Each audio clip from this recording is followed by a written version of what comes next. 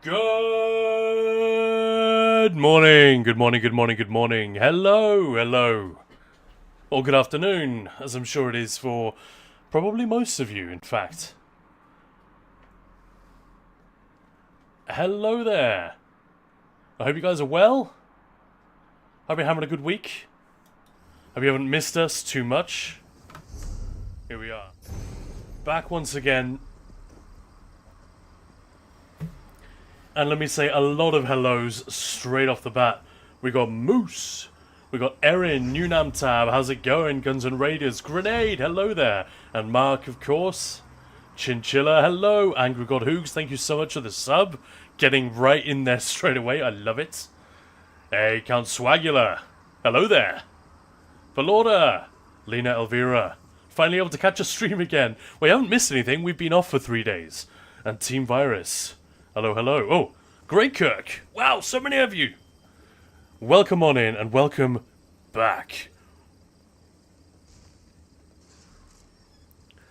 Look how pleased my Nightblade is to see you all. Imagine being greeted at the door by that. Yeah, fuck off. Anyway, hydrate. I'm gonna... You know what? Just gonna do that right away. Well, I hope you've all had a great week so far. As you may have noticed, let me switch back to this little screen here. I updated this one because this is the plan, right? Thursday to Sunday, every week. We're going to try this for a few weeks, maybe a few months. We'll see how it goes. But the idea is, rather than streaming every day for a few hours, the trouble is it makes it very difficult for me to get anything else done.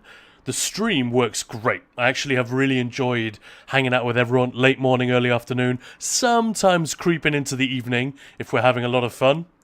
But the truth is, I got loads of other things I need to do, and YouTube primarily, you know? That's like a big thing. And yeah, there's a ton of Update 47 stuff coming up, and to afford myself that time, and to catch some of our NA... You know, North American viewers who haven't really been keeping up with us now that we've been streaming so early. We thought best of both worlds, let's do it for more hours but fewer days, if that makes sense. That's my kind of my face when working. Gungeon Samurai, good morning. Hello there. No Maya today, or not, at least not yet. And that's the other thing. Now that I'm going to be streaming later, you're going to hear a lot more of Maya, because I'm not going to be streaming just during the hours when she's not around, you know? So it's a win-win-win-win-win for everyone, I think. And I'm sure, or I hope you'll forgive us for those mornings when you're thinking, oh, I could really use a nice Ninja Pulse hang on Twitch. Fuck, it's Tuesday, they're not there. And buckle up. I'm feeling very sweary today. Not in an angry or trying to offend anyone kind of way. Just loosey-goosey, having a good time kind of way, you know? Your goal. Speaking of which, I've got basically nothing planned for today's stream except a bit of PvP. Because well, it's not really a good thing, but because of the server shedding its pants the last few days... The login server, specifically, plenty of people were able to play the game, but those who weren't in it yet weren't able to log in at all. Man, this freaking view. That never gets old when you crank up your settings, and you can see the little lights in Seyda over there. Oh, love it. Yeah, curse word hype. Yeah, just the usual British nonsense. The Danes don't really have much in the way of foul language. Sadly. The Czechs, now that is a different story. I think a lot of the Slavic languages have a very rich culture of swearing. It's more like, I suppose it's somewhat akin to foul language in German. It's not the words necessarily on their own, but combined in specific ways. I'm told that swearing in Urdu is like the absolute bomb. But I only have a couple of friends who, well, one of them speaks a little, and one of them knows Urdu a little bit. But yeah, I don't know any, but they assure me that that's the stuff. And that if any of you saw the movie 4 lions. There's a little bit of that in there, like oddly specific insults in Urdu. That's a lot of fun. Grenade. Shit, you just reminded me to get out of bed and get my tickets. Event ends at 3-hour time. Well, speaking of which, let's turn these settings down a bit, much as I love the view. But in fact, no, we don't need to do that. We're just streaming. Doesn't matter. I'm not doing any trials, am I? Let's go and get some PvP. Get some tickets. If I'm suffering from weird frame rates or whatever, I'll turn a couple of things down. Fact is, the game, when you're zoomed out and doing hectic stuff like trials and PvP, I don't know, man. I'd rather have those 5 extra frames a second than those visual effects that most of the time I do not notice. I just want textures at ultra. Everything else can kiss my ass when I'm doing, you know, when I'm focusing on the gameplay. Don't care about that. For story mode, then I crank everything right back up and it looks wonderful. I love it. Shahinamoth, hello! Have you been playing ESO since yesterday? Wow! Re-downloaded it again? Nice. I got it for free on Epic Games some years ago. So much free stuff on there. It's crazy. What are they hiding? What's the catch? But I feel like I have less content than before. I don't know why. Oh wow, that can't be right. Did you used to be an ESO Plus subscriber and now you're not? And that shouldn't really affect the global map that much, but maybe the occasional thing like Hugh's Bane, I don't know. But obviously the dungeon list will be shorter if you're not on ESO Plus. Oh yeah, ESO Plus is free right now anyway. That's a very good point, Grenade. Grenade with wisdom. I'll tell you what, just to get it out of the way, let's get Ritz done on this character. This is the character I'm going to be taking to Cyrodiil in just a minute. Balorda, started my daily Ritz today. After third tune, someone reminded me that the new crafting pursuits start this afternoon. I instantly stopped doing Ritz. Well, I'll tell you what, you caught me just in the nick of time, didn't you? I had completely forgotten. Oh, I feel bad for Maya. She's probably not going to get it. I mean, she's already got the altar. I think I got these like last night. I just had a couple left I needed to do. We could be awesome. We'll see. Do you guys want me to log into Maya's account and do these for her? So she gets the rest of her stuff? Ted Meister, good morning. And Shahinamoth, never been an ESO Plus subscriber. Maybe it's my impression. I don't know. It's possible. It's just because it's a different account, bought at a different time. I mean, who knows? But you could be right, is what I'm saying. Erin, hello there. Frame drops have been happening due to CPU bottleneck. Dropping quality is not helping with frame rates. Oh, it helps me. Just, it's not necessarily the raw frames themselves. Like I said, it's, 5 to 10 frames extra per second. It'll go from like 115 to 105 in a trial with everything turned up. But it's more, I don't know, just the feel of it. Everything feels a little faster if anyone's interested. It definitely works on my specific rig, but whether it works for you, I have no idea. So I turn the preset to medium and then I tweak it. Texture's high, because that I can see, I care about that. Screen spec, that looks stupid anyway, so turn that off. I'd rather have it off than like having a distant body of water reflecting my sword in it. Like my sword is over the horizon. I hate that. It really bugs me. In Oblivion Remastered, I couldn't believe they left it there. A lot of new games, like games that shouldn't have such crappy old school tech, they still have that. But then again, real screen space rendering is reflections. Turn depth of field off and character resolution maximum.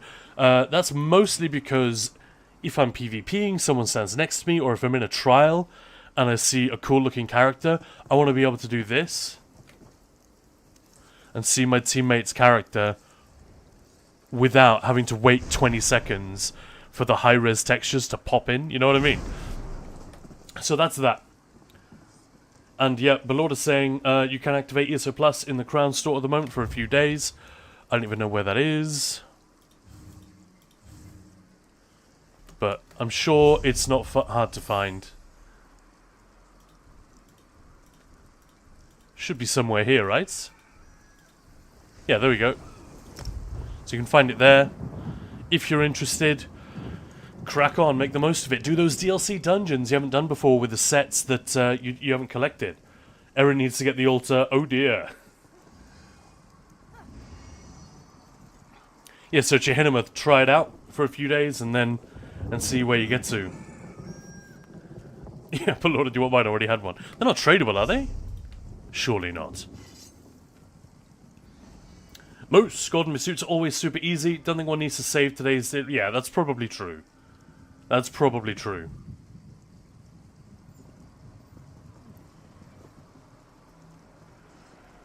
Ah, Chihinamith, could it be that you switched servers? If your characters aren't there anymore, but the account is still the same, could be that you were playing on the NA server and made an EU account, or vice versa. And that's the thing. Yeah, there we go. Moose already said that. And ESO Plus, yeah, already covered that. A grenade. Accidentally chose the NA server 4.5 years ago, and I just never swapped. Oh no! But aren't you...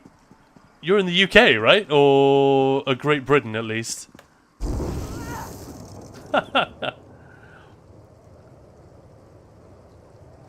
Gifted some altars in the past to other players. Nice. I know the ones that you can buy... I just didn't think the one that dropped from... That's tradable, is it? That's actually really fun. That they let you trade that. Yeah, because I don't need it, so if anyone is desperate for one... I could be persuaded to part with it. Or I could just give it to Maya, but again, she doesn't need it. Yeah. In case... Chihinamith, if that helps.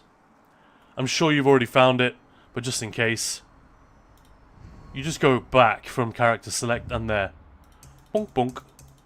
And it's annoying because if I go to my NA characters to, like, I don't know, get mount training or do something, then it will remember, and then next time I log in, I'll waste time because I'll see all these, like, low-level characters with nothing collected. Very annoying. So you have to remember to toggle it every time you log back in. Yeah, Island. Kazi! Kazi! It's like a football chant. Kazi! How's it going? Ciro is Mammoth Land? I bet it is. I haven't got mine yet. I didn't want to use crowns on it. I'd rather spend gold, because I have quite a lot of gold. Yeah, automatically logged on my account. If you fire it up through Steam, it will use your Steam credentials to log in. That's totally normal. I'm not playing through Steam, therefore I have to input my password every time. It is installed through Steam. It's a little bit complicated. So I've installed it through Steam, but then if you just open the executable directly from your taskbar or whatever, then you bypass the whole Steam credentials thing. Eon Wood, welcome on in, welcome. This is Ninja Pulls. We're very happy to have you here. This is Khan speaking. I am streaming by myself today, no Maya just yet. And I needed to craft potions and I forgot. In fact, no, I need to... No, there's a bunch of stuff I still need to do. Fudge. Scatterbrained. Well, while I'm sorting this shit out, there is actually some news. We've got a brand new video uploading as we speak. It's probably around 50-60%. Pretty exciting. Where should I go for... Let's just go to Maya's house. Kazuzu. I'm a massive Exorcist fan, so don't be throwing around Exorcist references if that's what that is. Do I like the mammoths? Too big for my taste. Ayo. Not something I hear very often. But yeah, it's definitely clunky. Like it's if you're trying to maintain a certain vibe with your character, having that mammoth suddenly just breaks it. If anyone isn't sure what I'm talking about, let's have a look. He's here somewhere. He's a big fella. I wonder if this one still scales to your height, because this is the second tallest character you can have. A Nord at full height is the tallest. Altmer at full height is the second tallest, I think. Anyway, big fella. Where this comes from, just in case anybody doesn't know this already, is that they data mined a while ago. Those cheeky data miners, a siege mammoth that you can have. I don't know if it's 3 or 5 of your teammates can board it and ride on the back of it. Now that they've got the multiplayer mount working, multi-rider mount, like holy shit, that's just the best thing ever. Gazi, I prefer the Italo-American Mafia soap greeting. Hey, how you doing? Is that what you're talking about? Hey, Gazi, give me a fucking hot dog. What are you doing here? I don't know. I didn't prepare an Italo-American greeting. Shadows Assassin, is it? Yeah, that's why I think it might be 5, because you know, rider plus 5 passengers. That should be stage 3. Yep.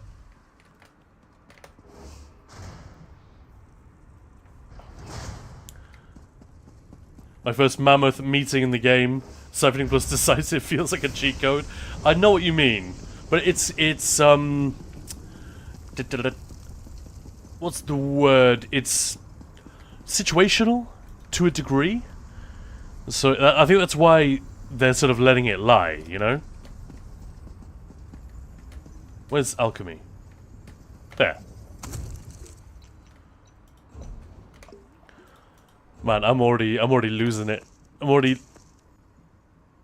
failing to keep an eye on chat and do basic things. The brain of Khan is a wonderful thing. But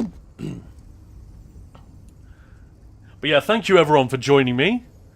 How exciting. Lovely to be back streaming. It's only been a few days off, but it feels like a long time somehow. But yeah, really nice to see you all again. Have you chatting away, hanging out.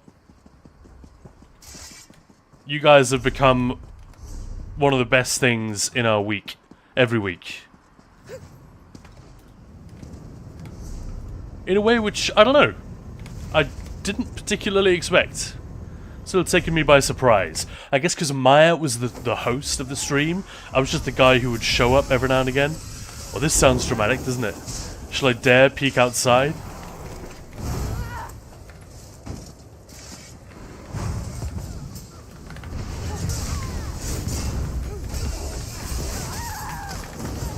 No! Well, I don't care, I can just respawn right back in there. Boop! Joke's on you guys. Did I get one? I don't think I did. They do scale to polymorphs, that's true, yeah. Shadows Assassin, yeah, 6 total, so owner and 5 passengers. I want that one so bad. We don't know if it's coming. All we saw was that they'd done some concept art for it, you know?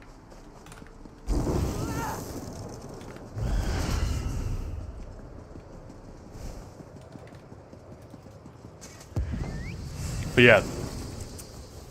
I'm with you, Shadows Assassin. I'm really hoping that one's coming. That'll be great fun. There's one mammoth.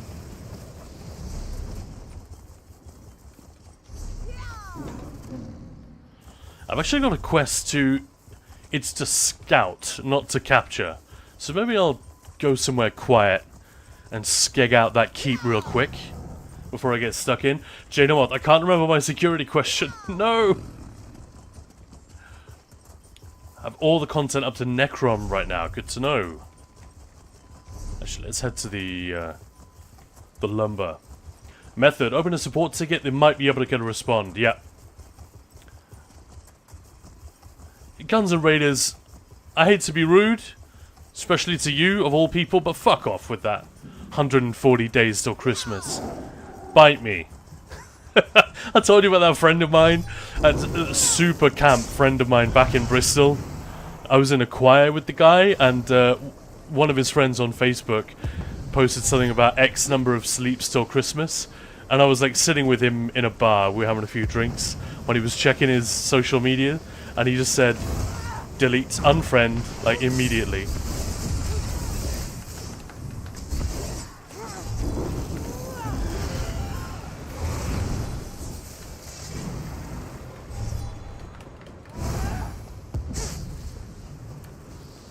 Yeah, it's August, I don't want to hear about Christmas till December. At least until late November.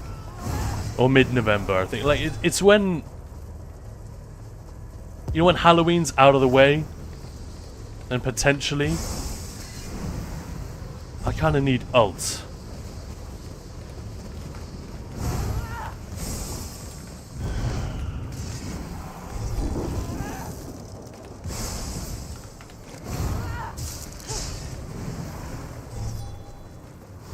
They should do a Wamasu mount. I feel like because they're so close to the ground, having those move fast would be a little bit strange. So what exactly have I ported into? Like where are the blues? What's going on? That's what I want to know. Sorry, I just smacked my my microphone stand. And thank you for the follow, by the way, XSN.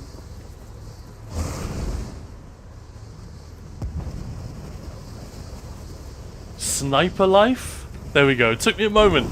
It took me a little moment for my brain to put that username together. Sniper Life? I actually quite like that. Welcome on in. Anyone else?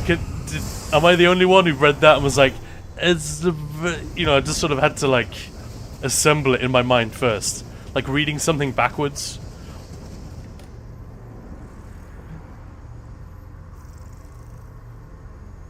A Netch mount. What? No.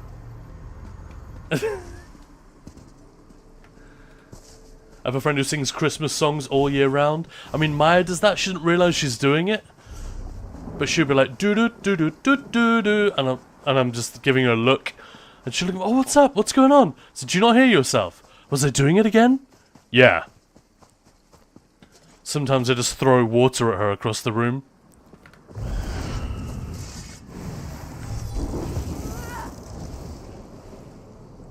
Used to be leet speak.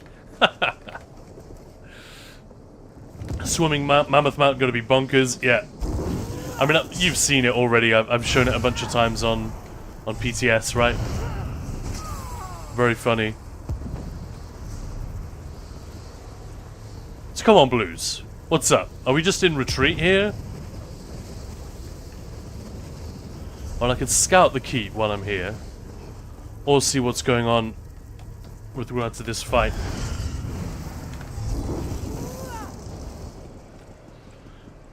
Netch mount where you sit on a little swing beneath the netch? Alright. If you say so.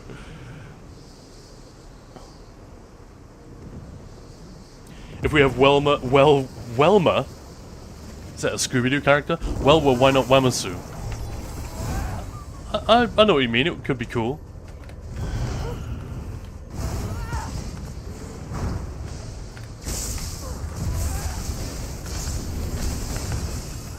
There's one.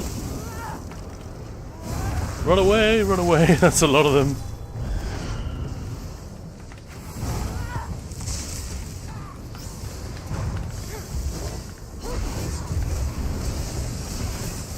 I know this username. That is a... I think that's a fairly unkillable build that guy's got. So I'm not going to waste too much time on it. Throw water is Swedish for peeing. Yeah, actually, now you mention it.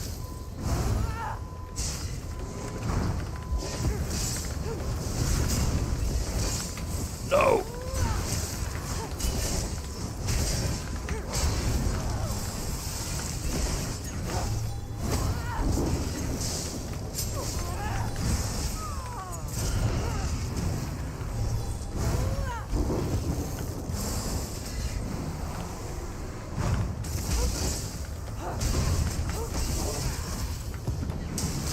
I got him close. Maybe I was wrong about the unkillable part. They have plenty of damage. I'm not really here to duel, dude. I'm not really that bothered. If I can't kill you in 10 seconds, I'm basically done.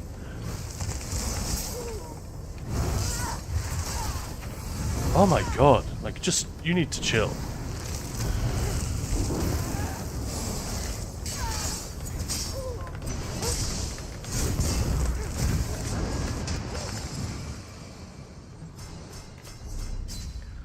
It's the one thing I don't like about mechanical acuity is that, you know, you get put on the back foot and then people get really fucking thirsty and think, oh, he's running. I'm just gonna chase.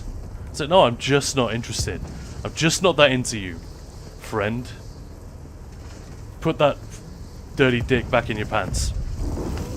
You know?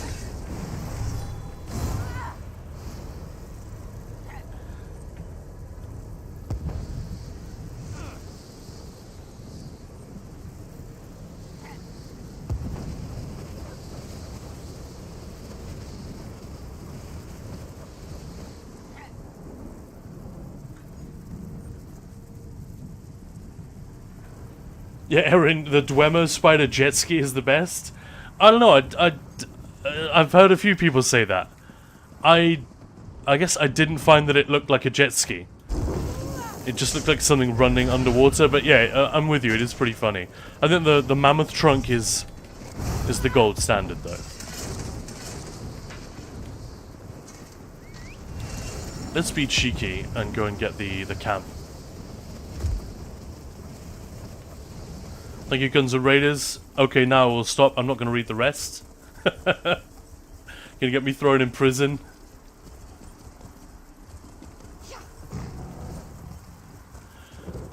Don't stop believing. That is a dangerous one as well, isn't it? If Maya was here, she would not thank us for bringing up that one.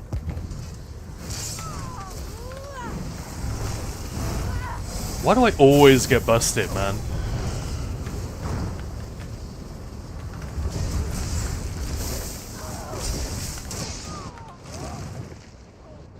Just my luck, there are like 4 of them right next to the camp when I go for it.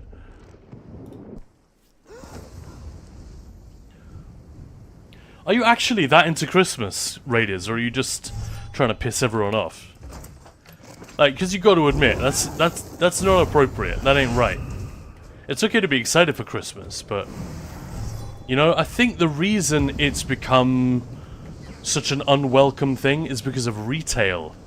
You know, they start trying to do Christmas super early, and it's grating, you know? I wonder if before the advent of that kind of,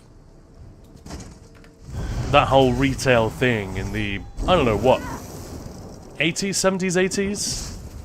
That particular emergence of that way of doing business. I wonder if it was that annoying to people to be reminded of Christmas out of season.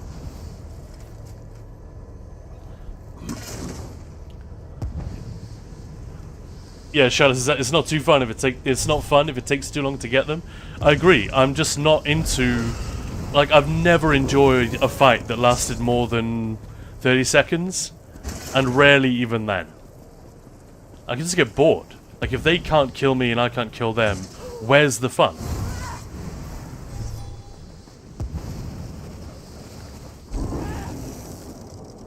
But some people live for that shit. I don't know. They get really emotionally attached to the experience of fighting someone, like you've stepped to them in real life. Others will just do exactly what I do, and you'll notice them, like, walk away after a certain amount of time. Those people I like.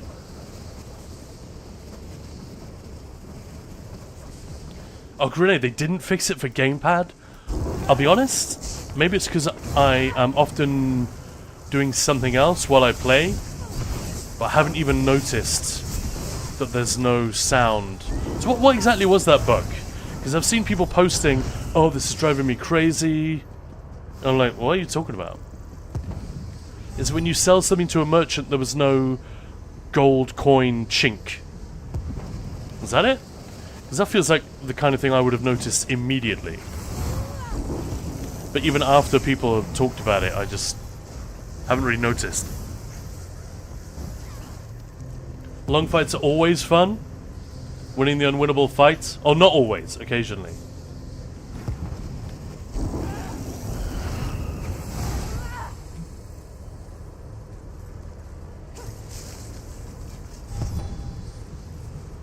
Yeah, I guess it's because I'm either streaming or listening to music or doing something else. Like, I'm generally not listening to the game. That must be why.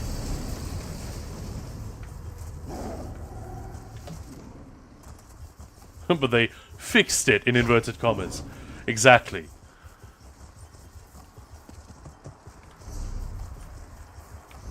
Well, we got another random daily. Quick reminder. This is the last day.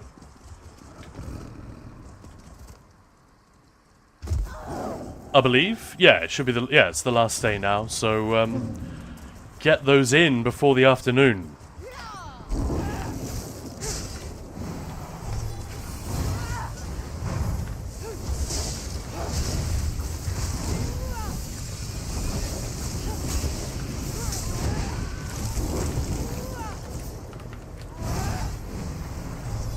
Last day hype.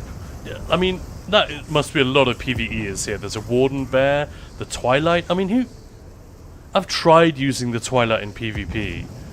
It is rubbish, or it used to be. So I'm a little bit concerned. Yeah. Fairly low health pools as well. I'm not stuck in near those guys. If there's a bomber, we're toast. Great, yeah, it was meant to end yesterday, so we got extra tickets for the servers being booty butt cheeks, exactly. Yeah, that was what I was saying when I started. But obviously not a good thing, the servers pooping themselves, but it does mean we get an extra day of PvP out of it, and I don't think I missed any tickets as a result of server downtime. Shout out to Assassin, I was once a tiny little PvEer who'd snuck into Zero or Cryo. I sneaked into Cryo. Motherfuckers froze me out. To grab a treasure map, got too close to Cropsford, and they chased me all the way back to Harlan's until they killed me. I was mad. Leave me alone. Ooh, yeah. Yeah, sometimes running, you're right, it just makes them more thirsty. Gross.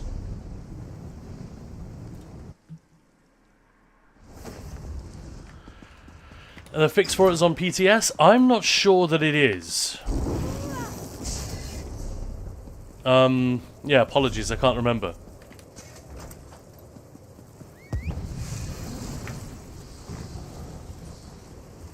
Right, so it's coming in update 47, is that what you're saying?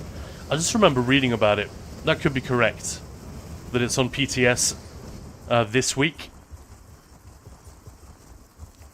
So it hasn't actually gone live yet. Vishy, hello there. I'm doing alright, thank you. How are you? More importantly. I'm just glad to be back streaming again. We've had a few days away from streaming because we are doing a fully new streaming schedule. More hours per week, unbelievably. But fewer days per week. 4 days rather than 7. So like Thursday to Sunday gonna be big streaming days. Monday, Tuesday, Wednesday will be for other things.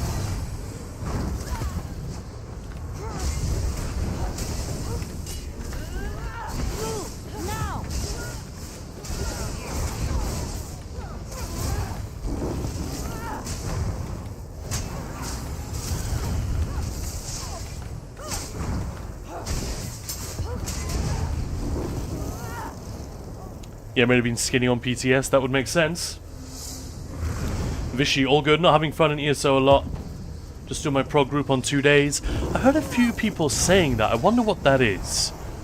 On the one hand, we've got... So I've actually been doing tutorials and hanging out in the early game. You know, the Cold Harbor tutorials, stuff like that, for this video, which should be fully uploaded now, actually. Should probably set it to go live. Just let me capture this... this resource, and then I'll have a look on it. But the early game, the tutorial, is filled with people coming in. And this is before the free ESO Plus event. Yeah, when that hit, it went crazy. I don't think I've ever seen so many people in the tutorial area and starter zones. So on the one hand, you know, great, thumbs up, this is great news for the game. And they were level 3s, not like people who are going back and doing it after the fact.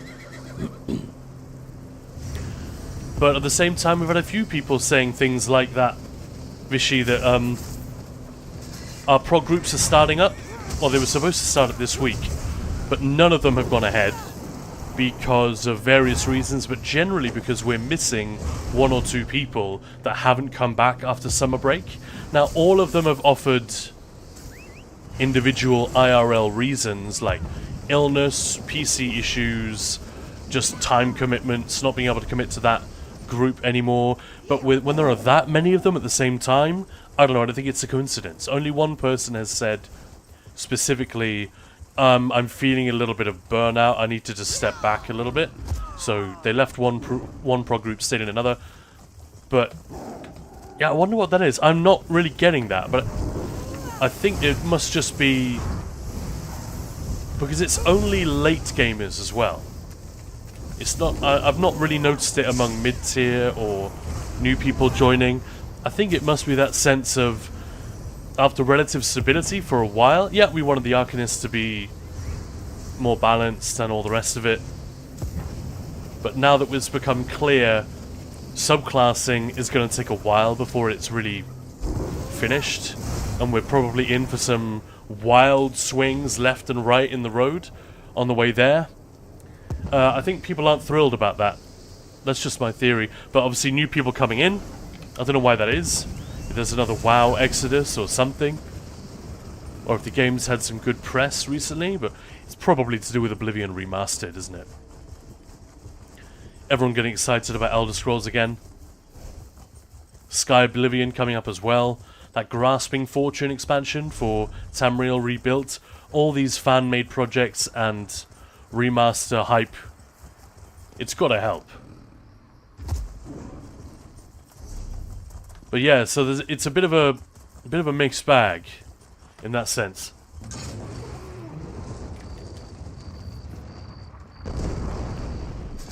You're getting high latency there, Method. That sucks.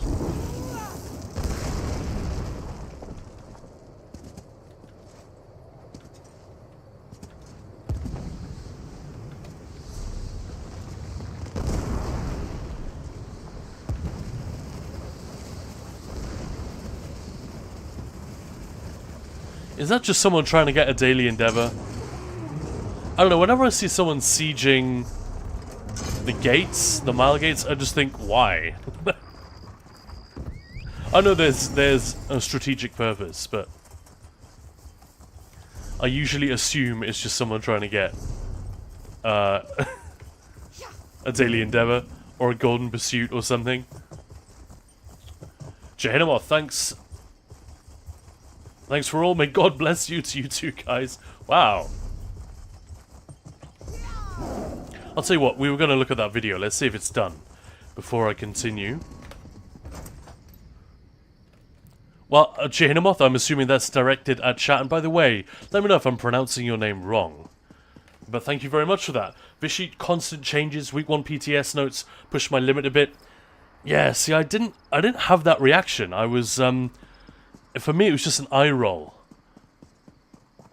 But I could tell, just the way Skinny and Pups, like, the three of us are probably a little bit irritating to Zos and other content creators, because in that Discord, we tend to chime in and just parrot one another. It's almost like we've agreed in advance to get our stories straight. We have exactly the same criticisms and concerns and positive feedback as each other, usually. It's very, there's a lot of overlap. But Skinny and Pups were like really mad compared to me. I thought about week 1, I just thought, here we go. And I knew that they were going to be unpopular, which they were. So maybe that's it.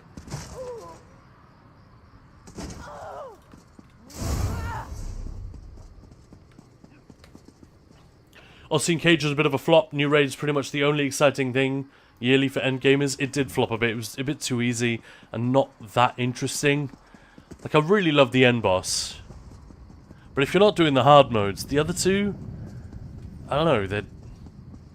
And it takes a long time. It's quite a lot of slog for...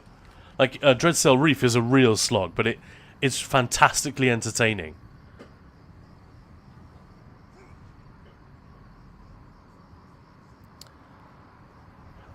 And the Cold Harbor palettes that they had to work with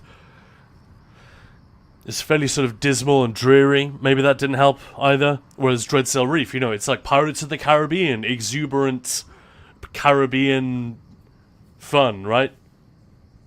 A Millennium, hello! Are there any buffs for any classes? Aaron, I don't think so.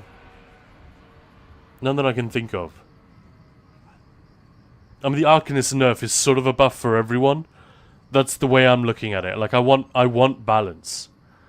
And I think a lot of people have been carried away with this idea that we don't want to be nerfed. I don't know, I just can't get on board with that.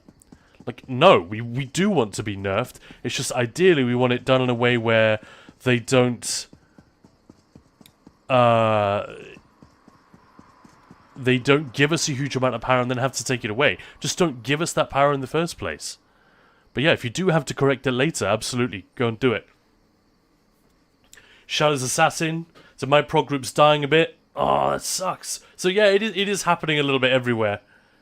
Just this feeling that we're in for a couple of patches of adjustment now. And if you're just playing the game, if you're just doing what I'm doing right now, doesn't really matter that much. That's fine. That's okay. The devs can do what they got to do, get it sorted. Would have been better if they'd done it before subclassing was released, which, by the way, is not, you know, hindsight is 2020. No, I said that on day one. Day one of PTS, I said words almost exactly to that effect. Like, this is not finished. It's barely even started. And as the weeks of PTS went by, that became clearer and clearer. I said it more and more. And they're building the train tracks while the train is coming down them. Like, it'll work, but it's not the way to do it.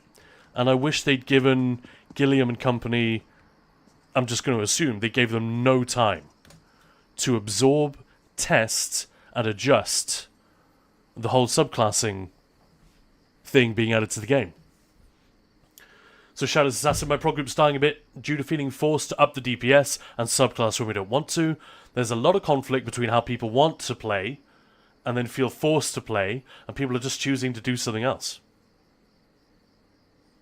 Yeah, and you get a lot of pushback from people who aren't playing at that level. So, well, of course you're not forced to play, but the reality is, if it makes the fight, if you're going to clear 20% more often, if everyone brings this class, there is a definite advantage to it. It's just, yeah, it's then offset by the fact that you don't enjoy the rotation, don't enjoy the gameplay, or you've just been playing it for too long. Like, any meta becomes stale eventually, some quicker than others. So yeah, that's a shame to hear that. And Raves Lord, good day. Shadows Assassin watching Port Skinny go through all the emotions, reading those. But like I said, he got more emotional than I did, but I'm not invalidating that at all. I don't know, for some reason, I knew this was coming. Like, I just was expecting it. Because they had to do this. It's exactly what I've been asking them to do. You gotta nerf something, you gotta do this. You gotta rebalance. You gotta rein in the damage. Well, they don't have to rein in the damage, but if they were able to, they should. What I was hoping was not these short-term mallet whack-a-mole fixes, you know? Well, we're just gonna take the banner away for a little bit until we figure out what to do. Again,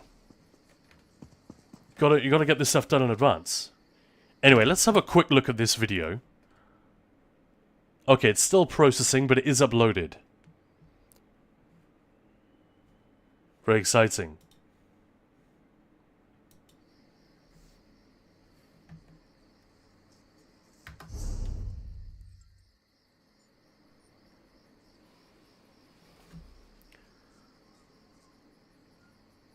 Okay, so that is working. It didn't work before. Weird. The transition. Now it's working. Well, whatever.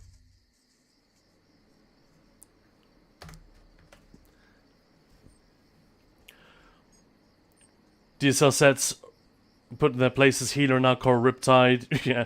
And for me, Ossian Cage is too long and uninteresting. I want my clear, but it's costing me. Yeah, I think that's it. If it was short, it's fine. But the fact that it's long and a little bit... it doesn't shine compared to, say, Dreadsail and Lucent.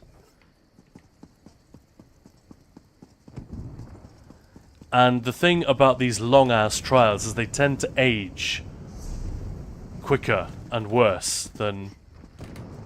We're getting sieged now here. Let's have a look. Top 5 DPS in my raid, 3 arcs, me and my Sork Nightblade, and a Pure Warden. Still haven't done Ossian Cage and Lucent Citadel. Lucent Citadel is great. Ossian Cage is good as well. It's just alongside everything else, and it is very long. Well, that's quite a lot of yellows. See if I can harass them.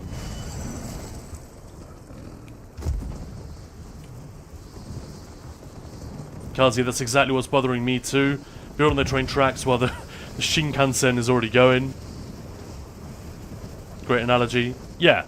Not the first time I've used it. I'm sure I'll dip into that one again. It was a crazy length of time for DSS to be that good. Yeah.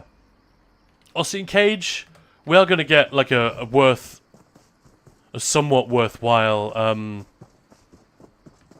Caspian soon.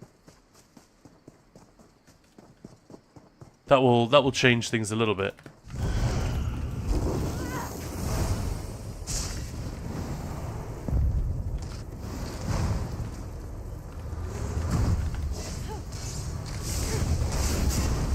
Whoa. Get bonked. That was fun. I don't think I even need to ulti that person.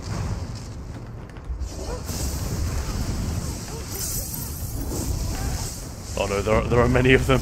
No.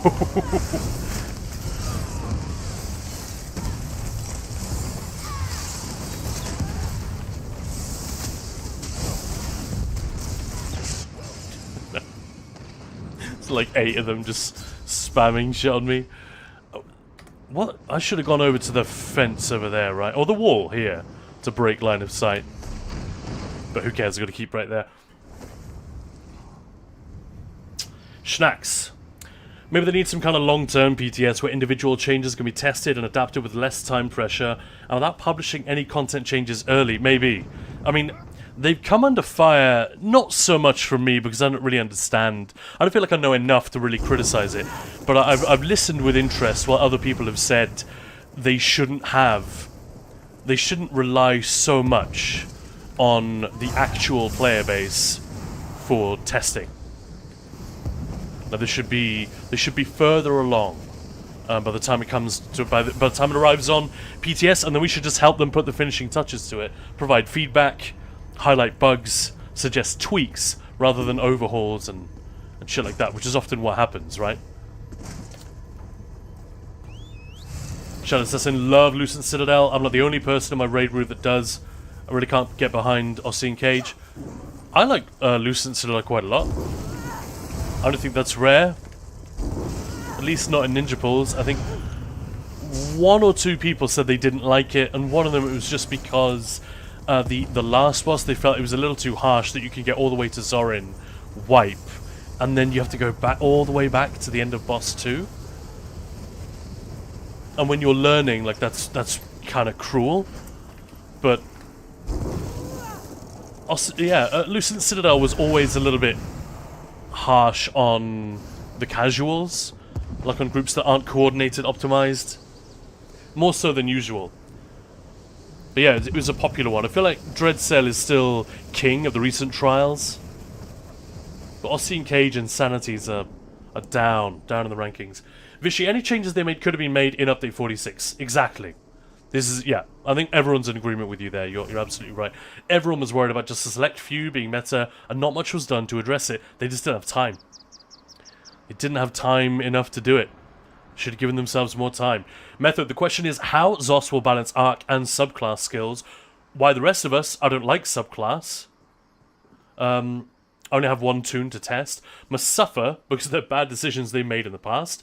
New management must think very hard before any action. Sorry for a long message. Don't worry, that's not a long message at all. And I'm hoping they have been getting that message. Plenty of us have mentioned it. It comes up a lot. Not everyone wants to subclass. What are you doing for those people? And I think, while the picture is obviously not rosy yet, if you look at those week 3 patch changes they made on the PTS, and the video that I made going through it, and reading all the little spoiler explanations as to their rationale for this change, I think, I'm not trying to just defend ZOS blindly here, but they are saying, we see the problem. There are a couple of things, not necessarily in the meat and potatoes of those patch notes, those changes, but in the tone and the explanation. 2 things that really caught my attention. One was this idea of pulling power out of particular skill lines and spreading it around a little bit more, so you don't have things like dark magic, which is just kind of trash, or draconic power for damage, which has got talons in it, but we don't want it because it's got nothing else. You know, it's a problem. It's a problem I mentioned on day 2 of PTS, probably even day 1, you know? Anyone who's paying attention could see this coming a mile off. And that's my point. If we can see it, they can see it too, usually, unless it's something player contextualized. But they just haven't given themselves enough time. That's my read. So that was one, that they seem to be talking about this idea, that they're looking into that, spreading some of the power that exists in that class, you know, spreading it around a little bit more, so it's not isolated to one skill line, and that's why that skill line will kick the ass of all the others, and you know what I mean? Like taking some of Gravelord, maybe keeping it as the thing for active abilities, but maybe moving some of that passive damage power into the others. But again, a massive, massive long-term thing. Like, they should have decided whether or not they were going to do that before subclassing was even announced, let alone went on PTS. And the other thing, sorry for the ramble, the other thing was exactly as you were saying. There was an acknowledgement that players are being, quote-unquote, punished who aren't interested in subclassing. They're being forced to take a step back relative to everyone else, or they're not being allowed to take that step forward that everyone else is. If that's the right way to put it. I thought that was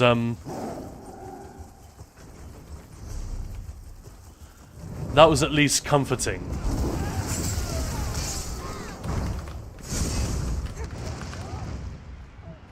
What was that even? Oh, I thought it was a dot.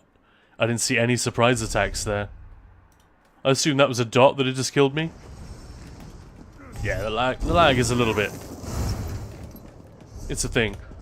Also, I had no buffs up, so yeah. I gave that guy a much too easy a target. But yeah, I hope that helps. Method. You know, they're sort of acknowledging these 2 things. Hopefully they'll get some movement on there.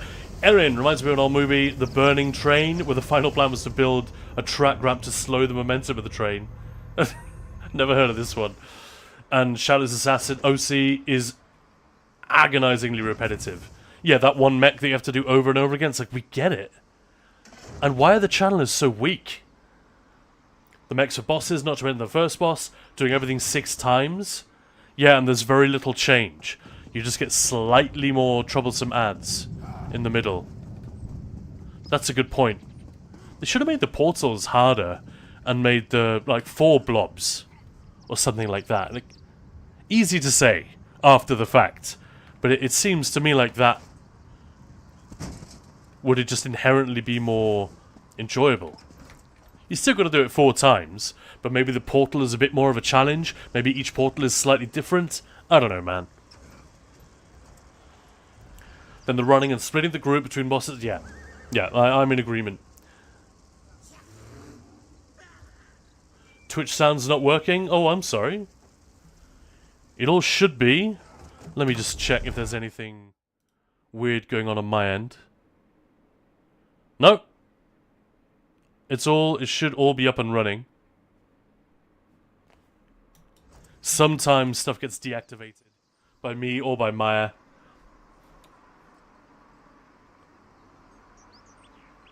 Count Swagular, do you think Arcanist is too weak? No. It really isn't. It's just going to be For me, less interesting to play. Some people take issue with that, but I think Banner was one of the few things that made it interesting to play. It's a very, very easy rotation, and that easy doesn't have to mean boring, but it often does.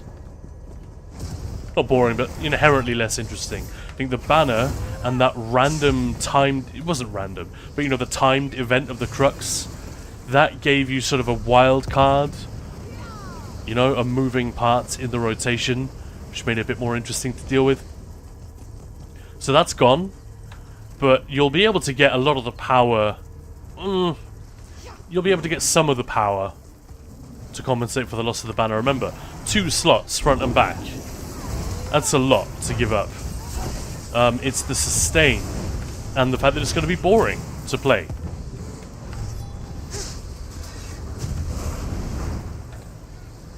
But ultimately, the way to make Arcanist more interesting is to make... I don't know, either give us more fights that don't rely on cleave, nerf Fate Carver, so it's not competitive with single target stuff, or, it'll be something like that, but it's just so free. Free survivability, free sustain, free cleave. But Lord, maybe we should start drinking coffee. Died plenty in BG. Now I realise I forgot my buff food. Yeah, I usually don't realise that until a few deaths in. And Millennium, I already wrote in Skinny's stream, we have to switch to Templar base class with Beam Machine. And he was still upset about this stupid class mastery change. Like everyone. Yeah, I'm upset that they haven't got a long-term fix for it. I think it does need to be changed. Or I would like to see it changed. But honestly, I would rather see the other class mastery scripts buffed to keep up with it. I don't know. I'd love for them to give Gilliam someone else working with him, working for him for a few months. Just an extra pair of hands on deck so we can really wrap his arms around this, because the guy's got it. He's got it in the bag. It's just a matter of time. But unfortunately, time means another patch that we're not happy with, or...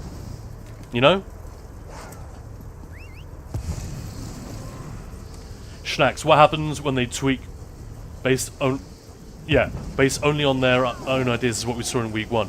Yeah. Or just a lack of time. But yeah, you're absolutely right. That is a great example of the context being missing. The context of actually playing the game regularly. The way that we do. And you just can't replicate that. You need to just talk to someone who does it and who is trustworthy and sensible, and they're not going to feed you crap ideas or misunderstandings that are their fault. Nor do you like Lucent Citadel but hate pugs who leave the knot carrier. Grenade. They shouldn't need to rely on unpaid labour by their player base. That's not quite what it is, but yeah, I know what you mean. You can cast it in those terms to show how absurd it is. How are we actually doing on that door? Is it worth me setting anything up? Yeah.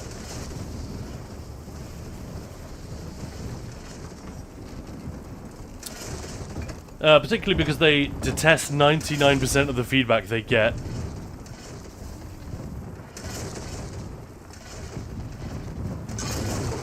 And then proceed to not do anything satisfactory to fix it. They need to at least give good rewards to PDS testers. Well, that's an interesting idea. I feel like I'm just watching people test things for zero thanks.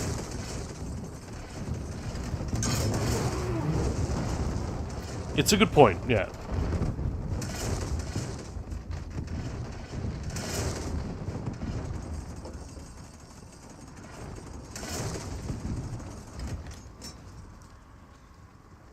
Schnacks, they probably don't have enough people concerned with balance to identify all the issues. I think that's it. That's exactly it, yeah.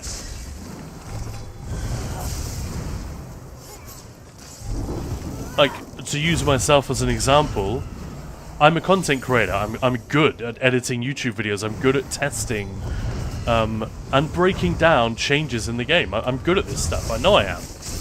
It's one of the reasons that I'm doing this. It's because I know I can do it better than the vast majority, either because of aptitude or just because I give a shit and I'm not going to cut corners and feed you guys terrible, terrible misinformation.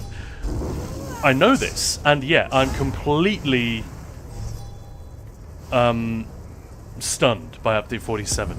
By update 46 rather. I barely knew where to start, except to just break down the patch changes and show some meta setups. That was about it. That's got to be comparable to the experience the balance team has. It's like, oh, this is a huge apple. Where do we even begin to take a bite? But ultimately, while this is my problem, but I didn't make it for myself, it's also their problem, but they also made it, or another department in the studio made it. I would love to know. We will never know this because they would never say. But I would love to know if the balance team is a little bit like, what the fuck, guys? Could we please do this next year, or like end of year?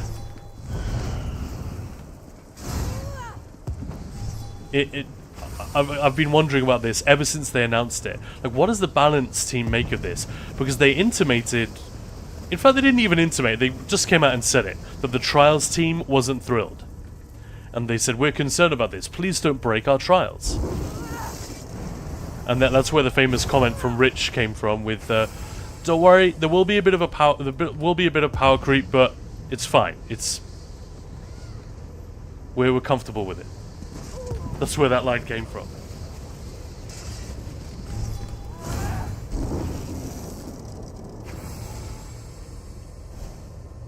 Sorry, let's finally catch up with the chat now that this is being capped. Swagula, don't worry about it. There will be so many more ways to adjust now. That is one of the good things about subclassing, is that the class that you're really enjoying, it'll be the rotation that might disappear because of a patch change. It's not going to be, you're going to have to switch class or be rubbish for a next patch, you know what I mean?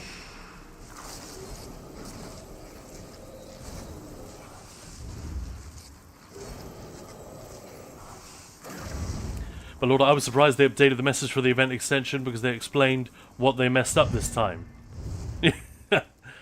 Millennium, same, it hurts me badly. I don't understand being so harsh with us. The Arcanist. The post about the pet, from what I'm seeing, it's Steam only? The pet that's coming, I think it's actually starting today. It's not started yet, but it will be later.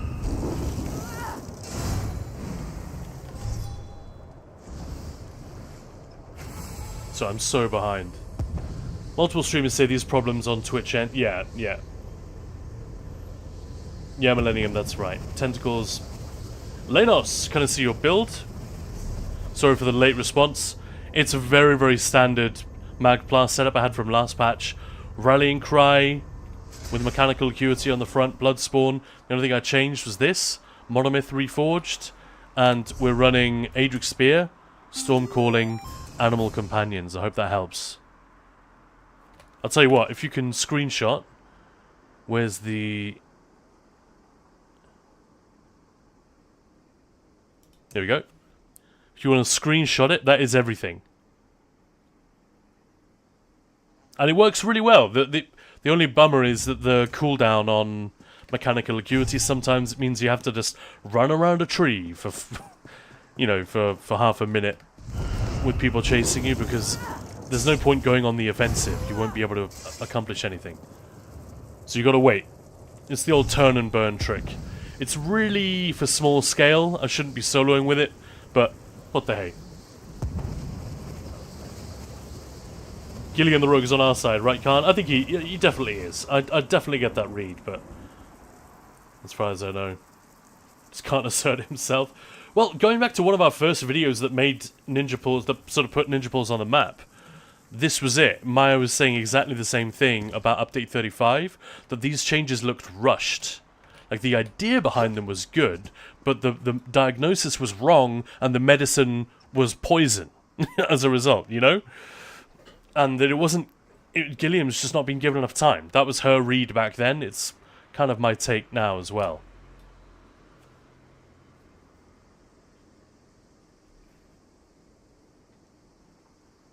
X-Grenade, unpaid labor, you're sticking by that one? Yeah, you could definitely make that. You think it counts because of the lack of quality we're seeing in the update? Seems to indicate they didn't test it in-house at all. Not enough, I would say, but yes. Players seem to be the first point of testing. They definitely do have a QA team, as Balord is saying, but it's a difference if you test a game as a job, if you're really into the game and wanting to get the best out of it, or you know how you use it. Like the QA team, apparently they're very good in dungeons in particular. Trials, I imagine, less so, because they seem to have had better luck balancing dungeons recently. Maybe luck is the wrong word.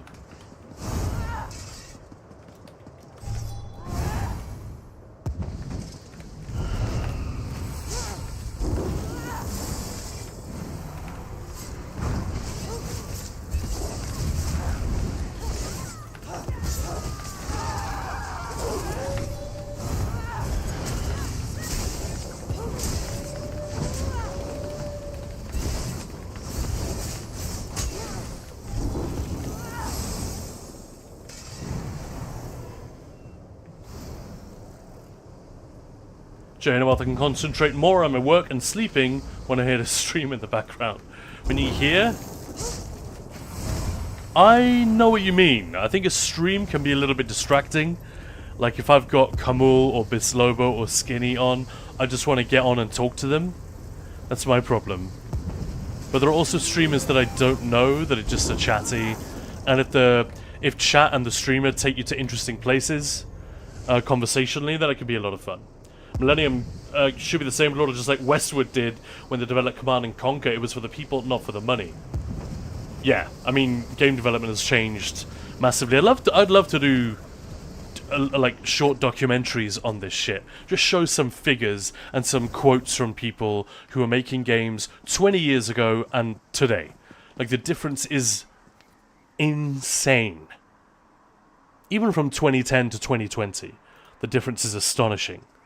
In terms of the budgets required, the budgets expected, but the amount that players expect to pay hasn't really gone up very much. And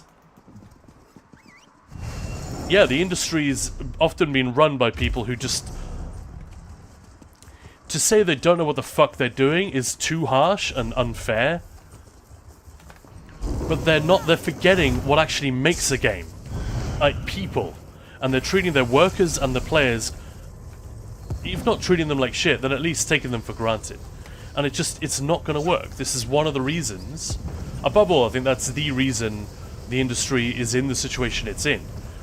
People got distracted by the money, certain kinds of people, never the people who were in it to make games in the first place, the people who rode in saying, really? Game development is now bigger than Hollywood, big bucks, ka-ching, they arrived, fucked everything up. It's a very simplistic narrative, but honestly... That's what drives it. It's a failure to focus on the people who make it, the creators, and the players. It's not that difficult. And if you don't believe me and think, well, what the hell does Khan know? He's just a streamer and he makes cute little videos for an MMO. That's true, but the fact that Sven Vinke from Larian, no one knows more about this than he does, he says exactly the same thing. So I feel like I'm okay to repeat these words, you know? But hopefully there'll be a swing of the pendulum back in the other direction. Anyway. My lord, they really embarrassed themselves on the German ESO stream once. They wanted to make a trial challenge, and trials were just so bad at the time they were unplayable, so they switched to a dungeon challenge. Oh, that's bad. I never heard about this, I don't think. Because Kai is normally up on this stuff. He's the last one I'd expect to embarrass himself.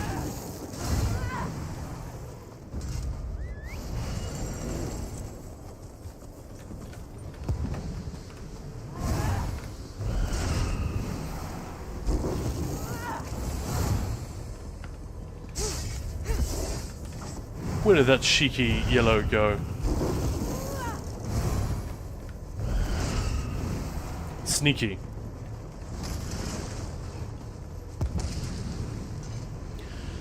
Vikingo, what can we expect if the combat lead guy didn't know how to answer several questions in live streams? Some questions he answered.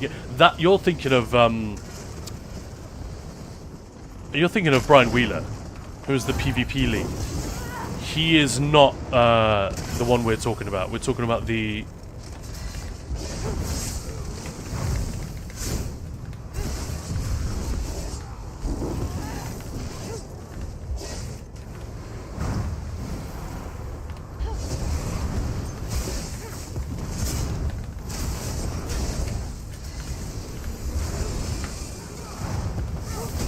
Hey, we discovered another one.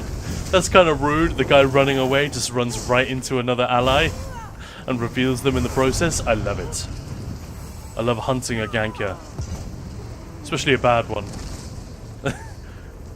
Nah, a good one's actually more fun. That's... Yeah, that wasn't a good look for Brian Wheeler. Absolutely. We debated whether to just... you know, discuss it on stream with him when he was here with us. We sort of went there, you know, like how much can the developers really be expected to know? But yeah, his sort of overview that he was referencing with regard to how PvP worked was very outdated. But I don't know about the idea that he didn't have like meta sets in his head. I think that's an unrealistic expectation. Of course, I'd love to see it if he did. If he said, well, rallying cry, mechanical acuity, lots of crafted sets. If he'd said that, it would have been like, oh, kudos. I like this. Good knowledge. But he doesn't do PvP the way we do it. In fact, I know for a fact that Brian Wheeler, he's said the way that he likes to do PvP is to just be unkillable and irritate people. Which you could argue is not... that's not a thing that you want to recommend to players.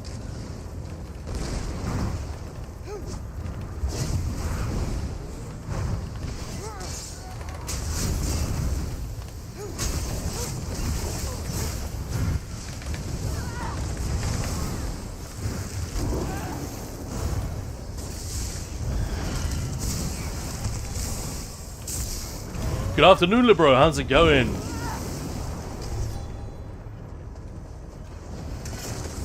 Most game devs generally are on our side. Yeah, they want to be. I don't think they willingly find themselves on the opposite side of an issue. But I'll say this as well. I often feel bad, and I've said this before, I often feel bad for Kevin Gaboli and the others who... on this game and others have to read the forums and sift for the sensible recommendations. Because how do you know, unless you know the posters by name? How do you know that what's being said, unless it's riddled with spelling errors, or errors of logic and like obvious stupidity, which is not that common. But there are a lot of things which on the face of it sound reasonable, but to somebody like Moose, when he goes to the forums, he goes, oh my god, what an idiot. And that is his reaction. The devs won't necessarily be able to make that distinction, or they won't have the attitude of, well, that's not how I play the game. I don't agree with that. You know, it's tough.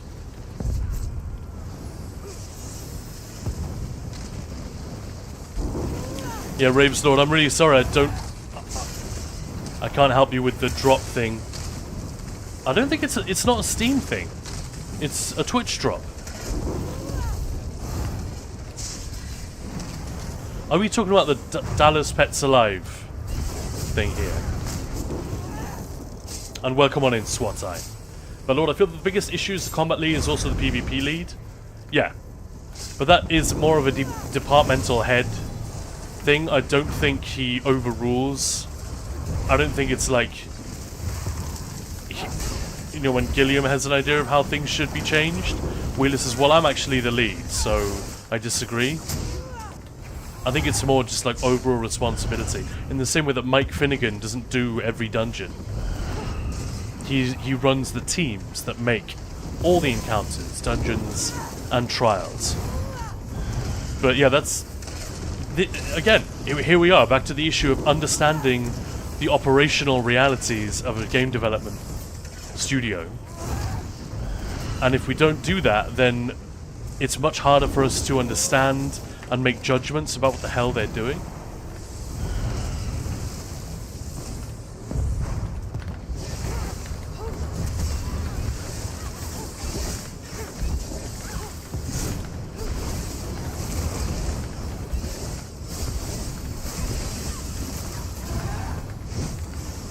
Oh man, this person's annoying. Can't always distract me from work, yeah.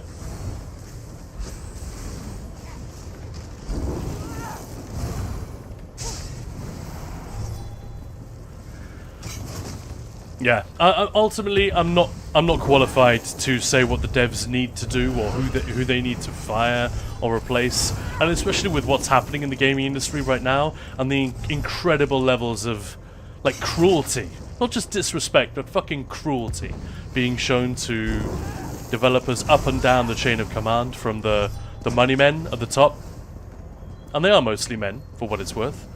I don't feel like engaging in that kind of this person needs to lose their job. It's not really, I'm not saying it's not a discussion. Of course, that is a discussion that needs to happen in any company where efficiency and effectiveness is important. Which is anything but the private sector, am I right? Public sector, sorry. But it's not for me to say. That's for other people to determine. And hopefully those people are doing their jobs. But you know what I mean? It feels a little bit squicky to get into that.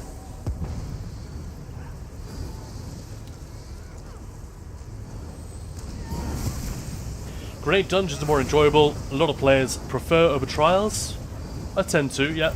They ought to use that as motivation to diversify the QA team to other aspects of the game that can be similarly well tested and balanced.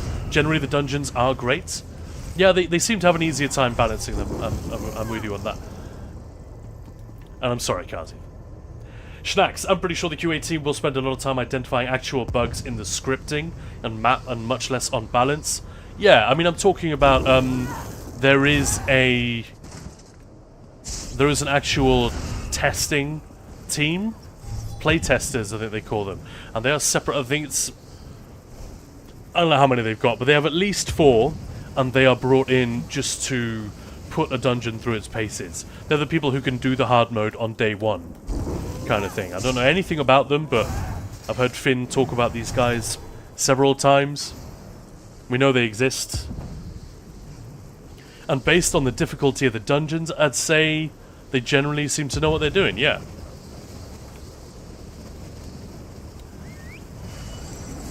Ahelt. Hello there. You're making me conscious about my voice. I'm gonna start speaking like this now. Welcome on in. Welcome to the stream, everybody. Which, by the way, I haven't said in a while, so welcome on in. You're watching Ninja Pulls. Chat is very lively, which I love, but I'm also very scatterbrained, and I'm in the middle of Cyrodiil, so I'm way behind, as per fucking usual. But welcome on in. Schnacks, that's not meant snarky, but based on my experience as a software developer, yeah. I'm sure you're right. I didn't catch any snark in there. The schnarks. But Lorda, the thing is, QA team is also for finding bugs, and they aren't finding those.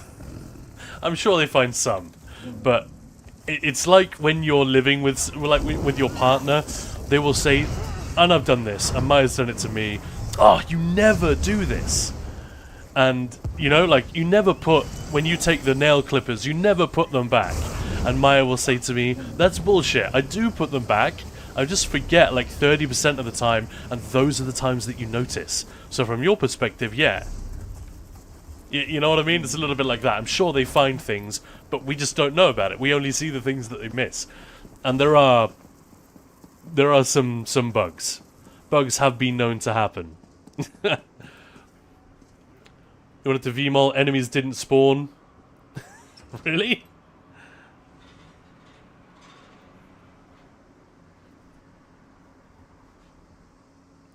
We'll expect them to know how to heavy attack to regen stam. That's why we have a troll tank problem in the game. Yeah, I wonder. I do wonder, but I don't think he publicizes it very often, but yeah, that's... Worst tanks are the ones who permanently block. And when they want to light attack, heavy attack, they will bash instead of attacking, because they won't drop the right mouse button.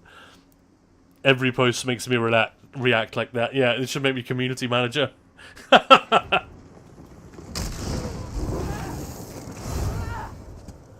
That's a blue... no, it's not. It's dealing damage.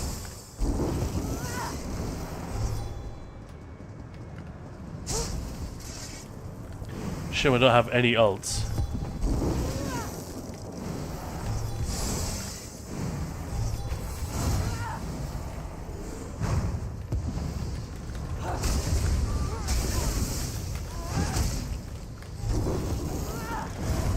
Nice try.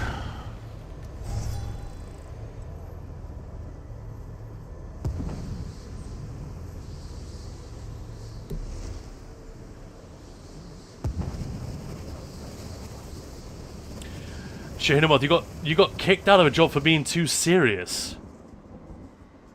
No way. What was it, like a, you know, one of those suicide helplines?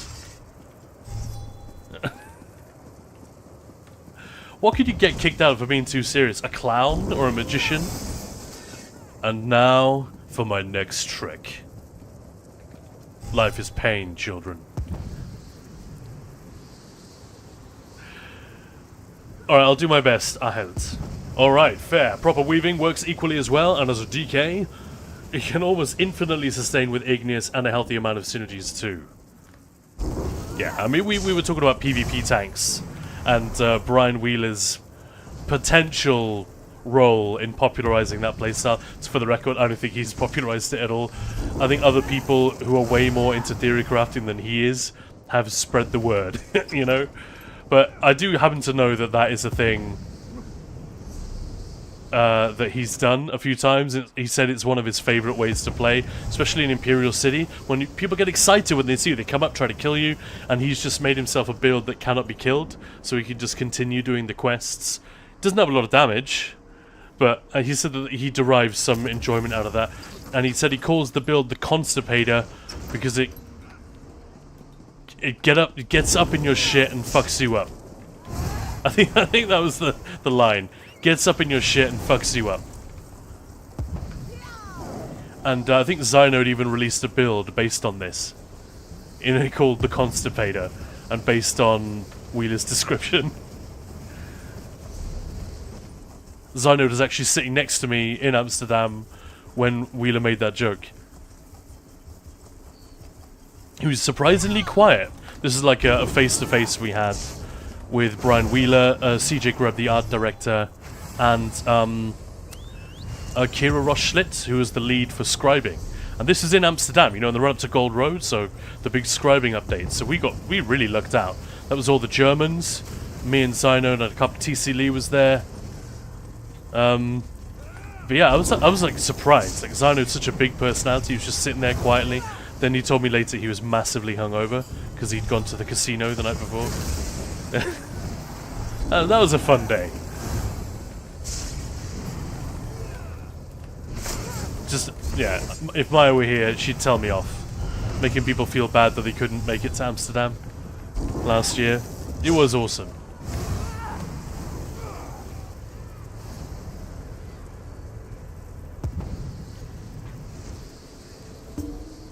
Necromas 2023, yep. How many software developers, tech industry people do we have here? Interesting. Revj, well, there's some bugs that have been around for years, like the Undead Zoo fight in Fanglair. Yep. And that same bug in Fanglair and SCP. There are some bugs which they must know about. And either they're too complicated to fix or they just don't know how.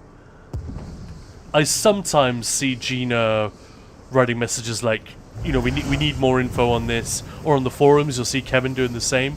Like, we need more. We haven't been able to replicate this, you know, and that suggests they are going on their end. They're trying to recreate the bug as reported, but they're getting nowhere. Kind of interesting.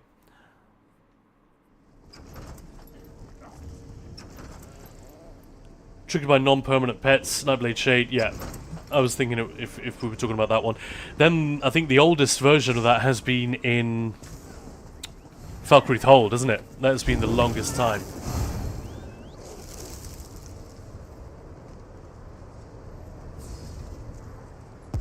Yeah, keeping them unnerved grenade. Yeah, I know what you mean. Rev, so plenty of people that trigger it but still not fixed. I mean, they've tried, but yeah, it's just still not fixed. It's a very annoying one as well.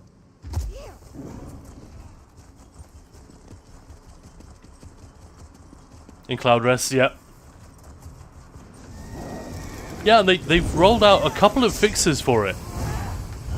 I think the initial fix said it should now be fixed for everything but the Warden Netch. Or something like that, I can't remember. Where the hell is the dong going? Kazi, I'm a co-squad lead, develop engineer in the field of automation and AI, and I'm currently working on self-healing infrastructure. Yeah, I need some self-healing infrastructure on this fucking build.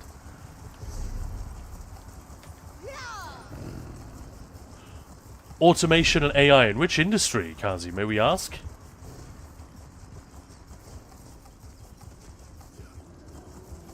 But you got a bear skin. I still haven't bought that one. I need to get that and the mammoth mount. Erin, working as a lead developer for a Danish firm. Just building a lot of IT infrastructure for Danish companies. Interesting.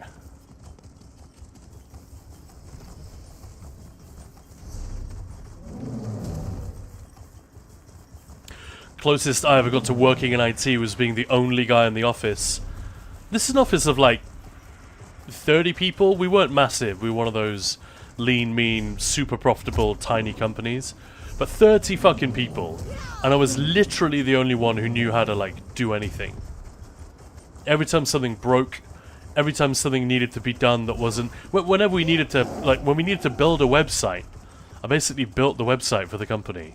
And then, whenever they needed a new page added, or a new press release, or anything like that, like, it was always give it to that guy. That kind of sucked. DevOps is development operations. Oh, sorry, I missed that. For an ISP, okay. I'm with you.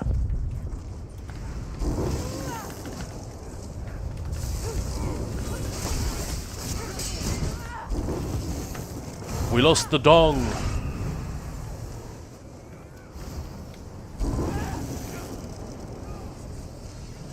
The bug can even cost you hard mode in Vodafone because it will reset the end boss and disable the hard mode. I never even knew that. It's happened to me a bunch in there. I guess I didn't actually realize that I'd been stiffed out of the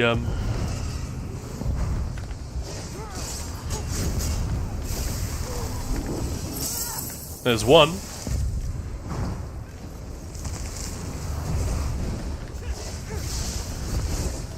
I should make a Gimli themed character like Kamul and then count the kills. I'm on 17! Oh shit. This person had more damage than I expected. How did I survive that? No! I'm developing a Seth Rogen laugh in PvP. I swear to God.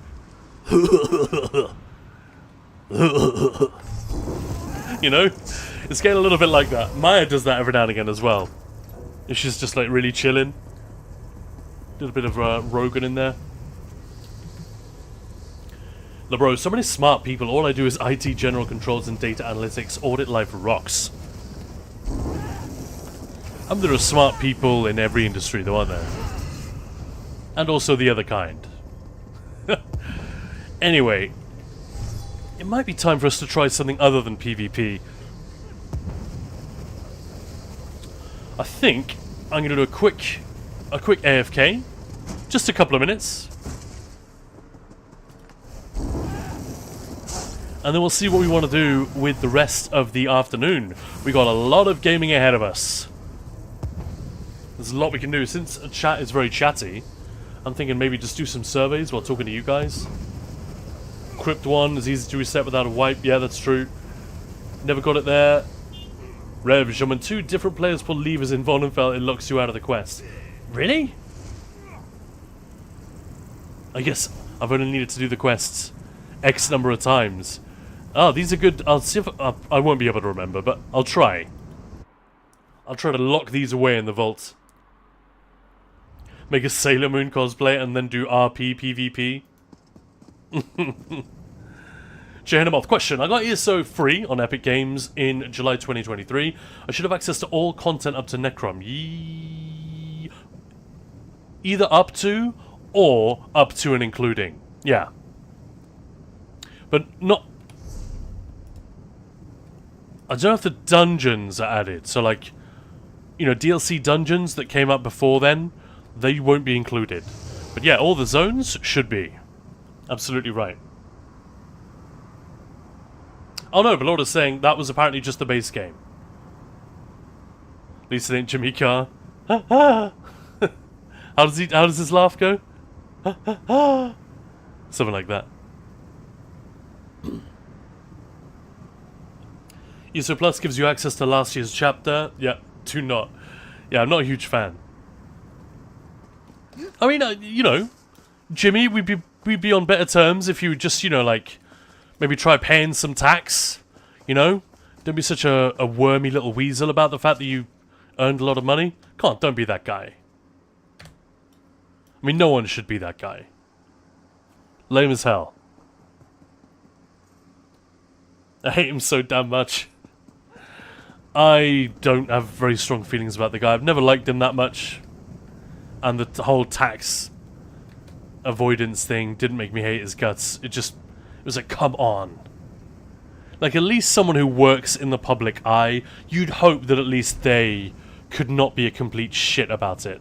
Like, the bankers and lawyers and whatever else, hedge fund managers who make a ton of money and try to avoid tax on everything, don't get me wrong, they've got it ass backwards.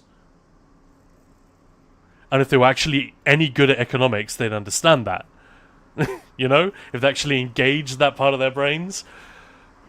But for some reason it feels particularly shameful with a somewhat beloved public figure, you know what I mean?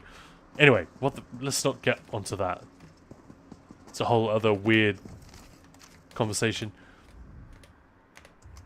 Good work. More to do, though. Let's go IC.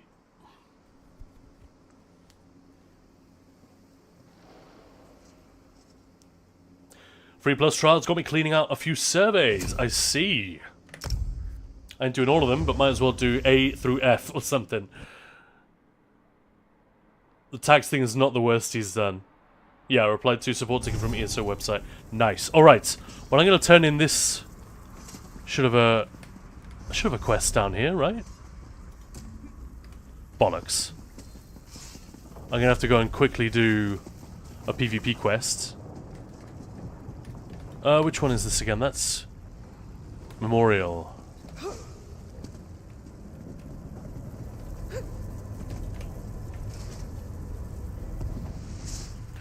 But yeah, I'm gonna do a quick AFK in a minute, and then we'll be right back, and we'll do some hanging out. And that video should be ready to go live as well. This is part of our new series of videos that we're working on, you know, in the absence of any sort of meta combat stuff to really talk about. Because it's all up in the air, you know?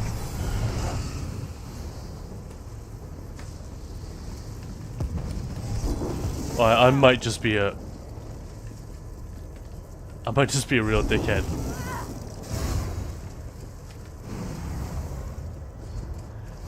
Nah, that's too mean. Just chasing after and immediately kill them on respawn. Did I see a boss just there? No. Oh, they're taking a lot of damage. Feel bad. Nearly done.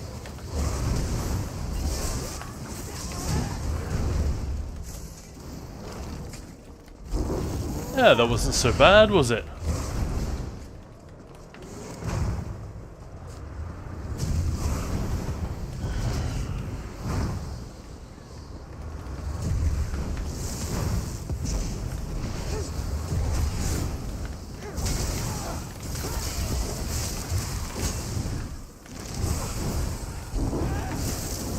That was weird. They didn't get CC'd by my javelin. They must have been on cooldown.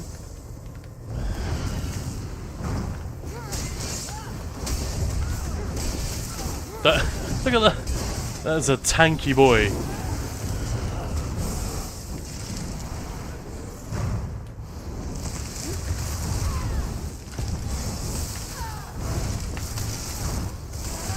Right, let's try this again.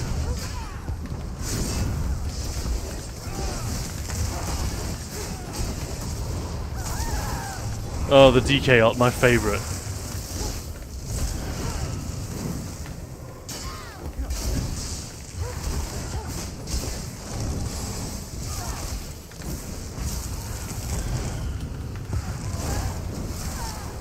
I'm sorry, you invested too much in being tanky. You're not going to be able to kill me, I don't think. Not even close. Like I'm just standing here, not even blocking. Yeah, look, he just doesn't give a shit. But I want the flag.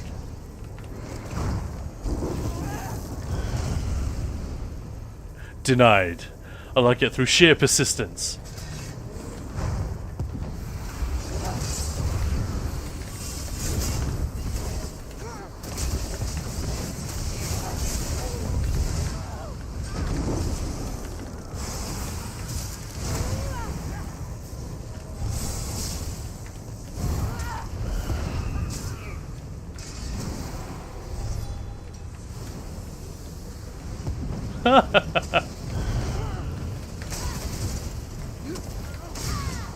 I'm actually got myself stuck in a coffin.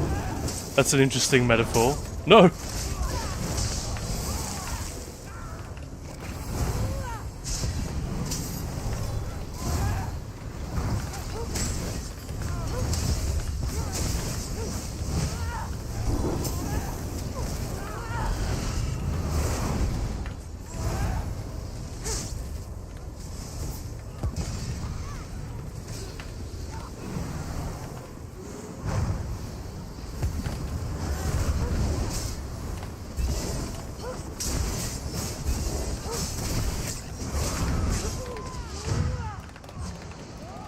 Yeah, finally.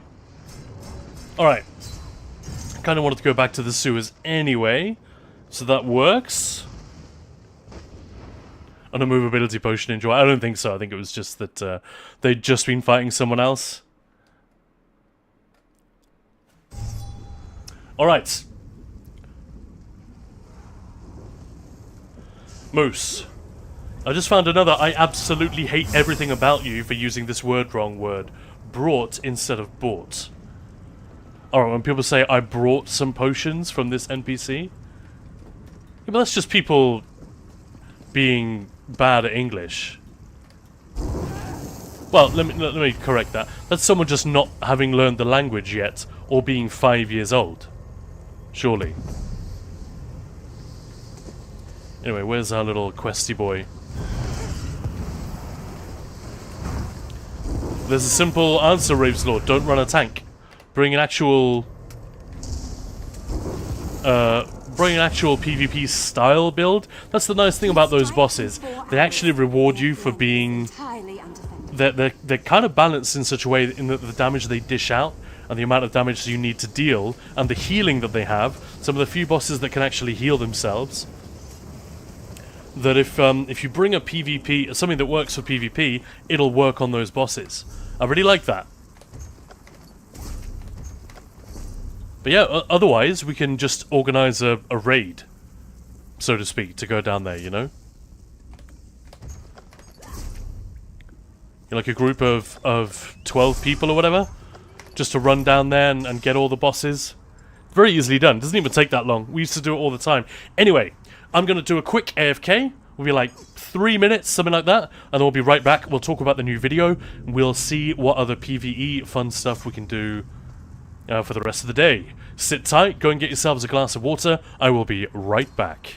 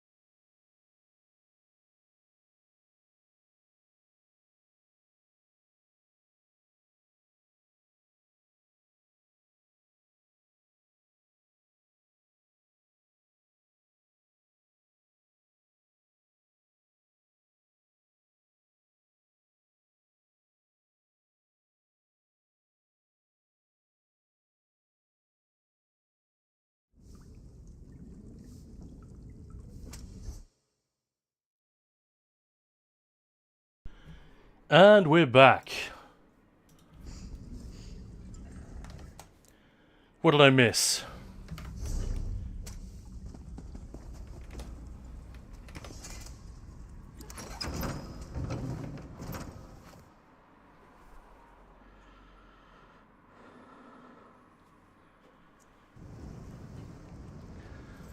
Moose, I get it. Yushado, hello! Welcome on in.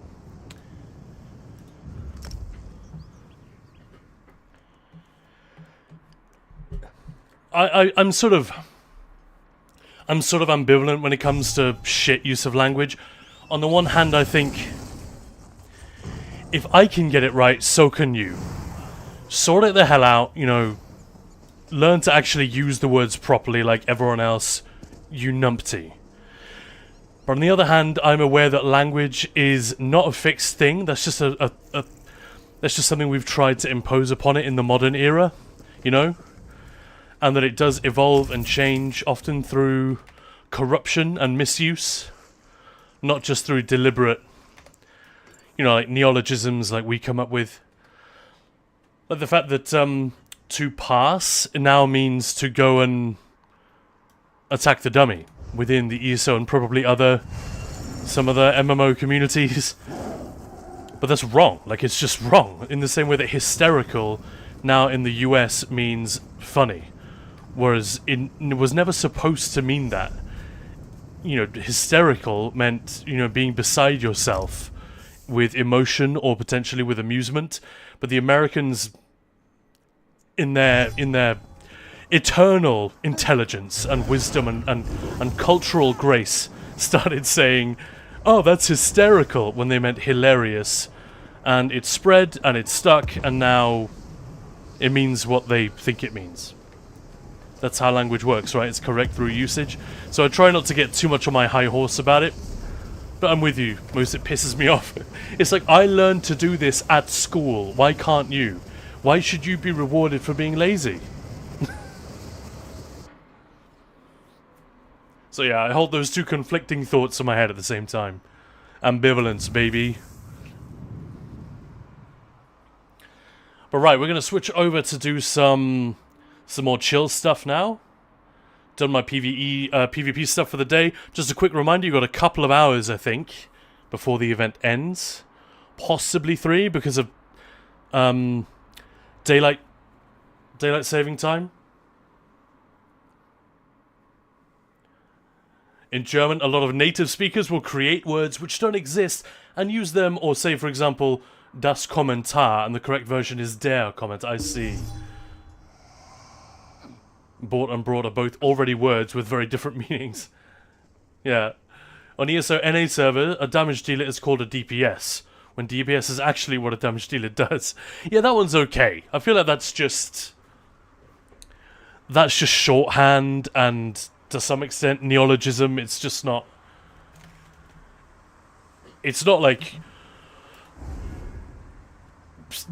people using it because they misunderstood what it actually means. That there are so many in the UK, and unfortunately, whilst I hate this whole working class, upper class bullshit that they have around here, a lot of it is it's a thing called hypercorrection, which I don't know if this exists in other countries, but it is when someone from a poorer or lower class background attempts to sound posh, but they fuck it up, and that's called hypercorrection, when they actually say something wrong because they think that their original version needed correcting. Does that make sense? This is a real thing, I'm not making this up. So you get things like, in America, I guess it would be pronouncing wh in a W word when there's no H. So I want, you know, you because the Americans, I guess you're supposed to say white or whole, like that with a sort of an HW sound. But yeah, they end up just not understanding what it's for and just saying it whenever. The classic one in the UK is saying you and I instead of you and me, which is not a big deal, but the rule is, if the sentence is one where you would say I, you say you and I. If it's a sentence where you would say me, I don't know what's in it for me. You know? Or I went to the store. They didn't have anything I wanted. Then you use... It's very simple. But the Brits are so... They're so confused by this, and they're so, like, terrified of appearing uncouth or stupid. Or not even stupid, lower class. You don't want to appear common. It's so weird around here. But that's what they do. And you'll get them using it wrong all the time. Oh, there's nothing in it for you and I. And as someone who actually bothered to learn, it just... I think the proportion of people actually know and use this correctly is probably like 2% of the population here. Everyone else just gets it wrong. And the hilarious thing is, it's not that they don't care, it's that they're trying to be correct.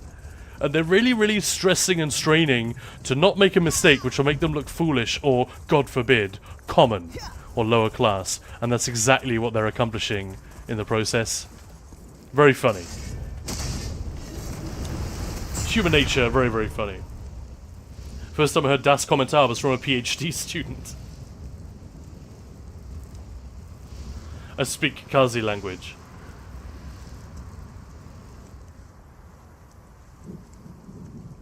That's funny. Grenade, when I was doing my degree, I wrote a paper on the origins of the English language. And one of the first things they taught us in that module was that pretty much none of the things we think are wrong... was that pretty much none of the things we think are wrong just aren't, because language is so fluid and mutable. Yeah. It's always changing. I mean, that it's still possible to be wrong. I don't subscribe to this idea that, well, anything goes. Like, you can't make a mistake, and then when somebody calls you on it, say, yeah, well, language is mutable. So, no, you're not getting away with that one. You fucked it up. But at the same time, when loads of people freak out about misuse of the word literally, like, just let it go. Let it go. It's not difficult to understand. I don't know why people have such a hard time, but the world is not going to end if we just change the word. If we change the definition to fit the usage, right? Anyway. One thing that we can get a little bit more heads up about is misuse of fantasy names and stuff. You know, when people are talking about a set or a boss and they just get it completely wrong. That we can say, no, there's a rule. You know, that this has been created, it's immutable, and you've got to get it right. Or you just embarrassed yourself and irritated everyone with ears.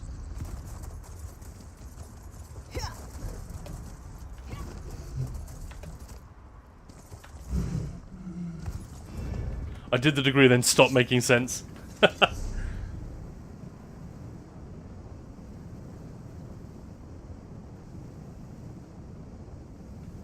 But yeah, you get a lot of that, don't you, Grenade? Like people saying you mustn't end a sentence with a preposition. That's bullshit. You could do it whatever you like. What if you were trying to say that that's something I won't put up with? You know that phrase? I'm not going to put up with. How else that is something with which I will not put up. That's not better. That's just dumb. But people who are trying to appear smart will get all head up about it and say, well, you mustn't end a sentence with a preposition. You mustn't say less. You must say fewer and things like this. But it's just, these are like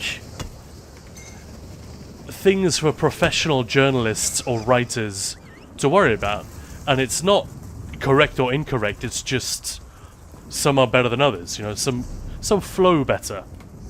That's what they are. They're generally guidelines for journalists.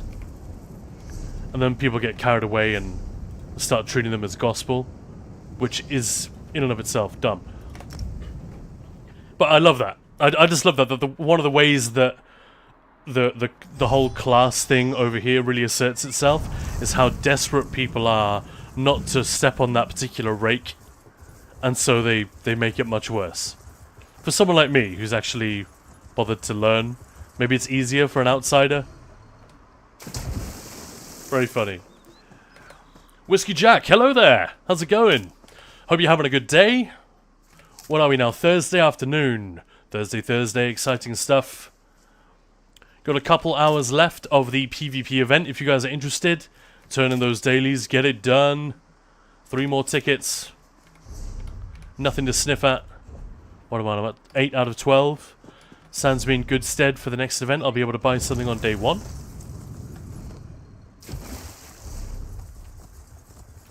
Oh, come on. Let's kill a mammoth. I'm still missing that bloody trophy. One day I will get it. I must have killed 1 million mammoths by now. Drop rate on this thing is horrendous.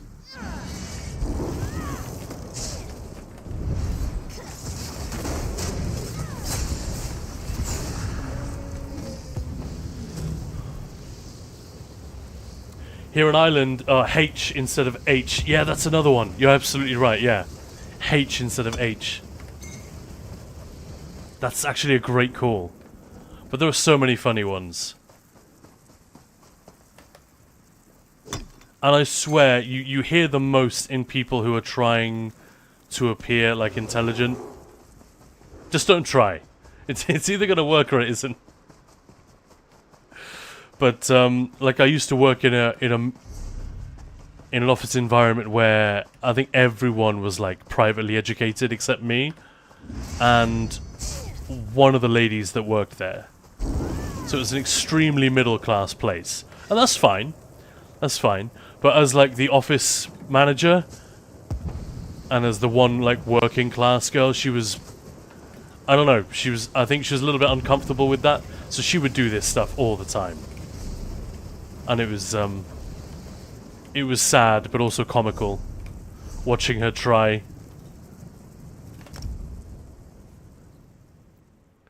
I literally die when people use literally wrong. Yeah, like when the footballer says, oh, the secret is you just gotta, literally, you become the ball. Hey, Calantax, how's it going? And granted, that is really interesting. That indicates whether you're Catholic or Protestant. Does it really? I wonder how that works. I'm good, Whiskey Jack. Excellent. Hope you're doing fine. I'm doing very well, thank you. We've got a new video up. In fact, let's just flip on over and see how it's doing. I'm going to let that one go live right about now. Yeah, it's already the best tips for new players. So it's not, I'm sorry, probably not a video for all of you guys. But we've been working on this for, God, it's been weeks. Let's go public.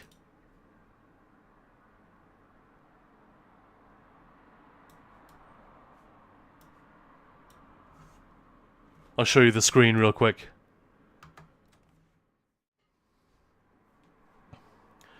Grenade on the idiots who think that AAVE is incorrect, where it ain't. And they're just racist. Here we go, the best tips for new players. Public, save. That is now live. How exciting. It's like a 26-minute video or something like that. There's a lot to talk about, actually. It's all been updated for scribing, subclassing, all of that stuff, and it is just the first, I think, in a series, because so many new people are coming to the game, and the end game is so difficult to talk about and so intractable right now, that we figured we would do a bunch of things for that sort of mid-tier. People who are, you know, they've been playing, they know how it works, but maybe their damage isn't that high yet, and they're starting to believe that they're the problem. Nope. The player is never, well, the player can be the problem, like, in terms of attitude, but it's never a skill issue. I think maybe once in my entire life, in my entire ESO career, have I seen a player for whom it was a skill issue. I've seen maybe a couple of dozen for whom it was an attitude problem. But one player who just, it was like banging my head against a brick wall. They just literally could not do what I was telling them. They had nothing wrong with their hands, they weren't disabled in any way, they just, I don't know, they couldn't grok it. Or maybe they were just trolling me, I don't know. But yeah, those kind of videos. The reassuring kind. That help everyone get to grips with, get people out of that thinking of, what's the meta for me right now, what do I need to run? and instead thinking, what is it that makes a set good? And then you can keep your eyes out and use your own judgment. Stuff like that.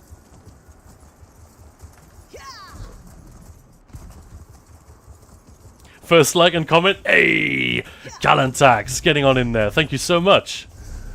Appreciate it. But yeah, like I said, the video is probably not aimed at you guys this time around. But we made one a couple of years ago, and yeah, it did really well. So we thought we should probably update that now that the tutorial has changed. There's scribing, there's subclassing, there's a lot that this previous video didn't cover.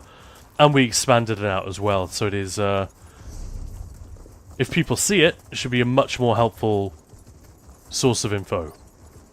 I like that idea. I like the idea of people coming to this game, finding that vid, and then being like, holy shit, this is amazing. If I'd found a video like that, it would have been a lifesaver back in the day. The problem is, we need YouTube to actually show it to people. Come on, YouTube, do your thing.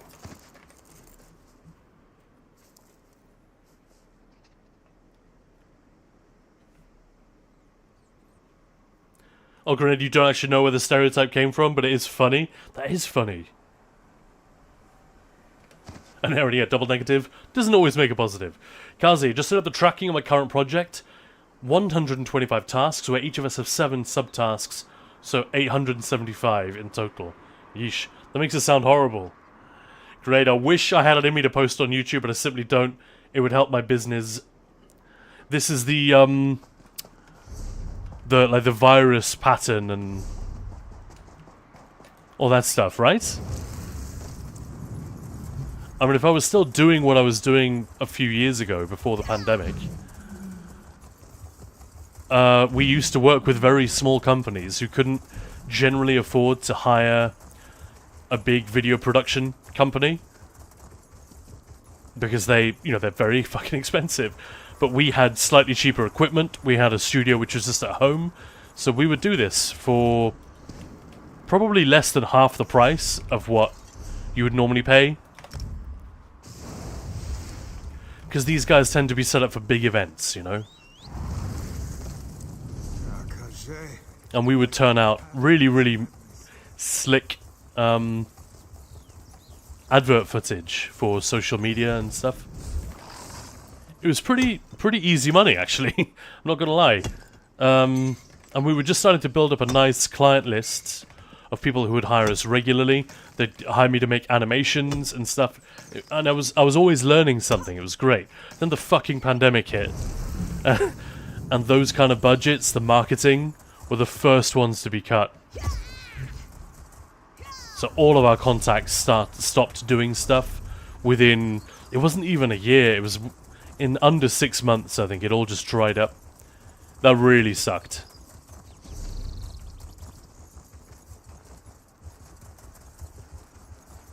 And just everything stood still. But then again, if it hadn't happened, I would never have started making video game content, or let alone streaming. So, a silver lining. At least for me.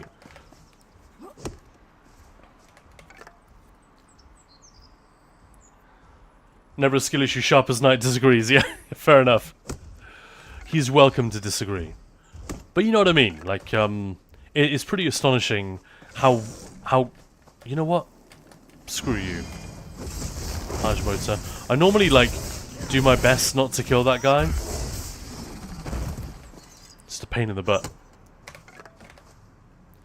So this is me catching up on a lot of survey stuff that I should have done. When does this Golden Pursuit end? 2 hours.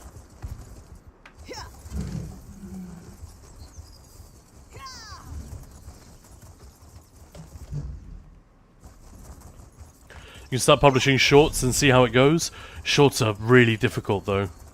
I feel like you need to have... It's very difficult to invent something to say in a short. It's weird. It's almost more work than making an actual video. But then again, shorts lend themselves much better to creative things like food, sewing, cosplay. the format doesn't lend itself to what I'm doing. Yeah, the crochet website have bucket hats, lanyards, scrunchies and bags, things ready to sell. Yeah, just need a pretty place to film them. This house sucks. And I don't drive. Once my partner gets off work in a couple of weeks, I might annoy him to come out to the forest with me, so we can just take cuter pics and videos. I see. One fun thing that you can do to create a quick backdrop. A little bit of a hassle, but if you can get yourself like a blind, like a roller blind, a white one. Hey, it's Not Pure. Raiding with a party of 33. Welcome on in. Hey, Not Pure, how's it going? Thank you so much for the raid. Welcome on in, everybody. This is Khan. The channel is Ninja Pulls, and you are very, very welcome today on this fine Thursday afternoon. What have you been up to? We were just doing a bit of PvP. Now taking a break to catch up on surveys. Chat is very chatty, as am I. We wouldn't have it any other way. Hey, mate, hope you're doing good. We're doing very well, thank you. Big shout out to Not Pure. Next time you need someone to go and watch and hang out with in ESO. Question answered. There we go. And yeah, you know what to do. Click the follow button so you know when they're online as well. That is a smart move. But yeah, Grenade, I was saying you can use like a white roller blind that isn't, and maybe you've already got one that's actually attached to a window. You can use that if it's long enough. That's essentially what professional photographers do when they need a white background. They'll have a giant one of these. Like that scene in The Neon Demon, where they cover the girl in gold paint.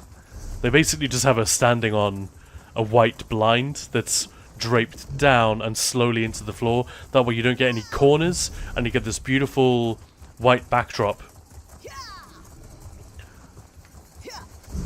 Alternatively, just if you've got like a conservatory or a room with big windows, just wait for a nice sunny day. Do it that way. But yeah, the blind is a fairly inexpensive way to do it if it's something you're going to need to do regularly. Can recommend. Well, this is a popular little survey spot, isn't it?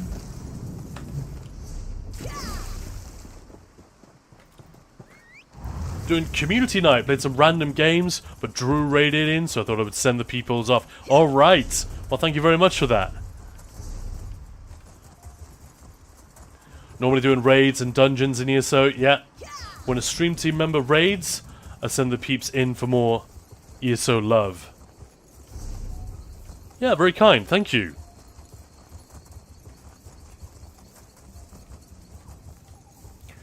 Calentax, I find surveys and treasure maps very relaxing for some reason. Feels good to empty those stacked slots. It really does, yeah. I'm the same. I don't mind doing them. It's just the time. So, provided we've got like a chatty stream, there's nowhere for us to be, nowhere for us to go, nothing we need to be doing. I quite like doing surveys on stream while we're talking. There's always something to talk about. And a lot of drama as well with the game at the moment. Like, loads of new people coming in, realizing... We've literally had people coming to stream, which has been great. And joining the Discord. And I've been running into them as well in the tutorial zones because, you know, we just did this new player video guide. So I was redoing all of that, capturing some footage, reminding myself... Oh, and I just realized there's one thing I forgot in the video. That's a shame. Ah, never mind.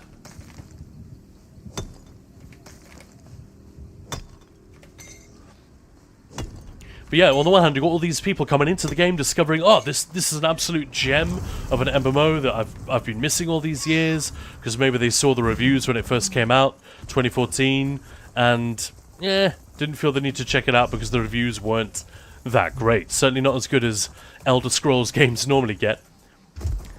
And on the other hand, we've got the people who already love this game and have such high hopes for it, not being particularly thrilled about Aussie and Cage, not being thrilled about the combat changes and the direction that where things are headed. I think it's not so much that I'm going to stop playing, it's like, I might just chill for a couple of months and see where we get to in the next patch or two. That's the read I get from a few people at the moment. But I'm not going anywhere. The end game is, it sort of dominates, it hangs over everything I do, but ultimately it's a fairly small part of what I'm doing day to day. Only one of the groups I'm in is really pushy. The others are just good. But we don't insist that people bring... We don't usually insist on a particular comp, you know? Granted, fine for product photos, mainly. I need a pretty background because I just use Canva. Right, yeah.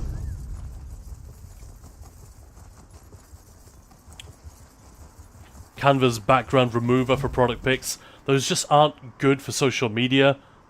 Pics of the product in context are mostly what I'm lacking. Should have trials. You can't get the WoW mindset out. Yeah.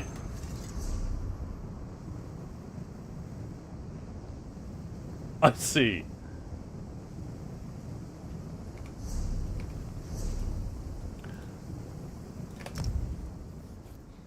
Yeah, I still haven't gone back to WoW. I tried twice. Second time I tried really hard. For weeks and weeks to get into it.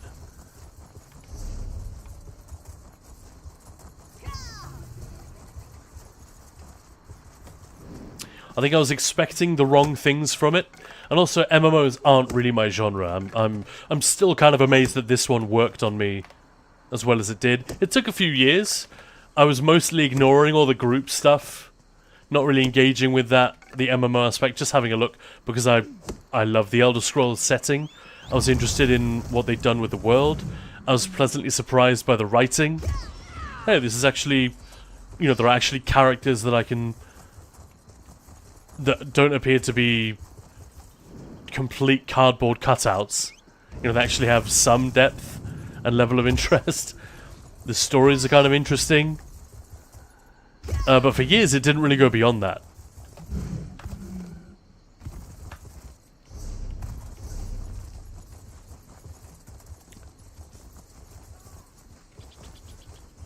But yeah, you're very, very welcome to the stream.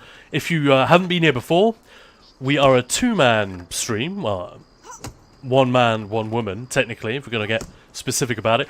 It's me, Khan, and Maya, the missus, who isn't here at the moment. She will be a little bit later. But yeah, we run Ninja Pulse together. We're an in-game guild, a huge Discord, where we run teaching trials and all kinds of stuff, helping people get out of the early game, into the mid-game, or out of the mid-game and into the end-game kind of thing. End-game for me is a little bit... You need to be careful how you use that, but you guys know what I mean. We're talking veteran trials, hard modes, trifectas, that kind of thing, which a lot of people think is close to them, because there's this weird myth that ESO is a really difficult game to play, and it is exactly that. It's a complete myth. It's a complete lie. But loads of people go around believing it because they've never been shown that it's not true. We and a couple of other guilds that I can think of, we're not the only ones. We do our best to demonstrate that to people.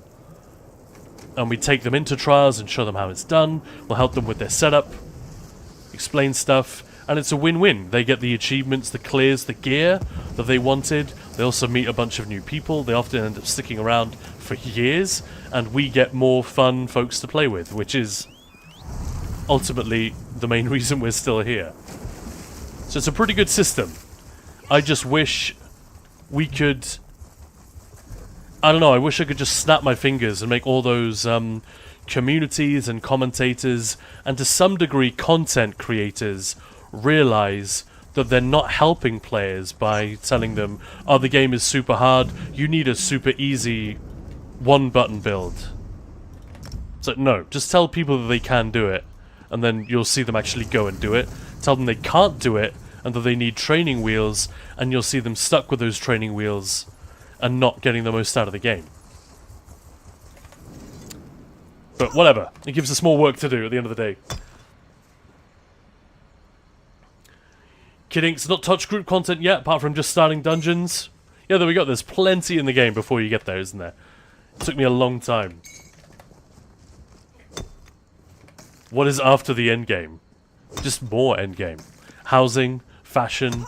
I mean, I do know at least one guy who's got every achievement in the game. Or at least before Ossian Cage. I'm guessing he's working on the Ossian Cage trifecta right now. Not a close friend, but someone I know from the German community. And I'm sure they're not the only one. Group content, what is that? Got every fish in the game, up to and including Gold Road. Nice. Yeah, things like that. You know, just bimbling. Things that keep you busy. You can go back and redo the story stuff that you haven't done in 10 years. I've done that. I often find it really fun, actually. Not gonna lie. For someone who does so little story content. I get quite a lot out of it when I make time for it. It's good, it's decent. And because the world has already been introduced, it's not like the first time you play through, I don't know, Cyberpunk or Bioshock Infinite, where the world is being kind of rolled out in front of you and you're having to figure out where this place is. And by the time you kind of get to grips with it, you're already 2/3 of the way through the game. You know what I mean? Like, the setting is already well established, kind of the rules and the history, and, well, the future of the world that we're mucking around in. That helps.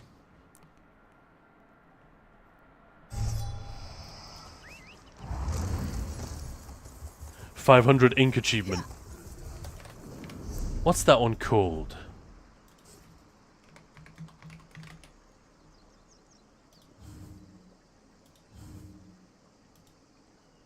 Oh, I got that one ages ago, apparently.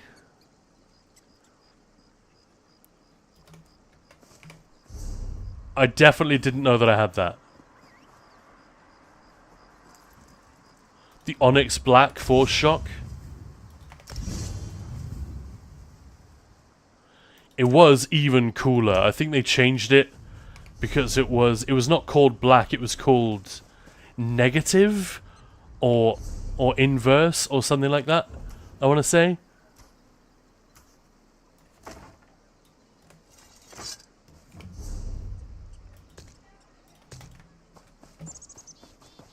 Let's have a look.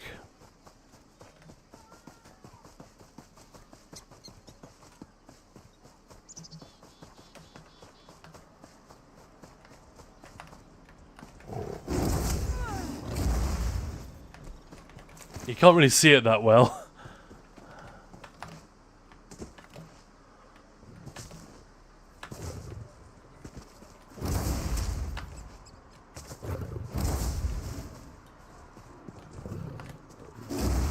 You can kind of see it better if someone else is using it, actually.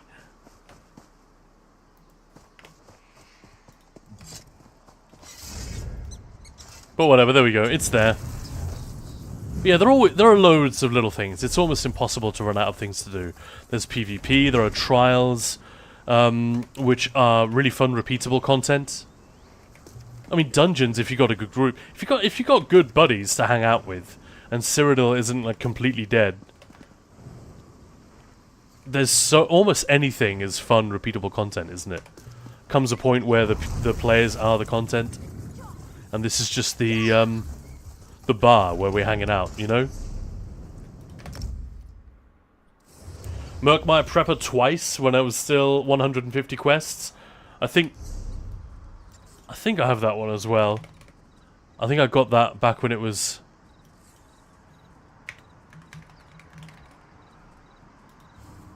What's it called? Murkmire Prepper. I've got almost nothing.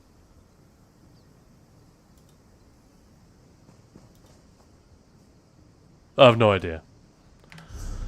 But yeah, whichever one that was the first time they did those prologue repeatable quests, wasn't it? That was yeah, we did quite a lot of that. Actually, it was good fun. But Lord, only did I see during the curated fish event. All others done without it. Nice.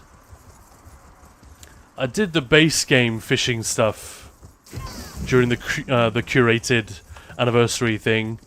That was for the first time.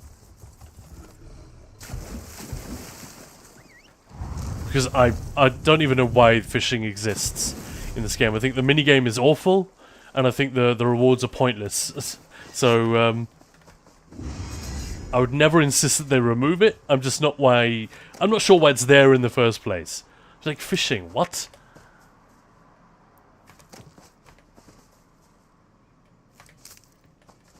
Holy based opinion. Hey look, how's it going? I don't know. That's the fishing thing for me is just a big head scratcher. Thanks you for killing the mammoth on top of the node, so I can't see if I'm done. Everyone say hello to Lucht. This is a guy. This is the man himself.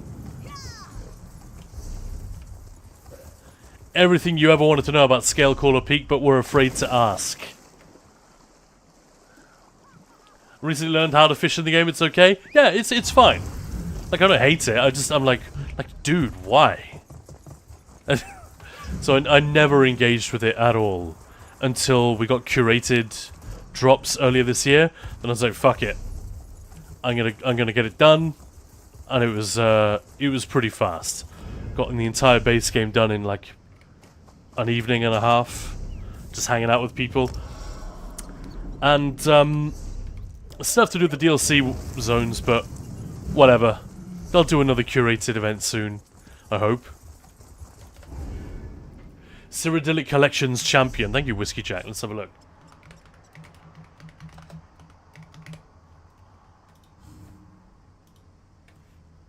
Yeah, I earned that in 2020.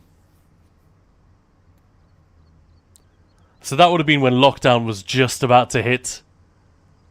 Isn't that funny? And I definitely... Well, if I earned it back then, that was back when it was just an insane amount of questage.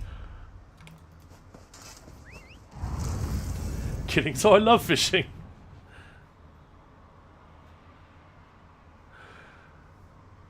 For Perfect Row and the recipes, who need it?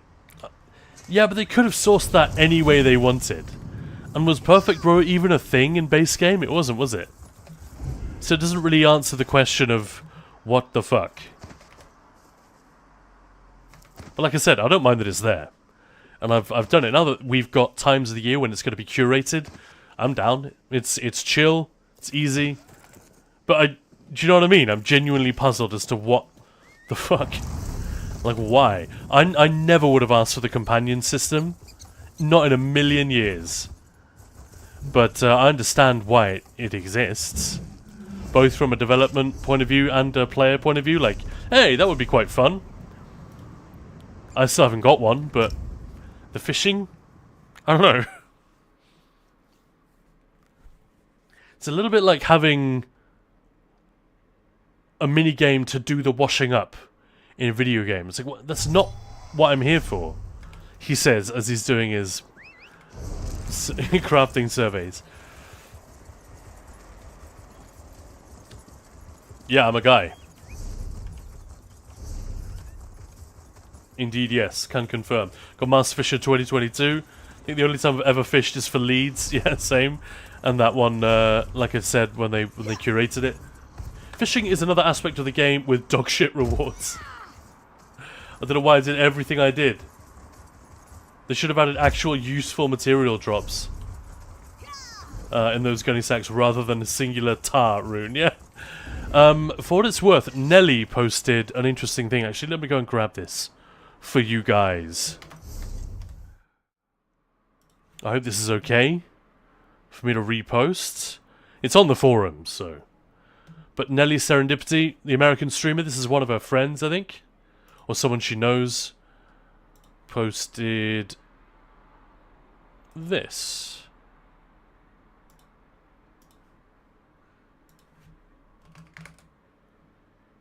Let me just post it in chat.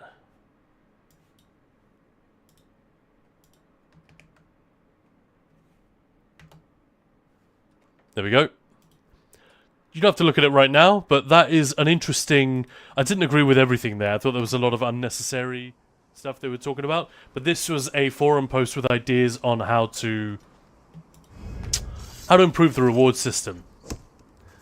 I think the bit that they should prioritize is the repeatable content, but the general attitude of like, suggesting little things exactly like you just said, Grenade. There's a lot of that sort of attitude in here. Why? Why even bother? Like when you see a chest, you just run past it. That kind of thing. Because there's never anything good in there. It's literally not worth the few seconds of your time stopping to pick it up.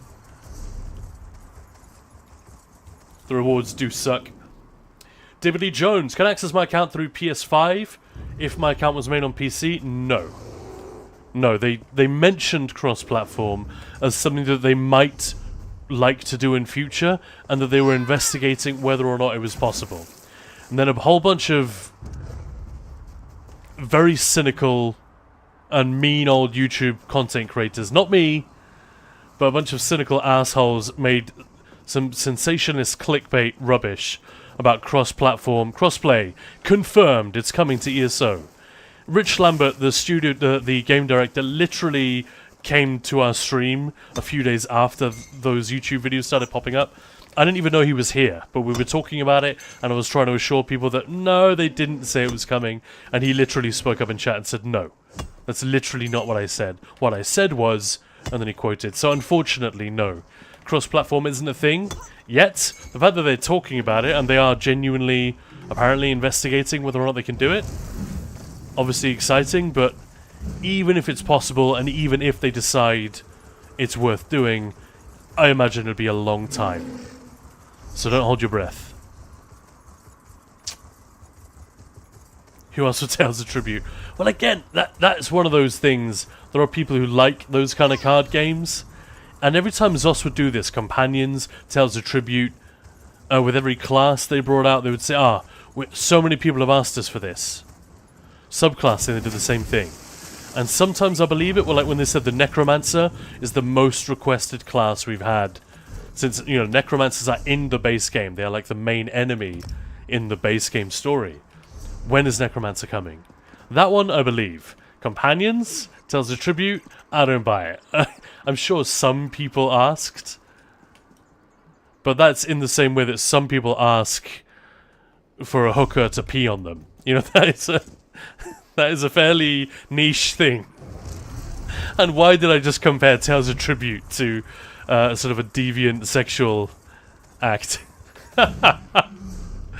Oh, I just insulted so many people. I didn't mean it like that. That makes it sound bad. What I meant is, I think there was a fairly fringe group. You know what I mean? I don't know. I've literally never spoken to anyone in the game who's like, I really want a companion that I can dress up like Barbie and Ken. Or I really want a card game.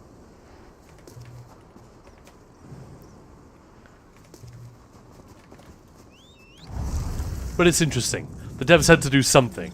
You know, they were in that like chapter release pattern where they needed a big feature with each release, right? So that's the real reason we got them. And the whole pitch about, oh, so many people have been asking for this, is just what you say when you're trying to sell it. You know? And Azure Dao, hello there! I just want them to make this a mobile game. I would play it on my phone. Yeah, that would make sense. I think that's another thing they've said. They have looked at it. And they are seeking, you know, whether it's possible. Because that would be fun. Originally, fishing was the only way to get a boat furnishing. But, yeah, absolutely. But again, that's not why the system exists. The system is why the furnishing exists. To provide some sort of chase. I just think they liked the idea. And there were, you know, survival games are kind of first coming out of the woodwork. Who knows? We're looking into it. Crossplay confirmed! Yeah, exactly. Goated journalism. Even calling it journalism is a stretch, isn't it? It's just people farming you for clicks. You know, with that kind of stuff. And I understand... I understand the temptation. YouTube encourages you very aggressively to do this, and it can reward you very richly if you do it. Man, Rothgar's kind of a pain for surveys, isn't it? Who asked for the drop rates we have? Very good question. Blue Pixie cross-platform would allow me to play with the ninja community. Yeah, it would be amazing. Don't get me wrong. I'm not absolutely not trying to dampen the excitement of the idea that they might be doing it one day. That'd be great. For one thing, I wouldn't have to redo everything on the NA server. You know? Which is a genuine issue. I've absolutely no idea where I'm going.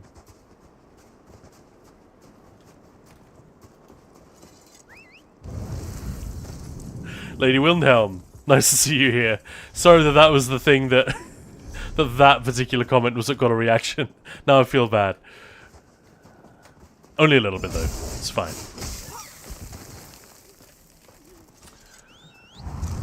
I wasn't listening for a second, then I just hear some insanely such shit. Yeah, sorry, dude. The lesson is to always pay attention. Keep those ears on a swivel. I missed the sus shit, please repeat. I'm good. They have looked at it. Oh my god. I think Maya made that joke once. To looked the first time we were... like, she and Hyper had done some stuff before on stream. But it was for the first Infinite Arc Live. That first raid train that we did, I want to say, and she did send Looked a message with that pun in it. Like, Twitch has never looked so good, or something like that. Just no response. Either that or Looked just like, just moved right past it. I'm just gonna blow right past that one. Shit pun.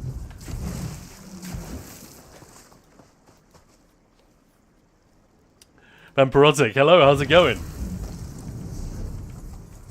My DMs are a place where messages gonna die. I just thought you must have heard that like a million times. You know, like when you make a pun on someone's surname, and you think it's really great, and but it's like, yeah, think about it. They've probably heard that 100 times just this year. Don't know, maybe one of those. Khan told us why Tales of Tribute is such an addictive experience, and why Trump is like really into it. And the Russians have real footage of Trump playing Tales of Tribute, and apparently that explains some. No, let's not even go there. I was saying that definitely people have, you know, the devs' tendency to whenever they announce something new, hey, this new feature is coming, and you've all been asking for it, you know, like, the #1 requested feature. And of course they don't talk like that. Maybe they should. Maybe Rich Lambert should break out his Wes Johnson arena announcer voice. But, you know, they gotta hype it up, they gotta pretend like it's the most hotly requested shit. And in the case of Necromancer, I buy it. In the case of subclassing, yeah, I buy it to a degree. I'm sure that's been a popular one. But Tales of Tribute, Companions, eh. Really?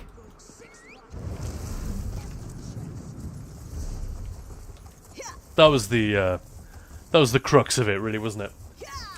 People ask for crossplay. How about we nerf some more skills, sets, classes into the ground instead?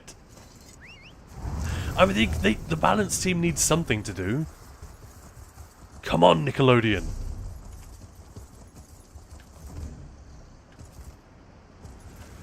But yeah, we've been through this already during while I was in Cyrodiil. We all have a lot to say on this. We'll have a lot of thoughts. Well, we're mostly in agreement, to be fair. A couple of people. It's just a couple of people are mostly sad that they're nerfing Arcanist because they've been having a lot of fun with it recently.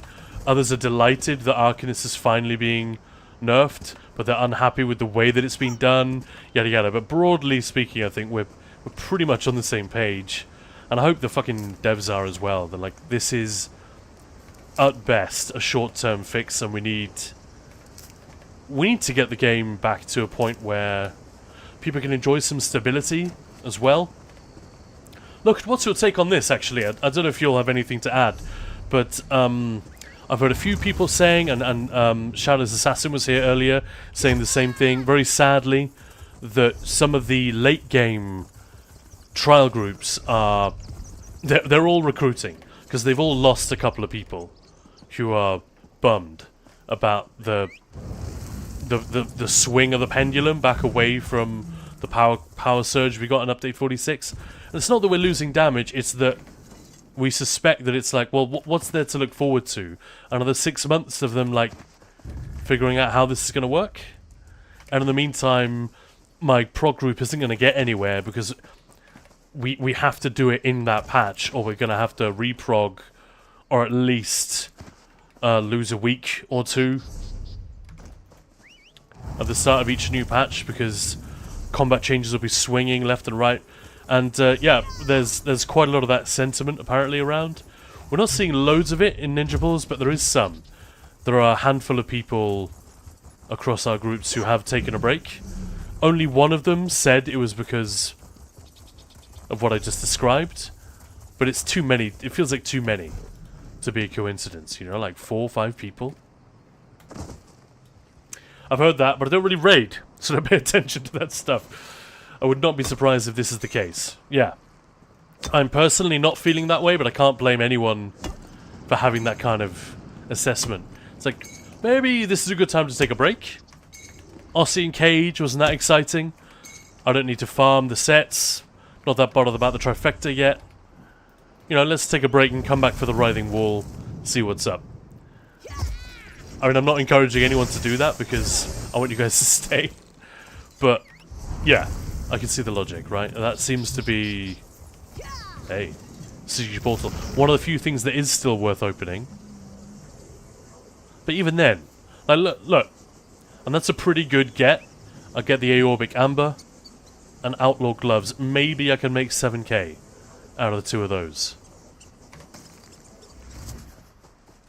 So yeah, that plugs right back into what we were talking about with the reward system. Needs an overhaul from top to bottom. I think it'd be great. Obviously, I'm more interested in rewards that keep people... incentives and rewards that keep people coming back to trials over and over again. Keep them doing PvP. Obviously, you've got to find it fun in the first place. Incentives, rewards aren't going to fix that. But if there is a bit of a chase, it can really add a lot. And Oron Cake, sorry I missed that. Didn't respond. Everyone's having a good Thursday. We're having a great Thursday, thank you. Yeah, good so far, Chenamoth says. Grenade cured my tot addiction through 90% of my opponents taking an insane amount of time on their turns. Yeah, people trolling, right? Isn't it a bunch of this may be like misplaced xenophobia. But I've heard people talk about this. I don't play Tales of Tribute, so I only know what I've read. It was saying Russians come on late at night and do that thing where they take the maximum amount of time allowed for every single turn, just to troll you into abandoning and forfeiting the match. Is that right? I don't know on what basis people are saying they're Russian. That could be complete nonsense, but that's what I hear. Apparently it's a big problem. And Hoey! I saw the name. I got excited, Aaron.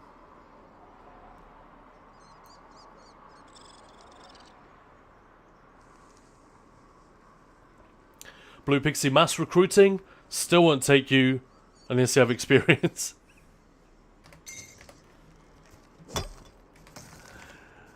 I mean, Ninja Balls will take you. It's the attitude matters way more than anything else.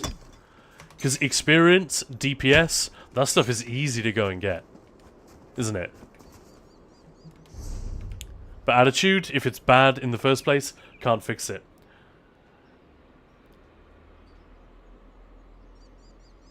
I'm not taking a break, Chainamoth. No. I'm not. It's some people in the guild, in the prog groups. We got all 3 of the big groups have got at least one absence that we had to fill. I think they're all full now. So it's fine, it's not a problem, but it's just a bit sad. And it's sort of a coincidence, like people saying, oh, it's for this reason. I'm going to have to bounce in a moment. I'm just going to read Lucht's comment, and then I'm going to have to do another quick 5-minute AFK. I've got to go and get Maya and bring her back. But Lucht is saying about crossplay. I think the most likely way crossplay would be implemented is instanced crossplay. A big implementation hurdle, if we ignore backend tech for a sec, is NA/EU servers and character overlap. And economy overlap. Yeah, agree with that. These could be avoided almost entirely by making crossplay a separate server entirely that you can go on with both your EU and NA characters with limited economical interaction, like guild traders and stuff. I'd limit exclusively to dungeons, trials, arenas, PvP first. Yeah, that's a way they could, or it sounds to me like a way they could indeed do this. It's exactly the 500 character limit. Nice. Alright. Well, guys, I'm going to have to go grab Maya. I will be about 5 minutes. I'm going to be back here with you. Don't go anywhere, but obviously go and get yourself a beverage. Stretch your legs, hydrate, do whatever you got to do. We will be back in 5 minutes or so. See you then.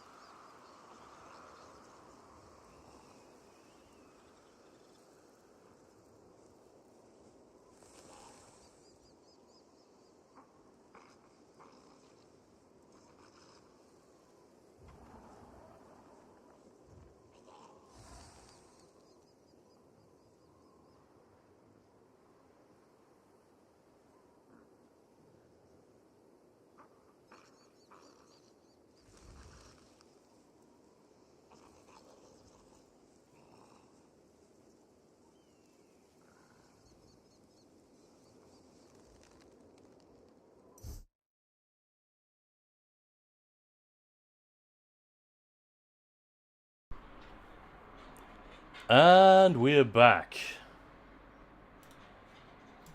What did I miss?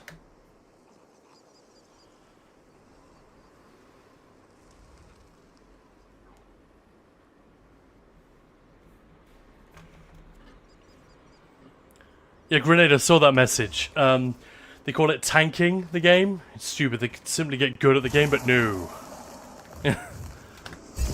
First person I met who bragged about tanking their Tales of Tribute for an easy win was American. Yeah. There's nothing to brag about. Like, that is the lamest shit I've ever heard. Isn't it?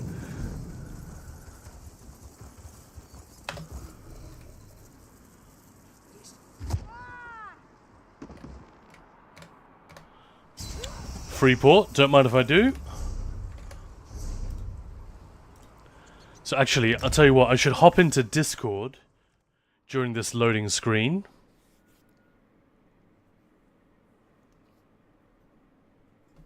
Build crossplay, I thought exactly the same thing. Blue Pixie, do you have to go get her? Where is hiding? She works not far from here, her work is quite near. So she can walk here, but it's a bit far. But in the car, it's like just a few minutes. Semi-educated thought, but I bet if you ran that by someone who could actually tell you why Zos isn't doing crossplay right now, it'd still have some major problems. Yeah.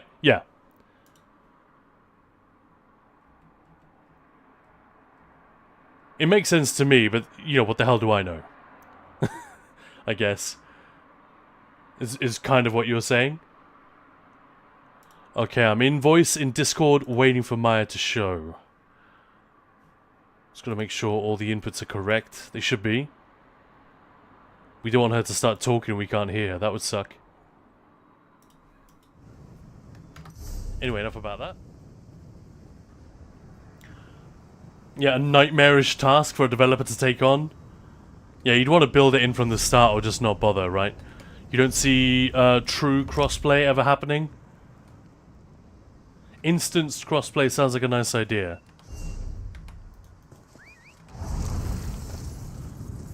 I would love it if at least they could just do a transfer of stuff, you know, that... I don't know how you do that. But yeah, I can see why some people, and I'm not even one of them particularly, who's like massively... it would be a huge deal to me if they did this. I'm not even one of those people, but I can see why these people exist. People who'd like the option to go to PC or switch console or whatever it is, but just like the amount of hassle in doing it all over again. It's almost not an issue when the game is new, is it? It's when it's old like this. 5 years plus. Instance crossplay, Blue Pixie, might be doable and reduce queue times for things. Maybe. Yeah, that initial hit. But I mean, I didn't even see. It was like 13 HP I had left. Or something. Breakfall is super strong. We were in, we were hopping from Cyrodiil campaign to campaign the other day. When Kamul was streaming, and I hopped in to his group for a little while. And, yeah, when we went no CP... people were literally dying, just riding between keeps because they were used to the breakfall. It makes way more difference than you expect. Because is it 15%? Where is it? It's here somewhere, right? Yeah, breakfall. Oh no, it's 35%. Holy shit. Well, no wonder. But even that, it feels like more than 35. When suddenly you're without that CP.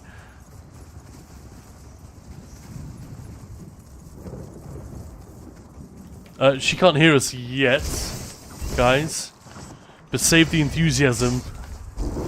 I mean, she might have tuned into the stream downstairs, who knows?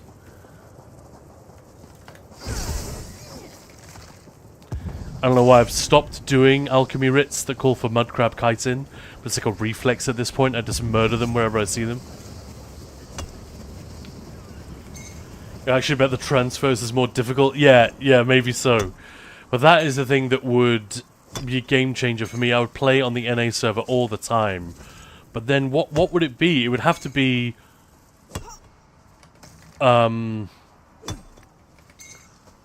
collectibles that aren't earned in-game. Maybe could be transferred. Things like bankers. Things like crown, Radiant Apex mounts. Godslayer mounts, stuff like that. No. That needs to be done per account.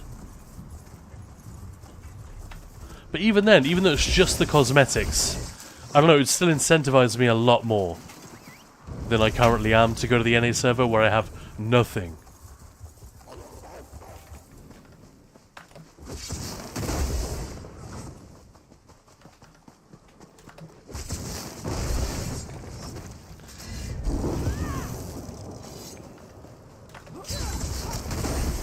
It feels so mean and dumb to use the Sork execute in Overworld like this, but whatever. It's the novelty still hasn't worn off.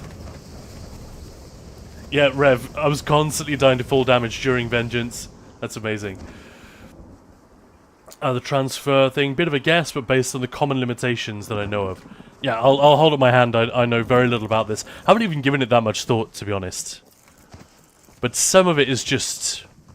There's a certain level of common sense, I guess.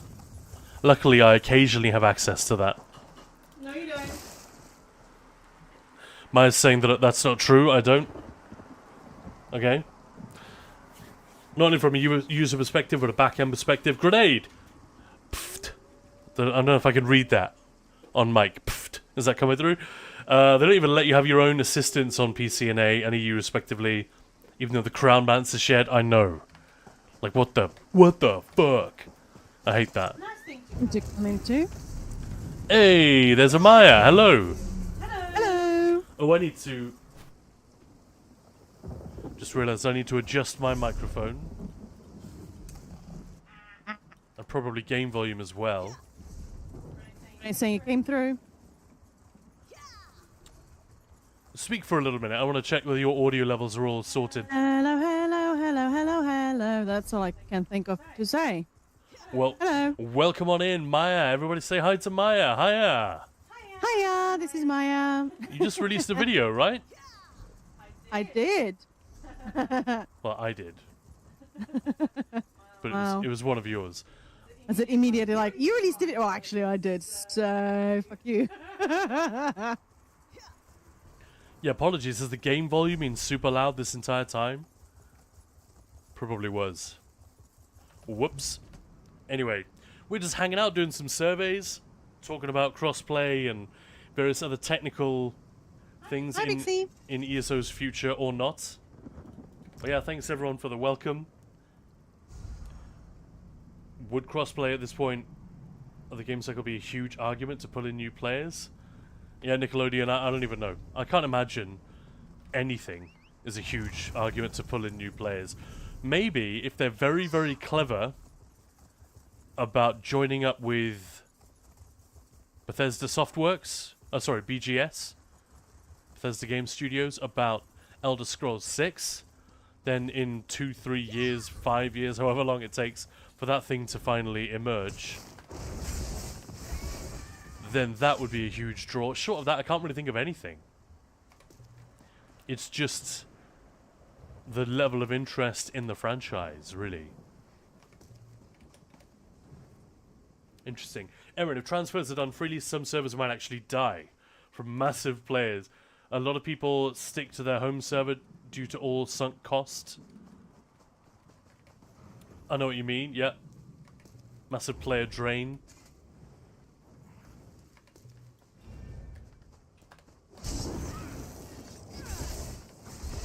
Yeah, it's all academic, really, because every which way you slice it, there are massive challenges and drawbacks to every solution that you could come up with, which is why I think the wisest bet would be what Erin said earlier, that we're not going to see it. I'm not making that bet, I'm just saying.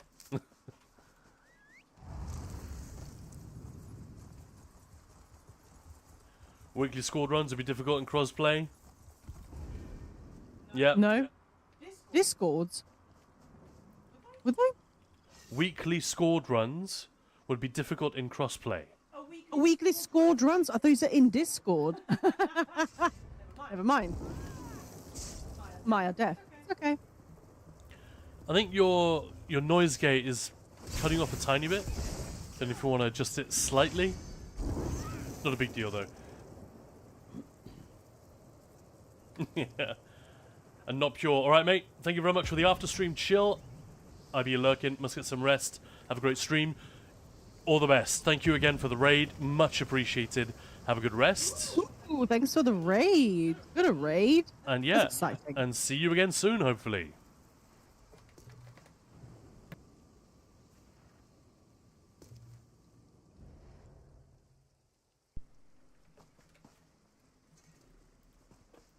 Hello.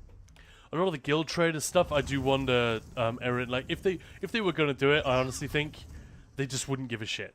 They would just crash those economies, and so be it. Like tough. I don't think that's the thing that should or would hold them back. It would feel very unfair, but you either want crossplay or you don't. But yeah, it's an argument people make a lot. I'm not sure that it applies. I think if Zos were going to do it, I don't think it would hold them back. Do you know what I mean? Because you could argue that right now it's not fair that crowns cost so much. Crowns cost so much on the EU server, and they don't on the NA server.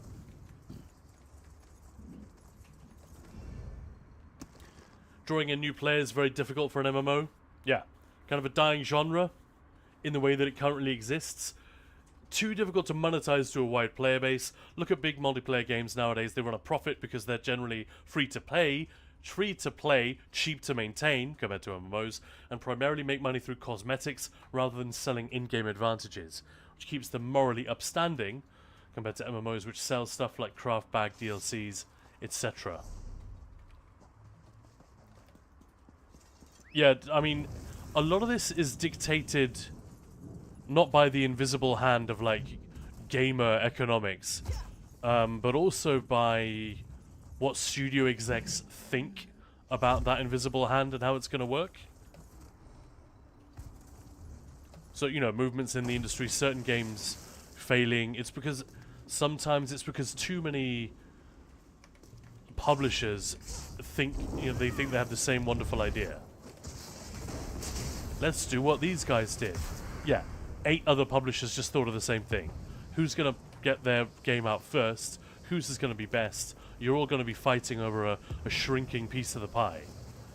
And, there's that as well. But yeah, fully agree. It's a long time since we've seen a new MMO genuinely come out swinging and be competitive. When was the last? Even.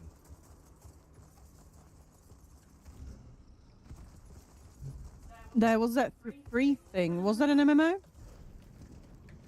Once Human. Yeah. Yeah, but again, I don't know, like, it kind of stands alone because, again, like Look is saying, that is a free-to-play, and the only good things that anyone had to say about it was, for a game for which I paid nothing, it's actually quite impressive. You know, like, free food. You're never going to send it back. But it was genuinely impressive as a free product. And it was just the question on everyone's mind was like, how the fuck are they going to monetize this? An interesting experiment, if nothing else.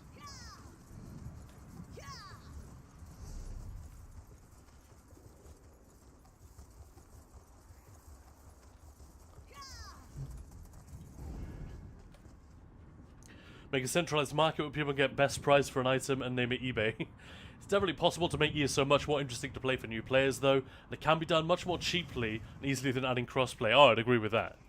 Hey, Moose. The reward system would be one place to start, and that's, I've talked a lot about the reward system for the sort of the late game stuff, you know, the repeatable activities like, well, not just late game, you know, BGs, continuing to play BGs late into the evening and actually getting something out of it, not just the fun. Trials, obviously, and open world PvP, I think, could be amazing. And then as Grenade and that post from Nelly we're talking about, just things like this, things like what I'm doing right now, and chests, and yeah, just basic rewards. I think there was some suggestions in that forum post which are a little bit out there. Like, I don't see any need to put valuable stuff. Like, every time you loot a plate in an inn or something, you have a chance to get Ozorga's smoked bear haunch. I don't know, that would just mean that players are just going around hoovering everything up. And I don't know, I don't think that's the thing I want to see everywhere I go. It's just players nicking everything and getting angry with each other because someone stole it before they got to. But a lot of the ideas in there were good. I don't know if you read this one, Maya. This is what Nelly posted in the Content Creator Discord. It's on the forums. She just shared the link to it. Nope. And it was about, you know, the fact that when you see a treasure chest in the game, you just walk right past it. There's not going to be anything in there. Unless it's one of those zones which can drop, you know, maybe a lead for a motif page, motif chapter. Right, yeah. Yeah, and it was about, you know, ZOS could fix this relatively easily. I looked down the list and thought, well, these are like all fairly low priority as far as I'm concerned. I think keep those late game / end game activities. That's the bit that needs to be overhauled. But these things too would absolutely help.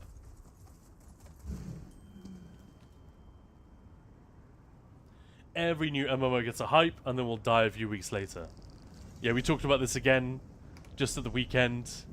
The way that is because of Twitch, largely, isn't it?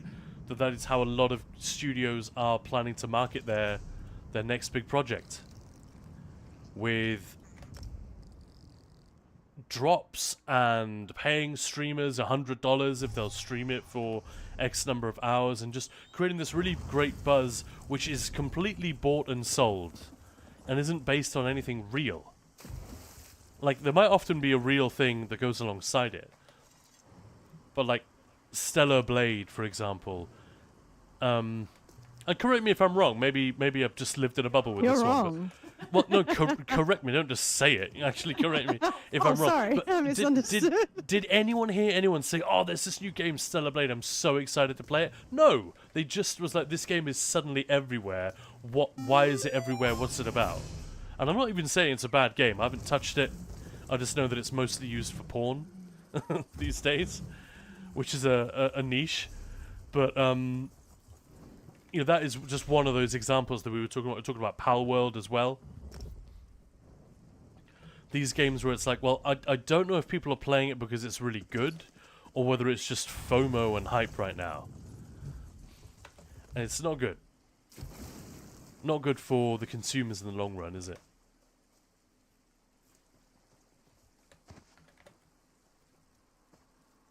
Throne and Liberty, yeah, we had people, that's correct. Thank you, Balorda. And we had a little while, I guess they must have been bots or idiots, maybe both, coming to human bots, coming to our YouTube channel, and every ESO thing we'd post, there'd be some shitty comment about, oh, if you were a real gamer, you'd go and play Throne and Liberty. What happened to that? But then it's easy to bet against those games because they're made by Amazon. If there's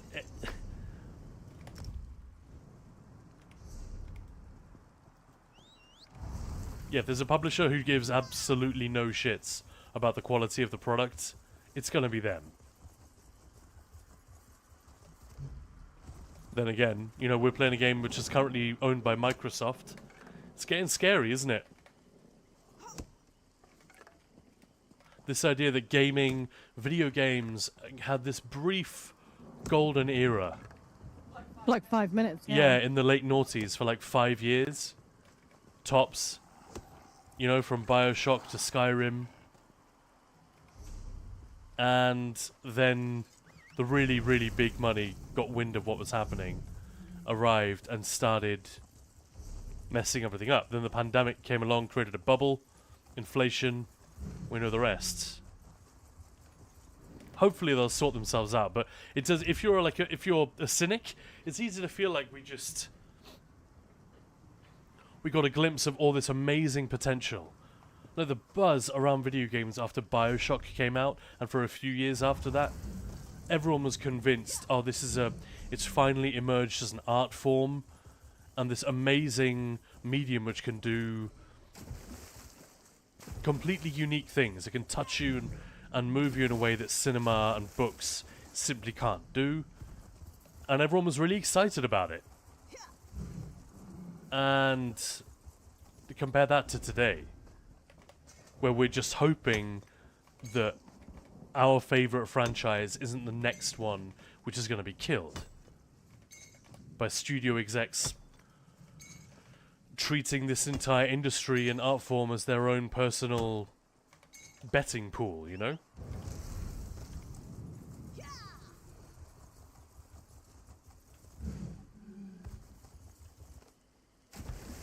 How's your lunch treating you there, Maya?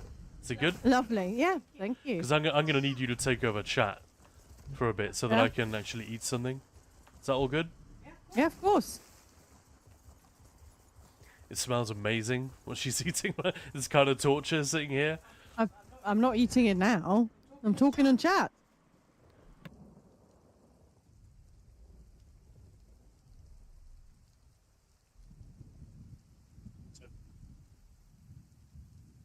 Do you say thanks for the follow to Kaylor? Thank you. I did, thank you.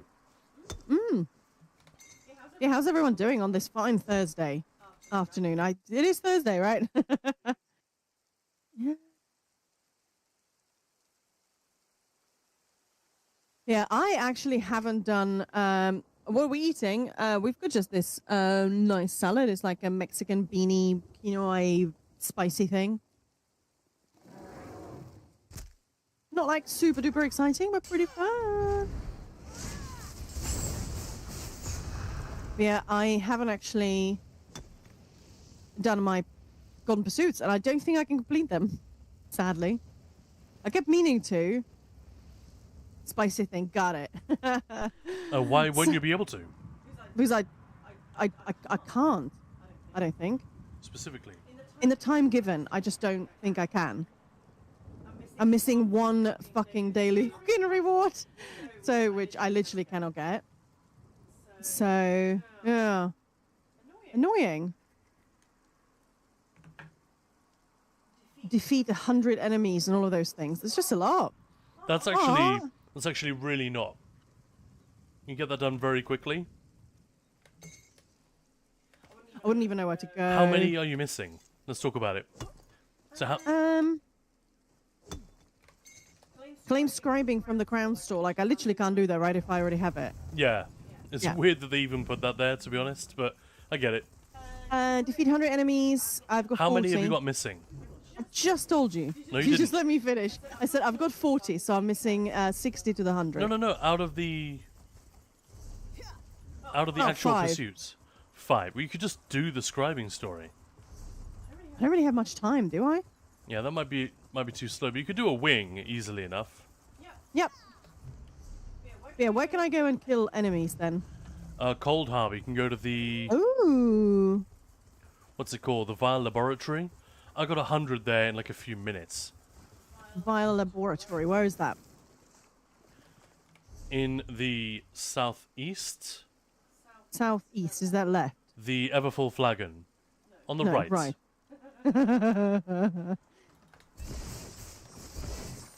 I would help, Yeah, I but don't have the. I don't even have the Way Shrine there. Public Dungeons, yeah. Hey Zim, how's it going? Hey, Zim! Let's have a look. So, there gotta be some that we can get quickly. 100 and then 300 enemies. That's I'm definitely missing doable. one luminous ink, but I don't even know. I just need to acquire one luminous ink. You can do a daily. You often get, don't you often get ink from that? Open your Pelinal boxes. You could do a scribing quest. You know, in order to get one of the others. Yeah. How's it going, Zim? Oh, yeah, Zombies in Alikir. That's a good one. Yeah, where are zombies? Have you done zombies 3 in Alikir? guild Oh, dailies? My goodness. Like No. near the bottom. That is dead No. easy. Fighters Guild, Mages Guild, Undaunted. Okay. Overwhelmed now, so Alright, I'm going to throw you an invite and we'll do that one. We'll start with that one. Can you go online so I can invite you? yes, online. This thing in Cold Harbor, I know that nobody can see it. It still looks like a butt plug. Weird. Still what? Looks like a butt plug. Oh, there's that weird anchor thing that's just turning on its own. Well, I'm going to grab you 3 dailies. And we'll go and do those. You can kill some zombies. But it needs to be with scribed abilities, right? I know. Yep. Where's the free house we got? That's the Salt Singers Redoubt. Yes. Alright. Oh my god. Challenge. Can we get Maya these golden pursuits before the timer expires? Let's fucking go. We have literally 42 minutes. Alright. We're getting a Mages Guild, Fighters Guild, and an Undaunted. Undaunted. Where are zombies? If you ignore chat, never. Nonsense. Vile Laboratory.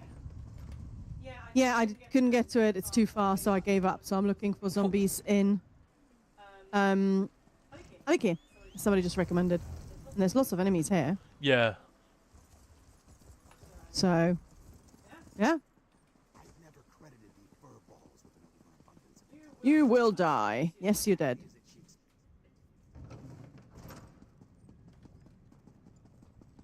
Oh, they're just neatly stacked here. That's so good of them.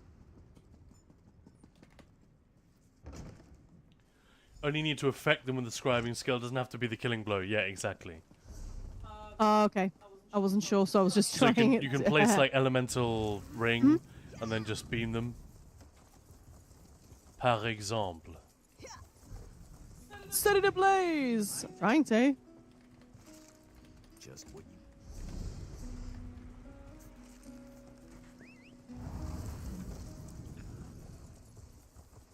I'm setting you ablaze. Alright, we need to collect dwarven relics and destroy Zozotharus. No, Zozozethorus. Zozozethorus. You guys see that? Rozozu Alpamas. Rosozalpamaz, yeah. You know it's gonna be a Spider Daedra or some shit with a name like that. Which one is this even? Stonefalls.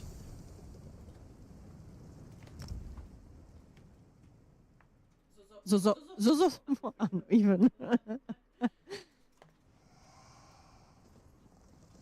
Mrs. Redhawk, good morning. How's it going?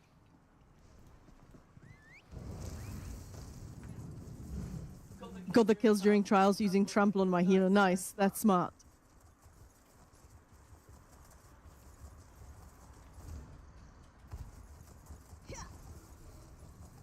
It sounded like one of the NPCs just said, "Ho, spread out." Like, that's a bit rude. Jeez.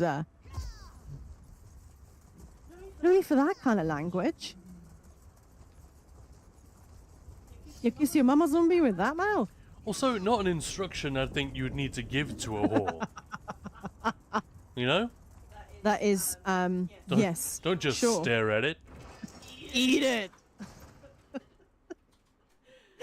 Oh, gross. Alright, Maya. Stop what you're doing. Nah. Okay. I'm sharing Are you gonna 3 go quests. see those Alpamas? Yeah, I'm sharing quests. I got 1, 2, 3. Port to me. Started madness, Ingle and Amber. I'm porting. I'm just killing this one more doo-doo head. Okay, porting now. And that's me. I'm porting to myself. Actually, you can't port to yourself. You just leave the group. Just getting up. It's still early for us here. Ah, nice. What time is it for you then? Yeah, I'm not going to read that, Zim. Thanks for that. I know, that's me leaving. Don't leave. I'm going to go and kill everyone. We don't You really need to die. do that. Yeah, but I do. Might as Oh, well, I right? suppose. Yeah, yeah. True say. Do. This way. And by the way, Andre Kreuzfeld and Tudor Kaban, or Kaban, sorry if I'm saying that wrong, I'm killing them. on YouTube, Andre's saying, oh, by the way, I like the new tutorial from Maya. Very nice. Thanks. It just the old one needed updating. 'Cause people are like, the tutorial looks completely different. I'm like, yeah, sorry, the tutorial in the game that is has been updated. And there were just a couple of things. So yeah, thought might as well just make a completely brand new version, right? Can't remember her name. The pretty one. Rosas dos Alpamas. Are you getting these if I pick them up? You don't, do you? Which one is this? 2. Oh, Madness but- in, no, it's Dark Anchors in, Dwarven Relics of Stonefalls. Jesus. My goodness. No, I'm not. Well, then you need to Not- pick it up. It's here. It's not for me. You picked it up, so that's it. But the previous one we both picked up. No, we didn't. I have 0. Oh, what? So we need 20, effectively. Well, I just won't pick these up. I don't need them. They also drop from enemies. Oh, cool. Okay. Yeah, so you're looting everything, right? I was going to say.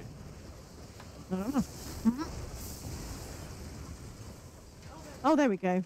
I've got a dwarven relic. And Tudor Caban saying, your tutorials helped me a lot find my way in here, so keep up the good work. Hey. Amazing. Thank you. Share it with all your friends, because the more people watch, the more videos I can make. It's that simple. Steam pipe. Steam's all right. Man, I love Steam.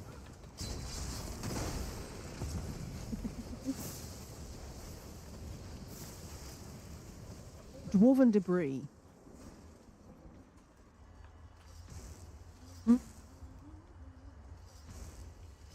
I should name one of my children Vrozozu Zalpamas. That would be quite funny. Imagine in class. So do we have Rosa? Never mind. Everyone here? Ruza for short. Got it. Pam for short. The awesome thing about that is that you spot the ESO nerd and that one teacher who played ESO. I earned a gold pursuit. And I earned another one because I just got... I don't know what I just got. Let's hurry, hurry. You got the debris? Come on, you got like 40 minutes. I know. Oh my god, pick it up, woman, pick it up. All right, let's go. How many debris have you got? 5. Let's work our way towards the boss and hope we make it. This is my daughter Pam, but her name really is Rososus Alpamas. There is one more here. Do you have Ulsild? No. Just occurs to me that Ellie ring is it's pretty good against like a big stack of enemies, but it's quite slow. Yeah, I just sort of didn't really think. I grabbed. No, I'm the one who said maybe use that. I already had it. Okay. No, I mean, I already grabbed it before you said anything because I was like, let's grab this one. Yeah, it's not. Dwarven debris. Steam pipe. 8 relics. There's an a-hole. Let's kill him. Kill him. No, you don't. Okay, that's 9. One more, baby. One more. Straight across. There should be... Oh, there's a... You die. Yeah, got one. Done. Do we need to kill the boss here? Yep. Oh, okay. I'm coming That's- for you, bossy boss. The boss is Zozuzetherus. That's where that whole thing came from. And of course, dead. No. Oh, no. Yeah, no, he's right here. Zuma. Alright, next. we go. Stone foliage. That's so annoying about the I'm still missing an ink and I'm still missing just one daily, which I literally can't get. That is so annoying. What a dummy, not logging in. Whiskey Jack isn't Rosazalpamaz the Disney princess with very long hair? I love that it's now a Disney princess, not a folk tale. Rosazapunzel. Rosazapunzel. Yeah. That kind of sounds like a mariachi band. Rosazapunzel, Rosazapunzel. Hey, cat is here. It's alive. Hey, cat. Ah, shit. To be fair, we should have just ported to one another. That'd be the quickest way out of that delve. Anyway, whatever. Port to me. I'm killing. I'm in battle. Sorry. I'm coming right now. Oh, Erin redeemed gift. See, 10 tops a treat. Let's do it. Hey, 10. Not the dog. I'm sorry, sweetie. Ted's like, what's this? What's this? Give me. No, come on. There you go.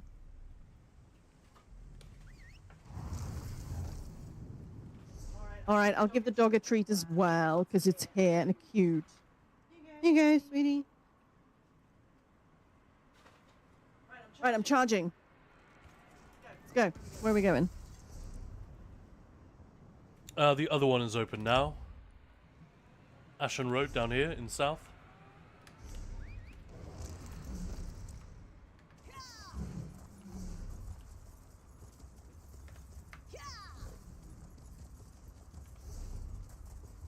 Here, let's go.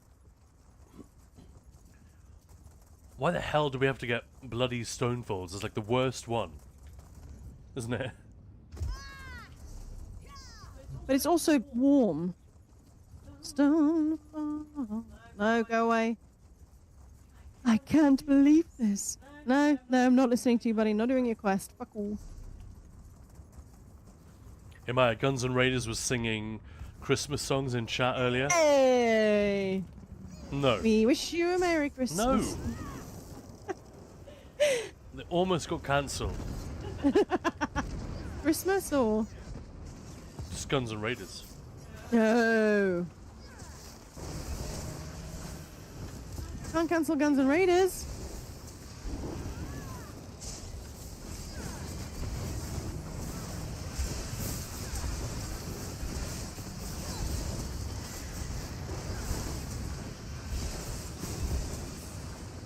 Oh my god, Ted. Cancel Maya. Why, Moose? What did I do? Started singing Cancel Maya. Christmas stuff. Alright. I was just checking which one before I get very, very upset about Christmas songs. It's not that I love Christmas so much, it's just, I don't know, I just hum Christmas Is carols. that your brain doesn't know what your body is doing? Well, probably. Yeah, that's the way I explained it earlier. Opportunities. You both shall Happy birthday, Happy Maya. birthday. Thanks.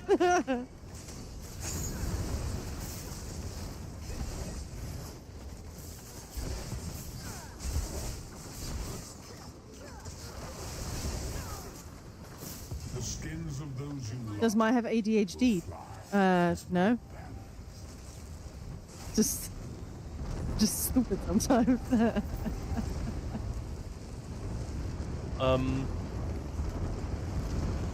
What? Mine says it's done. Is yours done? Dark Anchors Yeah. and Stonefalls? So we only needed to do one. I thought Yeah, Dark Wankers and Stonefall's done. you needed to do all three. Cool. Well, then we need to go to Glenumbra.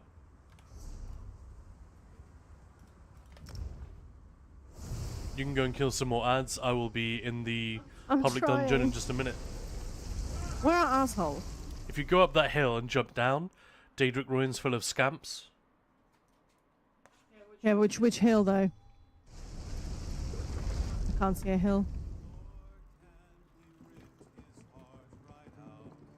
You're not an enemy, are you? Or are you? Yes, you are. Okay, you're dead enemy. Dead enemy. Stationed there. I hope she's all right. You're not an enemy. Where are all the enemies? No, that's not an enemy either. Well, welcome on in to Ninja Pulls. This is Khan and Maya. And yeah, if you're wondering what the hell you're listening to, if you just joined us, we're trying desperately to get Maya the last of those golden pursuits. She's been really lazy, hasn't bothered to do them. She has about half an hour to get it all done. Can she make it in time? Spoiler alert, it's not that high in stakes because she already has the scribing altar anyway. And Maya, they're tradable. So if you really want it, I can give it to you. Well, I could just buy a new one. As I think Belorda pointed out. Alright, you can port to me whenever you're ready. Porting.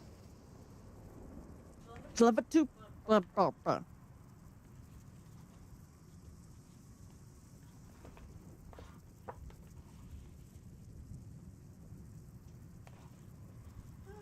Okay.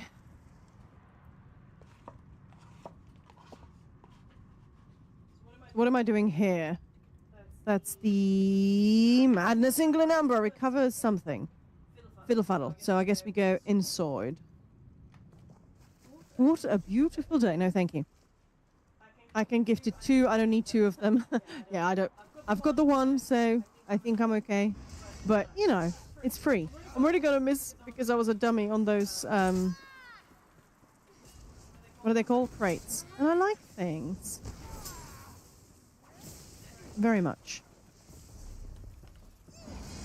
But I think it's also not just lazy. And actually the other day when we were talking, fine, let's log in and get it done. The server crapped out. I mean, it was 2 days in a row, evenings where PCEU was like...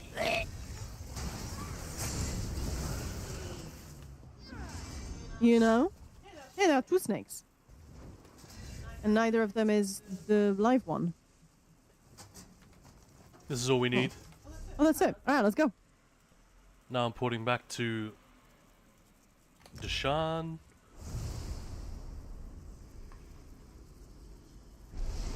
Yeah, the new ones. I didn't even look what they are. But it's something to do with crafting, right? Yeah. Yeah, so... Yeah, I'd be sad because Well, to me, let's go. I always get them done. So it's sad that I, yeah.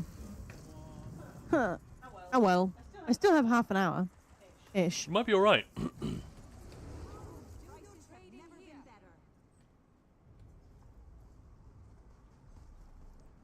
Go, go, go. I'm here. Go, Bobo. Go, Bobo. Go, go, go. It's Borba, not Bobo. Sorry. Bobo.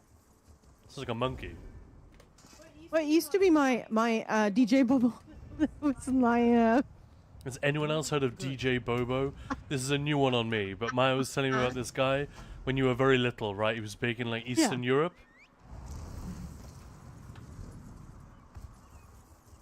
Was he Greek? Oh, I can't remember. I don't think I ever really knew. Where did you go? There. But yeah, that was my nickname, like family nickname. Well, mostly just my dad. I don't know why. I think he just found it amusing. Bobber. He's from Yeah, Switzerland. Belorda knows. No, I'm talking to someone wrong.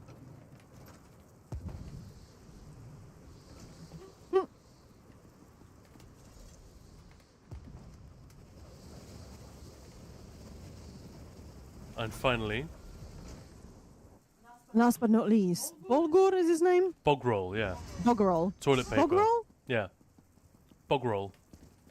Oh, that's I think it's unfortunate. Bolgrol, Right. to be precise. But Bogrol, innit?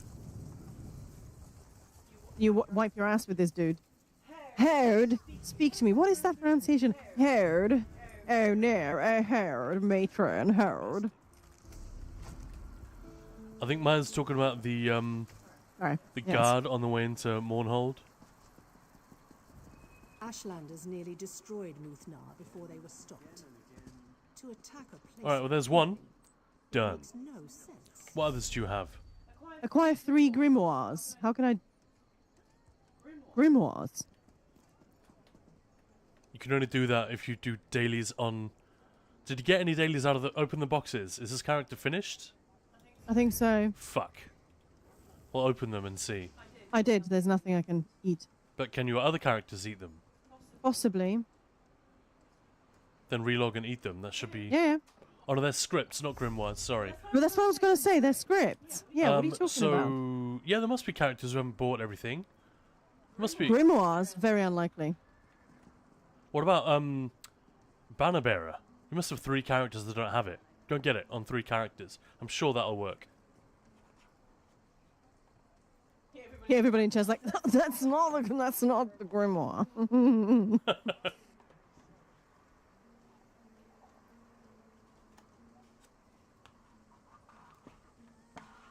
Oh no, I've done the starting quest. I've done everything on all my characters.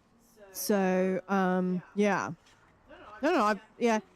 Don't worry, guys. I know how it works. I've done all of it. That's why I'm like, well, how can I do that? But yeah. Did Banner Bearer came out later? Is that why you're telling me, Khan? Because I'm a bit confused. Yeah, that's exactly it. Yeah. So that's because all the originals I have them on all characters.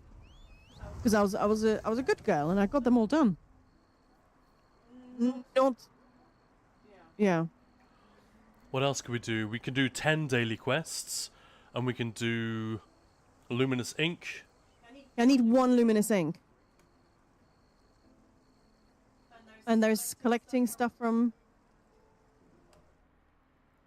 Tell you what, let's just go.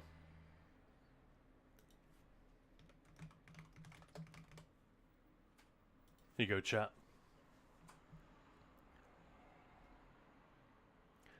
This should be up to date. Luminous Ink.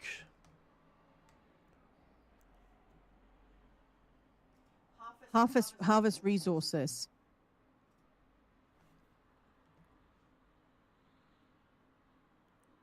Yeah, resources, but not surveys. Oh. Okay. It is possible Well, to receive drops of ink by looting containers, backpacks, urns, Dwemer pots. As of update 43, it rarely drops from treasure chests and heavy sacks. If the character in question has, you know, the right passives, if they've done the whole scribing thing. Yeah.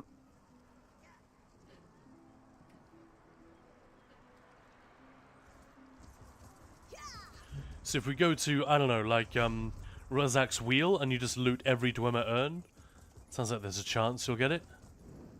Hey. Squirtle. Hey, pal.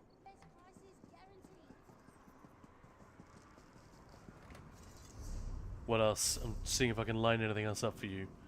I could relog and share a few more mages, fighters, and undaunted dailies. Yeah, maybe. That might. It's guild dailies specifically that they want you to do. Oh.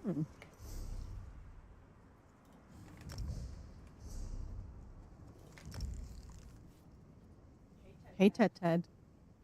Yeah, treasure maps are good for ink. Balorda's saying. Okay. Only 20 minutes left. Yeah, I don't really have time to do the quest, do I? It's quite a slow one. I mean, if you just get the Miramore, what do you call it? The Blade Cloak, then you've got everything that you actually care about. Yeah, I suppose, yeah. Care about might even be overstating it. Mm-hmm. Fuck it, I will complete it too. Here we go. Aaron, yay. Go, do all the things, yes. I'm trying. So right now you're going to Scalarium and just buying Banner Bearer on 3 characters? This is my 3rd one, yeah, so I'm nearly done after this one. Wicked. So that means you should have only 2 left. Yeah, I think so. Yeah, will be my 3rd, yeah. Or maybe 4th. Actually, let me double check. Meantime. In the meantime. Yeah, you only need 13 to get the Blade Cloak skill style.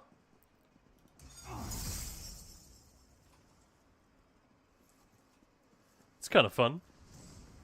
Never going to use it. The painting I kind of wanted as well. So no, I've got 2. I need 2 more. Is it worth opening something from PvP like coffers?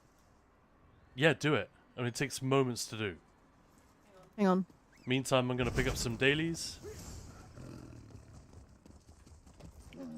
I'm just going to go Deshaan again because I already know where everything is. There you are. I have been expecting you. Who was I in Stereo? Oh, my big doo-doo head. Yeah, Leviathan. Leviathan.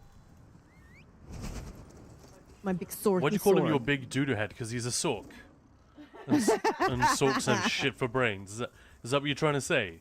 Actually, it was more like no, it's more Lemaya. It's more the orc thing, the big dude. I don't know. But dude became doodoo head.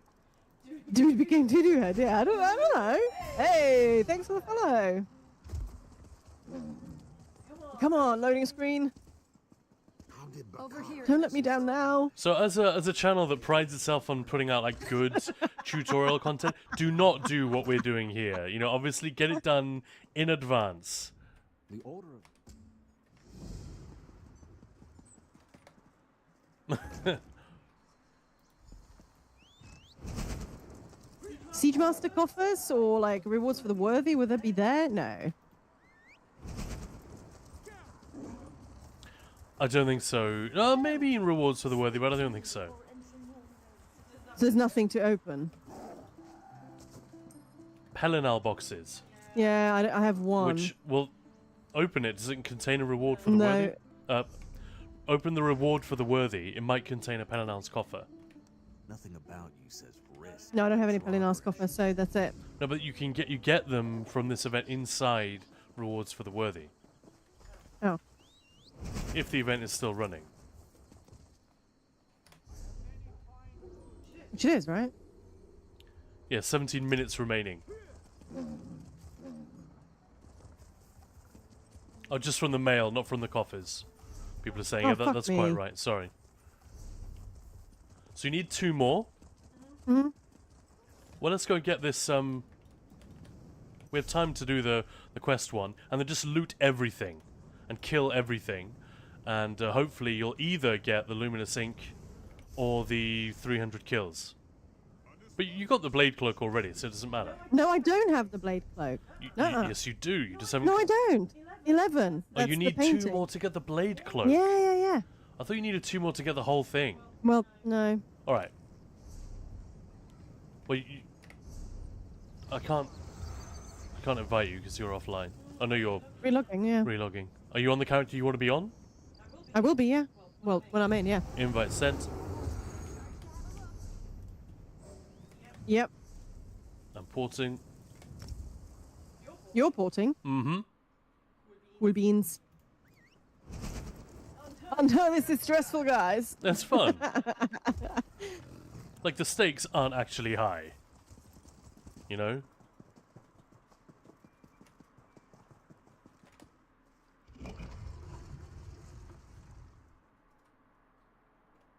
Okay, port to me. And just loot every freaking urn that you see.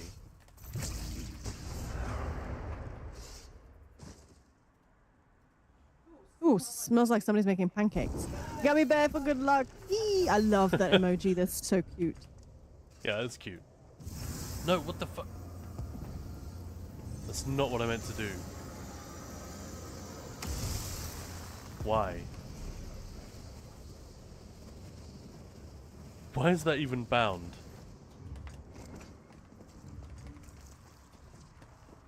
Let's go.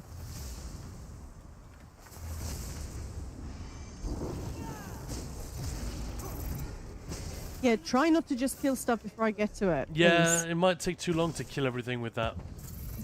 Yeah, but then you can kill it, but just don't start it. Don't kill it before I get there. What do I actually need to do in here? There's a dude down there. Light the pyres. Oh, that's it. Okay.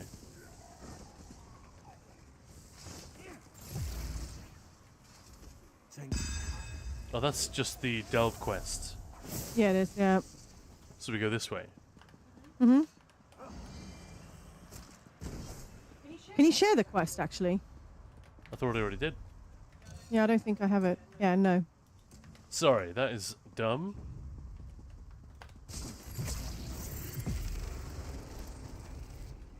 Nah, I just rolled off the edge.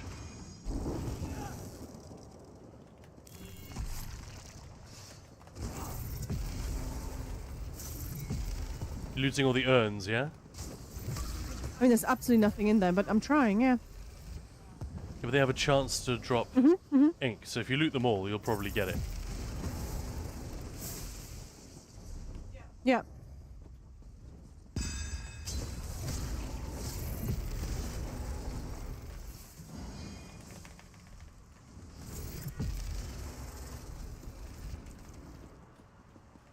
Okay, now we can go and light the pyres.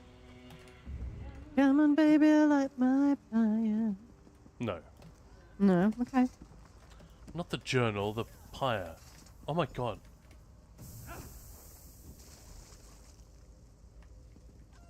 Okay. And now we need to wait for a boss? Oh, you're kidding me. Man, the old dailies were so shit. Like, the new ones, they always require you to just do the thing. Then it make you wait for the boss to respawn. This gives you a minute to loot everything.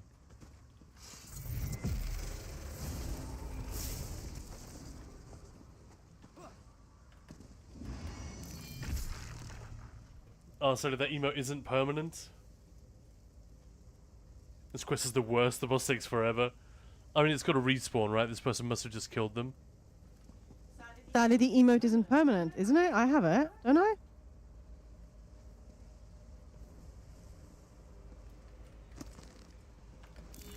There's not that much to loot. Teddy. Oh, well, that Nope. fucks it. The fact that we have to wait for this guy. We're not going to be able to do it now. Shame.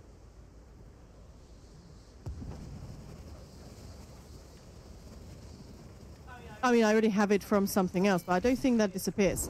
Golden Cuppa disappears. That is the 24-hour emote.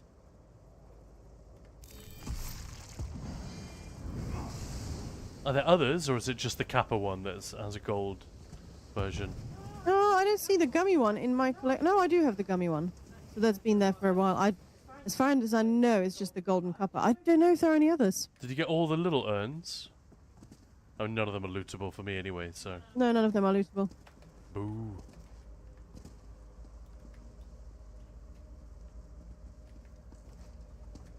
Well, that's a shame. I think I might as well just go somewhere else, because I'm definitely not going to get it here.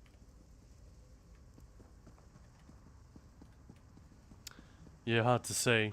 I'm not going to get 10 daily guild quests. That's not going to happen. What can you get then? So the kills and the... Where can I go harvest nodes? Anywhere. That's a silly I know, question. but where is like a good place where Starter there's quite a Islands? few... But they'll be crawling with players because ESO Plus. Free event. Just anywhere. I would go to Razak's Wheel and loot all of the urns in there. But then I'm definitely not getting anything towards it, so I might not get that one. Whereas kills and nodes is actually... Which is the one for doing nodes?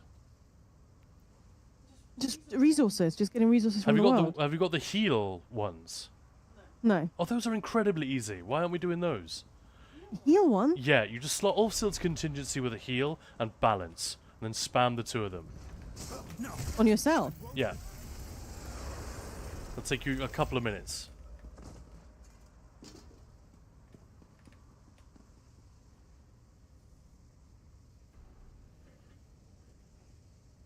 Erin finished it. Nice. Ran around like a maniac and collected 25 plants. So Ulfsild's contingency. Hang on, just... Yeah, yes, I heard. I'm not sure I have balance on this character. No, I do. No, I have equilibrium. Oh, that will do. As long as it lowers your health, it's fine. It does, yeah. Yeah.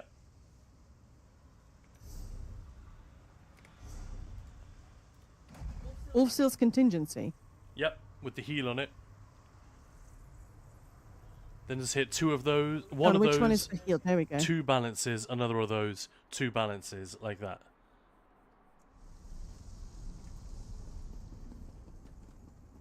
I want to see this. This is hilarious gameplay. Where is Ulfsild? Is that in... Mage's Guild. Mages Guild, right? Why can't I see it in Mages Guild? I just made it, I thought.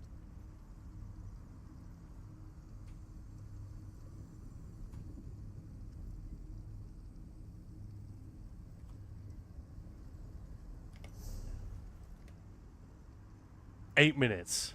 Yes. Okay, that's probably enough now. You can also stand in lava and heal yourself. Just Ulfsilds and then a couple of I balances. know, Yeah. I got it. Yeah. Literally just two. Look at this gameplay, tippity top.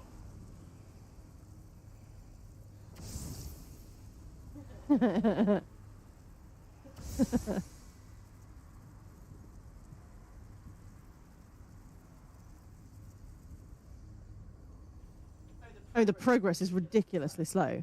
Alright, Belorda's pointing out that I could drain my HP as well. Is it an Yeah. AoE heal? I guess it would be on Ulfs.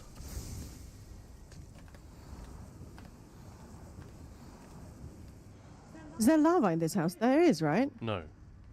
Just keep No. going. It really doesn't take long. This is how I did it. Took a couple of Oh, I minutes. am going. I am going.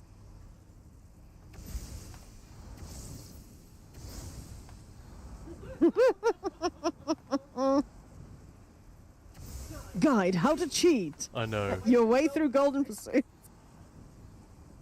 You don't need to lower your health by that much. I think overheals count. You just need to have below. You need to just not be full. In fact, you might not even need balance at all.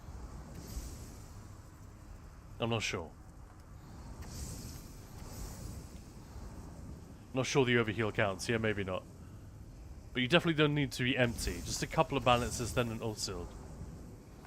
How much is it balance when it's fully leveled?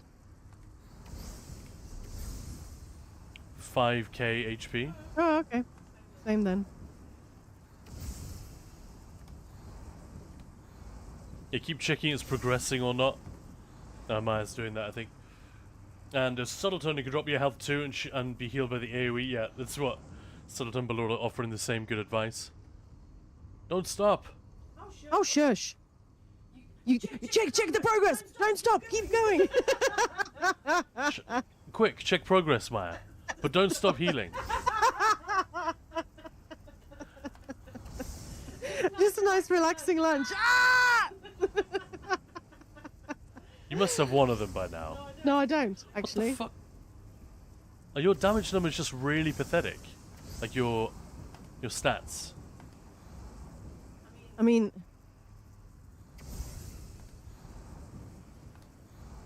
well, I've got one. Cool. And you got One more. you got nearly 6 minutes to go. That took you Oh my god! it took you 2 minutes to get that, so you can get another one.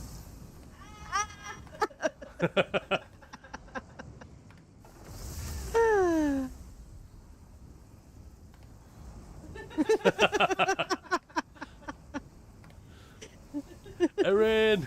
They're in. What a bunch of idiots.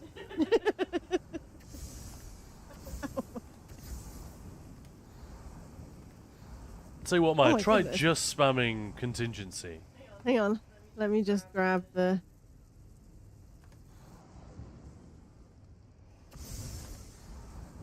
Or, yeah.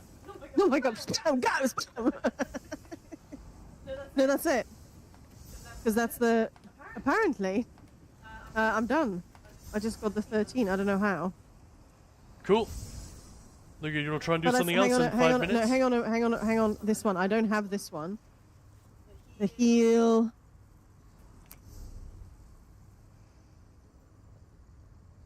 I can't see it now. Did I get both of the heal ones then? You must have. No, not yet. Not yet. Yes, I did. Yes, I did. I'm done. Yeah, there are 2 healing tasks. See, I've got both of them. Thank you. So acquire luminous ink is still missing. Just the one. And how many out of 300 kills have you got? 150. So that's. You might be able to get that. Fuck it, let's give it a go. No. Harvest 25 resources. I'm at 13 out of 25. So I'd rather just. Come on, that Oh, I makes more see. sense. Are you sure that's what I couldn't even? Harvest 25 resources. There we go, yeah. You could probably get 50 in this time. Yeah, I don't need 50. But Lord is here as well. Can you do 2 surveys? I Yeah. thought surveys didn't count. You could, yeah, no, that's for Luminous ink. We weren't sure whether the surveys could also drop ink, although I think I've got it from surveys. Oh my god! We're nearly there, though. Nearly there. Well, you got what you wanted. Yeah, yeah. Well, Anything now yeah. is just a bonus. I mean, the one thing that I kind of wanted, I can't really get. The altar? No. Dude, you gotta pick a character. She's just scrolling through her characters with 3 No, I minutes was to trying. go. No, I'm not. No, I'm not scrolling. I just couldn't quite see Tinkster. That's all. No, I'm not picking. Yeah, ink does drop from surveys. They changed it. Good to know.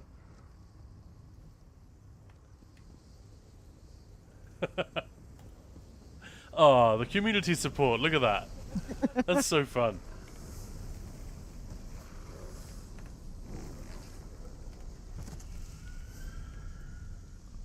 Alright. Well, what else are we going to be doing this afternoon? We could just be, I claimed it. I claimed it. I claimed it, Moose. It's okay.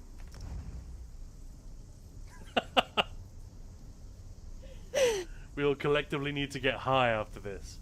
Man, I'm down. I've got some CBD infused drinks in the house, but it is I know that kind of. no, it's pathetic. I don't think it's enough to even have any impact at all. No. So, I mean, we haven't tried drinking like 20 of them, but I don't think so. Yeah, trip. That's exactly. yeah, but I don't think it does anything at all. I don't even think it calms you down. There's so the regs in the UK are so pathetic that they're just trying to copy a product category, which in America actually might have some effect. I don't even know. Oh, I'm sorry, Belorda. That sounds. Always high. Yeah. I mean, I guess that's fun, but yeah, the trip ones are nice. But maybe I should have had some today, just before lunch. Oh my god! Have some Delta 8 gummies and HHC oil. That's what the edibles are for me. I can't stand taking pills. Cody makes me feel like ass. Well, I see. We got some CBD gummies a while back, but again, it's a product category which in America may mean something, but at least the ones that we bought, they literally do nothing. They were quite nice. It's very The expensive wine watermelon gummies. ones, holy shit, they were so nice. But they were also quite expensive, weren't they? They were like 50 quid for that little tub, yeah. 50? That's ridiculous. They don't Yeah, I even love do that. anything. Man, that is a racket and a half, isn't it? Like, I know for a fact there are products that do work. Smoke weed every day. Smoke weed every day. I have been expecting you. That is a deep cut. Taking us way back. Back into time.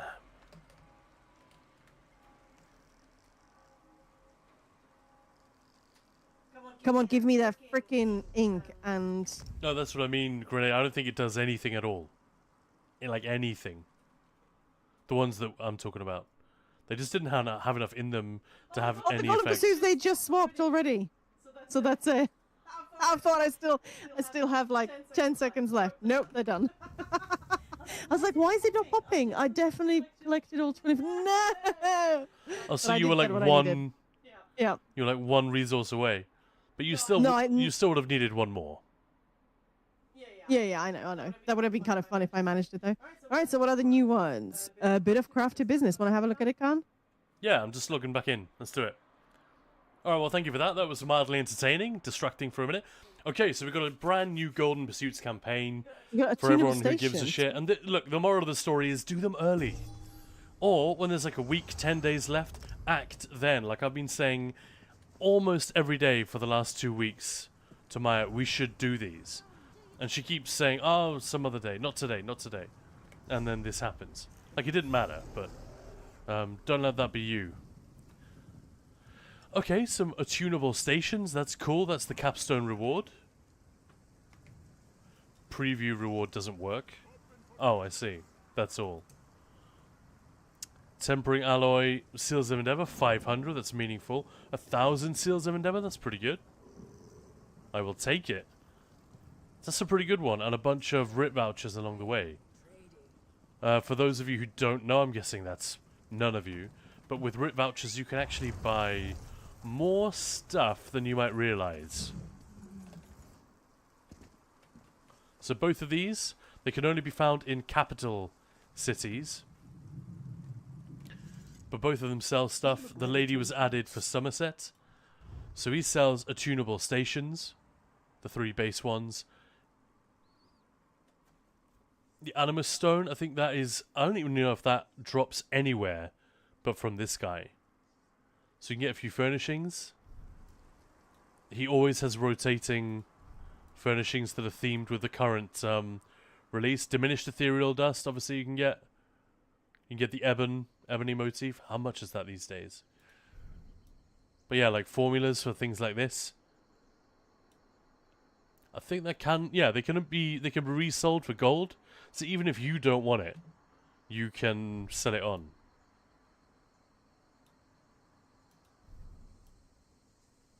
Hey Maya, what did you do then? What did you do then? Oh, I stole an ambulance. Wicked. Just sell it on. Oh yeah, yeah. Very random.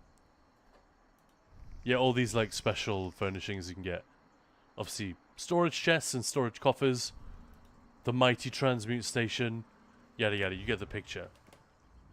And Faustina, she has all of these furnishing folios after basically Rolis's stock after the chapter moves on. And there's a new pack of furnishings in his stock. She gets them all. And they are packaged up in a folio for you to buy. Pretty fun. Obviously, the Grandmaster stations. Attunable jewelry is from her. You get the idea. There's actually a ton of stuff you can do with RIT vouchers. And if you do your RITs often, you'll find that you have quite a lot.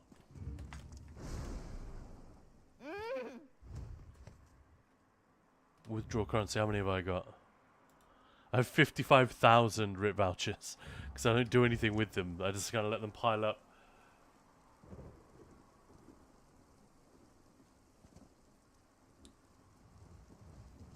Ah, grenade. I got CBD oil for my vape when I was like 16 and didn't realize that was only meant to put a couple of drops in. I filled the whole tank and vaped for a few hours and then fell asleep. Wow. Was it like a nice sleep or was it weird? Like conk yourself out like Valium or something. Gonna browse the forums in and out and see how many people think these pursuits are super difficult. I haven't even looked at what they are yet. Well, I got one of them just now. Craft 10 items, 50 items, 100 items. Complete 10 crafting. So a lot of these are easy, easy, easy. Wow. Craft items inside your home. And then the specific types of master writs.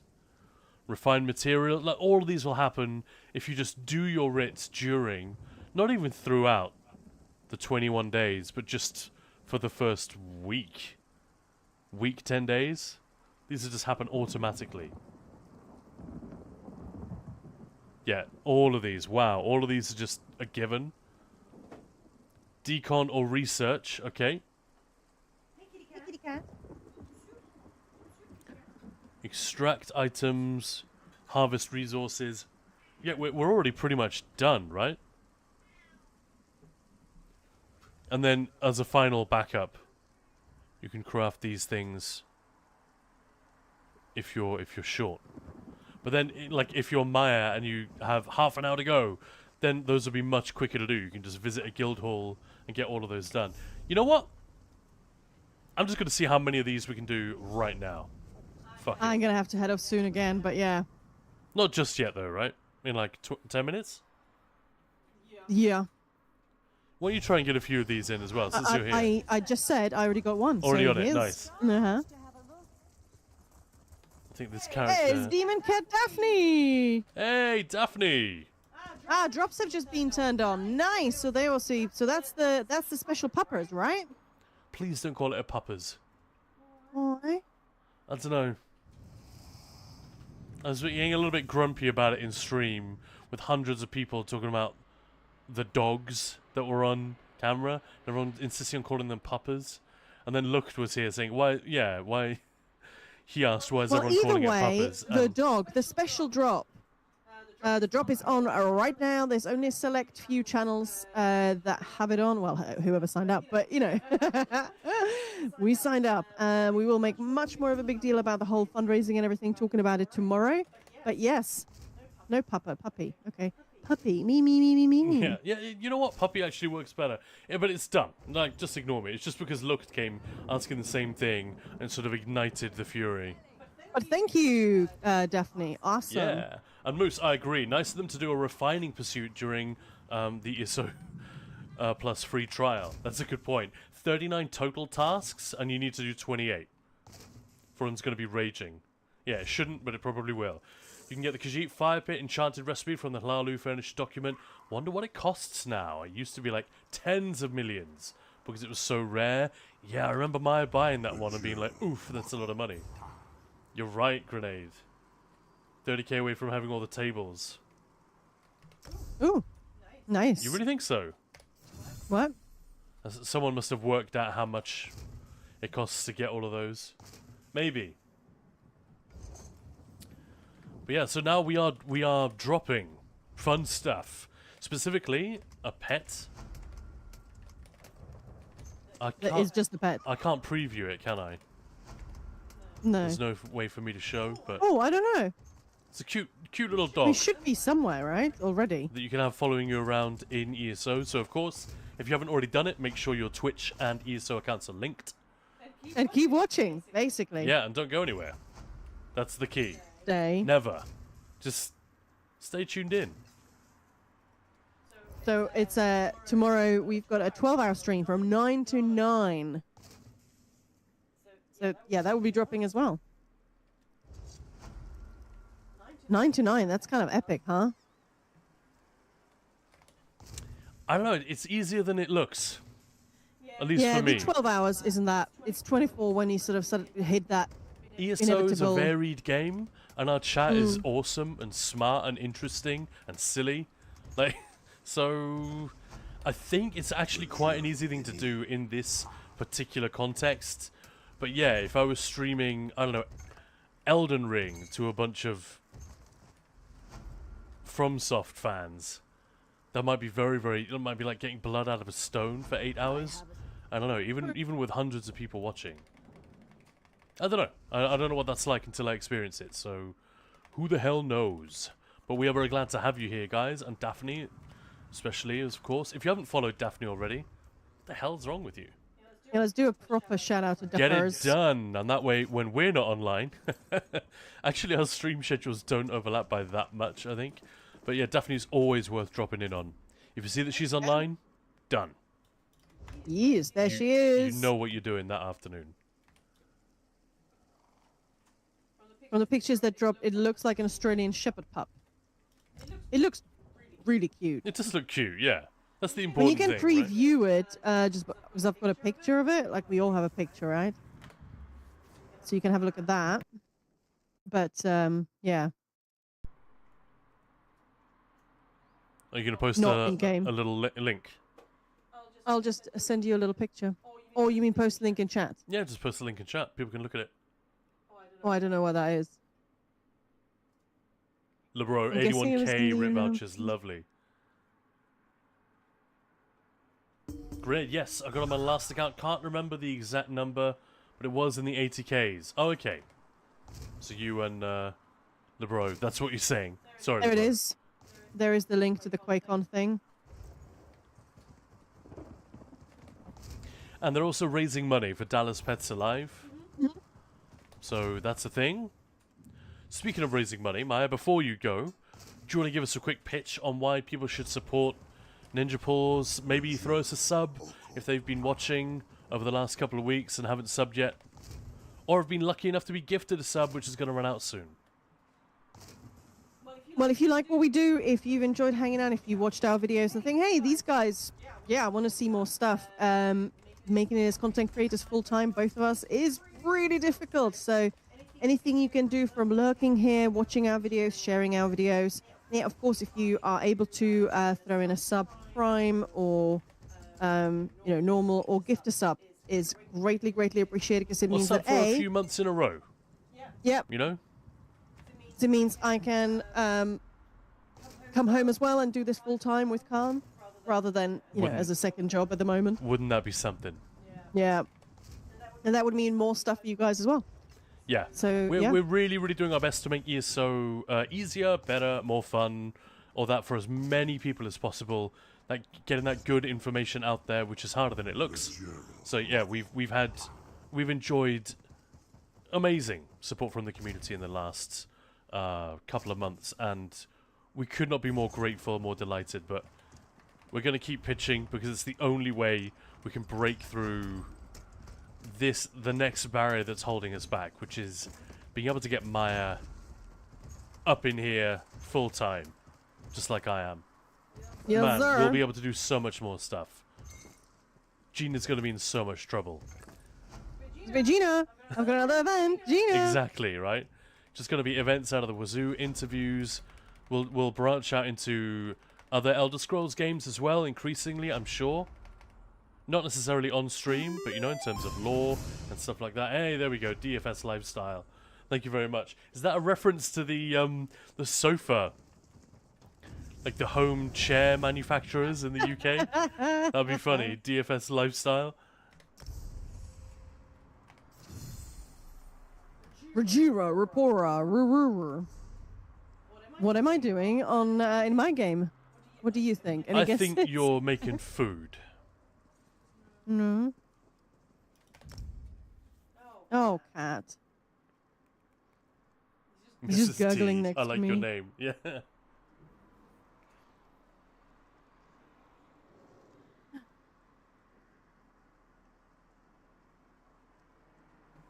Okay, I got 2 pursuits. Actually, no, I've got 3. Amazing. So yeah, these are Swiftage. Can we crochet something for one of your future events? Grenade, I meant to say those things that you shared, the photos you shared on our Discord, freaking beautiful. I was at work, so I don't think I actually commented, but yes, they're incredible. Yeah, like exquisite. but- Really beautiful. Oh, crafting something for a future event. So you have people crafting things and donate them as giveaways for Tenfest, right? A wall hanging could be cute. Oh my God, yes. Like that would be incredible. It's just people literally just. Well, Andre said, "Hey, I can donate a few things." I was like, "Of course, if you have a couple of things." He's like, "I'll just send you a box of stuff." We request a tapestry the size of a van, depicting depicting the wall of what's it called, the one in Skyrim. Obviously, I'm kidding, but the one in Skyrim. What's that called Thanks again? for the follow. Yeah. The one with Alduin and all the events of the Elder Scrolls games over the years It's a on funny there. card. Anyway, I do need to go. Alduin's wall. I was going to say the wall of Alduin, but it didn't sound right. Alduin's wall, I'm sure, is correct, yeah. Like you said, But Meister. yeah, I mean, anything like that is so greatly appreciated. It's not only does it just broaden our feeling of love for our community. I know that sounds so dumb, but you know what I mean? Like, we're getting to know people as well. It feels really special to have something like that. That and is how it works, yeah. And for a community member to receive something from a community member, it's just amazing. So yeah, I mean, anything like that, if that's amazing. I'm just, yeah, absolutely. DM me anytime on Discord. But yeah, I'm afraid I'm going to have to buzz off again. All right. I'll be back again, probably, soon. Yeah, give it a few hours and she'll be back. She can't stay away. I can't stay away from She you can't guys. stay away from us. That's how it's going to go. All right, well, so we'll take another 5-minute break or thereabouts. Yes, grenade. Certainly. Anyway, thank you so much, guys, for an awesome lunchtime and your support for me getting those golden pursuits. Yeah, that was see you in cool, a bit. actually. We'll take a 5-minute break here. Again, go and stretch your legs, get another beverage, make yourself a coffee. Gonna have some CBD oil, since we've been talking about it. I will be back very shortly. Thank you so much. See you in a bit.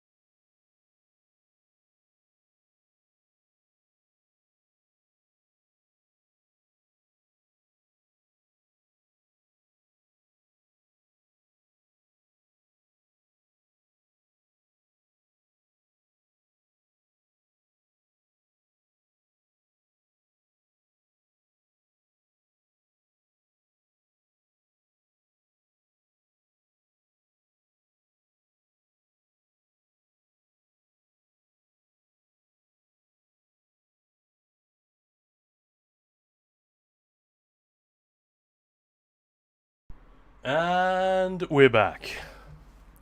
Rather, I am back.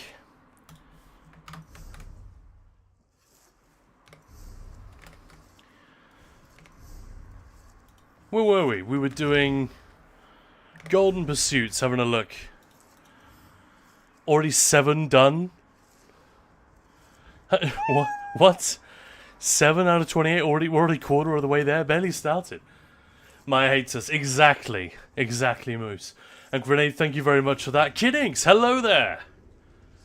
Mrs. T, thank you. Welcome back. I do feel welcomed. Very much welcome. As I've been saying. Let's get rid of these. We don't need these anymore.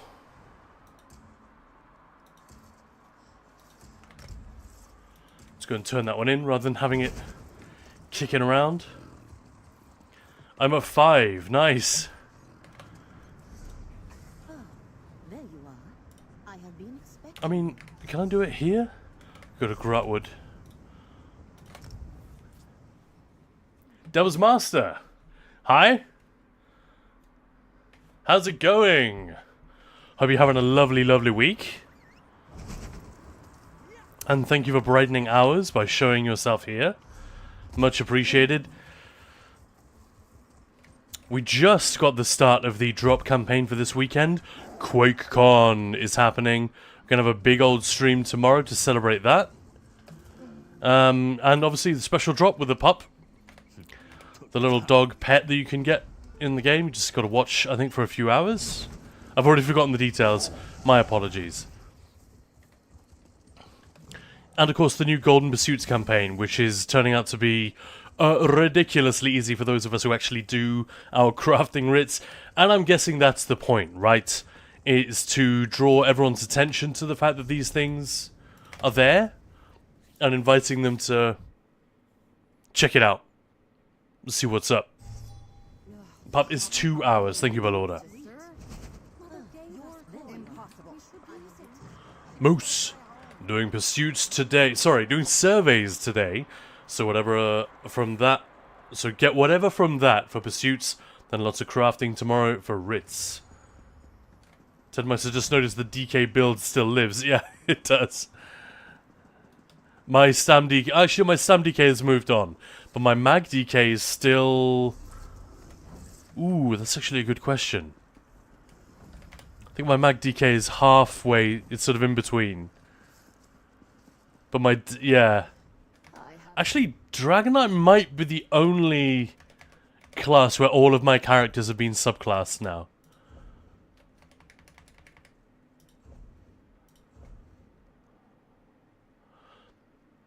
The most important part of doing your writs and all of that guff is the account management afterwards, the inventory management afterwards. Ain't that the truth? It's like the cleanup after the party. You can't enjoy yourself in that space after it's been partied in without cleaning it up first. Otherwise, you're just an animal. Or any of my male friends. Right? Nuclear binoculars. Hi everyone, and come from the Alienware Arena link. Hey, well, nice to have you with us. Welcome on in.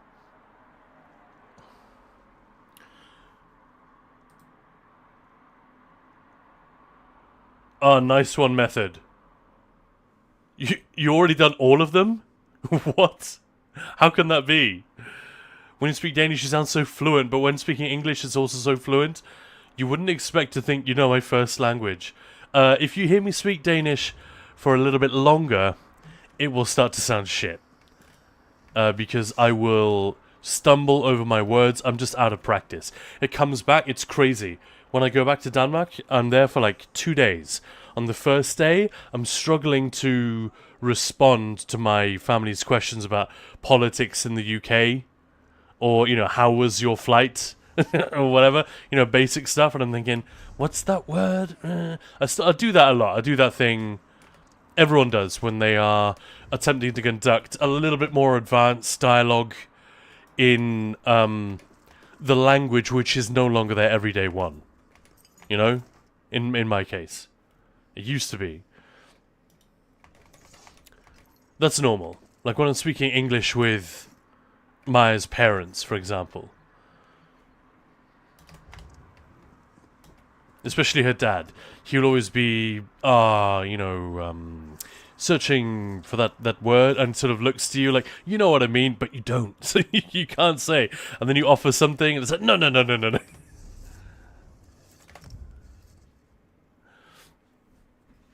Funnily enough, I think the longest time he did this for like 3 minutes. It was excruciating. I felt so bad for the guy. But he was trying to remember the word forget.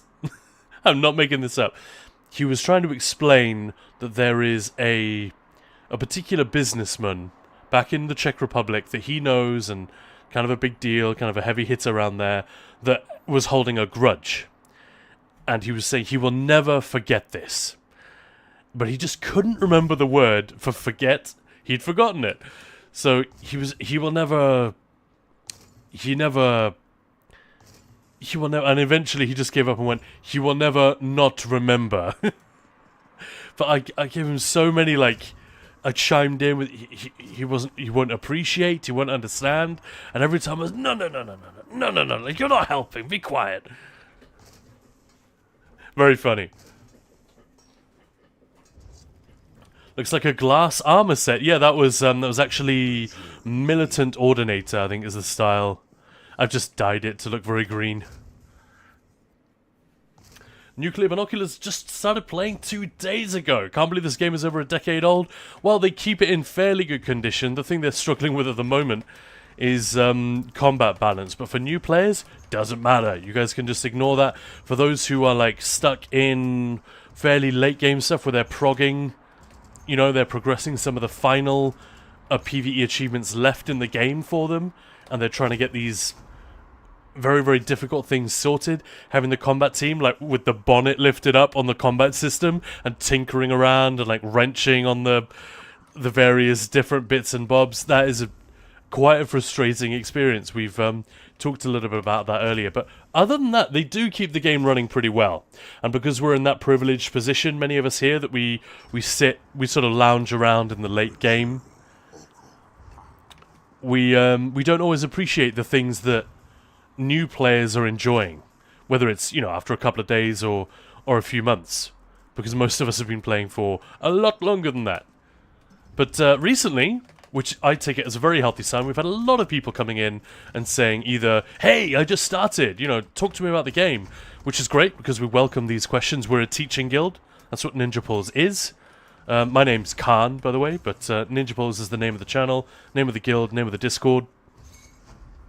That's what we do, so we love it when new people come in and have questions that we can help them with. But also we've had people saying, hey, I've been keeping an eye on this game, should I get it? And to which the answer is generally yes. Tatanko!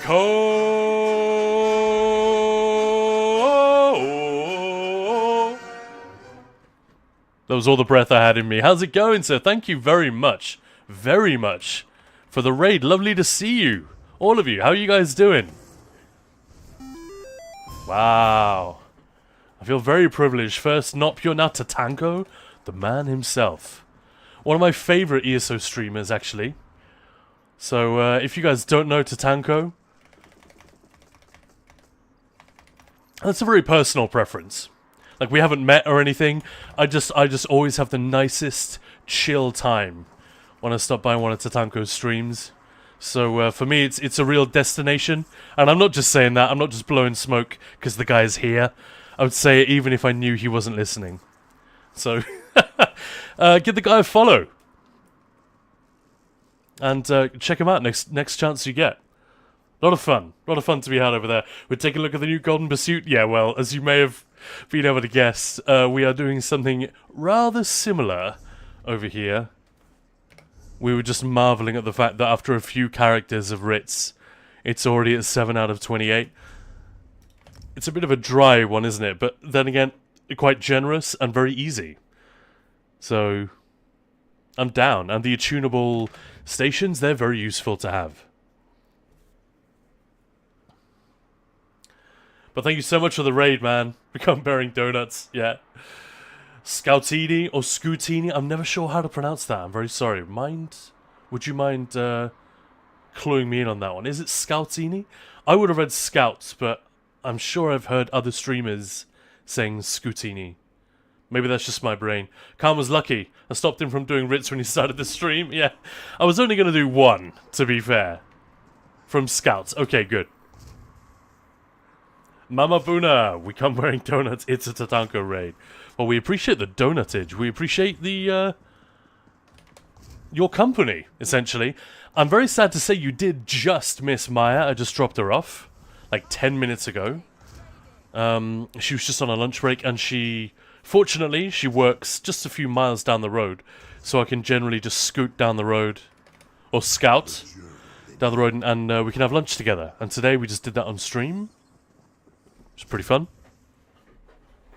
But yeah, we've been hanging out since about 11 AM, which is 4.5 hours ago, talking quite a lot of nonsense, talking a lot of sense too, in the case of chat, with regard to, you know, fixing balance issues and reward incentives and all these kind of interesting ideas, which we all have all the time for this game, right?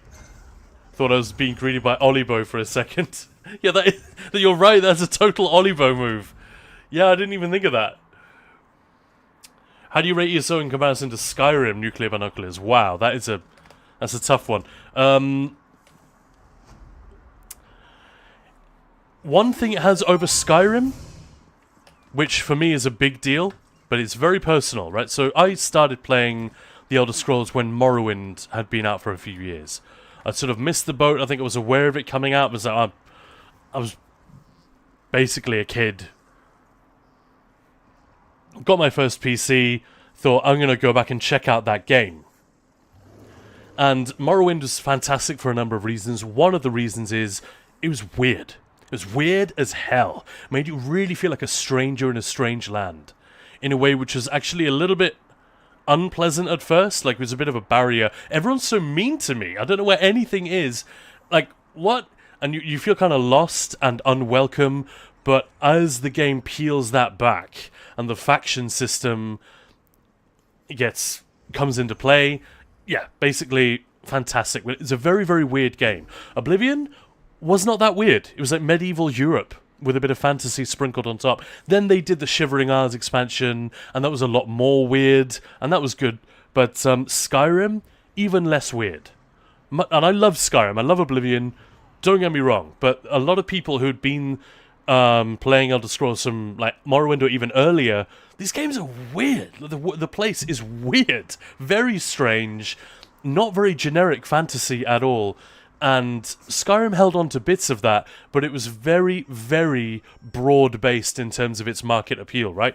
So Todd Howard knows what he's doing. He deliberately made it less weird on the surface, and there's still a lot of that weird shit, like the Dark Brotherhood quest, you know, the bit with the coffin, you know the bit I mean. Things like this and the Sanguine quest, it's still there, bubbling under the surface. In ESO, it's not under the surface, it's right up in your face all the time. Just go to Apocrypha.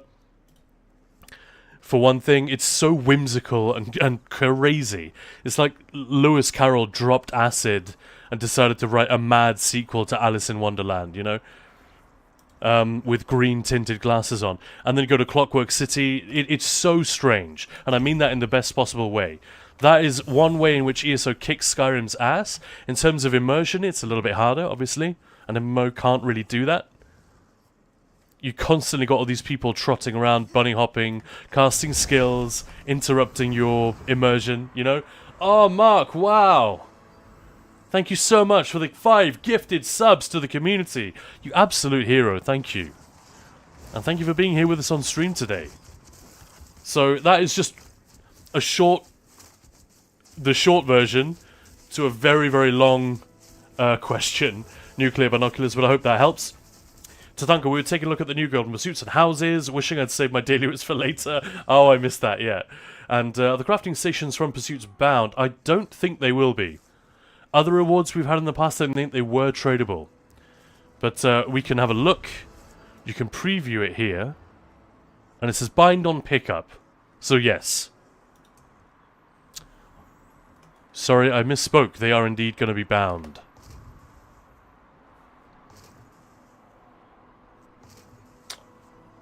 True Ascended, thank you very much for the follow. Erin, ESO has overtaken Skyrim by the sheer quantity of content it has. That is definitely true. Most Skyrim is a great single-player game. Buy once you've done everything. But once you've done everything, you've done everything. ESO has more longevity. That's also a very good point. So there you go, Nuclear Binoculars. Hope that helps. When both games work as intended, they're both 10 out of 10.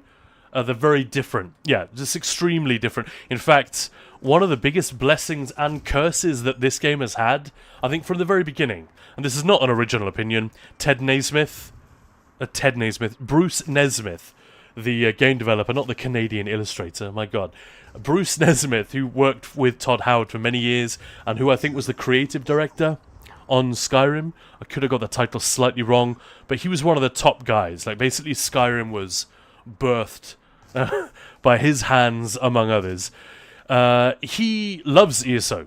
He's on the record. After he quit working with Bethesda and ZeniMax, he said, I play this game a lot. It doesn't have anywhere near the reputation it deserves. Another rotation. Listen to me. It doesn't have the reputation it deserves because people come in expecting Skyrim Online. And it isn't that. It can't be that. In fact, Skyrim Online would be a terrible game. So they were quite right not to aim for that. But so it's a blessing because it brings loads of enthusiastic players who don't normally like MMOs ready to give this a go. I was one of them. I totally admit I'm not really an MMO guy, or never used to be. I tried several others, never really managed to gel, but ESO eventually worked its magic on me. But then the curse of it is that some of those people, if it doesn't work the magic in time, they're there thinking, why doesn't this work like Skyrim? What the hell? And if there isn't anyone friendly on hand to explain how they can make the game dance to their tune, they might get frustrated and bail. But the same thing with WoW, and there was a big WoW exodus. People coming in expecting it to be, well, it's a WoW clone, but with like an ESO skin, an Elder Scrolls skin on it. It's like a WoW expansion. A lot of WoW veterans expect that because it's such an influential, such a touchstone game, you know, so iconic. And then they're just shocked. No, the combat system is completely different. I don't like it. Some say the opposite. Oh, this is much better. But yeah, it's a tough thing when you're a really mainstream product like that, fighting for people's attention and fighting against their expectations in a lot of ways. So, Moose. No, I already read that one. Erin. Oh, hi, Mark. Yeah. Afternoon, all. That's so dumb. The scribing table was sellable. Yeah, grenade. I don't know. I don't know. It would be cool as well, because imagine if you got a plucky little guild of friends coming together, and they want to make their first guild hall with all the crafting tables in the one Grandmaster station. Imagine if you could all donate your attunable tables towards the Guildmaster. Wouldn't that be fun? But whatever. I guess they don't want it to work that way. That would also kill the market, wouldn't it? Completely crash the market. All previous attunable crafting stations we got were also bound. I thought they may have been. Yeah, okay. Dana, all the attunables we've gotten have been bound. Yeah. Thank you for the clarification. I appreciate that. See, I don't even need to be smart. All right. Chat has got my back. Thank you very much. I try to be right. I try to be correct, accurate, not to lie or anything, and I try to be somewhat intelligent when my brain can get it together. But good to know you guys have got my back. Thank you very much. Rev, ESO is more like Oblivion Online if you look at the things like alchemy and lockpicking. Also the story. You're not wrong. Oblivion was the template they had to work with through most of its development. It had been in development for what? 4 years before Skyrim came out, and was only 3 years away from release. So the pivots they made, and they did make significant pivots in direct response to Skyrim coming out. The combat system, notably. Before Skyrim came out, ESO didn't have a reticle system. There was no aim involved. Healing was completely different. It was much more like WoW, where you would just press stuff and everything was smart targeted, and auto-attacked. Can you imagine how rubbish that would be by comparison? Easy to say now, but at the time it was like a big decision for them to overhaul everything. And a lot of people on the team must have got pissed off. Like, seriously? I spent 2 years building this, and now you want to just chuck it in the bin. Start again. Like, healing was completely broken by this decision. So very interesting. So yeah, Oblivion was the one they were kind of working from, if that's the right word. You know, Cyrodiil was and still is the sort of the centerpiece of the map, the open world PvP zone. The main story is very much a retread of Oblivion, but with Molag Bal as the bad guy. Stepping into Dagon's spiky shoes. Characters like Manamako are playing such a huge part in this game. It all kind of makes sense when you think about the fact that they were working from Oblivion. Although that was the one that was fresh in their minds.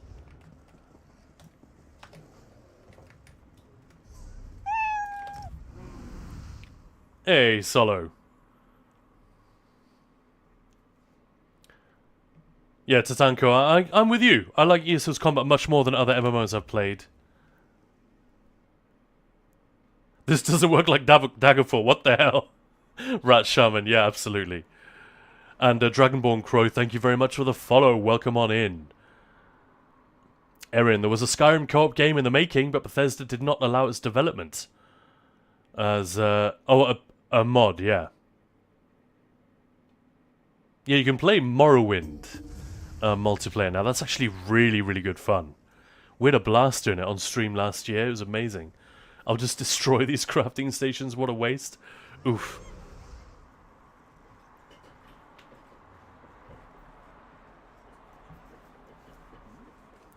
You tried to be intelligent, does that mean you're not? No, I don't know, I think a certain...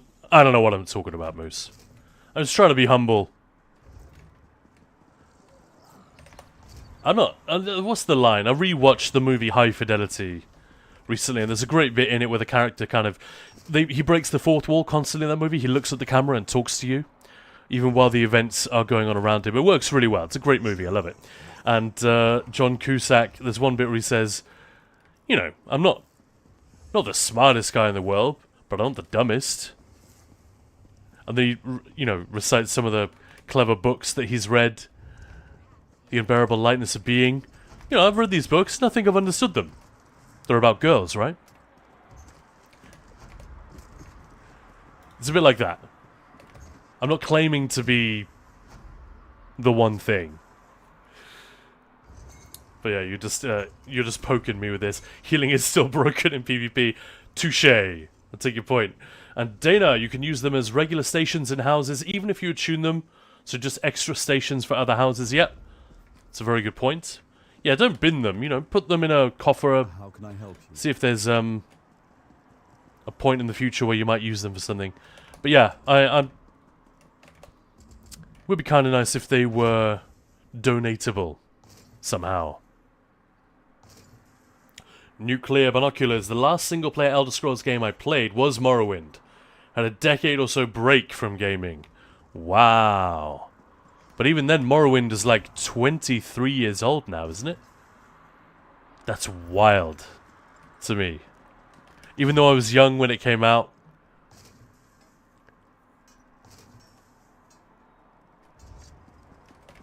What an incredible piece of storytelling, though. Absolutely amazing.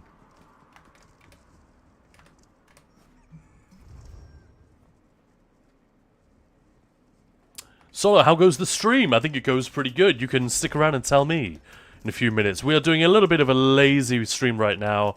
Partly because I'm very behind, but mostly because Golden Pursuits just dropped like half an hour ago, and they're all geared around crafting. Most of them are incredibly easy, so the basic way to slam dunk this round of Golden Pursuits is just to do your writs. Do your crafting writs on... You don't have to have 1 million characters, you don't have to have 20 characters to do this. What did I just pick up? Woodworking. Just on a handful of characters, and you should be able to get it done.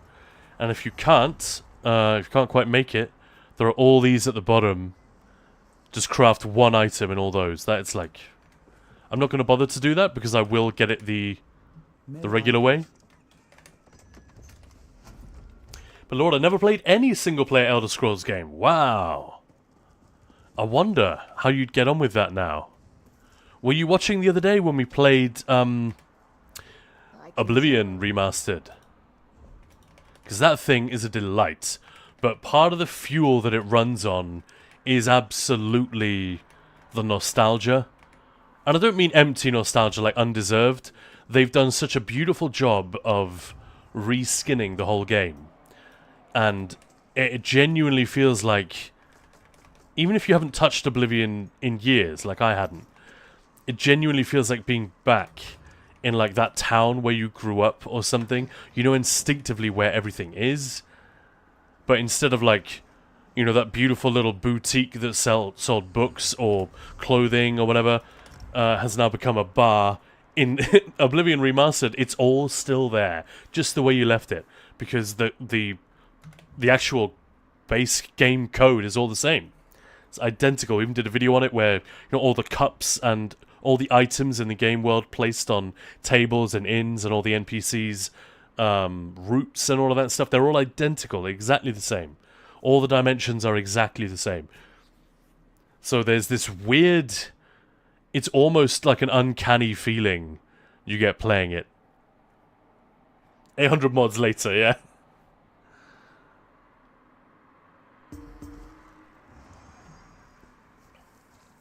Rat Shaman, I completely lost track of Skywind. Any news on that?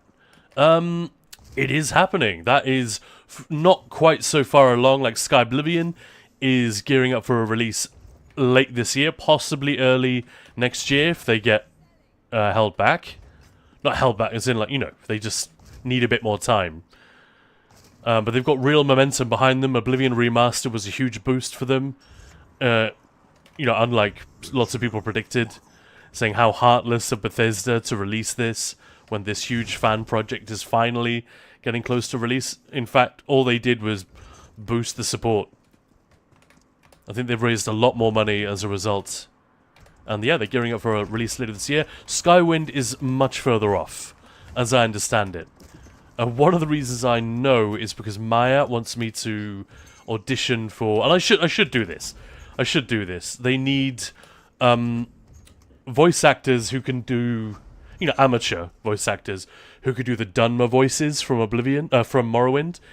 And if you never played Morrowind, obviously it wasn't a fully voiced game, but the Dunmer all sounded like the men sounded like they smoked 20 packs a day.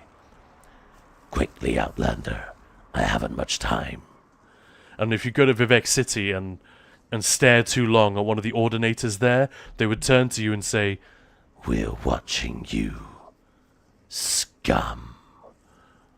Yeah, there we go, Rat Shaman. And they were so fucking mean, and that voiceover was so intense. Wes Johnson was telling us that I always forget the guy's name, that he genuinely damaged his throat just doing those handful of lines. So they're really struggling to get voice actors who can do that voice, you know, with pages and pages of text. I'd like to think I could help, so I really should get on it. And I know that the application process hasn't closed yet, which means that they're a long way off, I think. But that's Skywind. You know, Morrowind we made inside the Skyrim engine, whereas Skyblivion is very, very nearly finished. Very exciting, and we're definitely going to play the crap out of that when it comes. And it's not a like for like. In fact, I posted a thing about it on our Discord just the other day. It's not a like for like remaster, but by fans. This is a reimagining. So they've added loads of stuff that wasn't in the original game, like quarries and fields and farmhouses and lumber mills and the stuff like that would plausibly be required for a city, you know, to work. They've added loads of stuff like that in there, so the world should come to life in a way that it perhaps didn't back in the day, because, I don't know, the Baldur's Gate 3s, certainly games like Kingdom Come Deliverance, these weren't in our minds back then, but now they are, so...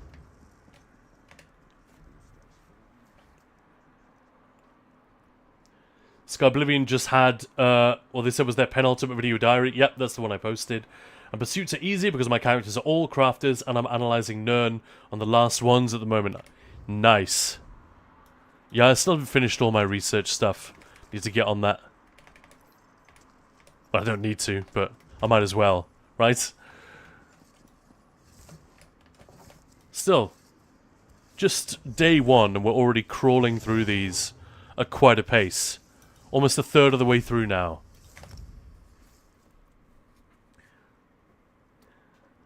Ted playing Skyrim again, Beyond Skyrim Bruma, pretty neat mod. Nice, I haven't actually played it yet. Only single-player Elder Scrolls games I played are Skyrim and Fallout 4. Erin. I just saw the Golden Pursuits my crafter can do all of it in 15 minutes. Yeah, there we go. May or may not be an exaggeration, yeah.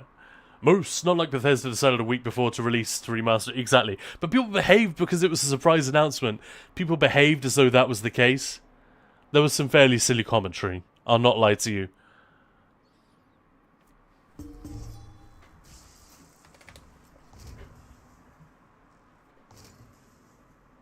That's how the Argonians sound in ESO.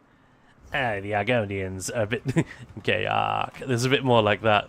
But there's quite a range as well. There's that... there are some really deep-voiced Argonians, which just sound like a gruff human, or almost like a Nord or something. I think those are Tim Russ from the actor who's in like Star Trek and Spaceballs. He did some of that. You can actually have Tim Russ as your character, voiced by Tim Russ. That's pretty fun. Maya and I just got to the bit in Star Trek Picard where Tim Russ has a brief appearance. Spoiler alert. It's just a little cameo. It was very nice.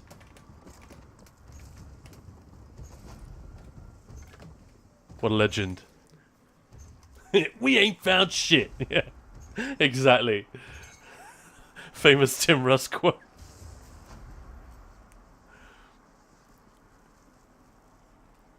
Why did the pilot blush? Because he saw the airstrip. Dayhawk. What an entrance. Not your best, but definitely not your worst.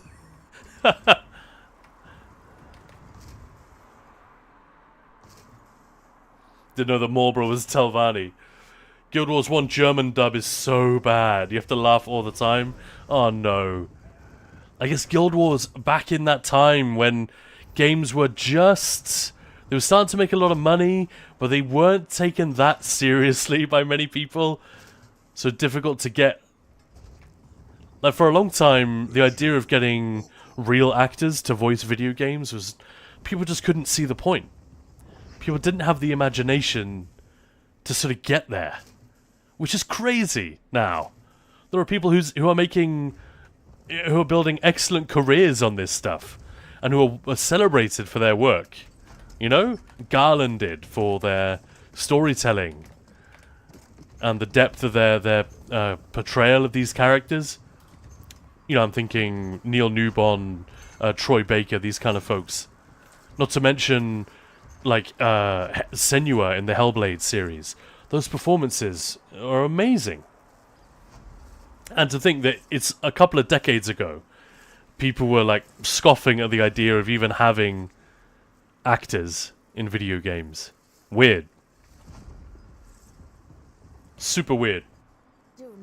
Hype for Spaceballs 2? Yeah, that's a good point. I'd forgotten about that.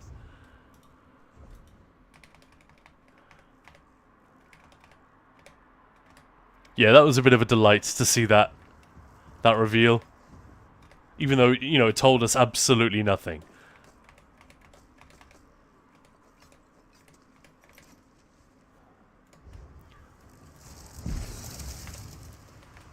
I did not mean to do that. Sorry, everyone. I just blasted.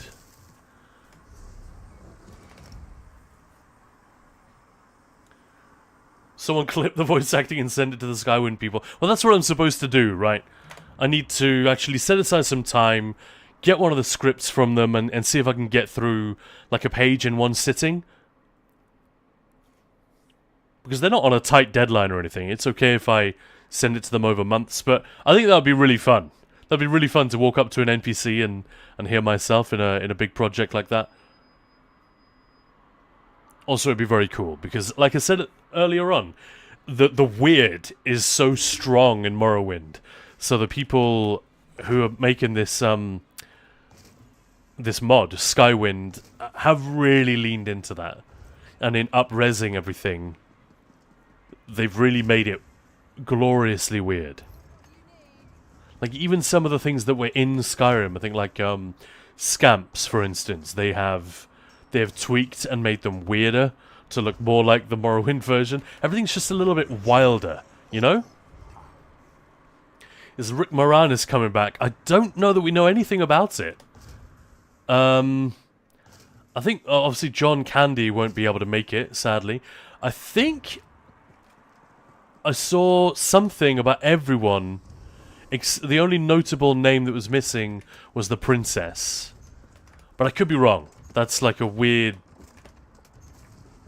memory that I have for some reason. It could be completely wrong. But I get most of this stuff, like any news that isn't political, geopolitical, or economic, usually comes from Maya. Anything culturally significant, she'll get it and she'll let me know. So I have to sort of filter it through that. Yeah, comb the desert, exactly, Mrs. T.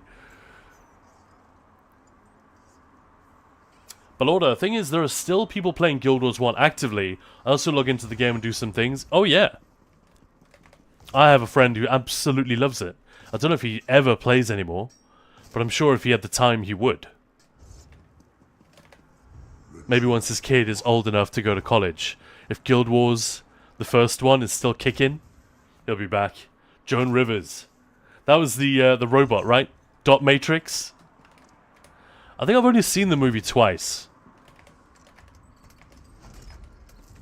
Very funny. Yeah. Oh, you're putting a smile on my face with all these references. What a lot of fun.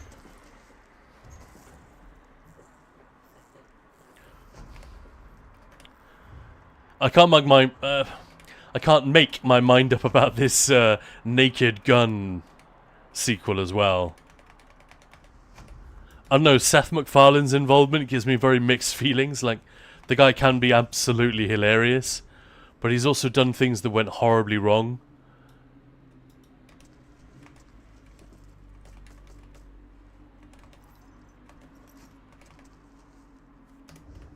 But, you know, I wish him all the best of luck. Because that is a franchise that was spectacularly funny when it hit, you know? Josh Gad, why?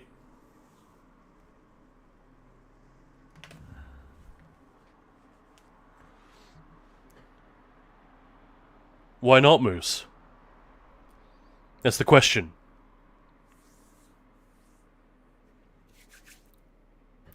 Alright. Everybody hydrate if you're able. I'm gonna grab a sip of water here.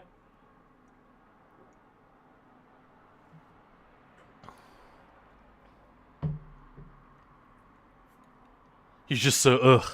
I don't know, he doesn't bother me, but I guess I get it, I get it.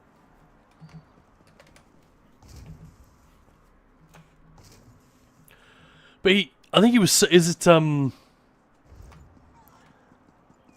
it Modern Family?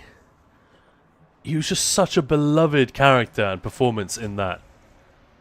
I already drank 2 liters. Okay, well, you've done your work here is done. Staying hydrated, very important.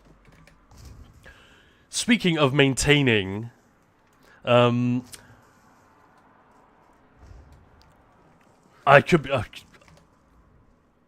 haven't seen it, Moose, I'm sorry. I just know that he did that, and then he did like The Secret Life of Pets or whatever it was.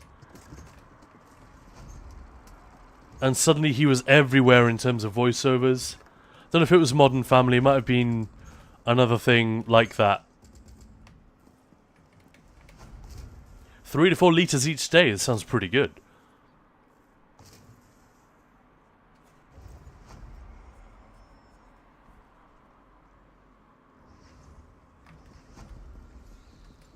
Yeah, completely subjective, Solo. Yeah. Right, so, anyway, speaking of maintaining things, without trying deliberately not to be specific, I've got a question. What is it we want Zos to land on? Like, can you give me examples of things that you would like for them to have solved, or to offer to players at the end, or once they get over this hump of fixing subclassing and rebalancing it, figuring out how to nerf, what to nerf, how to move forward. Once they've got this, like, I don't want, I want Arcanists to be fun, or try not to be too specific. I'm just curious what it is that we collectively are feeling like they need to shoot for here. Of course, I have my own ideas, but I just want to test them a little bit and see what you guys say, and see what I think as well. Maybe we'll come up with things we haven't thought of already. Finally fixing the heavy attack stutter. More cleave for everyone. Don't nerf the arc cleave.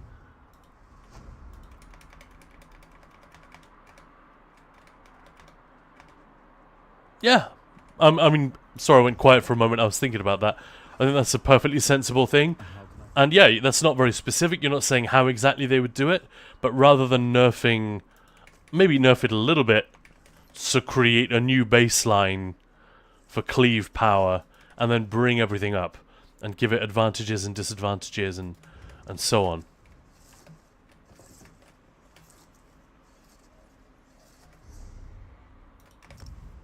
The distinction between single target and cleave damage has suffered, undoubtedly, and they keep creating, I'm going to put air quotes around this, they keep creating challenge in new trials by putting a bunch of ads in there, giving us lots of targets. And then they give us these tools like Azure Blight, Blast Bones, Fate Carver, which just solve the problem completely. So what you've created there isn't an interesting element of the fight or a mechanic that needs to be played. You have just created a massive imbalance, a huge skew in terms of the popularity, viability, and success rate of certain classes over others.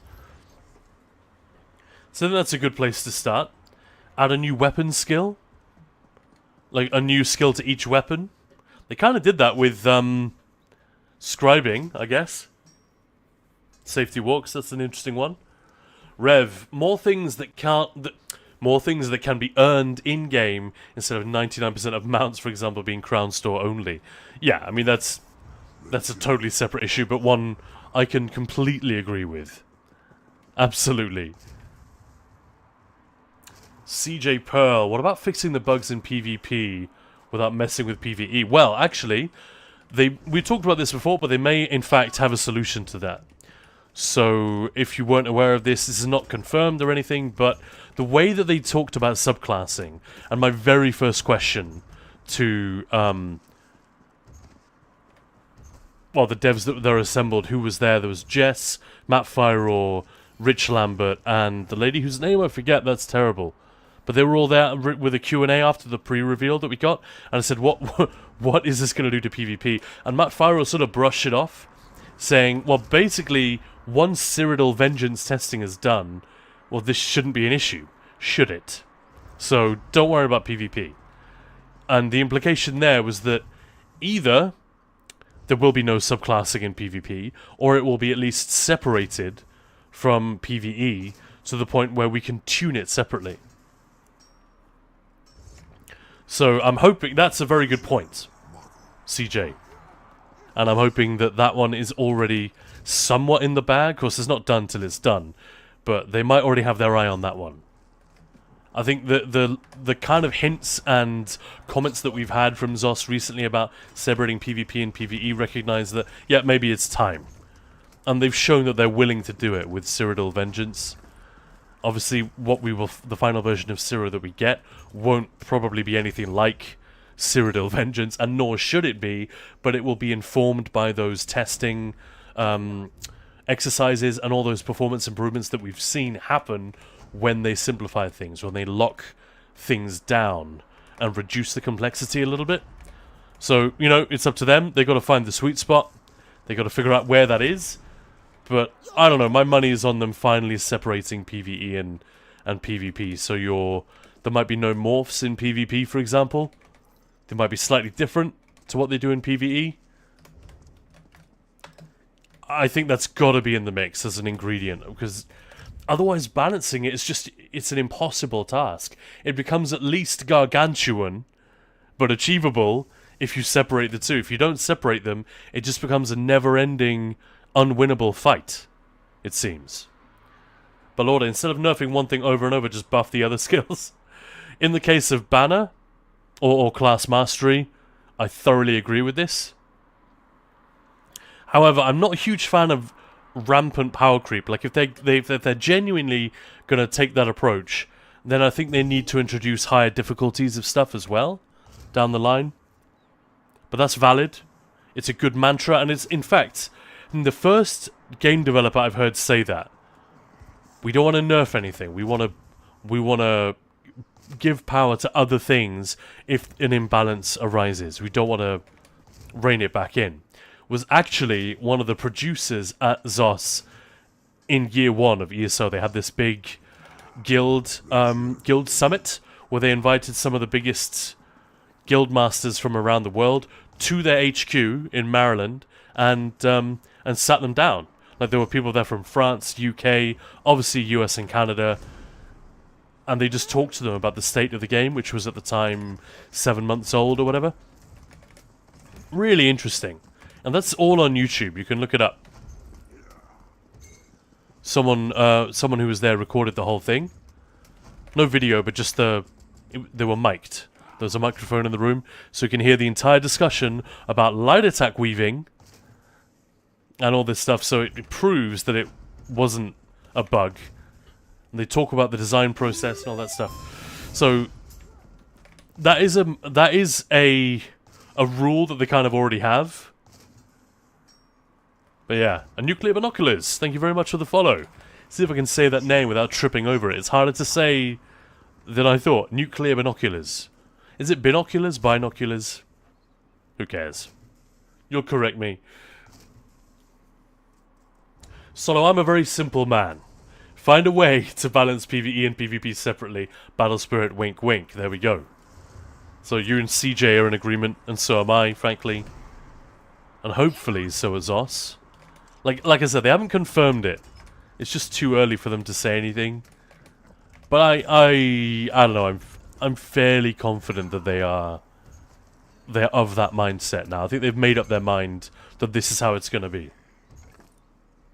Great stream. Thank you. See you guys later. Have a great day. Same to you, Nuclear Binoculars. Thank you very much for stopping by and for chatting to us. Really appreciate it. Have an excellent Thursday. If we don't see you tomorrow. And a pretty big stream tomorrow, actually. So do stop by. Maya and I will both be here throughout the day. But otherwise, if we don't see you then, have a fantastic weekend. And see you soon. My bank is going to fill up soon.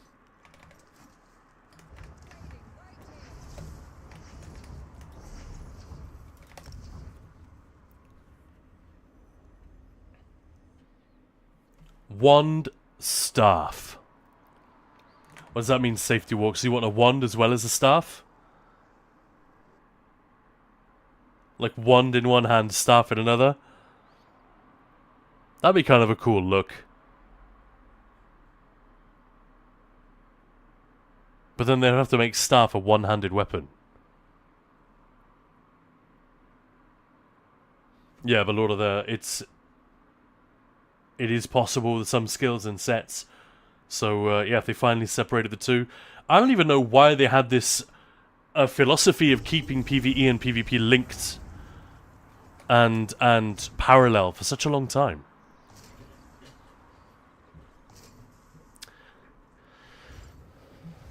It seems kind of an arbitrary decision, doesn't it? When they could have made their job so much easier. Grenade. One of the main things I want them to do is introduce more rune boxes that drop from trials and dungeons, akin to the Vass Poly.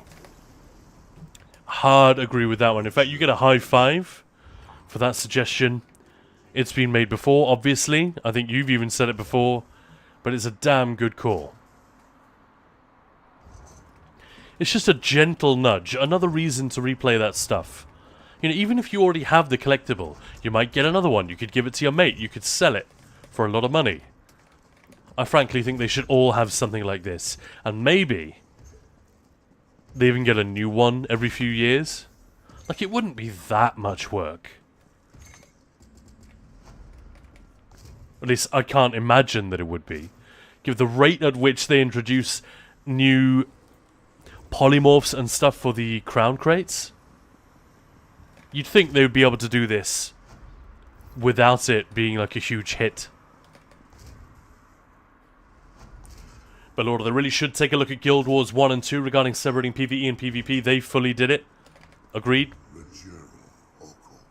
And Rev, yeah, I think there could be two approaches side by side. One, items you can grind for, such as achievement mounts, and two, rare drops from specific content. Yeah, there's no reason they have to be one or the other, you're right. I just think the rare drops is such an elegant idea. Because it means... I don't know, there's just kind of a... There is a weird... I don't understand all of this stuff, but there have been a lot of books, articles, lectures, talks at GDC, stuff like that, about the psychology of rewards in-game. So there's the simple reward of... You know, I cast Sap Essence, I get a cool... My character does something. Kinetic. There's a cool sound effect, cool visual effect. You know, there's that. There's that moment-to-moment reward, and then there's the stuff... A little bit like a critical hit, I guess, that you can get crits. They're not guaranteed, but they feel good when they happen. And then there are these big moments like that, where you can unexpectedly get a really, really cool drop. And what you need to do in a live service game is essentially mix all of those rewards together. Feedback, it's also called. Right? The feedback that you get from playing the game. What the game is giving back to you. As you push buttons, what's your brain getting in response? People talk about dopamine, but that's not accurate. That's a misnomer. But yeah, the point is, that can be a really powerful thing. You can't just have that. You need to have the rewards that are consistent, and earned, and regular, and small. Because if they're just random, then it's not fair. It doesn't feel good. But if you have these huge rewards that happen once in a while, apparently it's a huge thing. Apparently it has a really interesting effect on player behavior and the sense of player reward. Safety Walks, they need to solve the honest truth. They're in the people business. They're in the people business. People enjoy the arc. Why? People enjoy the Sork. Why? And so on.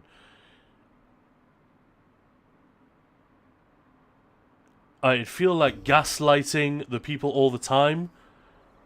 Don't like it even in their favorite game. They gave us the power of the arc. At the same time they sacked employees. People won't escape this business side of it. I'm not sure I follow. I think I get what you're saying. People enjoy the arc. So the Arcanist. People like playing it. Why? People like playing Sorcerer. Why? These are good questions, yeah. It goes back to exactly what I was just saying, funnily enough, about that moment-to-moment reward. Plus the random gratification of getting other things, rare drops, whatever it is. It's honestly, I'm a fucking nerd about this stuff, alright? So excuse me, I know not everyone is as into this as I am. But that whole thing about UX, and I'm just an amateur. I haven't studied this. I've never worked in game UX, but I know quite a lot about UX design from, say, a graphics and a web design point of view. That actually I have some first-hand experience of, and just of designing brochures and marketing collateral and shit like that. You know, some of it there's an overlap, but with games, because it's moment to moment, it's so interesting. It is really, really cool what our brains do and what the games can make our brains do without us realizing it. And if ZOS can get a better handle on this, it almost sounds like I'm wishing they would get better at tricking our brains. It's not that. It is for them to use all of the things at their disposal to make the game feel fucking awesome. Like when you play a shooter and the guns feel a little bit wet, you know? You can't put your finger on it, but there's something about, and then you fire up Doom, and it's like, yeah, this is amazing. This feels weighty and fantastic, and the animations are cool. The sound is spot on. The timing of it just feels great, and it feels like you're moving with purpose and really getting a lovely response to every button press. We've all felt it.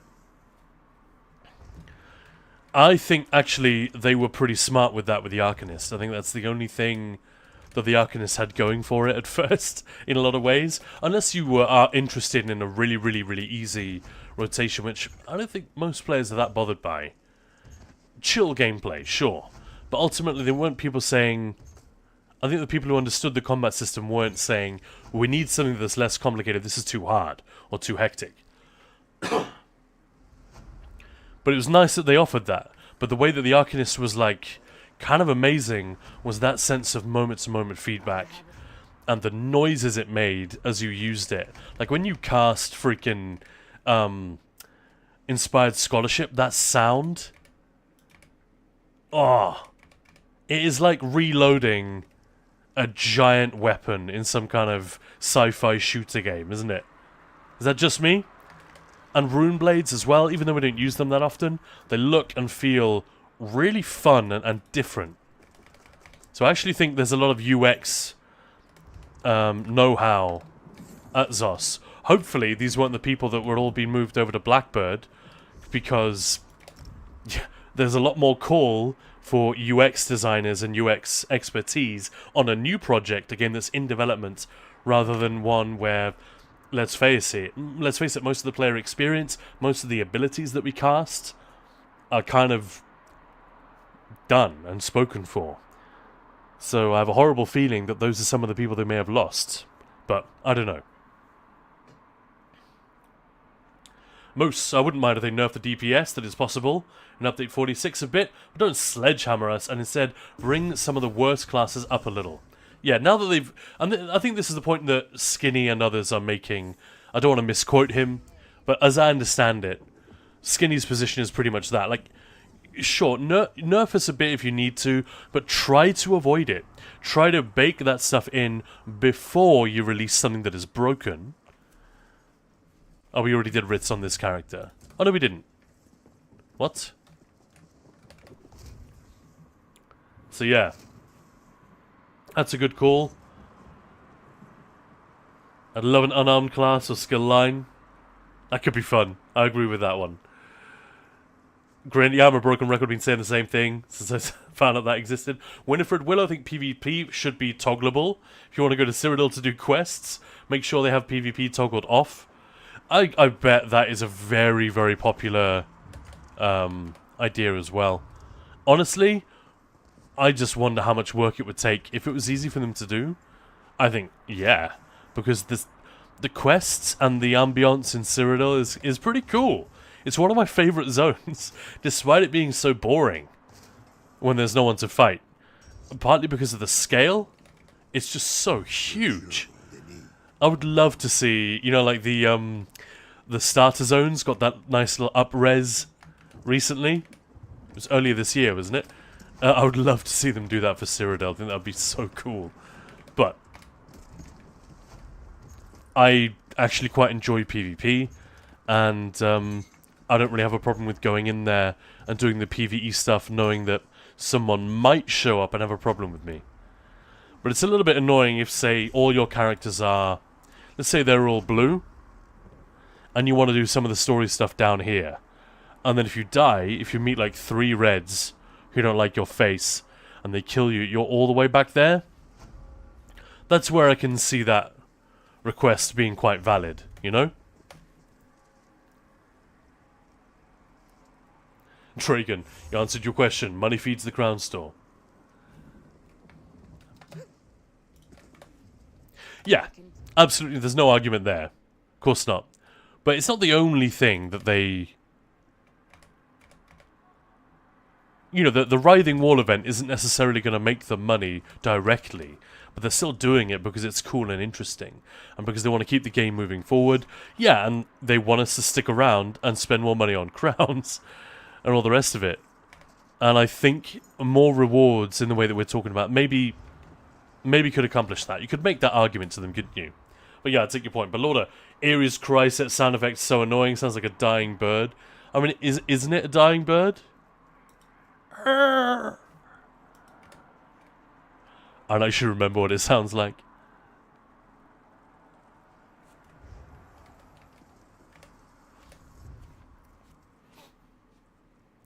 Dana, biggest issue I see is the complaints on the forums against any work at all having to be done to get stuff.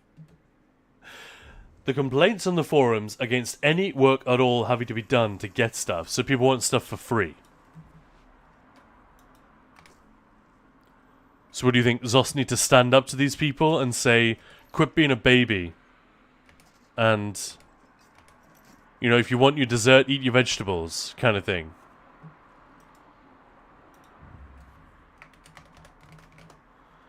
While we're on the subject, get rid of those Breton Terrier mammoth bones. Jeez.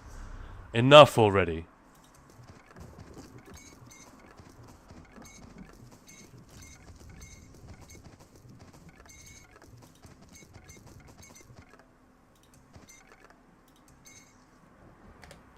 I sold a thing.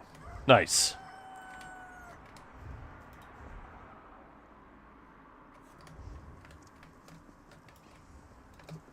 Right, we're nearly at the end of the Mountain of Ritz here. How are we doing? Doing pretty well. Look at this. 500 items. One day. Oh, it's double Ritz on quite a lot of characters. But we're going to be over 400 by the time we're done. So these are really easy. Like, when I saw that, 500 items, I was thinking, oh, that's quite a lot. You know, if people only have a few characters, how quickly are they going to be able to get this?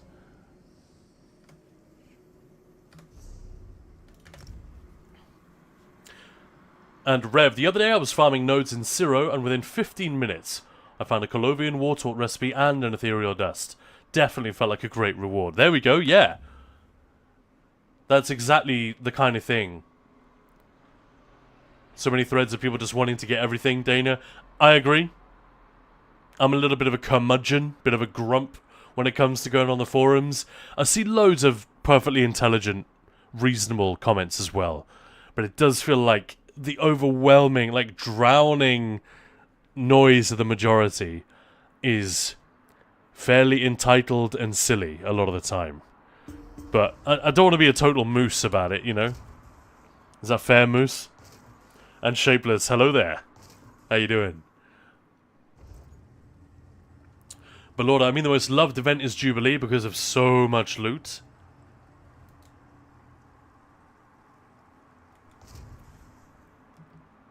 Is it also the most hated simultaneously? I'm not disagreeing. So much loot, like it gets...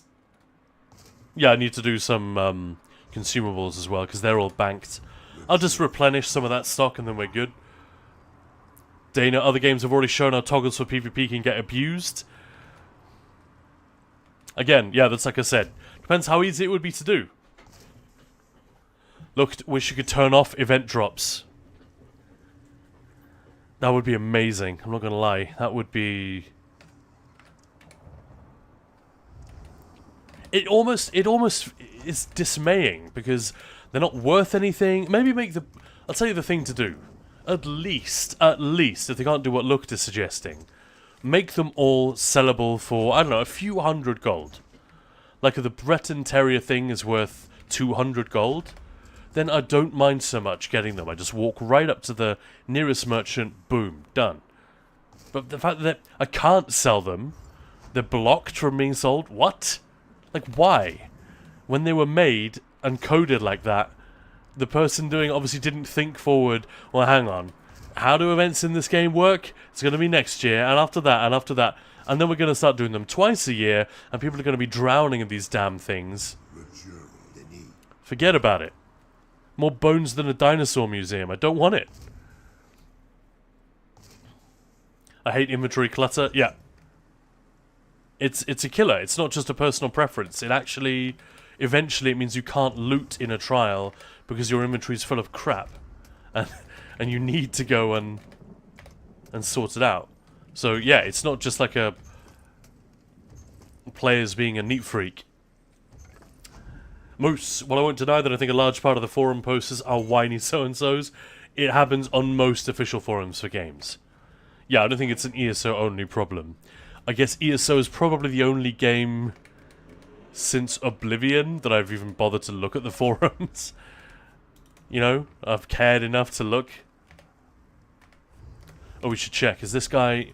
Yeah, he's subclassed. So all of my DKs are subclassed. I think those are the only ones.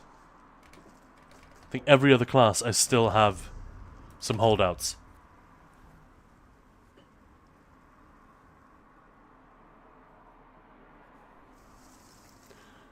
And Smile Moose. I'm following.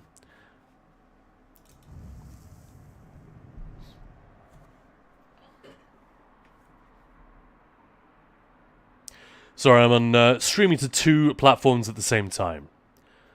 So sorry if I'm catching your comment a little bit late.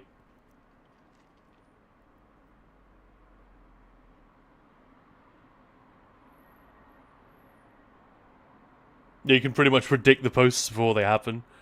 And all I'm doing is reading, to be fair to... all I'm doing is reading comments and responding to them at this point. But yeah, Twitch is bouncing. So if there's a YouTube comment that I missed, or if I miss it for a few minutes, apologies. Gotta clear up some space now.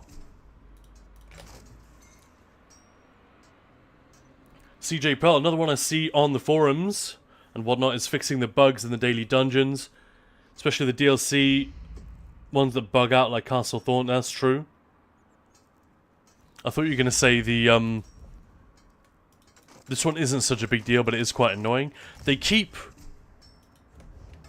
I don't know what exactly the issue is, but we keep getting, say, an Endeavor to go and do a group event in a public dungeon. And everyone with their heads screwed on, who's been playing the game for a little while, thinks, hey, well, that means I'll go to the new zone, do this new one on a bunch of new characters who haven't done the group event there, and I'll get a free skill point on all of them. Brilliant. But then it doesn't count towards the Endeavor because they haven't coded it as a group event or whatever.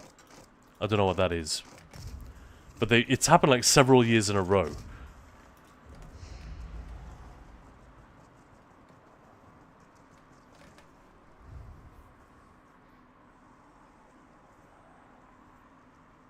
Which has meant I deleted the boxes themselves because a lot of the items inside needed a confirmation to delete. Yeah. Yeah, that option would be good. It's just a pain. Make it easier. Why does it have to be so hard? That's what she said. To be fair, their track record on these little quality of life things isn't actually too bad.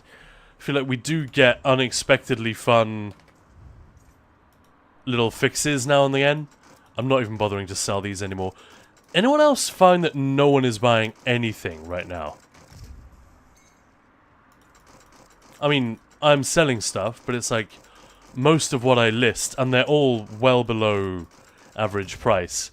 Most of them are coming back to me as unsold. And I'm in 2 pretty massive trading guilds. One is in... I think one might be right here, in fact.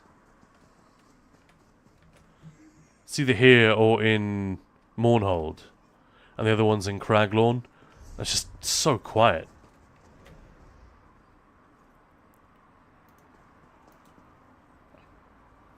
Hammer Black, only looking forward to Jubilee for the cake. Who can argue about cake?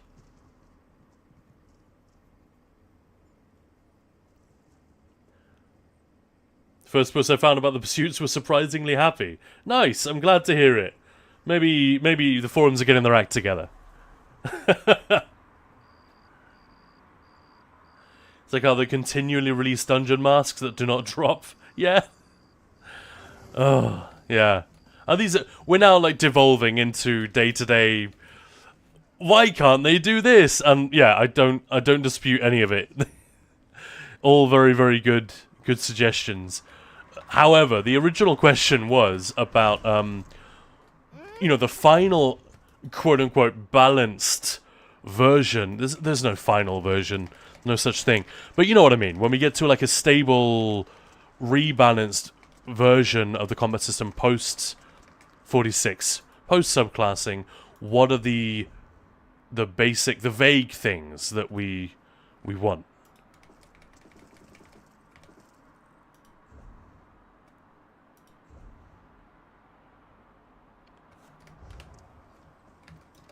That's sort of where we started. But yeah, we've gone down a whole laundry list there. I should just screenshot this entire conversation.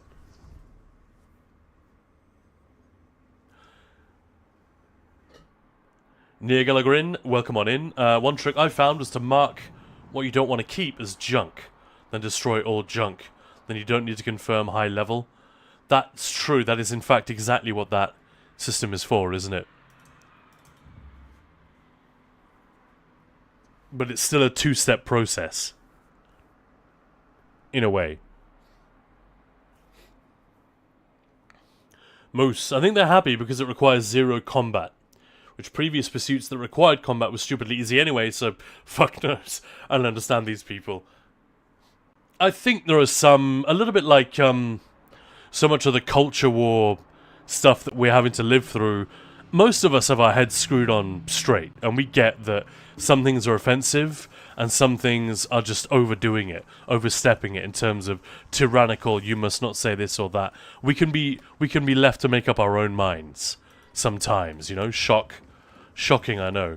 But most of us are of that mind, but we can't live in that world because there are some people who are just watching the discourse at all times, waiting for someone to maybe slip up and say the wrong thing. It's a little bit like that, you know, people on the forums just waiting to complain about something. If they really, really hated it, they wouldn't be here. They wouldn't be playing the game.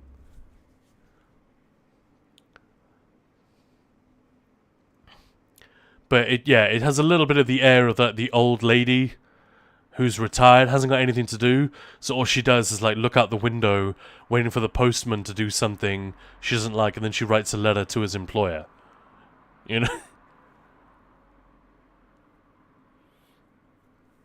Maybe I'm being too harsh, but I don't know, that's how I interpret some of it. Like I said, awesome feedback on the forums. It needs to exist. It costs us a lot of money to keep that thing going, and to employ all the people whose full-time job it is to engage with forums and other modes of feedback from the player base.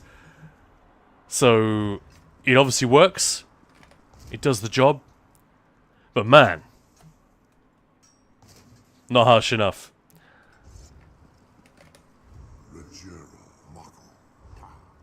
If you say so. I just, you know, I don't want to tar everyone with the same brush. That's not cool. But anyway, since we haven't said it in a while and we've been off on a ramble for a little bit, welcome on in if you just joined us. This is Khan. You're watching Ninja Pulls Gaming, of course. And yeah, we're here practically all day today. Got a few hours still to go. Maya's going to be joining us again a little bit later. She was here briefly during her lunch break. She'll be back on in a bit. And tomorrow, we've got a really cool 12-hour stream in honor of QuakeCon. And we've got these drops on for the new pet as well. So if you don't have it by the end of today, tune back in tomorrow. Rev, in a way, is it Rev or Revj, by the way? Just thought I'd ask. But yeah, well, in a way, people who complain on the forums are still playing the game. If they stop voicing their complaints because they don't care anymore, they'll probably stop playing too. Yeah, absolutely. But I think there is an element sometimes, or maybe it's just the tone of it. And these people don't know how to write in anything but the most shrill and hysterical register imaginable. You'd think that every time a cosmetic has something slightly offbeat or something slightly unideal to them, and often it's personal preference, someone just drove over their pet cat. Like, it is astonishing the level of outrage and sometimes even like abuse in these comments. It's so weird. I don't know, in my experience, that's a surefire way to make sure nobody takes you seriously or your complaint. Your complaint might be valid, but imagine someone comes up to you with a perfectly good point, but they're screeching and waving their arms around like a complete craze. You're not going to take it seriously. To me, it's the equivalent of that. People just need to chill out a little bit. Be real.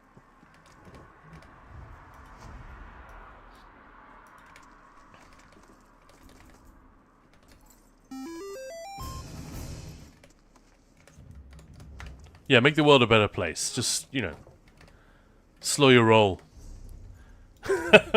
Yeah, Talon Greymark, welcome on in. Thank you very much for the follow.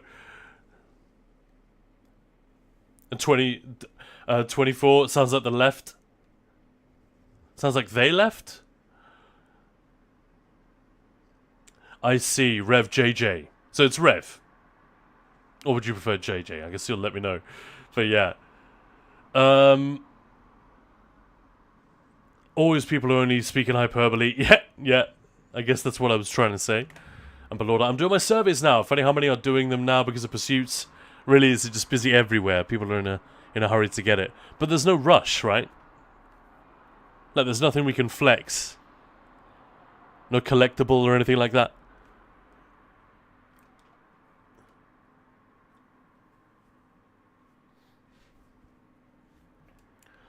Well, I'm just about done. But that is exhausting. Yeah, maybe a lot of people doing surveys because of the trial as well. I gotta do mine too, man. I gotta do it.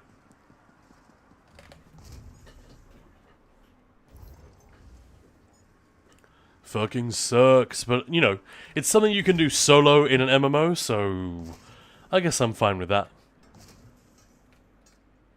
Actually, to be fair, the vast majority of content, leaving aside, you know, soloing dungeons and stuff that wasn't necessarily designed to be soloed, but the vast majority of content in this game is solo, isn't it?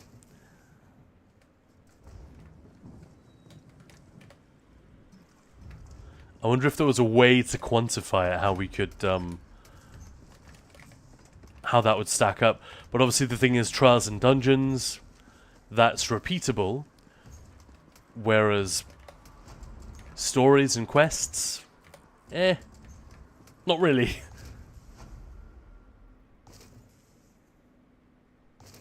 Once a week on the surveys, I wish I was that organized. Honestly, I wish I had time to do my surveys every couple of days, because then they only take 10 minutes. Right? It's when you let them stack up. And then it's going to take you forever to get through that mountain of surveys. Moose collected 15k plus of each from blacksmithing, clothing, jewelry, and woodworking since yesterday. I don't think I really need to do more surveys, but we'll keep doing them when I'm bored. Wow. 15,000 of each gold? Gold material? That's fucking crazy. No, that can't be right. I guess you mean 15,000 materials to refine, right? Yeah, gotcha. That's going to be a lot of gold materials. Woof. Juicy.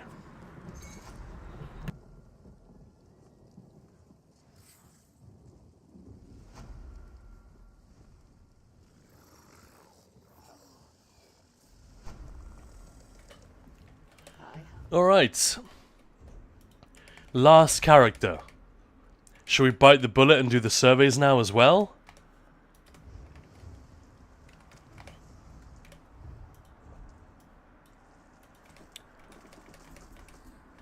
I'll give it a go. I'll see how far I can get, guys. But yeah, thank you for all the comments on where we want the game to be in very specific areas or general points. It is interesting to hear all this.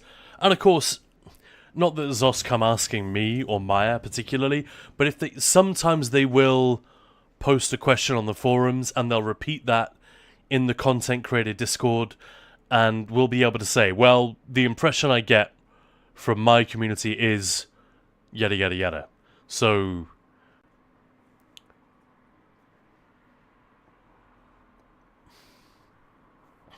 I don't know, I like to think these discussions aren't completely like in a vacuum. They can eventually lead to something. And if at the very least they lead to us like understanding each other's perspectives a little bit better, like there might be some things that I care about but someone in chat does not care about at all, and vice versa, and then by talking about them we realise, oh yeah, I can see that. I don't really think of it that way because I don't play the game in that same way, but I can see the value.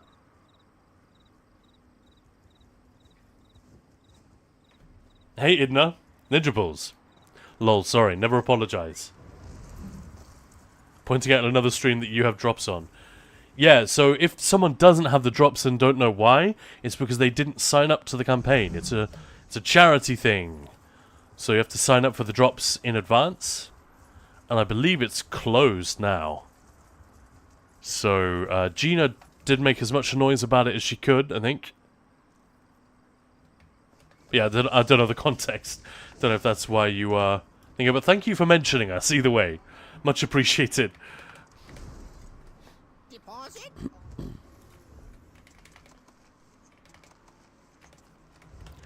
Man, so after already having done some...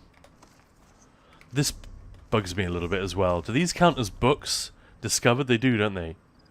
So I guess it's a good thing.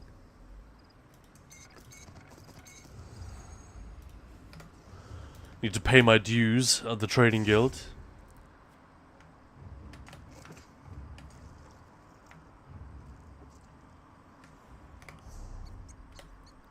How many are we talking? It's not an ungodly number, but it's a lot.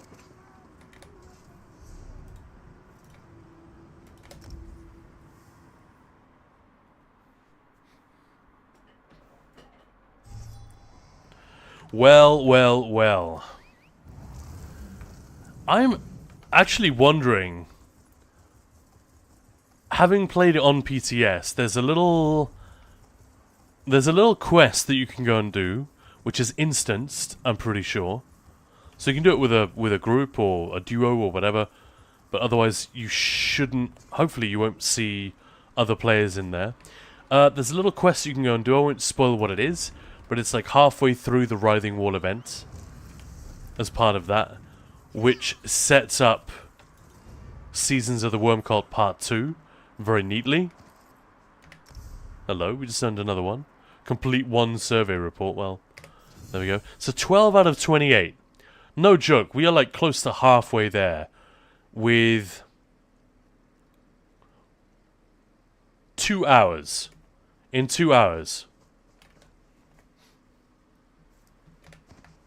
That's crazy. Anyway, so I'm now wondering what there is left for them to reveal in Part 2 of Scenes of the Worm Cult. I'm guessing they've shown us very little of the landscape. I'm guessing it's going to be super fucked up. Whoa, we're halfway there. Whoa, whoa. Lemon on a pear. Haven't heard that rendition before. If Maya were here, she'd sing it for you. I'm not going to do that. Sorry. I can, but I won't.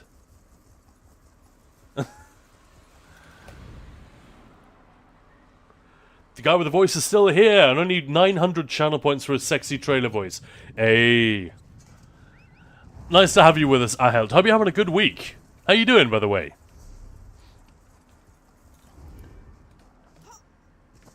All my mule tunes are filled with Pelinal and Reward of the Worthy. Really? Why don't you open them? And other crates from IC and Zero. True Ascended. Do we have a trial already? Because Manimarco as a trial boss would be cool. We already got a trial in the first one. But that is... I'm right there with you. I mean, that would be a big surprise. another trial? Honestly, it wouldn't be the worst idea, since Aussie and Cage hasn't proven to be a runaway hit for them. I don't remember the last time we had so little demand for the new trial in teaching runs. When Sanity's Edge came out, man, obviously it helps when there's a set that everyone wants, but Dread Cell Reef and Sanity's Edge, it was like off the wall. I think Sanity's Edge at one point I did 6 teaching runs in a single day. That's 12 hours of raid leading. Kamul, there he is. Welcome on in. I'm doing good, but good lord, I hate moving. Talking about moving house or just moving physically? Moving the body.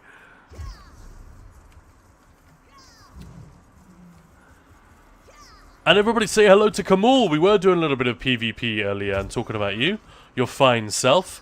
And there's another streamer who is absolutely worth checking out when you want to fire up some ESO or just some lovely chatter and gameplay in combination. I mean, you guys all know Kamul. I feel like I barely need to say it anymore. But just in case there's anyone here who doesn't, check him out. Lord of the Rings cosplayer extraordinaire. And obviously, PvP dedicated enthusiast, and combines the two in a rather brilliant way, and finds ways to have a very cool and laid back, but interesting kind of what's the right description?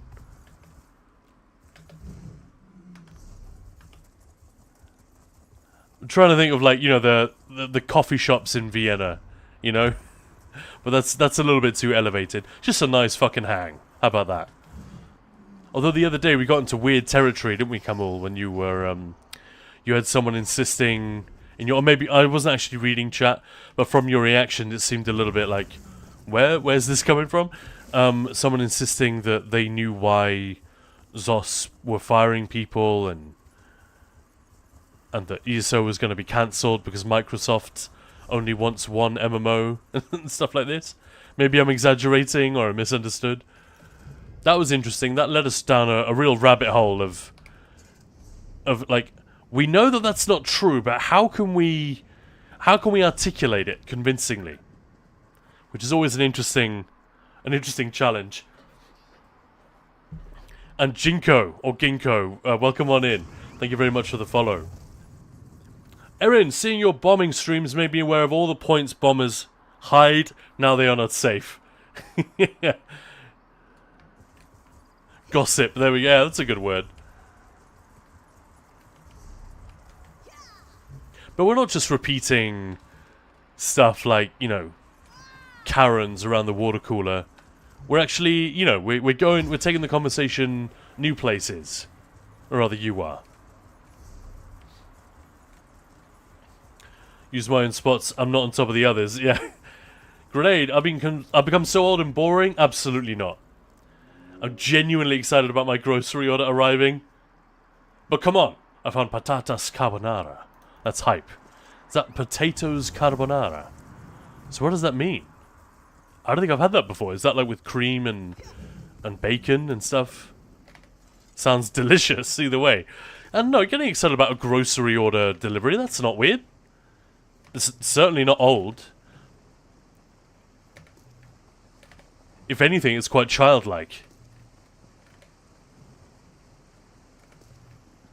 Keep it that way.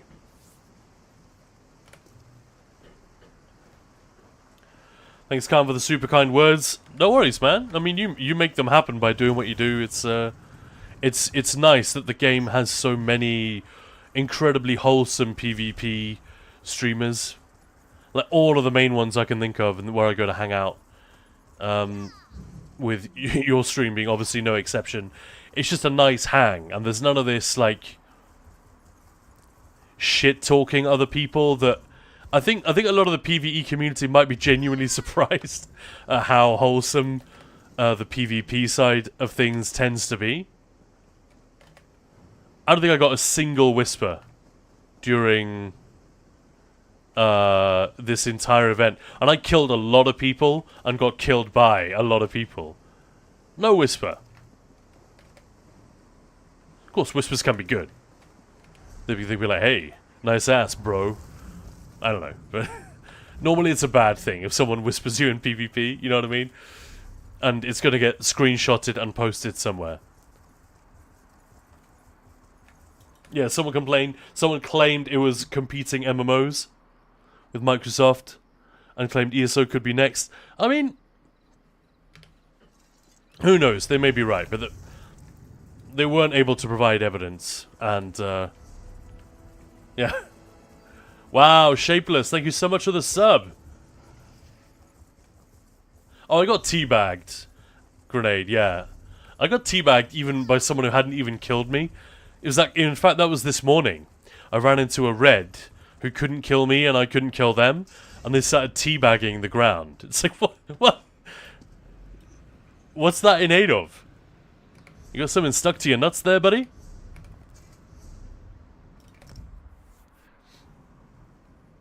You got a quiche as well.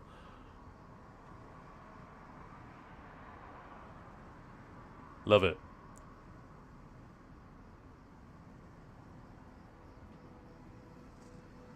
If you're old and boring, then I'm a 5,000-year-old mummy. You aren't? What? Real carbonara is without cream. Alright! Food police here. I mean, actually, we've been over this. I can get you two Italians who will swear on their grandmother's recipe and tradition going back hundreds of years that carbonara is made with cream and that it is not. Now that may be a bad example because I don't actually have that one, but for example, lasagna, very different in the north, around Lake Garda, for example, which is where my brother-in-law is from. And in the south around Napoli, which is where one of my best friends is from. It's very different. But a little bit like our conversation about language earlier, we have a tendency to want to codify what is correct and traditional. Like pineapple on a pizza, that's not real, that's not authentic. Who the fuck cares? Like, sorry, Below, I'm obviously not calling you out. But, yeah, I realize it's a bit of fun. But actually, this is a thing that Maya has had to deal with a lot as a chef. And this whole, like, this idea of culinary purity in tradition. And it's amazing how exercised some people will get. Like, if you put, I don't know, chorizo in your paella, in your cookbook, you can get in serious trouble. Despite the fact that it was an old Spanish lady who taught you the recipe. So, I don't know. I don't know about the cream in carbonara, but I know that Maya doesn't put cream in there, but that's sort of where my mind went. But it's like cheese, eggs, bacon, that kind of thing, right? That's what we're talking about. Delicious things. So, patatas bravas, but with carbonara toppings, I think, from the little photo on my phone. Man, I'm making little, like rubbing my fingers together. You know when you rub your forefinger and middle finger against your thumb? Like you're sprinkling salt. I'm doing that as I'm talking. Because this is just delicious sounding. I found Monster on sale too for my partner. Gotta love not paying full price. Not paying full price is the best. And thanks for the lurk, Mrs. T. And thank you, Vampirotic. Thank you so much for the gifted sub. What a legend. So kind of you. And welcome on in, Shapeless, of course. Oh, wow, you subbed... double sub, wow. Sorry. Blown away. Well, hey, thank you so much for the support. That is exactly what we need and what we're super grateful for every day. Wow. I love it. Thank you so much. That's really, really kind. And I will do my best to keep up the energy and keep chat entertained. And just generally keep it coming. We released a new video today. By the way, that is mostly Maya's thing, but I did obviously the editing. I did a lot of the... in fact, I gathered all of the shots for it, I think. That's a very good guide for new players. Probably not for you guys, if you're already here. But hey, if you're in Discords that do have new players coming in, please do chuck it out in there. You don't even have to watch it first. You can trust me. It's good. The advice in there is solid. It's actually really good. This time the last one was like 9 minutes or something. This one is like nearly half an hour. And we do not hang around. It goes fast. There's just a lot of stuff in there. There's a lot to talk about in this game. And we want to follow that up with more guides for doing exactly what the guild tries to do, right? Which is get people out of the early game and into the mid-game kind of thing, or get them out of the mid-game and into the late game in terms of their readiness for trials, their understanding of mechanics and builds and ability to just bust out their rotation, all of that stuff that makes it easier to run with the rest of the awesome folks in the late game trials community. I kind of resist calling it end game because to me end game is score pushing. But I realize we all have our own definitions, so let's not worry about it. But Vampirotic, seriously. I'm pounding my chest here with my fists. Can you hear it? Thank you so much. Much appreciated. Great, I didn't get whispered, but I did get teabagged. Yeah, and yeah, that little idiot didn't even appear on my death recap. Yeah, the person who didn't even damage you says teabagging. That's hilarious. Eggbirds, how's it going, man? How you doing? And Kamal, same thing about negative events happening IRL. Not to make it political, but it's like so many people hate on groups of people because they heard stuff and might have actually had something happening to them. And thus, the whole group of people is bad and evil. And just like you said, when you actually really delve into the human side, it seems there's a huge majority of cool and wholesome people. Yeah, the politicians get off on, and get elected on, more importantly, setting the extremes of left and right against each other. Not even left and right necessarily, just people on two extreme ends of an issue. They'll seek to divide us in the middle. It's literally, it's not even a theory. This is a trusted tactic. It's called wedge politics, right? Where you find the dividing point where it breaks 52 or 53% in your favor, and you just hammer that wedge issue home to divide the voters down the middle, and then you destroy that sensible, moderate middle, which is how actual government gets done. And then we fall for it, and we end up, we wonder why our government's so fucking inept and can't do anything and can't agree on anything, because we've elected them on the basis that they will do the opposite, that they'll fight and demonize the other side rather than attempt to actually improve the country or anything like that. So you're right, Kamal. We're not going to get political about it, but if anything, that's fairly apolitical or non-partisan, because it's not one side or the other that does it. They both do it all the time. While the right may have pioneered this tactic, the left don't give a shit. They will steal ideas from the right anytime they can. Well, not all of them, but you know what I mean. Moose, I cut my spaghetti. Screw the Italians. Italian ancestors. Oh, I see. So no cream. And Zupmao, I'm Italian. Carbonara, never with cream. Northern or southern Italy? Because I've had it with cream in northern Italy. And don't get me wrong, I was not a fan. I'd prefer it without.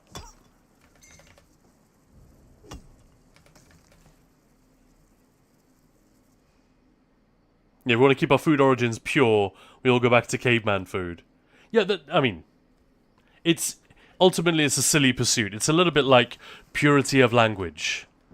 It's just that we like to simplify things. The way we process reality. Well, we don't process reality. We process a tiny, tiny, tiny version of reality that our brain has made into a little story that we can understand and store in our memories and then tell to other people, right? And we try to do the same with language and food and culture, and they just don't work like that.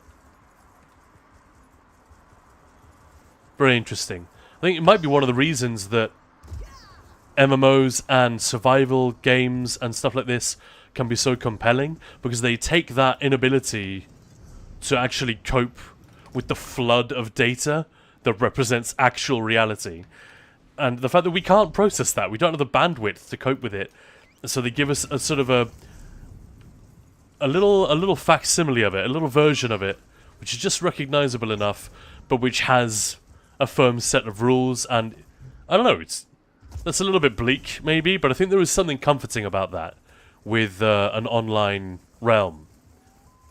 You know, a persistent online world? Doesn't mean it's escapist, necessarily. Certainly doesn't mean anything bad, but yeah.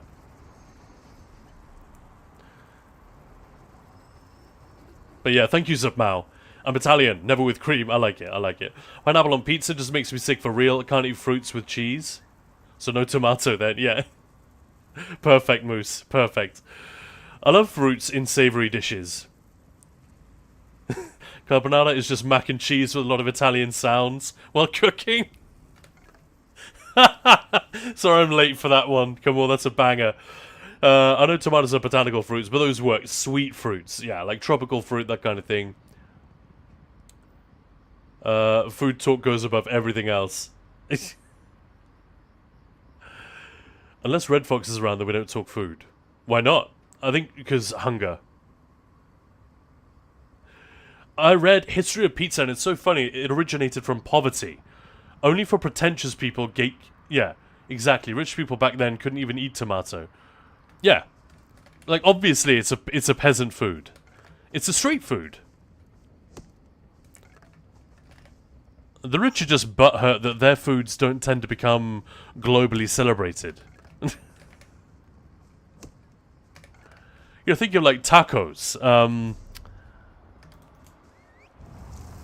Burrito. What am I thinking of? Oh no! Somebody help me out. Croissant. Although it's not particularly peasant food, it is a little bit elevated. But oh, why am I being dumb? What are the deep fried strips of dough that you get in Spain, for example? Churros.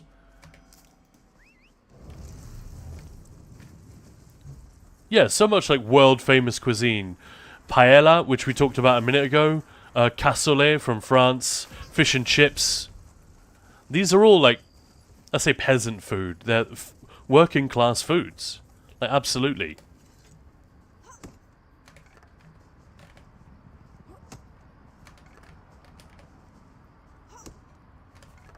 Sushi might be an exception. I don't know. Same with shellfish, innit? Yeah, it used to be for common people. Used to be for poor people. Because you'd have to go grubbing for it. Before there was an industry to, like, you know, get it to the restaurants on time. Oysters used to be prison food. Yeah, absolutely. It shifted. In the same way that diamonds aren't actually that valuable. That's a slightly different issue, but I read an article on this, oh, it was years ago now, and I think everyone knows this already, but it blew my mind at the time. I'd always just taken it for granted. No, it's just,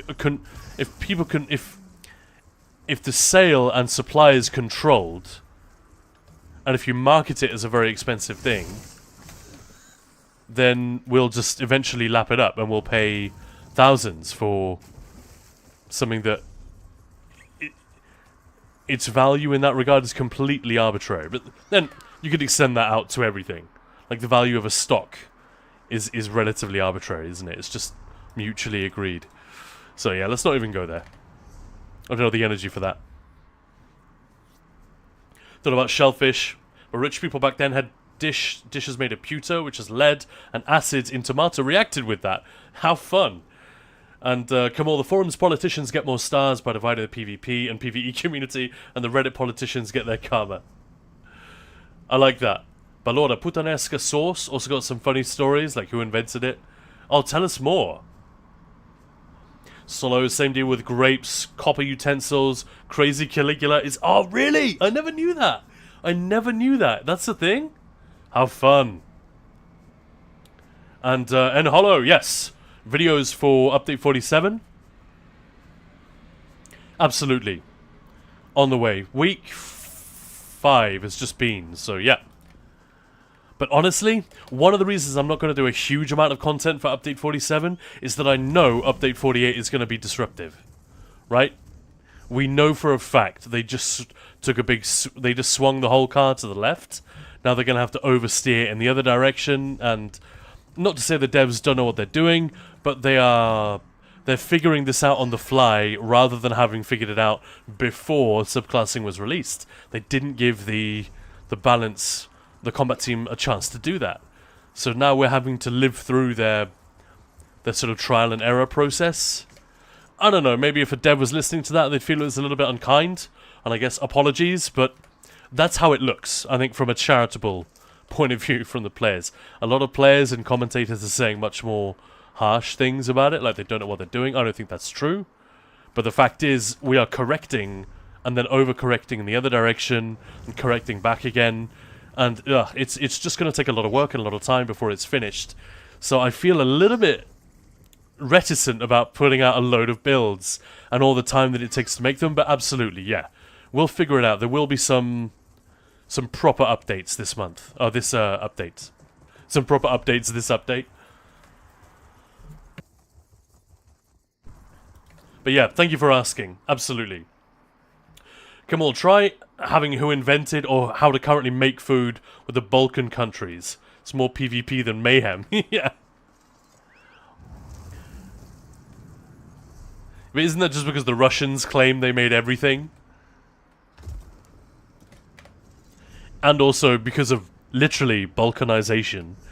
The nationality of the place where that thing was invented may have been, you could argue that it was Russian at the time of its invention, but, nowadays that city is in another country or whatever, a state that didn't exist back then.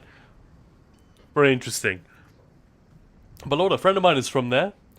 Sure, he gets mad because people will call it Tsevaptsitsi. Tsevaptsitsi, is that correct? Here in Germany instead of Tsevape. I'm probably not even reading that correct. Quesadilla, churros. Yeah. French toast also, very interesting. Butter chicken originated from leftover tandoori chicken. That's awesome. And congee in China is another example. Oh, so it's a ch sound. I literally have never seen that word before in my life.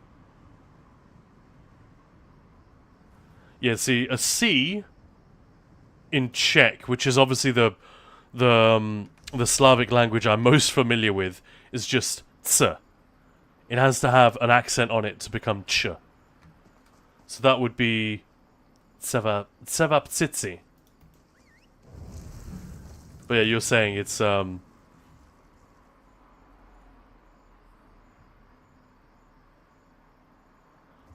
lost the pronunciation guide now. Lol. But whatever. Grew up with Serbs, Croats, Bosnians, Turks, Greeks. The debates are hilarious. I can imagine, yeah. Just put some charcoal on a ring. Yeah. I believe sushi is what fishermen ate while at sea fishing. It was quick and easy. Sounds plausible that that's where it would originate, yeah. And these things then they figure out a way to market it, right? Very interesting. Vezok, hello there. Greetings. I wonder what the ninja is pulling today. I'm pulling some shit, let me tell you that. We are just hanging around, having a chat mostly. We've been talking about food for the last 10 minutes. Vezok, anything to add? I mean, you're Greek, right? So what do you know about food? It's weird. That's genuinely a strange one. Like the Greek food, like the Greek kebab that has sort of been exported to the international community is so rubbish. And it's such a terrible ambassador for the awesomeness that is Greek cuisine, right? And I'm no expert, but Maya is massively into Greek food. But yeah, there's a scene in The Big Bang Theory where they have Greek takeaway. And Sheldon's like, oh, doesn't matter. He's trying to prove that he's okay with it and that he can be loose and flexible. What did you say? Small, like, unchewable cubes of meat that taste like sweat. That's like such an amazing description. Sorry, Vezok. Found a new appreciation for halal food. Could have gone chicken cottage, proper halal. Did anyone see Four Lions? What a great movie that is.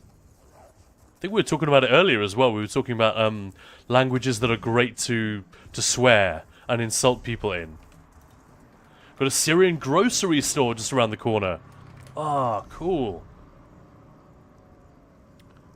Chuvapchuchi. Yeah, interesting. Zdenya! Boya! Hello! How you doing? Now I want moussaka. Now I want everything. I want that patatas bravas a la carbonara. I don't even know what it is, but I want that shit. And we can figure it out based on Grenade's description.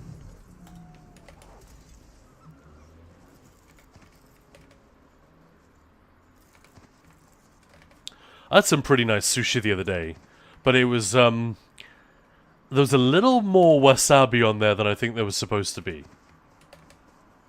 Like, damn. Maya had she tried it before I did, and her face, I knew that I had to be careful. You know, the wide eyes already beginning to tear up.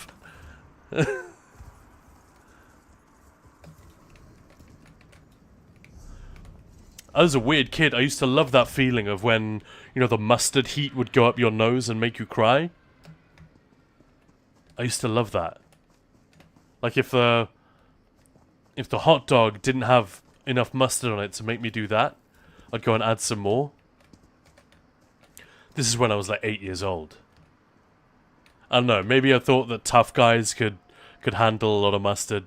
And I wanted to be a tough guy when I grew up. Those aspirations are long gone. Grenade, I have these little Greek feta and honey parcels in the fridge. Oh. I'm going to read that sentence again. Close your ears if you're hungry. I have these little Greek feta and honey parcels in the fridge. I've been eating them cold, but they'd be so nice if I wasn't too lazy to warm them up. Damn, that is like...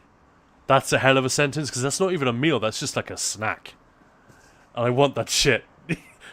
Erin. Mustard!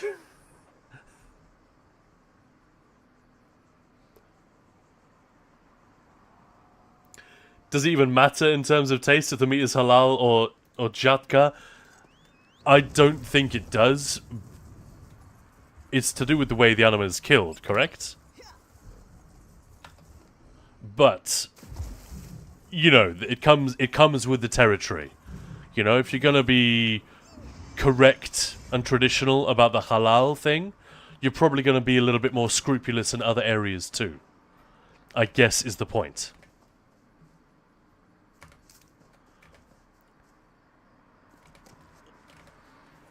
In the same way that, I don't know, I used to work with, one of my clients was a pretty big wealth management firm in London. This is back when I was a management consultant, and they had an Islamic finance division, which I never got to work with. I would just work with the exec suite, which was boring. I wanted to hire some professionals, not just like managers and stuff. It wasn't that boring, but whatever. I wanted to know more about this stuff and what they would do day to day, and you learn a lot about that if you have to do a project for that part of the business and etc. But they talked about how and they got a lot of non-Muslim investors who would go straight there because if it was abiding by Islamic finance rules, it was probably much more ethical than most other investment vehicles. So they were sort of attracted to it in that way. Does that make sense? It's not quite the same thing, but a little bit of the same nonsense. Yeah, Solo, now I want sushi. The smell of mustard triggers migraine for me. Oh, no. Yeah, we can't have that. Let's stop talking about it. Give me all the wasabi. I want all the smoke and chaos. Grenade. Oh man, I fucked up so bad when I went for sushi one day. They put a piece of pickled ginger on the plate, and I thought it was more salmon. I put the whole thing on my mouth. It was vile, and I definitely made a scene. No way! I got a horrible story of like that. This is not a guy. I know it's a friend of a friend, but he likes to tell this story. That they went to see a movie when they were like, I don't know, 25, something like that. And they didn't want to buy snacks in the cinema. They didn't want to get like popcorn and rip off sweets and all that stuff. So they bought some beef jerky to take in. That's a pretty cool idea. And halfway through the film, my buddy's friend next to him just suddenly goes, "Ugh!" Like he makes a noise like he's gonna puke. And what he'd done is he'd been eating the the beef jerky, and he'd found what he thought was a little flavor packet in there. You know, a little sachet of like, you know, spices and stuff. So he'd opened it out. Yeah, Archwizard, oh no. He'd opened it up, torn it open, and like poured it out in his hand and then licked it to see what it tasted like. And yeah, it was silica gel. So it just dried out his tongue instantly. He just had a mouthful of slug for like an hour or two after that. And he was just like there going, "Ugh!" They properly ruined the midsection of the movie. Because my friend was like, holy shit, what's going on? You okay? And everyone around them would be like, shh! Be quiet! Dude nearly escaped from the Matrix. Yeah, that's a horrible story though, isn't it? I've never... Obviously I have no idea what that would feel like, but I can just imagine the type of gross and weird thing that would do to the surface of your tongue. Yikes. Does that make you feel better, Grenade?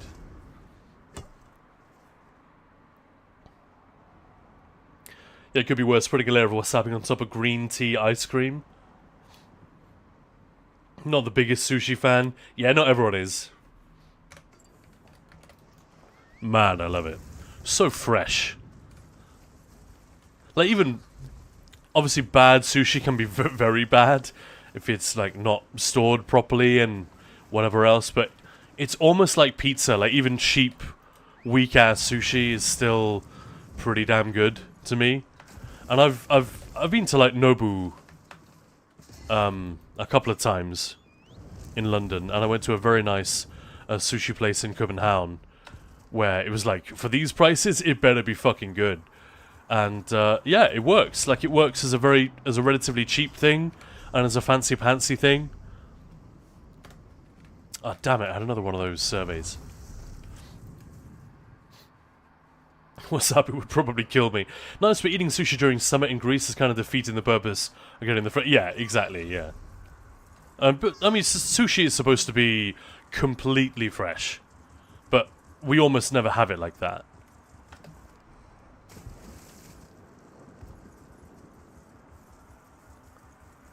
I think I had it once in Denmark. I mean, the Danes, obviously, very fish-obsessed as a culture. There's so many words for it, not just in culinary, but, like, the phrase for, I'm completely penniless, like, I've got nothing in my wallet, I'm broke. You'd say, I don't have a red prawn. And there are loads of things like this, like a word for a hot chick. It's a little bit old-fashioned. But, like, you know, the word for a babe is like a beautiful herring. Seriously. The more Danish people think about this, the more they realize, wow, our culture, you know, it makes sense. Surrounded by water, great fishing waters. Still a big industry in the country, but... yeah, the culture really is just suffused with fish references in every respect. Xanathos. I prefer short but intense fire from nose feeling after wasabi than the unpleasant feeling after standard super spicy sausage. I know what you mean, yeah. Yeah, the problem with that is that you can't get rid of it. The way that works, that's capsaicin, right? The component in pepper that causes that burn. You cannot wash it away. So our instinct to reach for a glass of water, sure, the cold feeling in the mouth helps, but actually you're just spreading it around. We're making it worse. our saliva is making it worse in the moment that our mouths are like full of the heat. That's why cheese, yogurt, milk. Someone in chat will remind me the name of that compound. It also begins with a C that helps to actually cleanse that whole deal. Man, I made a freaking video on this back in the day. I made like an animation of the molecules and how it all works. And I've already forgotten. Man, the brain sucks. so much fun knowledge that I just can't hold on to. I probably displaced it with all the knowledge of ESO sets and abilities and passives and all that stuff. That's probably what it is. So we can blame Gina. Grenade. Poor guy, one morning I woke up so hungover that I downed what I thought was water, but it was paint water from my partner's Warhammer, and I drank the whole thing. Okay, we need a retch sound effect for stories like that. Nothing too disturbing, but like, ho! That's a bad one. I mean, at least,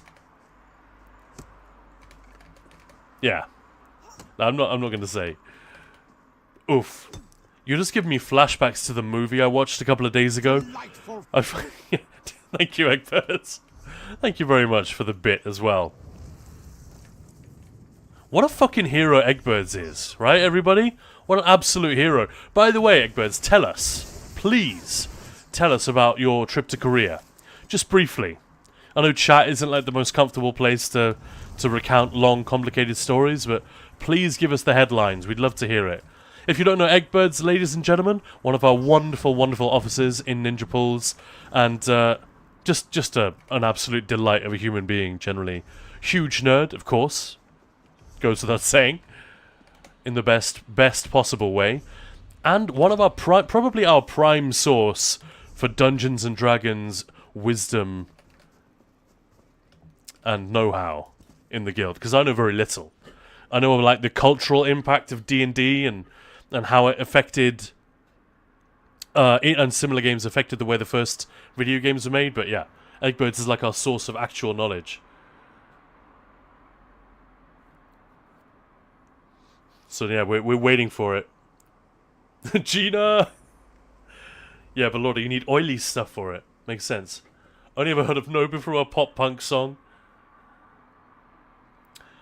Grenade, not as bad as accidentally drinking from the ashtray pint glass. I've done that. That is actually the version I was thinking of picking up the beer glass in the morning, forgetting that 3 cigars have been dumped in it or whatever. And then that's like, if you don't hurl within moments, you're lucky. You're lucky. Frankly. But yeah, that was when I was like 14. And I used to go to my mate's house because we were kids. Maybe not 14, 15. We were kids, but his family was like super chill. They were Scottish. And they would go out and I guess they would go and have their fun. Hey, Angel Kicks, thank you very much for the sub. Aw, 8 months. Prime sub. Really, really appreciate you. Thank you so much for spending your time here with us. Love it. Hope you're having a good week as well. But yeah, this mate of mine, his parents would go away, and I think they knew exactly what they were doing. I think they were trying to give their kids a nice time. My mate's older brother was pretty chill. He didn't really invite people over, but my buddy Ryan was a fucking maniac. And yeah, we would all just descend on his place. We were pretty good. Like, we'd usually stay over and clean up afterwards. But there was a lot to be cleaned up, and there was a lot of nonsense. And for some reason, my friend Jamie and I started buying cigars. But we were 15, so they would always be shit. Except one time when I went to Norway, and I bought some in duty-free, and I bought like this box of cigars, which none of my mates could hack, because they were like proper, full-gauge, grown men cigars. And they were trying to smoke them like cigarettes, and just like, absolutely dying. But yeah, not a good thing in the morning. Absolutely not. No. But yeah, Warhammer paint water. That's rough, man.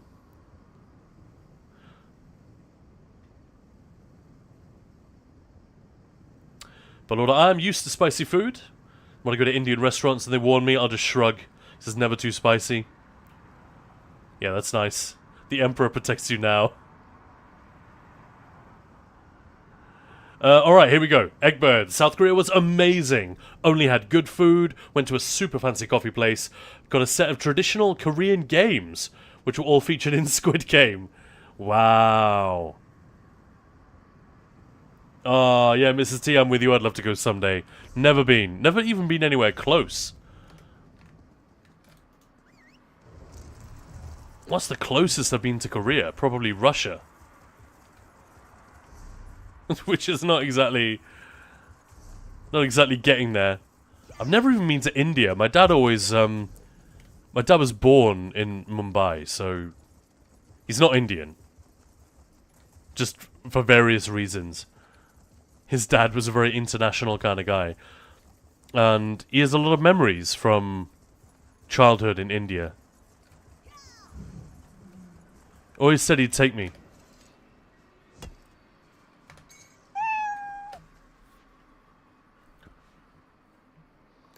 Grenade, yeah, I've done the same. I was like 19, already moved out, should have been smarter. And Eggbird's on, I visited one of the art universities for film and media. Apparently the director from Parasite studied there. Oh yeah, director Bong. Bong Joon-ho, right? That's his name? That guy's great. And that is a thing. Like in Korea, I think it's just a sign of respect that you call them by their, by their job title, Director Bong. Like a professor. You'd say, Professor Green or Professor Jones or whatever, if they've earned that honorific. I kind of like that. That's cool. Russia's pretty much close to everything. Yeah, actually, that's a fair point. Speaking of Russia, one of the coolest things that any of my friends did, in that early 20s era where people were traveling around an awful lot. One of my buddies decided for some reason he was going to take the Trans-Siberian Railway. And it's like, I think it lasts weeks or something. It's quite a long journey. And yeah, you're just on this train, seeing this amazing, bleak part of the world. He said it was absolutely wonderful, and that he would love to do it again, but probably never will. Because now that you've done it, it's like, what's the point of going back? But yeah, man, I would love it if one day we could get a bit more travel into our yearly routine. It's just not part of it at the moment. It's not possible. Jeez.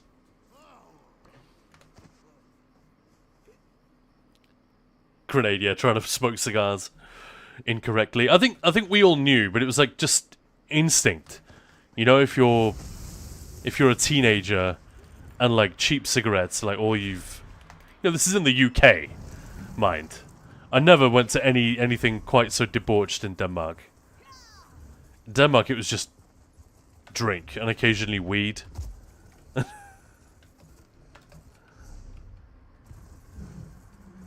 But yeah, there's an interesting culture of drinking in every country. I feel like there are always little tweaks and quirks that are different. It's fun stuff.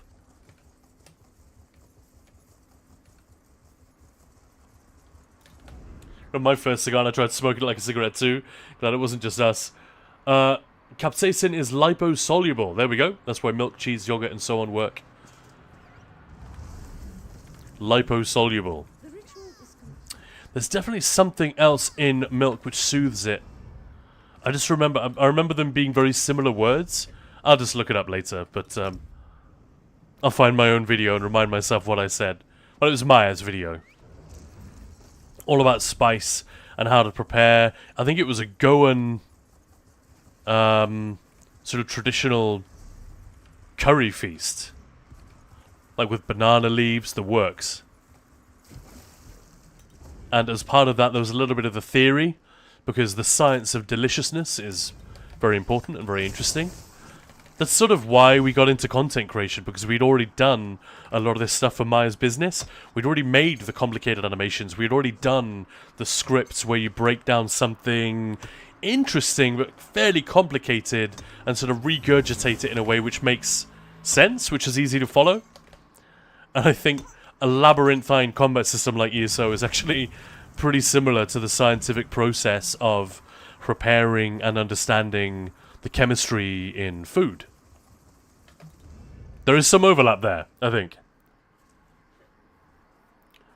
And Shokavo, thank you very much for the follow. Welcome on in.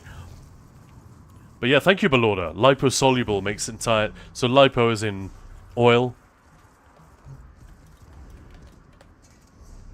It maketh the sense. But it's definitely nothing to do with lactose or anything like that. I just seem to remember there was something else beginning with C, which I can't remember. But it doesn't matter. It doesn't matter. Let's go to Cold Harbor next. If anyone wants me to do anything else, by the way, speak up. We had somebody the other day ask for a build, and we literally went to make one. So, I can't promise anything, but I'm game.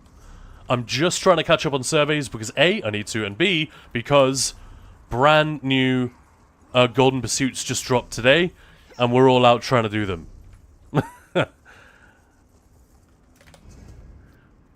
Why? Who am I to blow against the wind? As Paul Simon once said.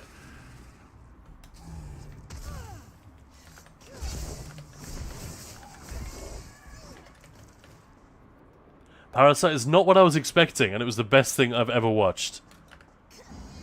Yeah.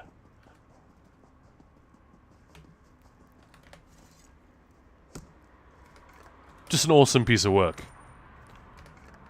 I remember I instantly liked the film more when Donald Trump was bitching about it winning the Oscar.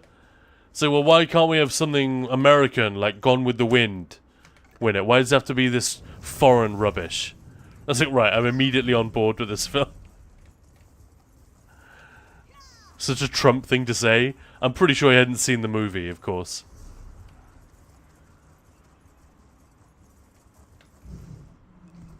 But then again, the Oscars is full of people that he hates. And that hate him, probably, as well. So yeah, I can imagine him being a little bit grumpy about the whole thing. Ted Meister installing the Battlefield 6 beta. Hype! I've installed it already. I don't know if I'll be playing it, but I thought I'd give myself the option. Because like I said, I've not paid much attention to the Battlefield games since the second one.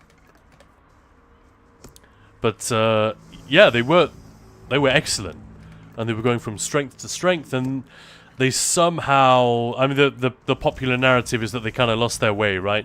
They started getting a little bit too fancy and managed to move further and further away from what they were good at. You know, what people often call mission creep in video games, right?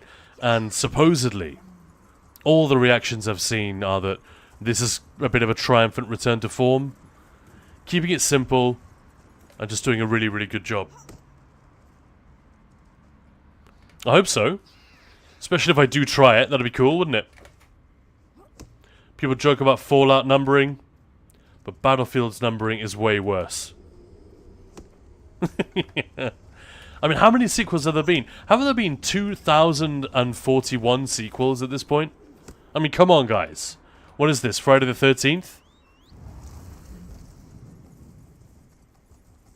Or is it Nightmare on Elm Street that has the ridiculous number of sequels? They both do, don't they?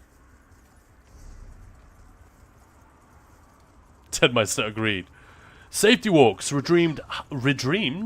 What did you redream? Redeemed, hydrate. Don't mind if I do, thank you very much. Oh, and it's almost time for Maya to return. Maya. Give us about half an hour and she'll be with us.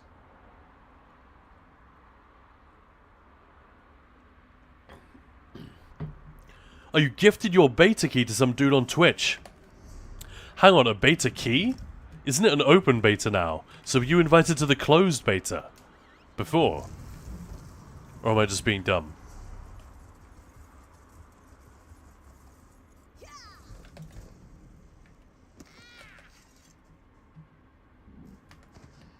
to half an hour, so an hour. I was going to say 25 minutes, but more like half an hour. So yeah, thank you, Anox, for picking me up on that. It was supposed to be half an hour. Anyway, hope you guys are all having a fantastic Thursday afternoon. Thank you very, very much for joining us today. Having a lovely day with you guys, as ever. I gotta say it. I've been getting all mushy over Twitch recently. You guys are just the best. It's genuinely an awesome hang. It's great fun, lots of energy. We cover some unexpectedly interesting topics. And I definitely can't claim the credit. So, yeah, thank you everyone. Thank you for the support and keeping us in the black when it comes to the website, the Discord, all of that stuff. We will keep campaigning to get Maya back here. And holy shit, if that happens, if we can sustain both me and Maya full time on this, and we can start looking at sponsorships and stuff, we're close to that point, you know, where sponsors will take notice.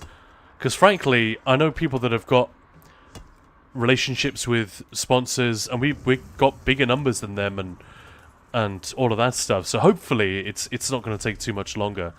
But I think that's when it flips, and that's when it suddenly starts to actually pay the bills, as opposed to being a grinding existence. So I'm very hopeful, and you guys have made that happen. So really appreciate it. Whether this is your first time stopping by, I hope it won't be your last, or whether you've been hanging out with us for months, even years at this point. Schnacks. Speaking of awesome people, a few years ago I visited a winery for our vintage presentation event, and they gave a little course about how spices and wine affect each other's taste. I bet that was cool. I learned that if I want to torture someone, I have to serve a hot curry with a particularly acidic Riesling. That makes a lot of sense. I remember when I visited, it was Chateau Latour, and one of the other really, really nice ones. Holy shit, I've already forgotten the name. Maya would remind me if she were here. But this is a trip to Bordeaux that we took years ago now. And it was a really, really nice city. Really beautiful city. At least in the center. The center was absolutely beautiful. As soon as you went a few blocks from the center, it got incredibly dirty. Like dog shit in the streets. And it was still quite nice. But it was astonishing how concentrated the local council's efforts were. There's like anything around the opera house and all those tourist brasseries. You know, that was all like sparklingly clean. Like it was a movie set, almost. Man, it was expensive. The way to do it was actually to go into the dirty parts of the city where the actual residents would eat. But it was tough to do that because, yeah, neither of us spoke good enough French to really break through the "we're not tourists" barrier. Anyway, we went on this really awesome tour of the chateau, and we were the only two people there. It was like a rare occasion, only two of us there, and there was this French guy called Ulrich. With a scarf and with the long, you know, the floppy Hugh Grant hair. He was fantastic. And he was brilliant as well. His ability to describe what was going on in ways which were sort of scientifically accurate and also made sense, but were also kind of poetic. He was great. Like, that guy earned every euro that he got paid that particular month. Yeah, I remember that vividly.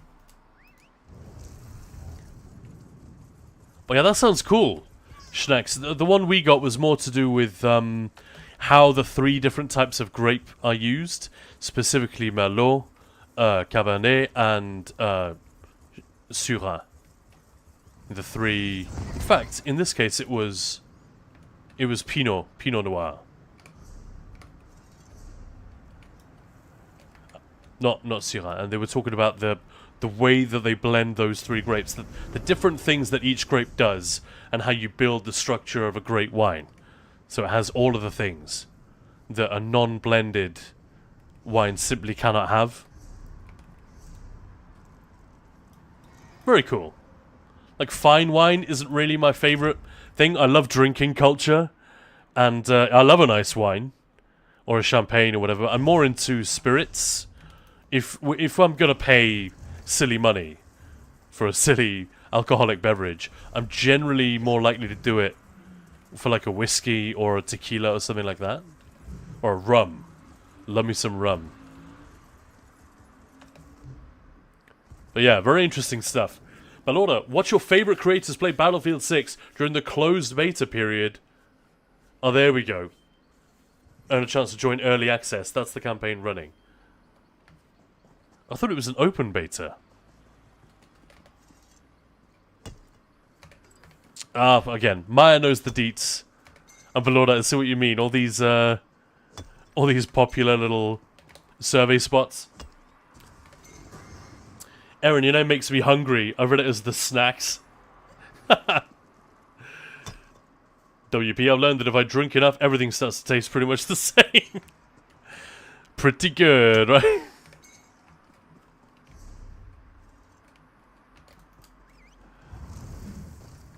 I like that. And, Vezok. I'm on vacation. Vacation. And we haven't had running water in my house for 2 days. Man. Like, if you weren't on vacation, then that would be intolerable. But the fact that you are means it's probably not as bad, right? I hope so, anyway. Yesterday we went to a friend's house to shower. The thing is that our friend's house is a repurposed 1700s water mill. So it was really cool to see. Wow, that does sound cool. Do I have to put on the inedible snacks title? Yeah. The location sounds amazing, but no water is bad. Jehinamoth, yo!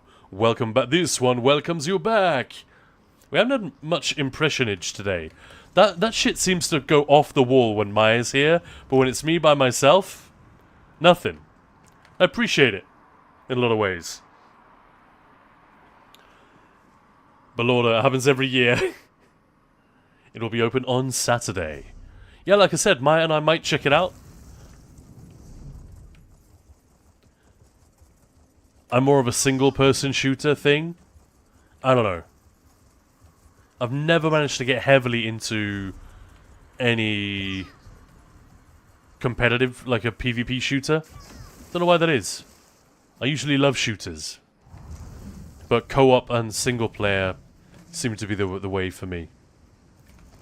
Maybe my aim is just not good enough. And I'll put on the title, Cake Connoisseur. Who is Maya and Khan, dude?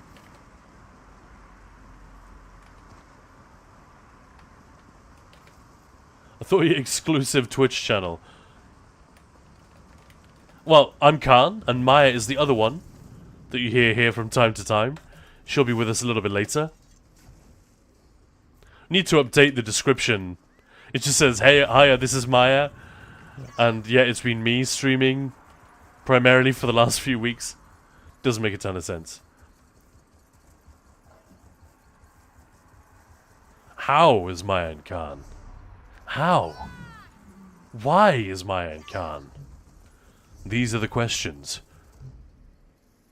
These are the questions of the Starship Ninja Pulls. Its continuing mission: to seek out new DPS and new dick jokes.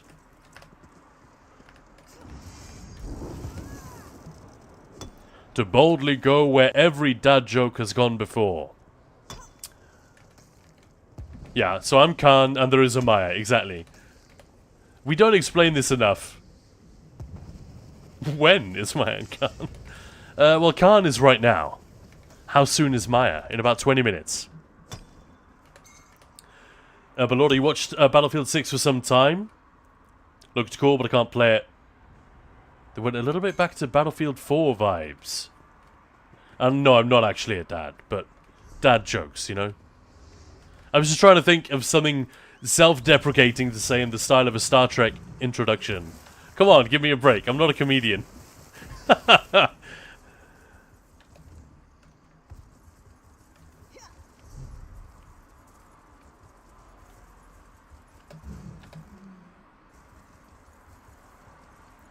But yeah, fun times. I haven't. Battlefield 6 is not something I've really been following in the years leading up to now, but in the last month, I've started reading about it, seeing what people have got to say.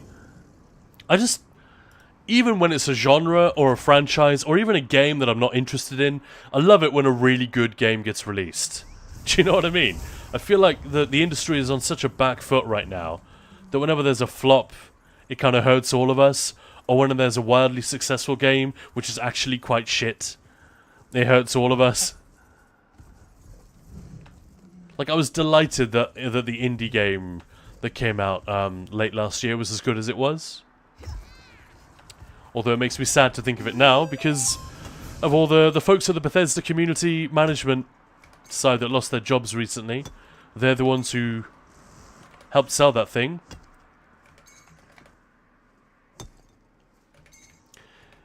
Missy Michelle, welcome on in. Funny, one of my buddies growing up was called Michele, and it was spelled exactly like that, i.e. the Italian spelling. And he would always be called Michelle by the English teachers at my school. Because, you know, despite him being Italian, me being Danish, we both went to school here in England. And, yeah, he would always say, if it's with two L's, it's Michelle. If it's with one L, it's Michele, like Michael. Eventually he gave up and just told everyone to call him Mick. Yeah, many see the one L and call me Michael as well. Well, welcome on in. And I'll tell you what, helpfully you've got the whole Missy thing there in front of the name. Appreciate that. How you doing? Hope you're having a good week. Thank you very much for stopping by.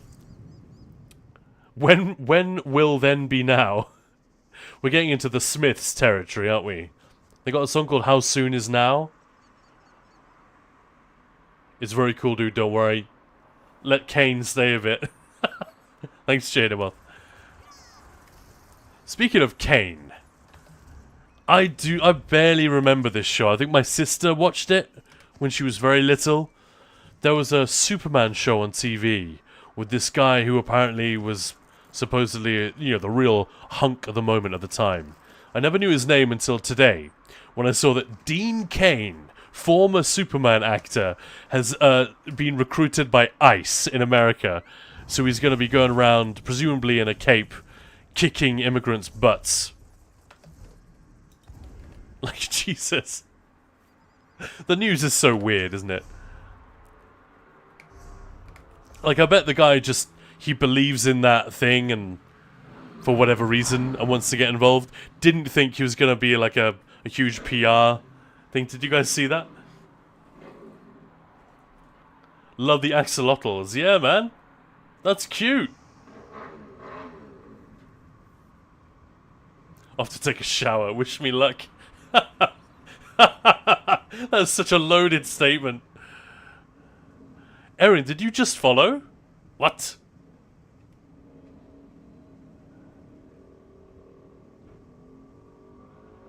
Khan streams health and Magbar's acting weird. Kane can sod off. Probably suffering desync. Oh, the sub goal is up to date, is it not?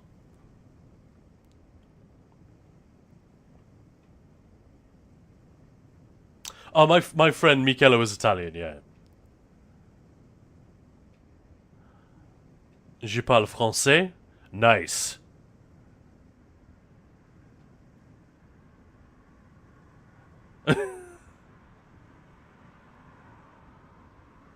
I'm American, but heritage is Italian.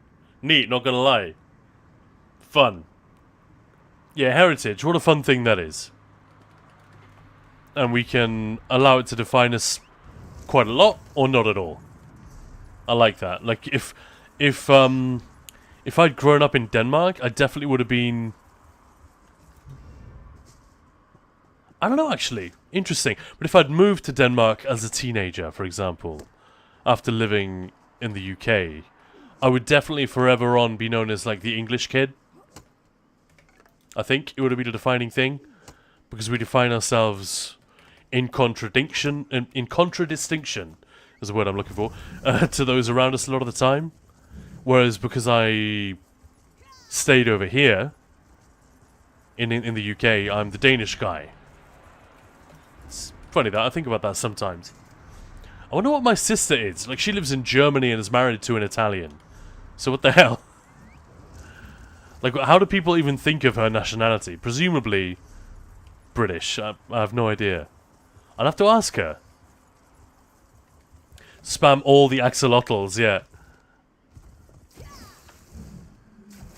Isn't the Fallout TV show where they had a terrifying giant axolotl? What the fuck, man? That thing really took me aback, because it's such a cute... You only see it depicted cutely, ever. This particular creature.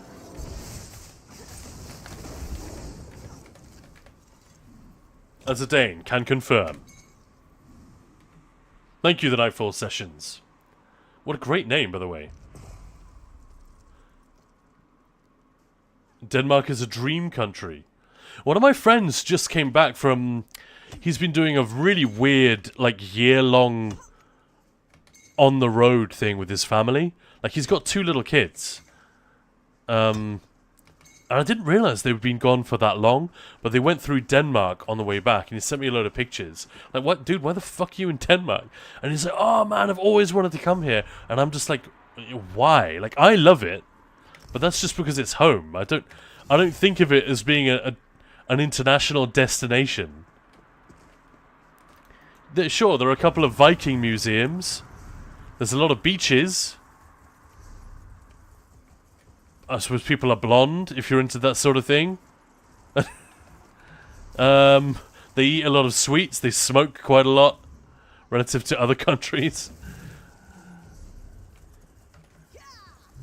Yeah, it's just funny to me. All the little quaint things about home. But he was just like gushing and sending me all the... Oh, you ever been to Ribe? I was like, it's pronounced Ribe, but whatever. Yeah, I've been to Ribe. Of course I have. Like, it's like 7 or 8 million people in the whole... No, it's like 8 billion people in the country, right? No, million. It's like roughly the population of London and Denmark are about the same. I think they've separated a bit now, but for years they were like in parallel. Nightmares are a type of dream.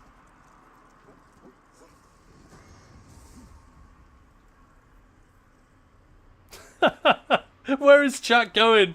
I love it. My last lot. I live in Algeria, so Denmark is like a heaven to most of us. Thanks for the laugh, though. I appreciate it.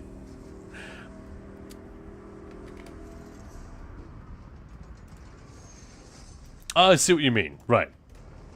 That, yeah, Denmark with, like, its reputation for stability and relative calm and quiet. It kind of is the dream a lot of the time. And it tends to have nice, boring politicians as well. What I wouldn't give for a boring-ass politician. In fact, in the UK, we do have quite a boring politician at the moment, in a way which I like. Like, you know, for a while I was just desperate. Can we just have a Merkel, please? Not necessarily her, but you know what I mean. Someone for whom passions do not run very high in either direction. Let's just get back to someone who can actually do the job, rather than someone who's great at social media. And, yeah, Denmark isn't immune to any of that shit. Like, there's a neo-Nazi party in Denmark, which is alarmingly large in terms of its... like, in proportion to per capita, I think. The membership per capita is very high. So it's not without its problems, for sure. And it suffers from little country syndrome, you know, with especially with such a huge and massively successful neighbor, Germany. It does have a little bit of that, like, feistiness, which can be fun, but it can also... there's also an ugly side to it. But yeah, it's awesome, and I'm very, very proud and pleased to be able to associate myself with Denmark, even though I haven't lived there in a long time. Jehinamoth, a road adventure, like Les Gens du Voyage or hippie people. No, I think just people who they just got into camping. with a van, but like a really fancy one. And the guy runs a business that he could presumably do quite a lot of on his computer on the road. And he makes quite a bit of money. So I think they just decided we are never going to be able to do this again until after the kids have all gone and we're retired. What's happening? Help, please! So that's the reason. Killing them before they spawn is the best. I'll be crazy. Nice try, asshole. I would have loved it if they'd made these really hard. Imagine that if they'd made the Soul Reaper encounters like brutally difficult. I know that's not. That obviously isn't the way to go. Or maybe 1 in 10 of them is like incredibly difficult, and all of Zone Chat pops off. We got a big one. We need help. I think that would have been so fun. I'm still hoping there'll be a little bit of that with the Writhing Wall event. I sent my feedback to Zos, by the way, saying it looks like it's too easy. Plus, a couple of the quests seem to be bugged, but, you know, can't be completely sure. Moose, I know you were somewhat invested in that with me. 8 billion Danes send out. Yeah, exactly. Friend of mine got otter emotes, and he had a special emote made for me. It's a cat holding a teacup. That's so cute. Really cool. Algeria's a very mid country to live in. Like, very mid. I don't know, man. There are always things... There are always good things about the country that we are currently living in that we don't realize until we go somewhere else. And I think, holy shit, I took that for granted.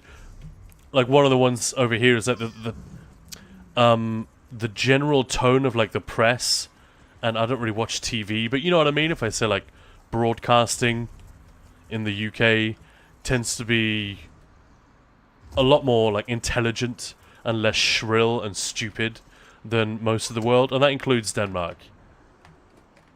There's just a lot of crap, and like the first time I went to America, I couldn't believe what was on TV. I felt like I was becoming stupider just by watching it. It's nothing but adverts and then the most brain-dead stuff. It's that they don't trust you to think. I'm exaggerating a little bit, obviously.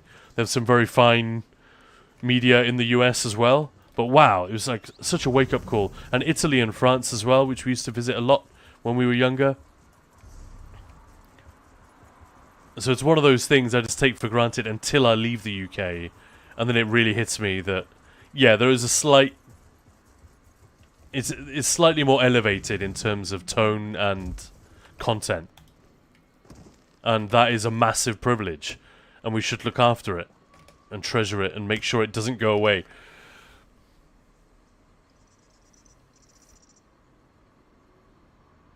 Balorda also got that shit AFD. Yeah. I mean, that's not literally the Nazi party. I'm talking about literally the neo-Nazi party. Not just Folkepartiet. Which is, you know, the sort of AFD equivalent.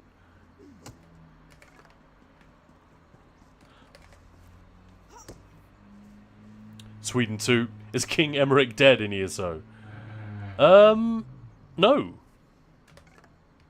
I don't think so. There's a bit where I think he comes quite close to death. But that happens in the Ebonheart Pact storyline as well. In fact, you know, the whole deal with the Aldmeri Dominion as well is that people are trying to assassinate Irene as well. So I think they try to personalize the monarchs by having these threats against them personally. Been a while since I did the story there, though. So Barkalot, Sweden too. Aaron, question for the Danish. How was the discourse in Denmark when Trump started talking about taking over Greenland? I think most people were a little bit rattled, but it's a weird one. In Europe, the general attitude towards Trump is not to take him too seriously. Oh shoot, it's just after 6. I need to go and get Maya, don't I? Well, we're going to have to continue this conversation in a minute. Sorry, guys. I let the time creep up on me. It was like 5:02 last time I looked. Anyway.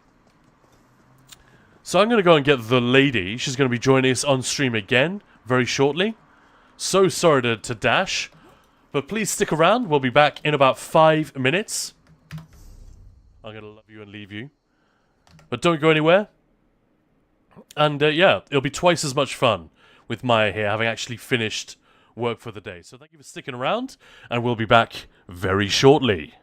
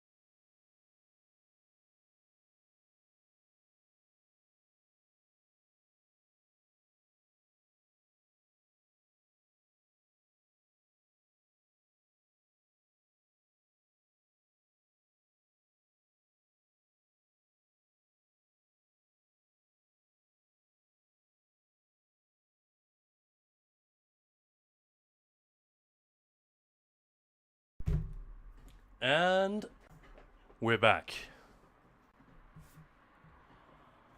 Welcome back, I hear you all say.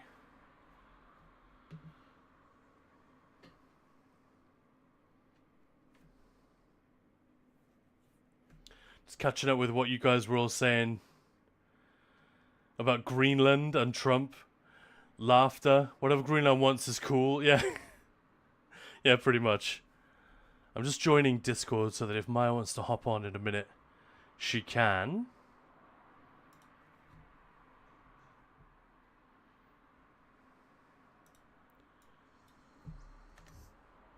Let's hop back in the game.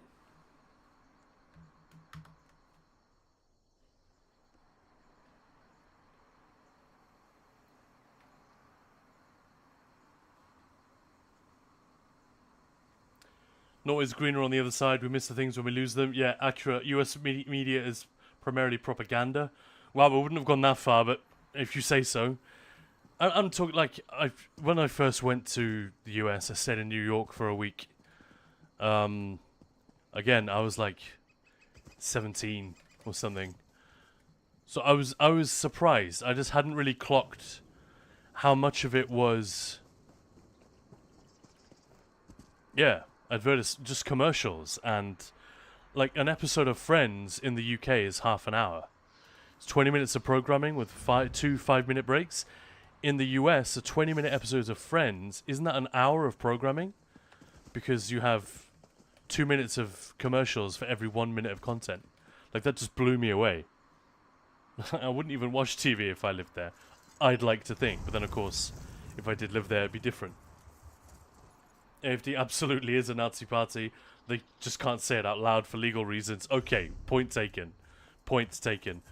But, for example, the Danske Folkeparti. So this is in Denmark. Like, my grandparents definitely aren't Nazis. But I know on at least one occasion they voted for the Danish People's Party. Like, I remember my grandmother claiming she was racist once. Basically because she was fed up with immigrants and wanted to be edgy about it. And I actually questioned her on it. I was like, do you actually, like, if you were interviewing for a job and you had a better candidate, but they were from a Muslim country, would you actually give it to the weaker? And she said no. She would just give it to whoever was sound and it was looked like the good candidate. So, well, then that's not it. It's not race, is it? It's just you've got that old person fear that your culture and everything that you hold dear is in threat. So, yeah, weird conversation. Because most people, it goes the other way around. They'll say, I'm not racist, and then you proceed to show them that everyone kind of is, and that they certainly are. In this case, it was the other way around. But yeah, I don't know exactly what the reaction with the Greenland thing was. And Palorda also saying the same thing. Jay Hinamoth, I only watch anime and some National Geographic stuff. Don't watch any kinds of news. Yeah, sometimes it isn't worth watching. It's worth, like, knowing, but you got to pick your sources. And if none of the ones that are broadcast are that good, then yeah, it's tough. You just got to go with reputable newspapers or websites or what have you. I get it. General rule everywhere outside of Europe is as well, I think, yeah. Trump is kind of seen as a crazy clown in Europe, and here too in Algeria. Zedric Clegane, it's the same thing in the US. He seems to enjoy attention and will say anything. Absolutely, yeah. And to be fair to him, he is unexpectedly great at saying these outrageous things which everyone thinks, oh, well, surely now he's gone too far. Nope. The boy knows his base. I don't think he's a kind of genius or anything, but he studied TV ratings. He was obsessed with them when he first got into, The Apprentice and broad. I suppose even before that. He's been rich his whole life, but he's tried being famous in various different ways many, many times. It obviously is a thing which motivates him very, very deeply. So apparently he studied the Nielsen ratings. That's what they're called, right? Or maybe it's different for reality TV. I don't know. But either way, he he learned to study TV ratings obsessively and would try to figure out what made them go up and down, and I think that's his whole attitude towards politics as well. Which is a shame, because it is a very effective means of getting hold of power, but like, it doesn't really teach you what the fuck you're supposed to do with it and how once you've got it. And that's hence my preference for boring politicians where possible. Yeah, they're boring. But if that's the worst thing we can say about them, rather than they're dangerous, then I will take it. Generally. It's a bit of a blanket. You know, there are no rules, but as sweeping statements go, I think it's relatively safe. Anyway.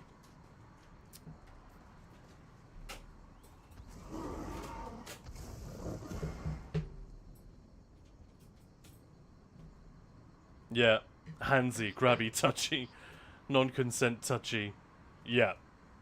Yeah, he really is that kind of... He's literally bragged about it. That was the thing. Everyone thought he was done for when he'd bragged about groping women and they couldn't do anything about it because he was famous. And he thought, well, given that he's courting the evangelical Christian part of America, he's toast. No. They just decided to contort their minds into new shapes instead. It's a lesson, man. It's a lesson to all of us that we can do incredible things to believe what we want to believe, or to stick by something that we've previously said. You know, if you want something to be true, or you would be embarrassed to admit that it's not true or that you were wrong, we can do incredible things to change our own reality. Kind of terrifying.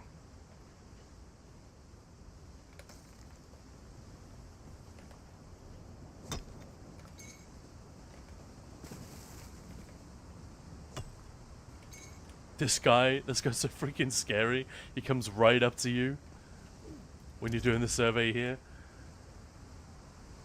Yeah, Moose being a clown is the least horrible thing about him. Oh, poor Trump, we're really dunking on him today. Really dunking on him today.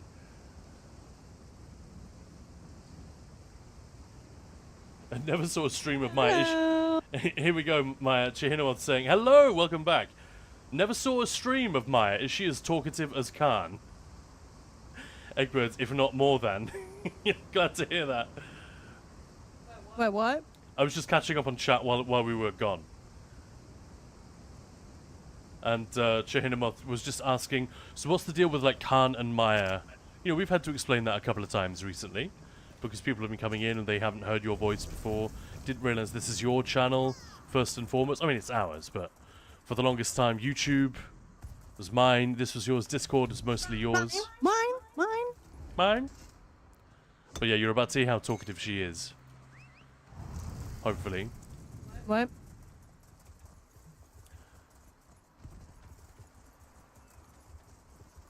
Yeah, Winifred, Willow, and Chihinamoth high-fiving in agreement here. Generalizing all immigrants as bad, terrorists, yeah. Danske Folkeparti is the Nazi party? Well, I didn't call it the Nazi party. No. There was... So there... It's the equivalent to the AFD, right? Or the British National Party, which doesn't really exist anymore. The thing is, they have a habit of splintering and reforming, partly to be like water, so they can't be targeted as easily. Because there's always, inevitably, there's always a scandal. There's one in the middle of breaking right now in England. Honestly, I'm not even paying much attention to it. But one of the leading figures on the right, the sort of the far right that's tried to politically rehabilitize themselves, if that makes sense, to be like the friendly face of far right politics. He's just been arrested for grievous bodily harm. Like, I think he beat the shit out of someone at a train station. I don't really know the details, and I'm not that interested. But, like, this kind of stuff keeps happening, so they have to shift and rename and change their leaders or change the role of their leader and stuff like this. It's tricky. But anyway, we are not here to talk about that. Wow. Ruin 778. Malta. I like them. Chaotic evil. Keeps things interesting. I like that.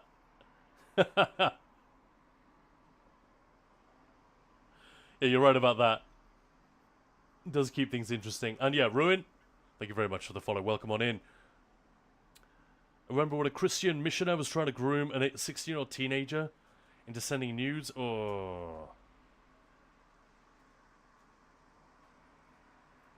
Yeah. Moose, I assume everyone is insane until they prove otherwise. Saves me a lot of trouble. Are you in Morrowind? I love that question. I know you were talking to me, Janemoth, that I was in... Yeah, I was in a part of Morrowind we'd never been to before. Outside of this game. Well, I suppose Arena, technically. But, yeah, I was over in the Telvanni Peninsula there. But I love the fact that that comes after Moose's comment. I assume everyone's insane until they prove otherwise. Saves me a lot of trouble. Are you in Morrowind? Those dark elves be crazy. Yeah. And Chard, hello there. Like that emote, that's cool.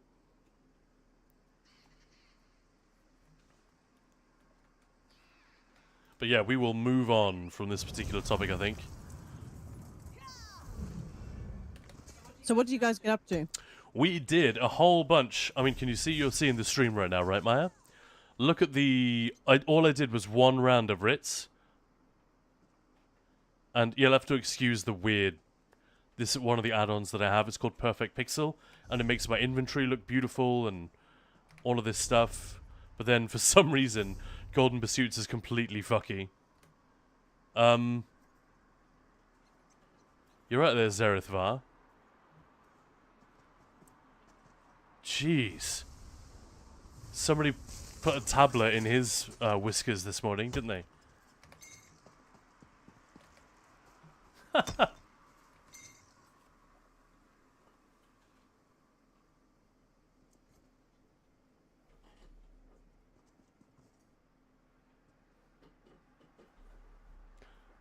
Perfect Pixel not doing that for you, okay.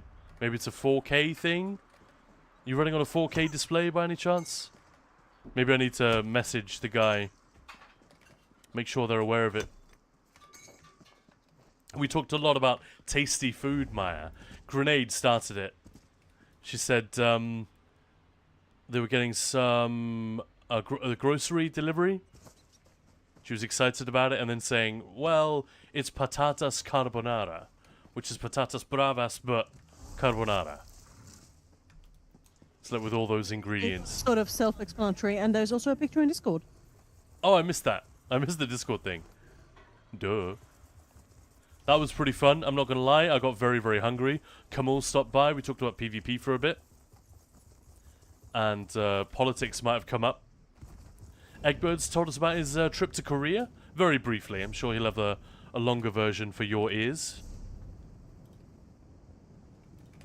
Well, yeah, it's been a really fun hang. Really good day.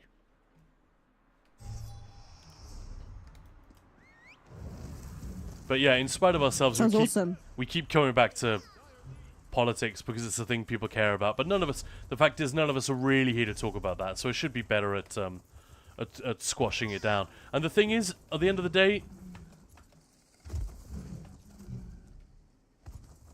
wherever there is a chance for dialogue, like a hang with people, we should be open to everyone.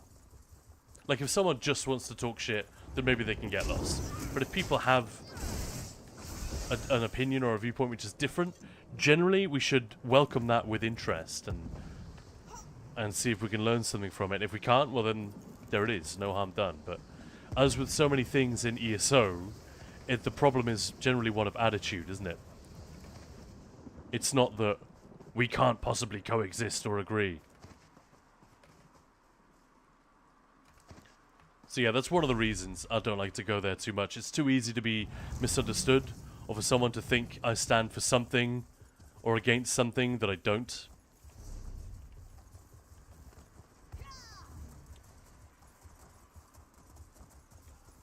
Ms. T, meant to say yikes. Nothing similar for me, thankfully. Food, yeah. Yeah, food is the winner. I'm gonna have some pasta with cheese sauce for dinner. Nice velouda. Yeah. Boom. Boom. Patatas carbonara looks like a hot potato. Yeah, I like that. Oh my god, Moose. Oh, it's Khajiit. Well, this one is honored to be... No. To be invited to be hanging out with Ninja Pools and Khan. What do you mean hanging out with Ooh. Ninja Bulls? You are Ninja Bulls. I'm a Khajiit. I'm not Ninja Pools right now. I'm a Khajiit visiting. Oh, right. You're doing like a second person? Yeah. Alright. That's This weird. one is excited to be hanging out with... Oh my god, Cat. I will punch you in the fucking nuts if you had... if you had some. You don't have any, do you? What's your name, Kitty?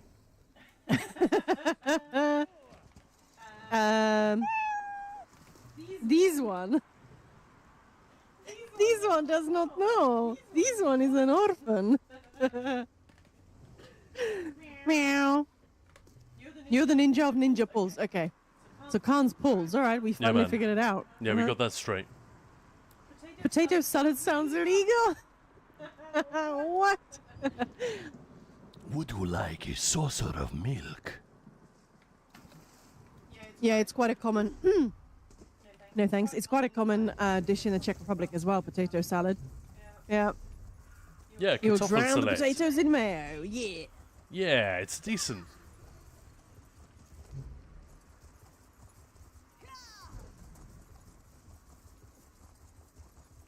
Classic threats of violence.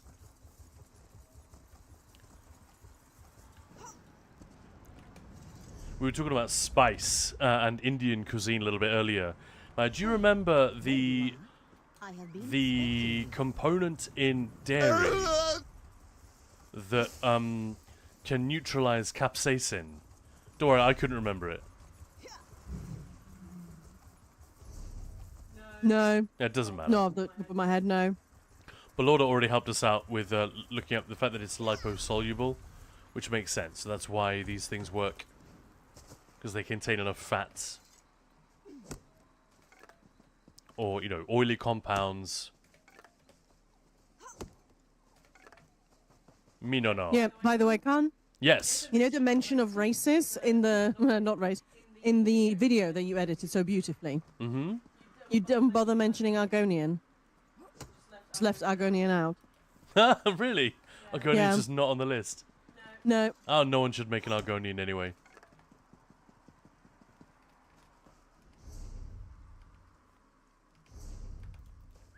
We already had a couple of complaints.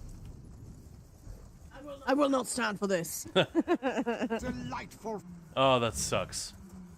Guy's really dumb. Well, it's because Hey, Egbert. it's because I had to go live at 11. I was in such a mad rush to finish it.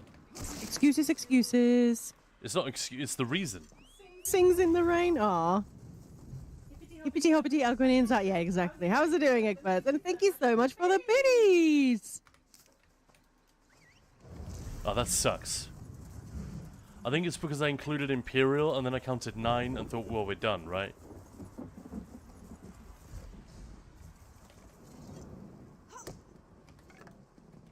That's actually quite funny, though, as well. Like, they always get forgotten. If there was one race I could have forgotten.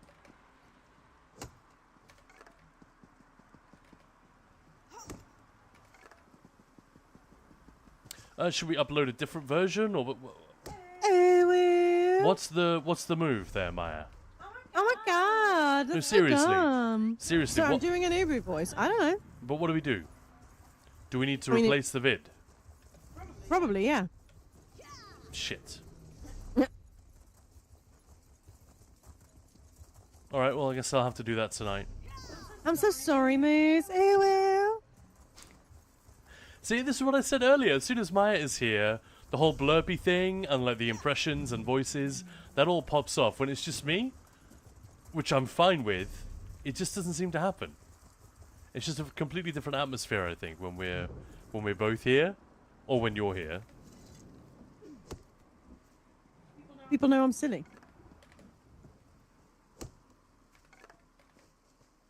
I see an Argonian around in Vivek a lot called Lacht im Regen. As well.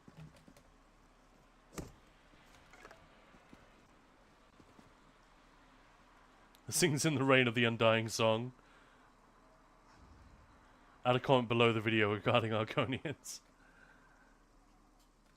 Yeah, but Kanda's Uwu, that'd just not be interesting. Why would you redeem that? That would just be a waste of your channel points, I think. That's why it's not there. We don't want to rip you guys off.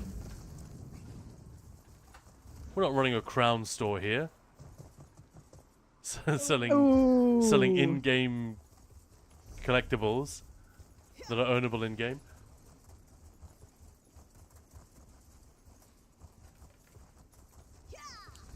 Yeah, not all of the blurpies are working. Maya, I don't know if you What want does that mean? Well, it's not coming up. Like the solos just now, I didn't hear that. Okay. Did you guys hear it?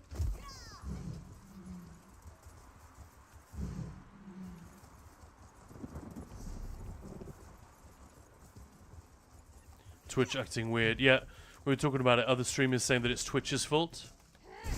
I have no idea. But yeah, sorry about that. Yeah, Oh, seeing okay. other streamers' redeem's not working. Yeah. Blurb is not working for anyone. Oops. I mean, I'm sure we had something work earlier today. But it's been one of the only ones. Yeah, there we go. Game over, man. I didn't hear it. I did.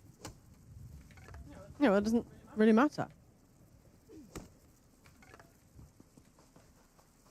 Oh, not the game over, man. The meow. Right. Yeah, so Blurb's just not working.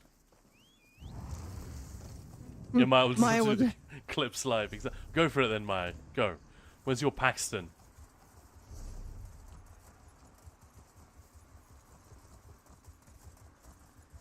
No?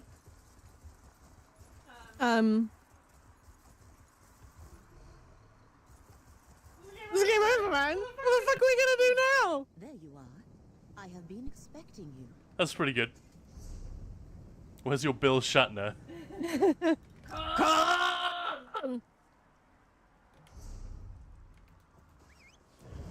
I tried. Stardate 416 72.3. Get to the chopper! That was bad. Oh no, stop wasting your channel points on them, guys. I mean, I suppose we can do them live. Fuck it, we'll do it live. I'll try Bill Paxton. Game over, man. Game over. What the fuck are we gonna do now? What are we gonna do?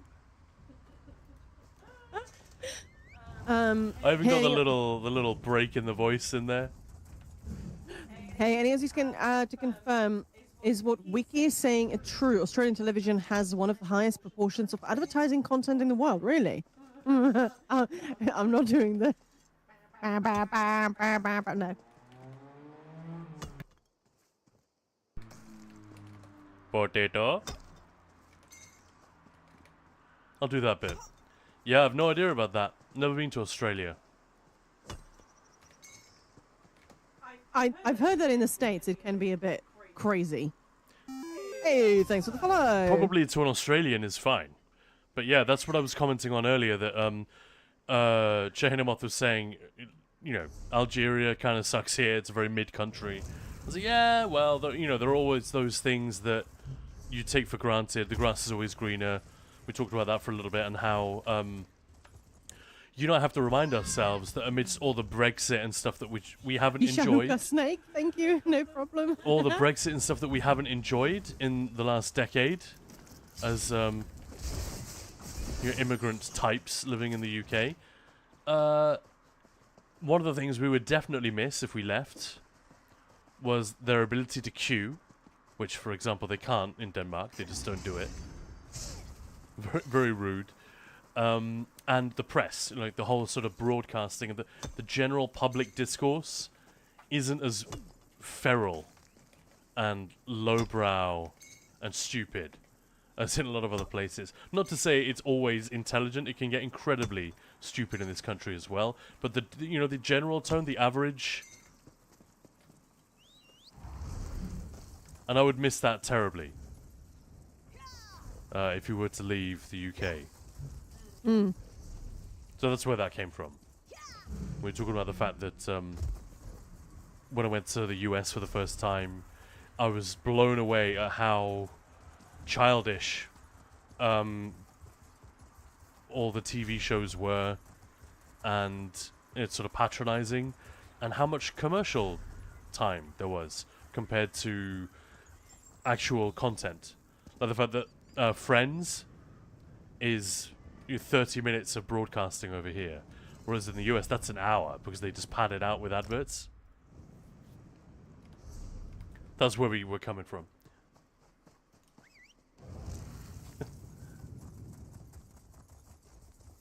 Yeah, what you're saying is true. Green never said the living conditions are horrible here. Yeah, I don't want to misquote.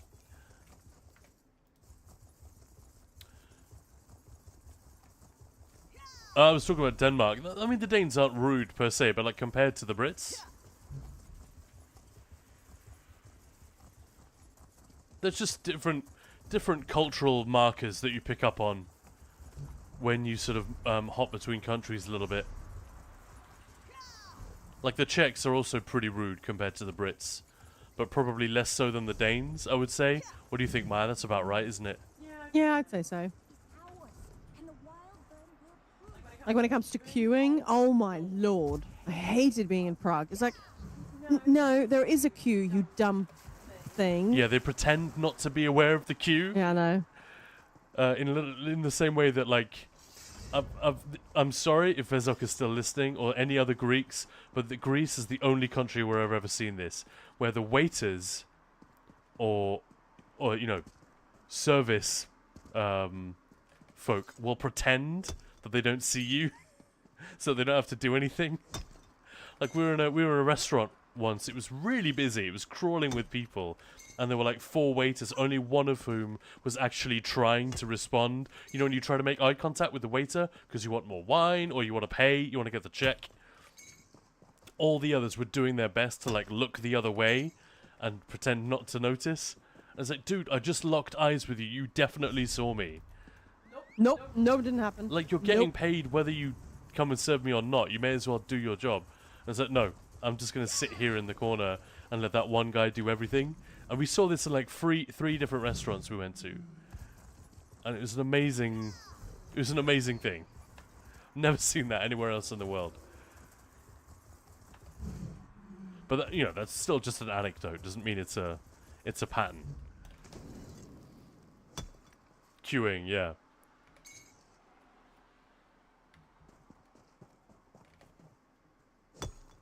Yeah, that's it.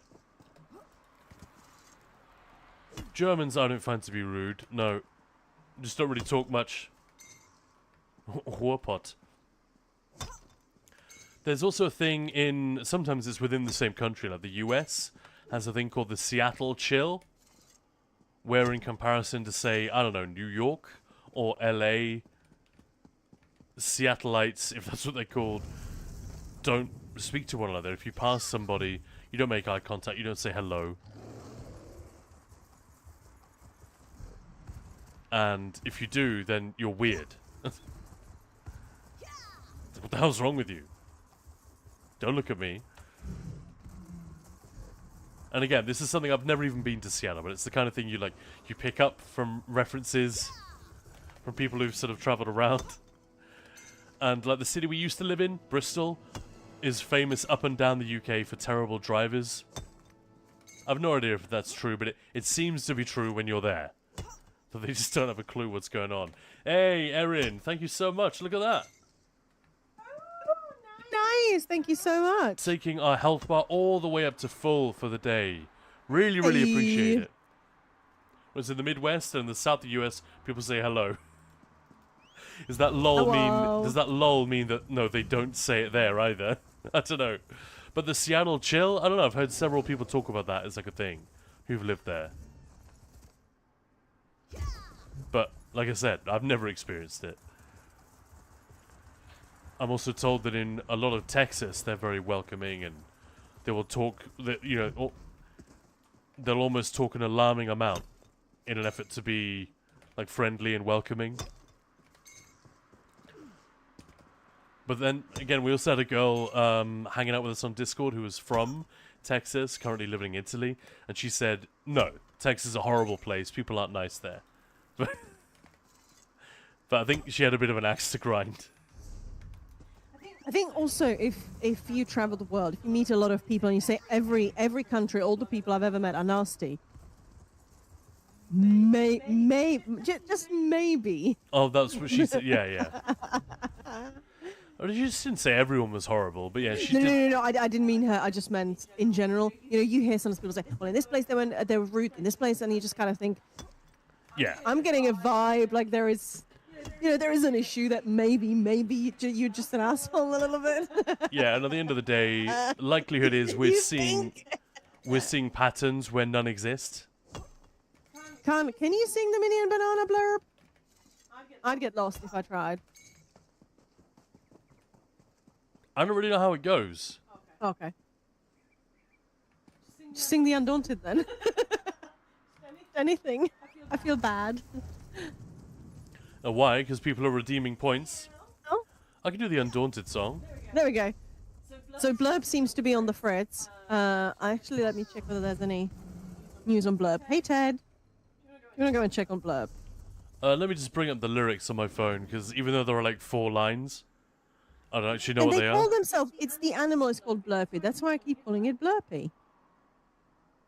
No.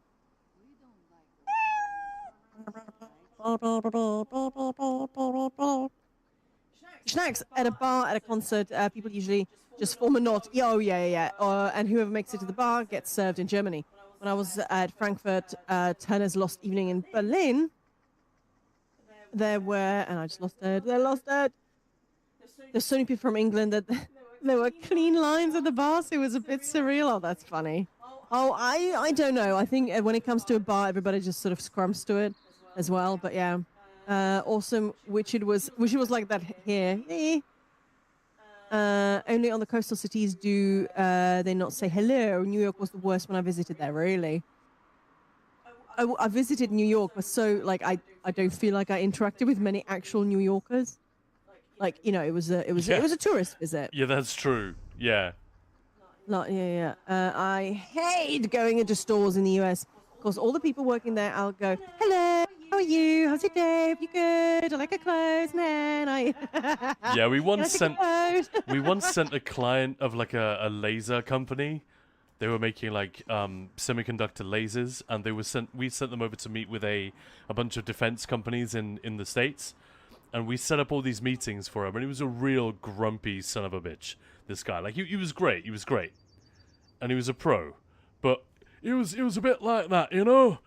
Proper old school businessman from Yorkshire, like, you know? And we were just imagining him going to a bunch of meetings in New York, and then leaving the meeting, having had a good meeting, and then, like, coming out into the hotel lobby. Good morning, sir. How can I help you today? And just like him not being down with that type of customer service at all. Just like, have a nice day, sir. Oh, fuck off.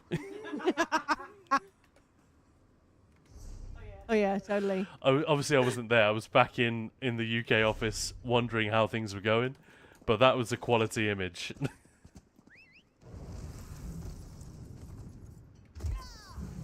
You should just try the, how's your day, sir? Actually, they don't really ask a question. It's more of a... Have a sort nice of day, hope. sir. Yeah. It's that kind of thing. It's Have a like nice to day be like, now. I'd love to, but you see, I'm estranged from my father. Yeah. Or just like something, you know. No, but Yeah. I like that culture of, you know, the service culture. I think that can be fun, but yeah, it's weird if you're not used to it. Like if I went to Japan, I've never been, but I'm pretty sure it would make me uncomfortable at first if I went to a fairly nice hotel, for example, where there's a lot of that sort of bowing and it's very, very service oriented, you know? I think I would be a little bit uncomfortable with that. It's like, I'm not above you, you're just at work. Like, don't stop acting like that. That's weird. Because in the UK, that would be strange. It would be very extraordinary. Anyway, do you want me to sing that song? Yes, please. All right, for many, many channel points. Thank you for spending them. Who knows no fear of beast or blade, undaunted, undaunted. Who knows no fear of Daedric plains, undaunted, undaunted. Who knows no fear of death of age, undaunted, undaunted. We are undaunted. Ooh. I love it. I'll do anything for channel points. Except that. It's a bit like Meatloaf. I won't do that. Yeah, it's so in case you guys haven't heard this rendition, it's obviously beautifully done by Khan, but actually that song is from our video that we did for Tenfest, and it was just a, sort of a little comedy skit about dungeon groups and how things can go horribly wrong, but you know, you prevail and all that kind of stuff. And it's on our YouTube, and it's like professionally voiced.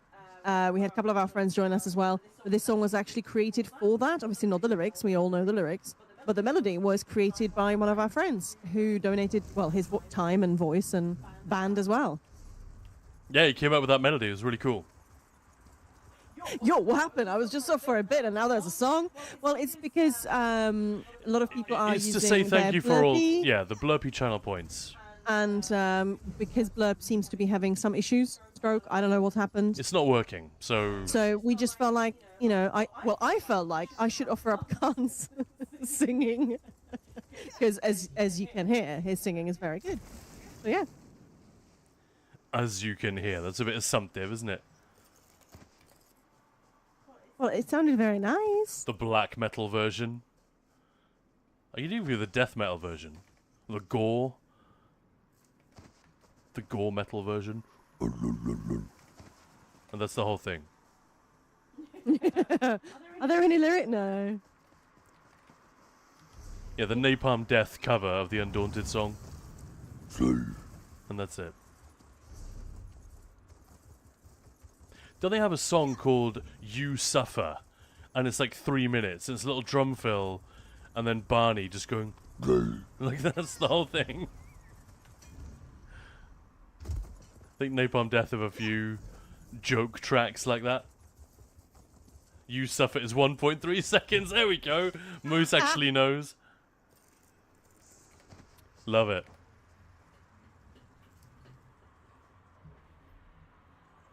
And apparently my Yorkshire impression wasn't too far off. Thanks. But yeah, that guy was a real character. It was a lot of fun to deal with. And because none of us were required, like my boss or myself weren't required to be out there for all these like second stage meetings, we would have loved it. But no one wanted to pay to fly us out to New York and to DC. Oh, wait. I know, I did a couple of projects like that, and on one of them, remember the one with the like the email security thing? They almost fucking flew me out there to conduct a round of meetings. God damn it. Recession. I'd never been to DC, I would have loved it. Obviously I would have been at work, but I think I would have just like stayed an extra day. You probably would have been able to come with me, right, Maya? We could have I assume so, yeah. spent a couple of days looking around, and we'd only have to pay for one of the tickets.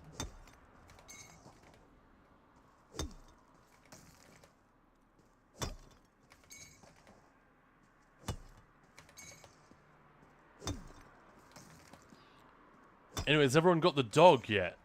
So I haven't got it. I haven't got mine. Yeah, you've got it.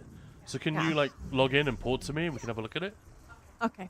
Because I haven't actually set it up so that I'm watching the stream. Okay. I don't think I should have done. That would have been smart, wouldn't it?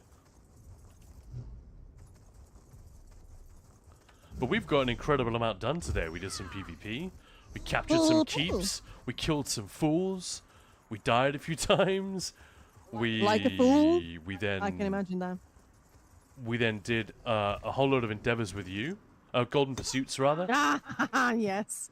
Oh shit, that was just today. That's crazy. And now we've done a whole load of more Golden Pursuits.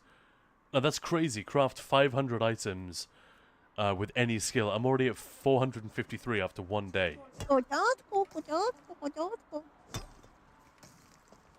So yeah, this is an incredibly easy Golden Pursuit. I don't think I've ever been that far along on day one. I think Yusuf has a Guinness World Record as the shortest song. That's great. But they've got a few of those, haven't they, Moose? Like, that are like, you know, between 3 and 10 seconds. It's part of that whole subculture of silly metal. Where, you know, Napalm Death is a somewhat serious band. But there are others that are just in it for the jokes.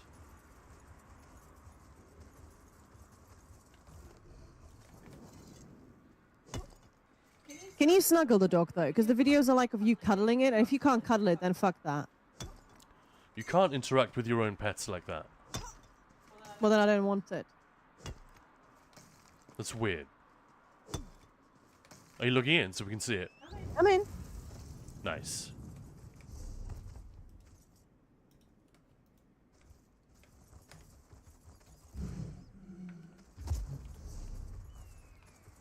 Shall I port to you? Where you at?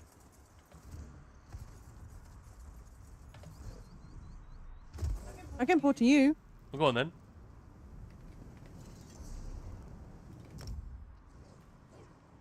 Wait, don't do it now. Do it now. As in, stop it and do it again. I just ported. But the pup is super cute.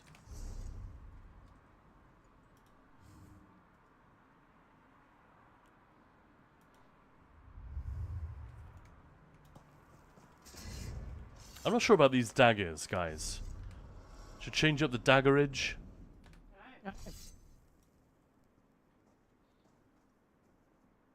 There he is. And they look a bit silly. Aww. It is cute. What's it called? Like the name of the type of pet, but also the name. The actual name. Forgy. Forgy. Porgy? Forgy with an F.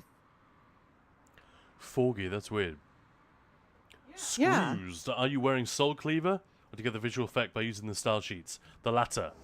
Definitely not wearing Soul Cleaver. That set is rubbish. Well, I suppose you could probably make it work. No, I'm actually wearing Rush of Agony, although I shouldn't really bother. Like, everything dies in Overland before it has a chance to proc. And Tideborn. But yeah, I've just used enough of the collectibles.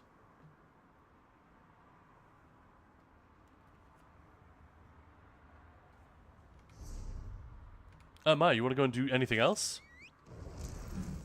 No, it's Since fine. you're here?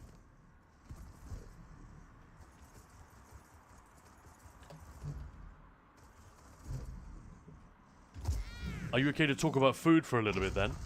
Can you buy these, or do I have to run IA for it? You can buy them with Archival Fortunes. So yes, you have to run IA, but you don't have to wait for them to drop. You know, you can buy a curated coffer. Yeah. So there's only a certain number that you have to buy. Hey, thank you for the follow. Welcome on in. And good luck in Infinite Archive. They all look pretty cool, to be honest. And the Templar one is the weakest, simply because it's quite subtle. Maybe the Warden one as well. Hey. Yeah. Fungu. Thieves Trove.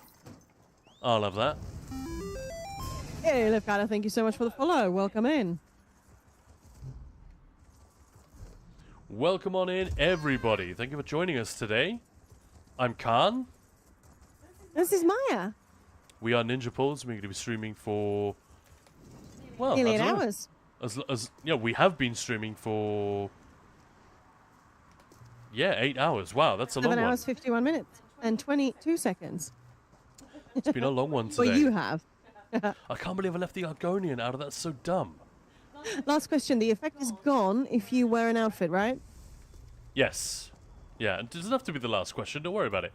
Ninja Pulse is a teaching guild, so the stream is we treat it as an extension of that. If people have questions, we're happy to go there. Like the other day, I relogged to a different character, and we just went and made a setup just because someone was curious. It was actually kind of fun.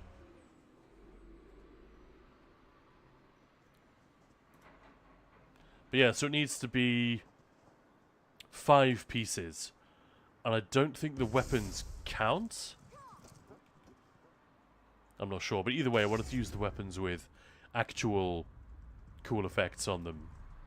That's what I was wondering about the daggers. What do you think, Maya? What? Should stick with these daggers, or...? Yeah, you look great. Alright. She looks great, even. We all look great. Unfortunately, the style itself tends to be a bit boring, so the way to do it is to, like, replace the 2 bits that are going to make the most difference. Yeah. In this case, the legs I thought were cool.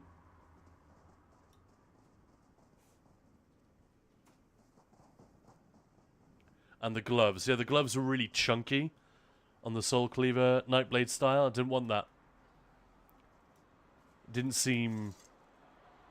It sort of messed with the silhouette of the character, right? Oh no, you don't want to mess with the silhouette of the character. No, no, no. Seriously. You talk to No, a, I'm with you. No, I get it. I talk get to it. production and costume design in movies, and silhouette is massively important. I know you know this. You're just messing with me.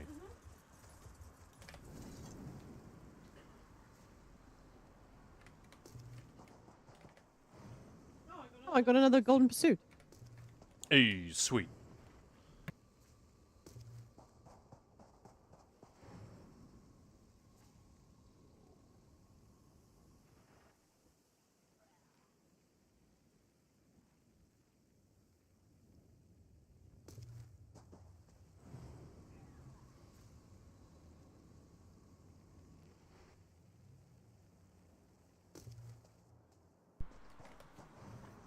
So, Maya, do you want to pick up the food conversation?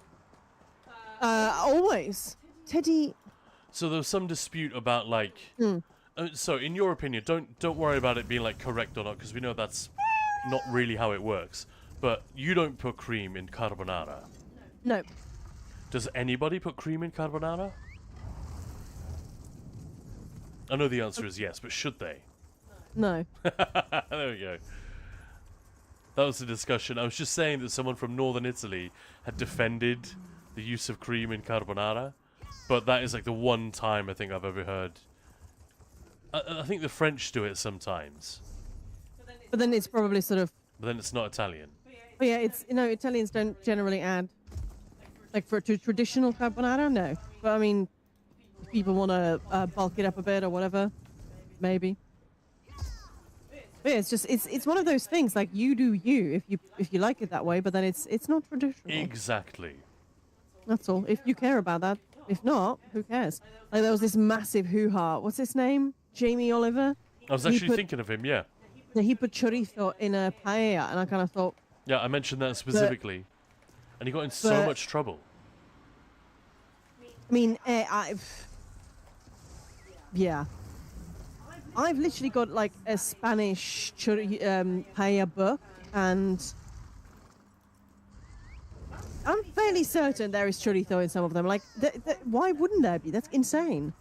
But maybe it was like a particular one from a particular region. He called it. I don't really know. I didn't really look into it. I don't care that much. But yeah, I mean, if you sort of mess with a traditional recipe, then I suppose it's not that traditional dish, but I put that in there. I think it becomes more of an obvious issue if there's like if the food has a name. Yeah. Which or if you're charging for inherently- it as like a thing. Yeah, or if you say that you're a traditional Vietnamese restaurant and then you serve like, I don't know, sweet and sour chicken or something weird. Nobody's saying it's bad. It's just that's not what it is. Like I remember being in this Italian restaurant that actually is like a lot of the stuff is very, very homemade. I actually did like a stage there, so I know how they make their stuff. But one of the things, and this is so small, but it had a zabaione as like the dessert. So sabayon French. So it's just like this cooked over hot steam yolks, and it's just this fluffy sort of incredible it's like custard, but incredibly light and That's a cooked over steam. zabaione. Yeah. And usually you add a bit of booze in it, and you can set it, so it's sort of set as, but it's still incredibly light. And I thought, oh, that sounds amazing. It's not something you get in restaurants very often. And they brought me this delicious but rich, crazy chocolate mousse, like thick, fudgy thing. I said, yeah, I was excited about having this. I'm sorry, I really don't want that. They were like, oh, but it's delicious. I'm sure it is, but it's not what I ordered. It's like, I'm a vegetarian, so I would like vegetarian pizza. Then bring me, meaty pizza. But it's delicious. I'm sure it is, but it's not what I ordered. Yeah, but anyway. Or you order a croissant Hydrate. and they bring you a donut. Yeah. And it's close, but it's fundamentally different. Like, And if I wanted a donut, I'd order a donut. Food people remind me of metal genre snobs. It's just, if you call something traditional or are claiming that it is, that's, I understand.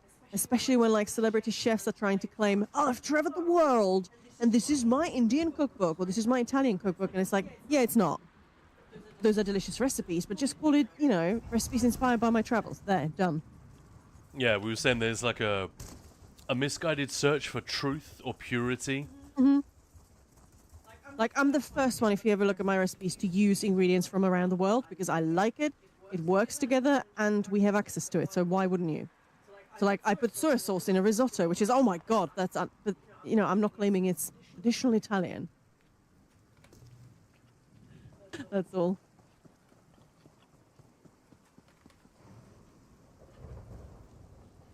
Thanks for the hydrate, and hey, Guns N' Raiders, how's it going? I think I was saying hello to you last time I was here, but I don't think you were there at that point. Amaya, as a chef, what's your thoughts on influencers who push, if it's not traditional, it's trash? Yeah, I think that's bollocks. In general, no. As I said, if you set up a traditional Japanese kaiseki, whatever restaurant, and then you don't understand the fundamentals and you don't know what you're doing, then yeah, you're selling, there's false advertising, simple as that. But I think there is, and I can't remember the name of the chef, but she's in LA and she's trained Japanese chef. She trained in the kaiseki sort of, so it's all very, and I'm sorry if there are any Japanese viewers and if I completely butcher it, but the idea is, hyper local, hyper seasonal, and it also has, you start with something cooked this way, that way, and then it progresses. It's incredible. But she sort of adopted it to work for her and to work for sort of where she serves food. So she never called it's a kaiseki restaurant, but she said, for me, it's very much inspired by my training. Here is why I deviated and how. And I thought that was beautiful because she, she created something beautiful, never claimed it was traditional, but it was very much inspired by that. And it sounded amazing. And if I ever make it to LA, that's where I'm eating.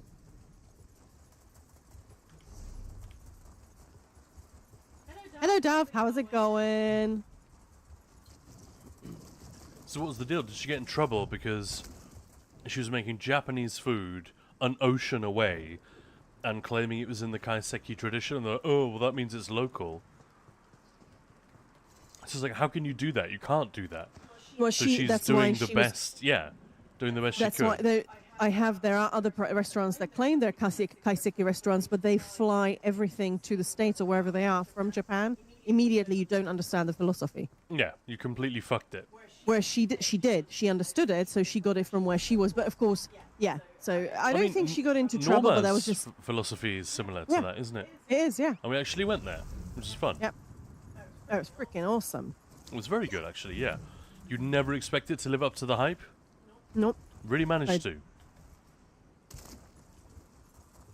Yeah, it's funny. I know one of the critics that wrote about it. She writes for like the Telegraph or something in the UK, and she like hated it. Oh, it's just so. What, Norma No. in Denmark? And I just remember reading it, and I knew this person, and they were definitely hoping that it was going to give them a little bit of glitz and glamour if they diss something that's actually good. And it made me really sad. Yeah, 'cause if I you thought, tear something down, it does work, sadly. yeah. Mm-hmm. But yeah. And that is so not traditional Danish food.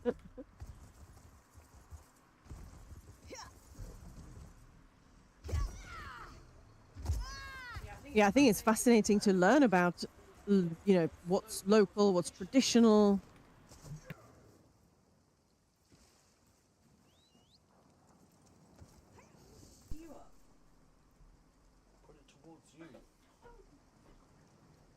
I'm saying then it picks you up. Oh, this guy with the chef's whites. Nice. Yeah, ultimately, it doesn't really matter unless you're using terminology incorrectly. Yeah. Then, yeah, that kind of thing does matter. And the French are very cool about that. You know, the whole dénomination and appellation contrôlée, all of that stuff. These words actually mean something, so use them correctly. God damn it. It's sort of their attitude. Other than that, do what the fuck you like. Hey, Safety Walks, thank you so much for the hug to chat. Much appreciate it.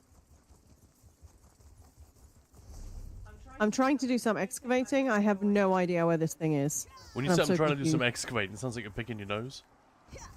No. I completely failed at trying to reveal it. So I have You're doing no some scrying. idea. Yeah. Nice. Well, the Flying Moose, welcome on in. Another moose loose about the hoose. Hope everyone's having a lovely week. Friday tomorrow.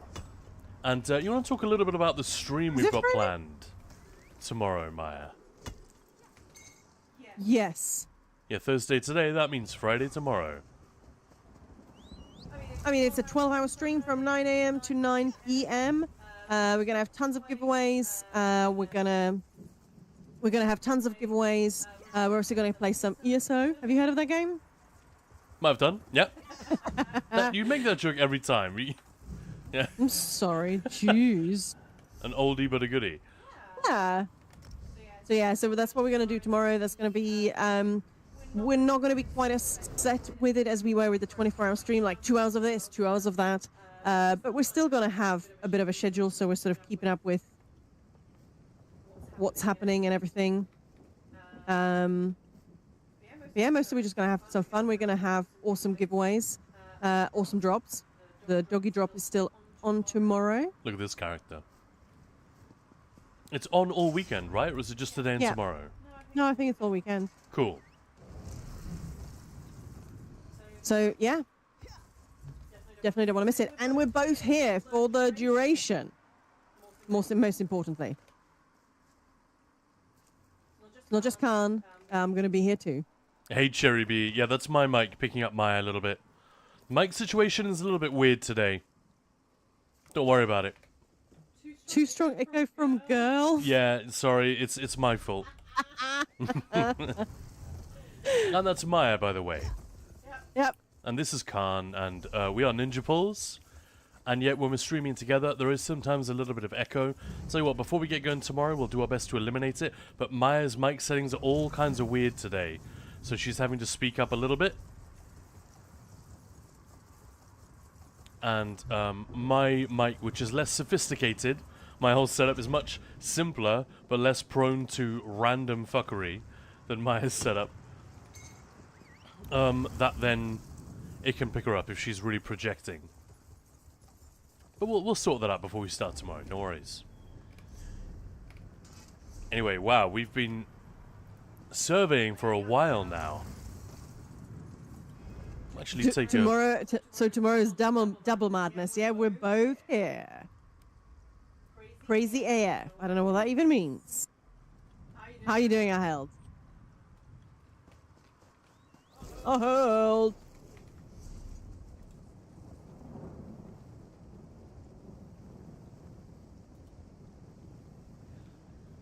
I want to really give up. This is, I think, the third time I'm trying to get this one thing, so I couldn't find where it was. Then I had it discovered, and I still had a bit of time, so I thought, well, let's see whether there are any bonus materials. Some fucking bollocks exploded next to the thing, next to what I was trying to excavate. Oh, it blew up. It's like the third time I'm doing this. You know that's your fault. You're not supposed to blow up the... You know, if there's smoke coming out of the ground. I didn't see any smoke. They lie. There was no smoke. Open your eyes next time, it helps. Yeah, well, that's annoying. Anyway, That yeah, is so very annoying, yeah. all sorts of crazy tomorrow. Ah, Khan, tomorrow I'll buy this sexy trailer voice, okay? And ask for the lusty Argonian maid as a topic, so get ready. In a world of scaly boobs. Oh.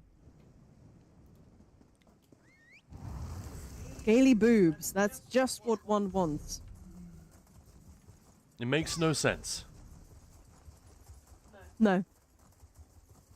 Like, they literally, they have no, at least in cats, you know, there is a function, right?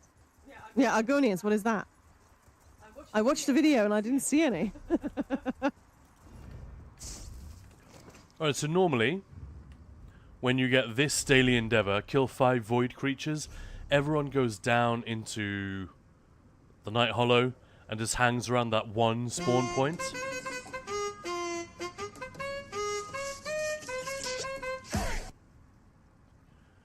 In a world devoid of void creatures, one man was going to find a way to avoid going down to the Night Hollow. He would have to confront the only world boss. I don't know. What is going on right now? Well, it's the void creatures thing. You can actually get 5 of them if you just kill this world boss. That was the idea.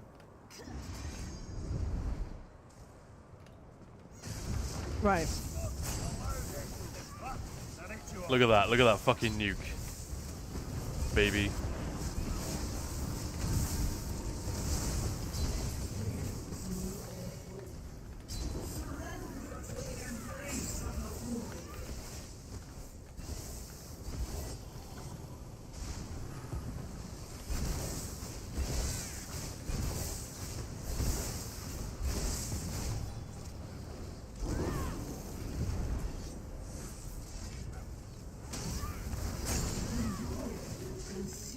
I can't actually pull those. Here we go. Void creatures. And there we go, we're done. Now we can just leave. In a world of void creatures, one man fulfilled his daily endeavor.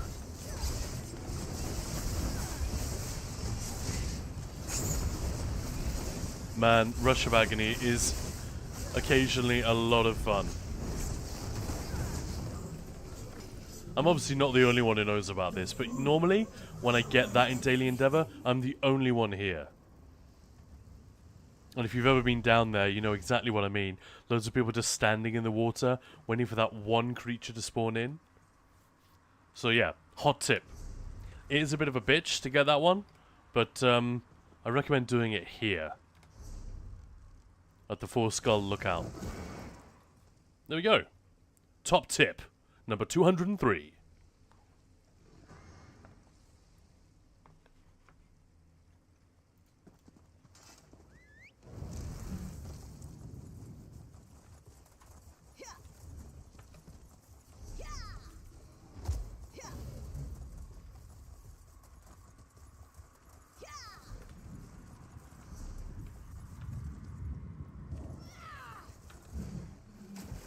Moose saying they're all over. Yeah, I don't know what to tell you. If that endeavor is up, they are not all over. All you'll see is like a crowd of people standing around one spot. Maybe 2.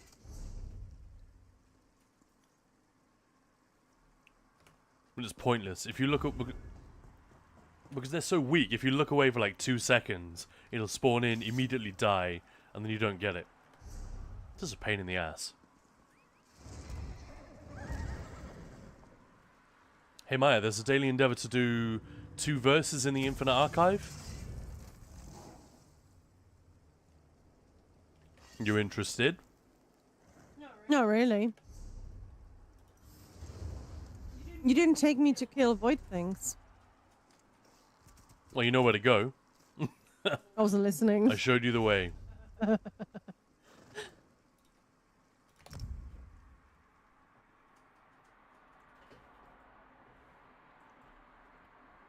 And thanks, Dragon. I went for a different, I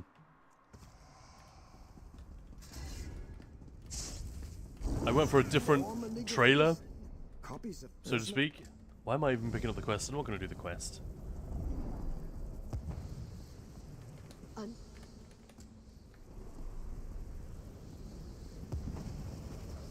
But yeah, we did it. We'll save Ahats for tomorrow. The Argonian Maid. I'll try and give it some thought.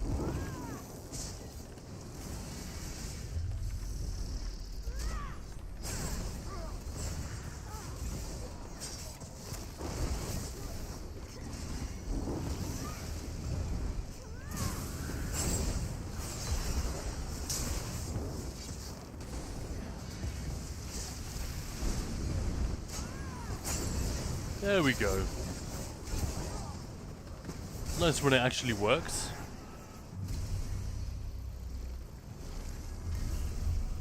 Over here, mortal, with the rewards. I do hope you choose something interesting. I haven't got any minus Slayer, which is a little bit dumb.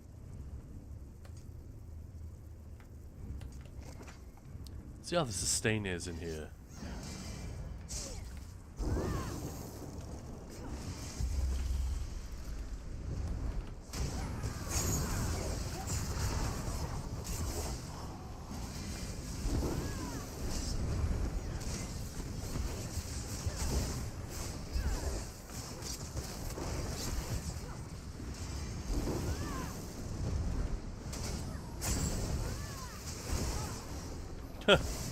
Those that do get stacked don't last long. Those, no, I was hoping for a joke, but it didn't happen. Forget to make your choice before traveling to the next wing of the archive. Words just no. Yeah, I've had a long day. How was your day, in fact? We didn't really get a chance to talk about it since you were... Long. Long. Yeah.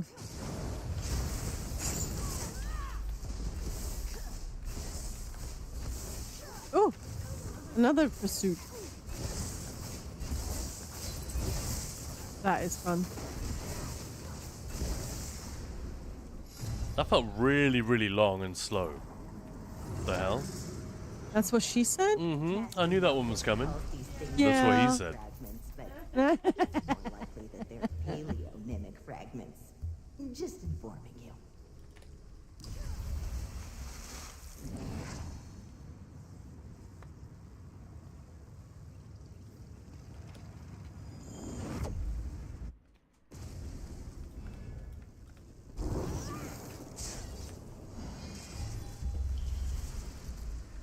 Liberties remain.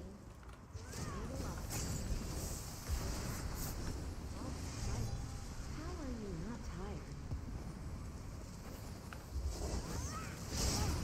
tired? I like it. I know good work when I see it, and that's good work. I don't know what they're talking about, but I like the sound of that. We're done.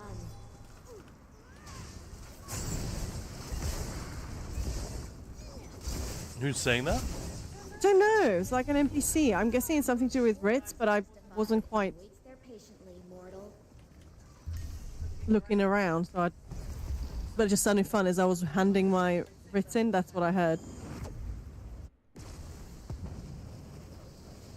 Moose, I think tomorrow my golden pursuits will be done without even doing anything I wouldn't have done anyway on a normal day. Yeah.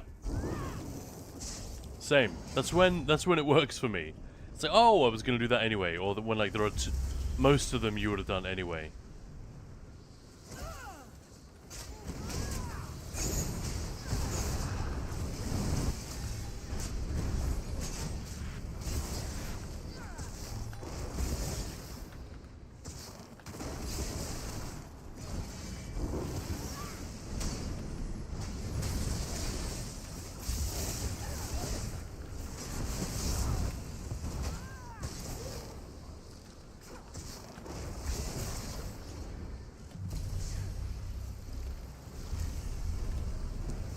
Kind of fun using this setup in here. I haven't done it before.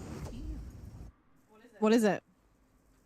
Infinite Archive with the Nightblade, Oh yeah. Adric Spear, Storm Calling setup. Would you mind fighting slower I can I've got to admit, when I came back to ESO last time, Archives was a big thing for me. It was amazing to have a solo dungeon, loads of fun. Really liked it. Yeah, I'm still quite a fan.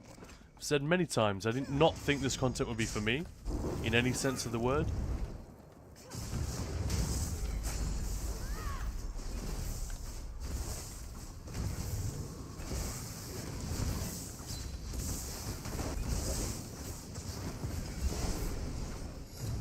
That's better. Take no heed of me. I'm delighted to act as your humble mimic courier. Attuned enchantments? Don't mind if I do.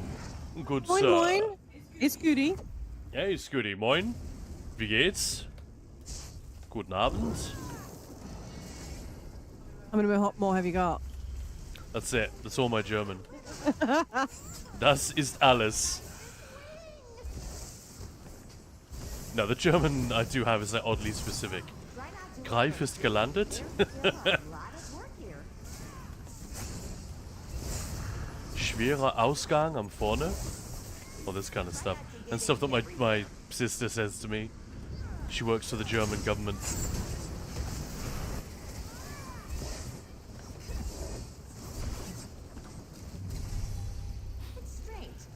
Sie sprechen Deutsch? Nicht so viel. But now I'm happy. This place is quiet again. My grammar is abhorrent. I was gonna say, sprechen Sie, wouldn't it be? I don't know. Pasta is cooking, cheese sauce simmering. Look at that emote. Nom. Love it. Very important for public restrooms. Besetzt.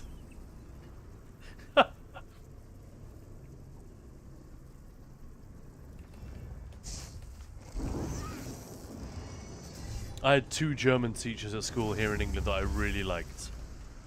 That definitely helped. Like, they were genuinely cool. One of them was actually German. Most of my German teachers, unfortunately, they were not German, but they were absolute idiots. And then when I got Sounds to like uni, you're implying something. They weren't German, but they were absolute idiots.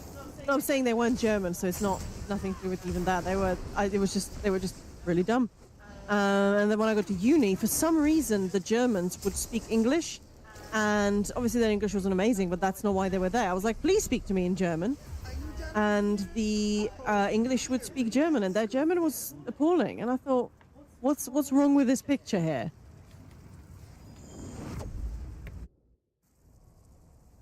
It looks tougher than it is. Yeah, probably.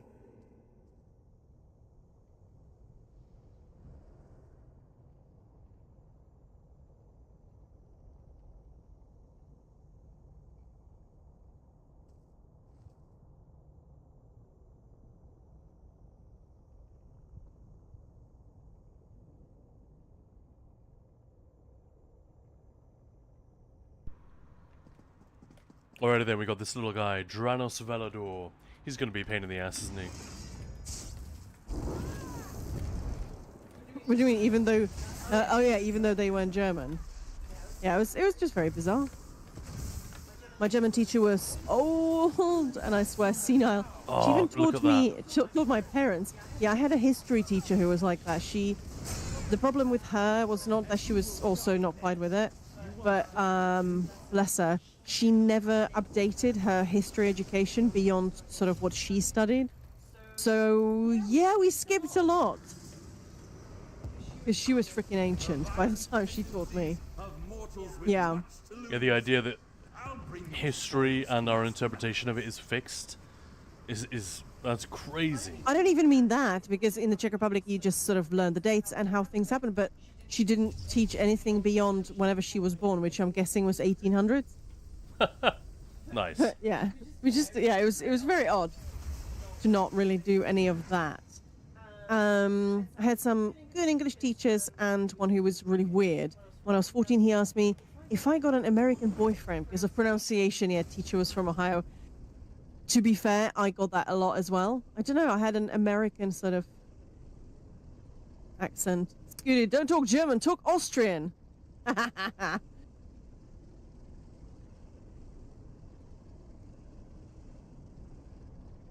We have very few German language classes here, but internet taught me how to swear in German.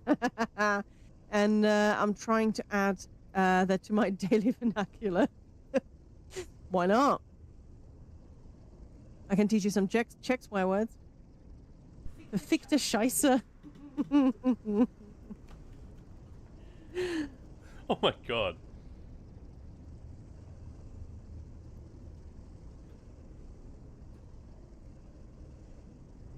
I had a sociology teacher when I just did A levels in my gap year, so I could stay in the UK. It was a very easy way of being able to get a visa, so I decided to do more A levels. And the sociology teacher, he obviously had a massive issue with women, so he was a bit weird to start with towards me. But then also Czech Republic, he was like, "You're from the Czech Republic. Do you guys have like fireworks and things?" I don't know why the hell that came up, and it was just constant this kind of stuff. I was like, "Oh my, yes, we do." I was so delighted. He just kept, I think he actually said something along the lines of, he didn't say women can't do sociology, because I'm guessing he could have gotten into trouble for that one. But he sort of implied it, and I was so delighted when we had like a session after the exams. And he was like, "So what did everyone get?" And it was, the guys, because they couldn't be bothered really. They got okay, but nothing. And I was like, "Yes, I got 100%, sir." Mm-hmm. Where do they find these fucking people?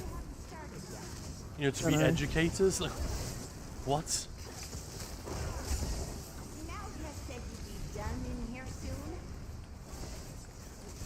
Oh yeah, Scheisse, not Schieße. Have you practiced fighting recently? You're good at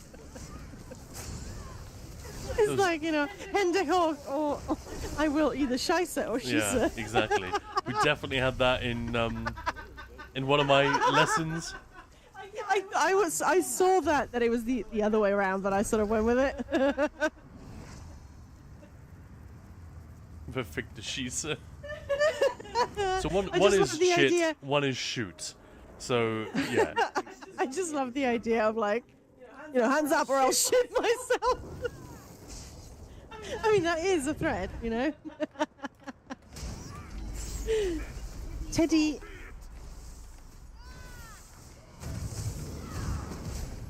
Stop gap closing, Zajasa.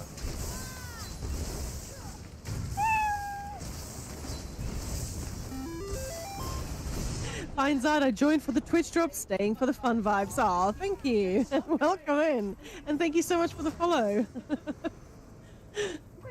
Swearing in other languages though is like a rare treat. When you get a friend or a romantic partner or whatever who's like able to teach you some fun stuff, on the down low, stuff that you're not supposed to know. Always a giggle. Unfortunately, Danish isn't that great for that. Some very funny expressions, but it doesn't have any kind of percussively offensive stuff in it. Not so much.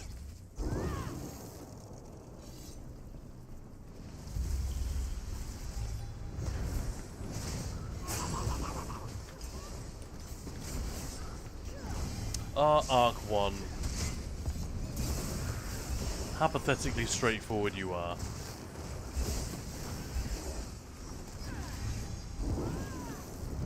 Favorite curse sentence in Danish, Khan? I think the closest it comes is like the word little shit. It's not quite as bad as that, but lille lort. Like when someone is really like a little kid or a naughty creature, like a pesky creature, like Ted. Yeah, like Ted. I say it to him a lot, actually. That's pretty good, but it's not that offensive. It's just there's something. Danish is quite soft and quite friendly and sort of comical. It's not a great language to be aggressively rude in, but it's a great language for talking to animals or talking to babies in. It's amazing for that. Dutch imported some English swears. Yeah. You do get that a lot in some languages, to be fair. Used to play with a Norwegian who would always say, yeah, I'm not going to say it. Not super offensive, I guess, but the way he said it, in that Norwegian way was just funny. Hey, Zim. Because they always sound like they are asking a question. Fittetryne. Is that What does about that mean? right? I'm not even sure. Oh my god. Hey, Bislobo. Hey, everyone. Well, that's a giant fucking raid. What is Welcome this in. raid? Welcome My in. goodness. How is everyone doing? Rewards are here if you want them. Bis Lobo coming in with a raid of over 1,000 people. What the actual hell? Wow, look at this. Yeah, big shout out to Bis Lobo. Thank you, Zim. Welcome on in. Kabinia, Vampirotic, hello there. Falarie, Iasonas, Arisha, Kamul, Solo, still here. We're just learning how to swear in different languages here. Yep. Roothouse, Andras, Friar Scooby, Rainer Miller. Hello, welcome on in. Welcome on in. You're here at Ninja Pulse, and we're very happy to have you. I'm Khan. Yeah. Oh, that didn't come through. Say again, Maya. I'm Maya. There we Hello. go. Some dog B. Hey, that's a lot of people. Yeah, it is. It is. Neomar. Hello there. Have a good time, everyone. Thank you very, very much for the follows. Welcome on in. Follow up. So we've been doing a lot of PvP recently. We stream a lot of the Elder Scrolls Online, some other Elder Scrolls stuff as well. But this is our home game, our home stream. And yeah, but usually we do a lot of PvE around here. We're a PvE guild, hence we're called Ninja Pulls rather than Maya and Khan. It's a guild on the EU and the NA PC Maya servers. Pulls. Yeah, Maya Pulls, yeah. And we do a lot of trials. We teach people how to like get into the mid game, into the end game, you know, that kind of stuff. And yeah, the Twitch channel is kind of an extension of that. We mostly just hang out and have fun, but occasionally we do something useful. If people have questions about builds and mechanics, we have a lot of accrued knowledge here, not just the two of us, but like our whole guild and chat as well. So yeah, if you ever fancy hanging out doing some nonsense, just don't judge me on my ability to do this minigame. I find this... Because Khan sucked. Yeah, I find it... The amount of times Khan Yeah, says, there we go. okay, I go left, you go right, and I die immediately. Like, Yeah. immediately. I It's just... kind of impressive. I've tried doing it, you know, strategically, and it just doesn't really work. I just wing it, and it works about 60% of the time. You know, 60% of the time works every time. every time. Most annoying mini game. Oh, I love it. I love it. But yeah, most annoying. Like it thwarts your best efforts very often. I heard Khan also does a really sexy trailer voice if you pay him in channel points. In a world where Khan speaks in a trailer voice, there's nothing sexy about it though. Let's be real. It's just a silly impression. I don't know. And if we give him enough channel points, he might even sing us a little song. I'm in the minority. I like it. Actually, I think Arisha, a lot of people do like it. I've Yeah, heard a I lot think of so. people think, It's a bit different, huh? yeah. Love the sweet roll one, but it has been bugged many times. Yeah, I can imagine. Yeah, I love that one. It says sexy in the redeem place, and I'm going with it. Yeah, but- Well, yes. Maya made that one. All day epicness. Hey, Okui, yes. All day long, baby. How are you doing? Hey, I got myself a star page. Star page, motherfucker! Let's go. I love it when that happens. I'm just in here for the couple of endeavors here, and you didn't want to join me, Maya. I'm trying to do a shout out and it's not working. Hey, Erin gifted all the subs. Look at that. Thank you. There we go. You know what we need for all these viewers? A marshmallow attack. No.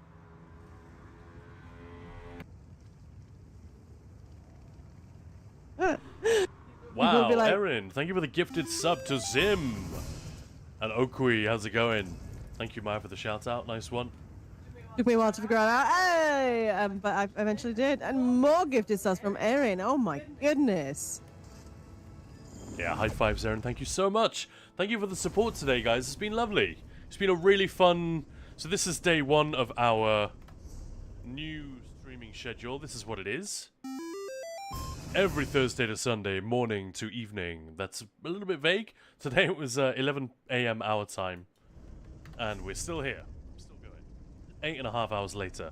So we're streaming not every day of the week anymore. That's what we were doing until Sunday. But we're going to switch it up, fewer days a week, but more hours in total.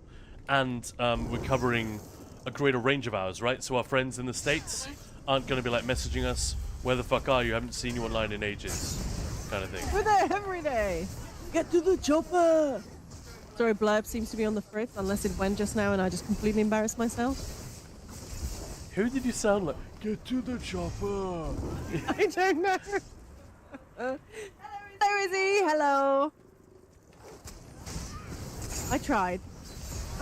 Don't judge the gameplay, by the way. I literally just went in here for the endeavors. This is not an archive setup. It just happens to be working pretty well in these early arcs. It's okay, because it's quite high damage. I'll just die. But yeah, I'll be absolutely cooked with this if I try and go above like arc 3, which I'm almost certainly not going to do. Maybe just for the lols, who knows. Ooh, multitudes or elixirs, Maya? Multitudes? Elixirs. Or elixir. Hey, Aaron. Hello. Oh, stupid Blurb. Izzy Santana, yes, hello there, and Volcaran. Blurb is still broken, indeed. It's been far too long. I'm sorry. I'll sing the Undaunted song again if it helps. Ah, crap. I just triggered all the elixirs. Oh, no. No? Thanks for the follow. Woohoo! Kato Fun. Fun name. I just have a little bit of range in here, I must say. I don't normally have that if I'm on the Nightblade. The danger, the chaos. 28 pursuits. That's like a lot of them. You've already done 28? No, but having to get 28. I push trees. Thank you for the follow. Brilliant name. I love it. I mean, to be fair, I'm gonna die if I check this. Golden Pursuits. I'm already at 19 out of 28 on just day 1. And Holy I crap. wasn't even trying. Just did my writs, you know? That's not... What? How many did you say you've got? 19 out of 28. How is that possible? Because they're really easy. You don't have to do anything special. You just kind of do the things you normally do. If you normally do writs. That's the key. Fighters don't get I do, right? But wow, what an amazing raid from Bislob. I know that he's probably not here its own reward. right now, but I mean, everyone knows because you just came from there, right? And everyone who's already hanging out here knows who Bislobo is, but we talk about his stream a lot. We love how we were talking about this just earlier today, how great it is to have against this perception of PvP and the PvP community being kind of toxic and aggressive and dicking on each other and shit talking. There's none of that. And if you want any evidence of that, you just go and hang out with some of the streamers because they're all so lovely and so chill. Like they're like the most chill streamers in this game. So yeah, representing the PvP community brilliantly there, and Biss is absolutely, one of the chief examples of that. Hey, thanks for the follow. Your loot or your life. Hey, Second thought. Hey, you. Oh, I don't know. I will not teabag you. That's good to know. I only did written surveys and I'm at 18 out of 28. 25 out of 28. 8. Nice one, that's Painsard. really damn good. Yeah. Wow. But also, I'm at 22 already. Yeah, right? It's like the easiest round ever. Do good work. Poor Moose was looking forward to going to the forums and seeing all the people complain because, as he quite I'm rightly sure there will be some. As he Come on. quite rightly points out, they always do.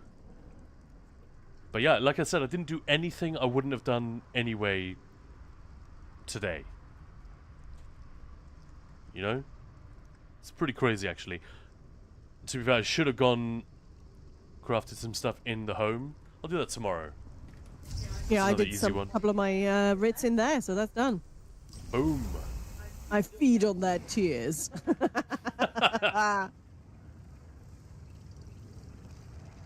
Do you like Breville?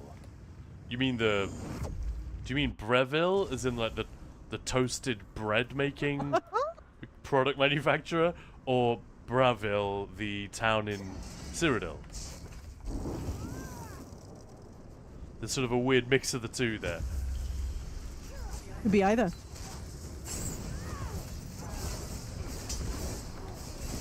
The town. Oh shit! Now I'm cooked. I don't think I have any. No, I don't have any transformation stuff on this guy. Did he stop getting so fucking excited? So do you like the town, Khan, or? It's all right.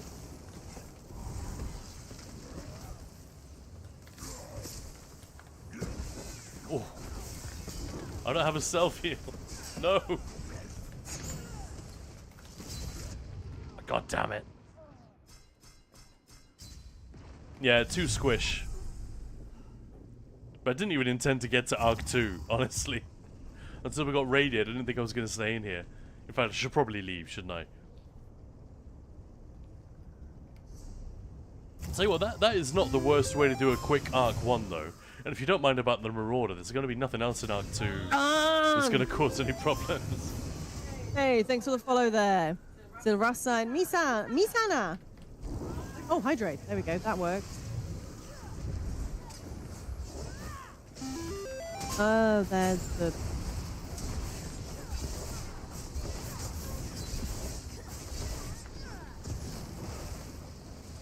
You grab my sheaf of book pages. It's got to be done. My sheaf. My sheaf. My kingdom for a sheaf. Hey, Chubas. Hey, elves. Hello, I held. Sending chat a hug. Aw. I just Thank hugged you, 800 man. people. Nearly 900 people. That's a lot of hugging me. Are your arms okay? How are you feeling?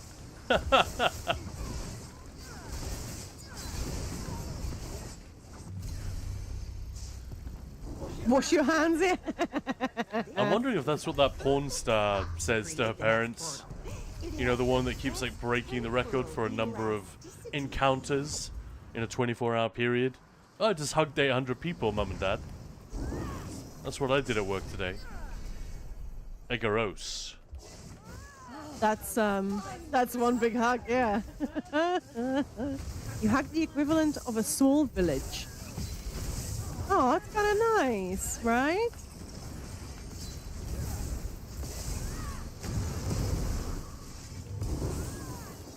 And that's really gross, yeah. I'm not going to be able to sustain this with Max.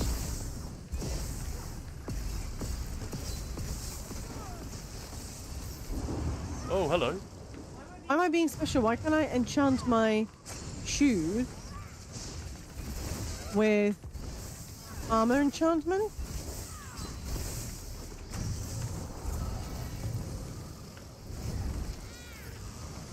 Oh my god, this build is hopeless against these tougher encounters.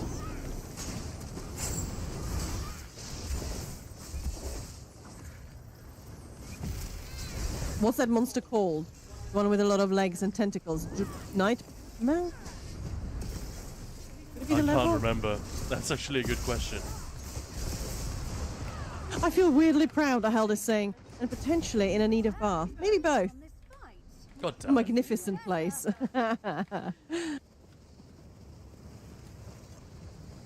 Yeah, don't come to IA without a self-heal. That's just dumb.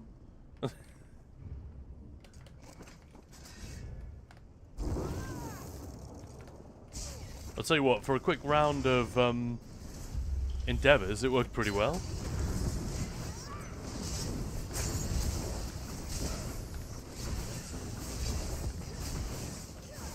Have you ever watched Hellsing?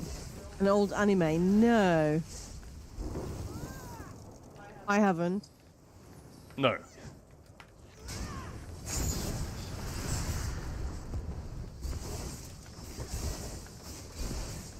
Oh, yes, that's it. Any good? I'm guessing it is. Generally, if somebody mentions, Exactly. it's either because it's rather good or absolutely terrible. Yeah, we're always up for recommendations. Speaking of movie recommendations and TV recommendations, you want to talk about the movie we watched yesterday, Maya? Yeah. That's a throwback Should anime. get another mimic fragment from this Maleficent. So Oh, we you go watched for it. we watched the Yeah. French/Belgian co-production Raw.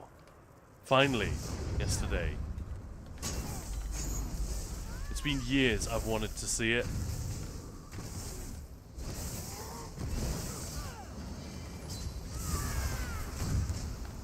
And Yeah. yeah, it was quite something. Yeah. That it was. I really loved it. I thought it was great. It wasn't what I was expecting. I was expecting it to get much more silly and full on. It's a horror movie.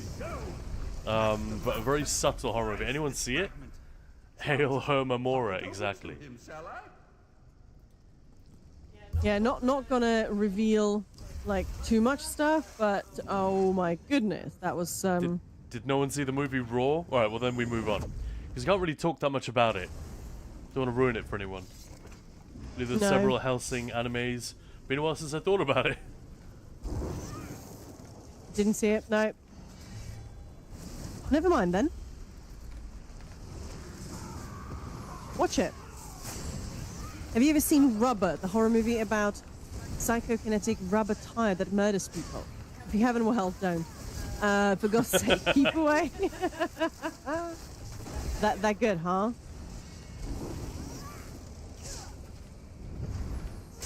That sounds That's That got to be a sounds- joke, right?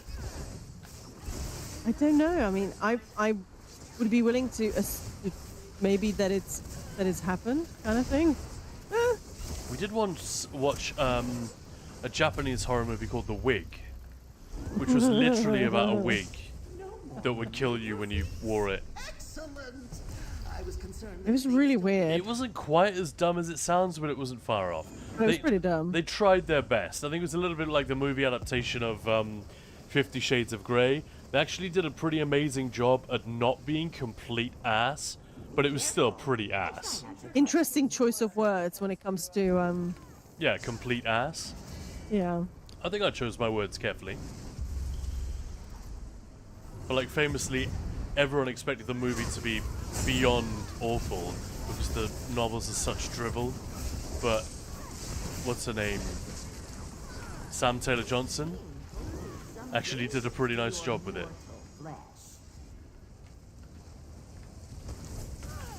Rubber from 2010, so that is a real thing. It sounds like a gag movie, doesn't it? Mm-hmm. Yeah, that sounds really quite weird. I'm gonna try and get these to stack a little bit, and then boom! Oh my god, that was awesome! This is the most violence the archive has ever seen. That's a thought worth filing. That was cool. You see that moment, Maya? Nope. Of course she didn't. You guys saw it. But it's so delayed. I know it is, yeah.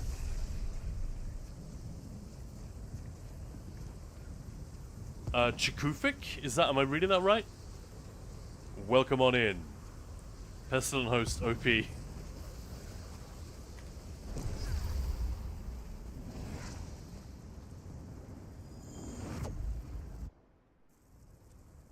Oh, it's a Doilemish. It's a Doilemish. Fucking doily. I know. Who's in my guild hall? Oh, JRL Shell. That was weirdly pronounced. I did say, long day. I quite like that you could just go ranged and finish them off with the execute.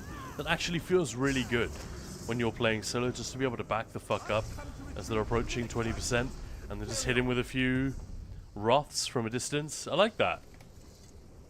And it doesn't feel too un-Nightbladey. You're off, like Wrath of Khan! No, not that kind of Wrath, no. Okay. Hey, 2 focused efforts? You kidding? Might have to take this seriously. Might have to go and make a setup. Moose. Read it and weep. 2 focused efforts in Arc 2. Motherfucker. Slick. Oh, sick. Now it's a run. Unfortunately, it ain't a run. Look what I'm wearing. Rush of Agony with freaking Tideborn. I don't even have... Oh, no, I do have Major Resolve. Sorry, I thought for a moment I was being really dumb. No, I've got my Major Resolve. I don't have much else, though. Major Breach. Don't have a single self heal. You know what? Why don't I just slot Vigor? Just for the funds. But yeah, not doing it on an Arcanist feels so weird. Because the early arcs, Arcanist is just so killer.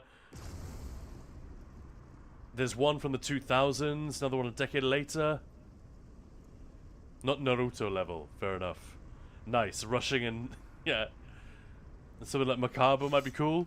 Yeah, I just this is like an overland setup we did on here in celebration of the fact that I finished all of these. The last one to level was Living Death. Hey, thanks for the follow, Drake. So yeah, Orisha, that was when I finished leveling both morphs of every ability in Living Death all the way to rank 4. Oh, thanks, Scooty, for the hydrate. Thank you.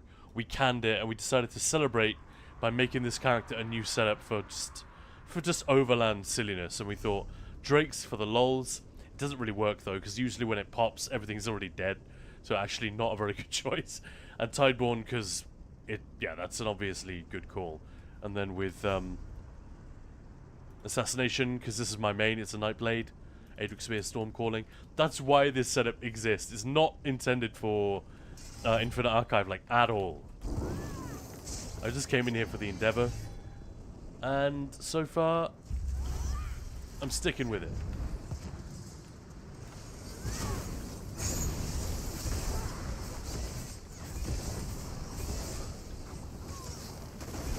So I'm on 20 out of 28 now. Hey, nice.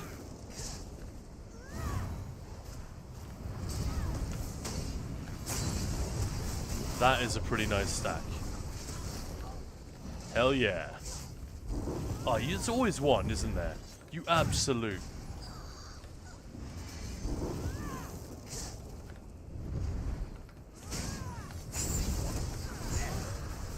Oh no, I just got attacked. Are you getting attacked in the way. middle of an excavation? I'm not excavating. What are you up to then? I was excavating like half an hour ago. I'm doing my gold pursuity things. You're doing your golden pursuits how? Surveys? Well, yeah, I was crafting some stuff and surveying stuff and picking stuff up. Let's see if we've got a crown repair kit in the bank here. Gears looking a little bit battered. Battered and bent. But yeah, how's everyone doing? I hope you're having a lovely, lovely week. Anyone starting the weekend early? Tomorrow? I mean, on the one hand, don't make us jealous. Technically today. But on the other hand, yeah, I guess, yeah, already. On the other hand, do tell us so we can live vicariously through you.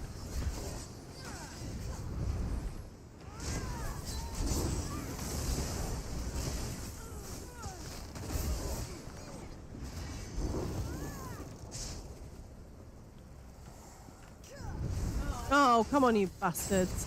I was just about to port off and some You a-holes attacked me. You sound like an NPC from the Witcher games. Come on, you bastard.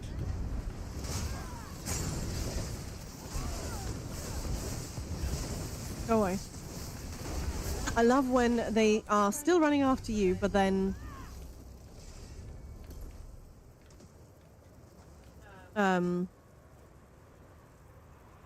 you know, you shoot at them or something and they suddenly oh no, we're out of bounds, we need to go back, and they just sort of stop. Yeah. Oh shoot, I have to go home. Please make that noise again, like the Scooby-Doo. That's such a good noise when the when a creature or monster is chasing you and they just walk into an AoE you've placed and then go back. Or they walk up to you and hit you and then turn around. That's my favourite. Look, Especially if I they came all approach you this from way to tell you behind. to Ah, you know what? I've changed my mind. I'm going to go back. Hesitate to return to the index Yep. if you need to resupply. Oh, you're not worth it, dude. Brazare. Hey. Hey, we got ourselves a little guy.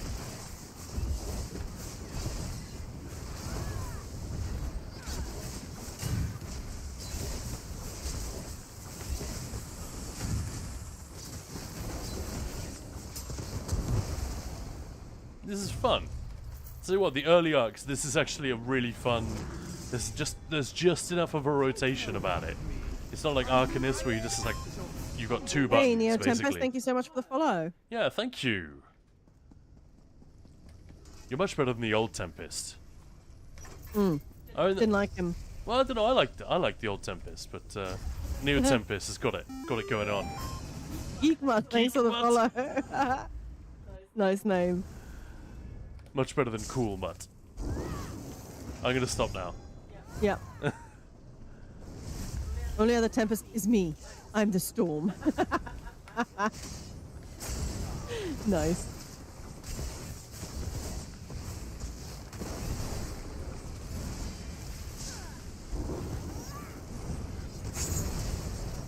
I'm gonna give it a sore throat, you know. Ooh. Well, feel free to take a break. Joke's on you. Sorry, What do you mean? this Right. I was like, Brewmaster. got a sore throat, well, joke's on you. Ooh. Not very nice.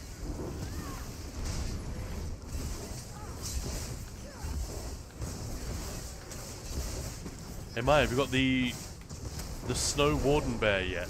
The Arctic one. I haven't got any of the new Crown Store stuff yet. I need to go and buy it with gold. Hey, if anyone needs gold and has crowns, you know where to find me. If you have crowns, I has gold. When my Clan Archives runs. I mean, we did them during the 24-hour stream, and we will do some more tomorrow, so yeah. We used to do them a lot more regularly, but Yeah. I mean, you can make it happen right now if you want, but no. Maya's busy. She busy. Alright, let's try this shit again. It was shameful last time. I died way too quickly. You'll need my powers. How up? Oh, you can make it now. How can I make it happen? What's...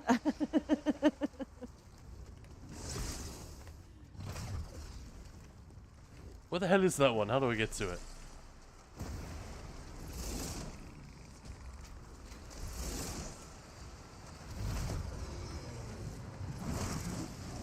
Yeah, see man, I suck at this. I just ate a whole... Cheeseburger. Yeah. No? Not cheeseburger? You like me would solve this problem. Another whirlwind thing? I was just creeping past it. Apparently it hit me. Oh, you died to that again? Oh. No, I know when I died to the big black tentacles because it's like... Jim Equinox, thank you so much for the follow. You reach the big tentacle, there are 3 of those little fuckers chasing you, and it's swinging, so you have to wait for it to stop. You got Sounds nowhere like to you're go. talking about Dick and that whole sort of encounter somehow. No, Maya. He's got a dirty, dirty mind. Yeah, as I that. know. But yeah. Leave Dirk Diggler out of this.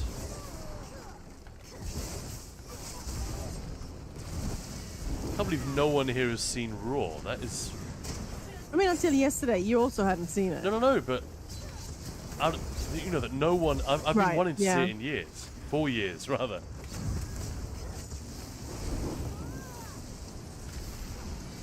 I'm just surprised. Normally there's at least someone. Or like at least... Who knows oh what the yeah, hell that's we're on my talking about. list. Yeah. Rather than just... Nope. Never heard of it. I loved it. I thought it was tremendous. It was weird AF. Like, oh my. It was very weird. Gifts. They But if make you your really like horror movies, like actually like horror movies, Don't waste them. you should If always you, be prepared. I'll just give you one top advice. Don't eat with it. Yeah, we watched it with dinner. That's a bad idea. I quickly finished. I knew some of what was... I knew like the basics of what was coming, so yeah. Yeah, Tempest wife and I just started the game. Pretty cool so far. That's awesome. Yeah, a couple of their games together is just awesome.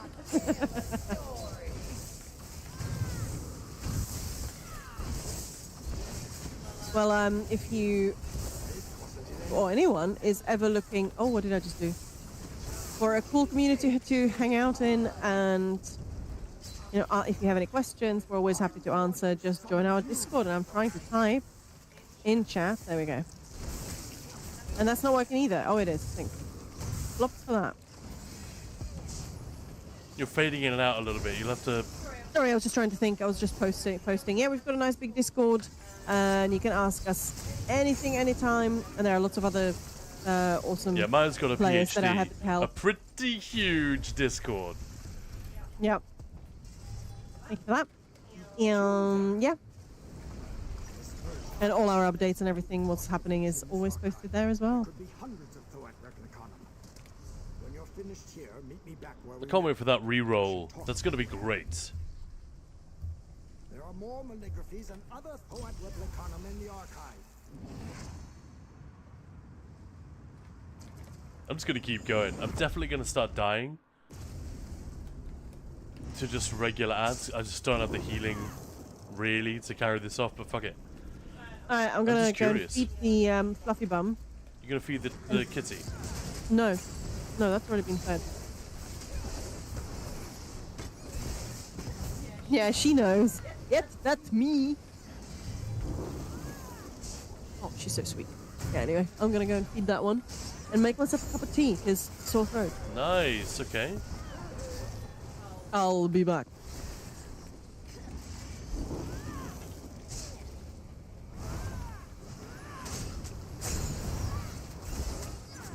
I love it when the set pulls really big enemies. That's just a lot of fun.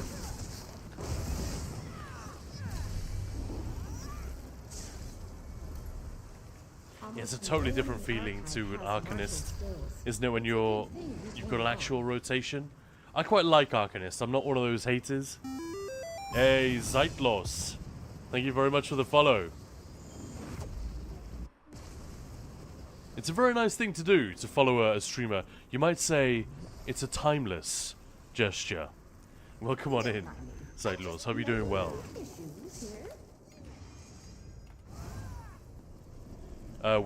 It's not supposed to be an Infinite Archive stream. I just went in here because Daily Endeavor, and now I found myself actually enjoying this stupid Overland setup that I brought in here, and now we're staying.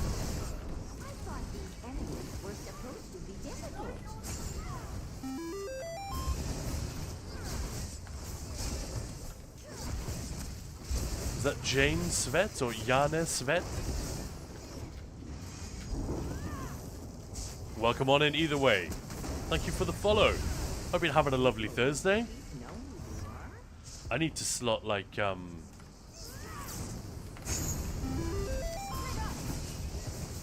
what's it called? Bloody Renewal? You know, the CP for getting resources back when I kill stuff. I think if I do that, I can switch to max stat food, and then we good. I've already got siphoning spells. Celerity's nice, but I don't think I need it. Blind Malma, welcome on in. Well, that's a fun name. Thank you for the follow.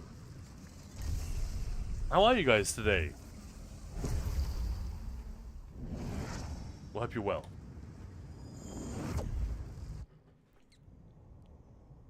My name's Khan. Maya is also here, although she just stepped AFK. And we are Ninja Pulls.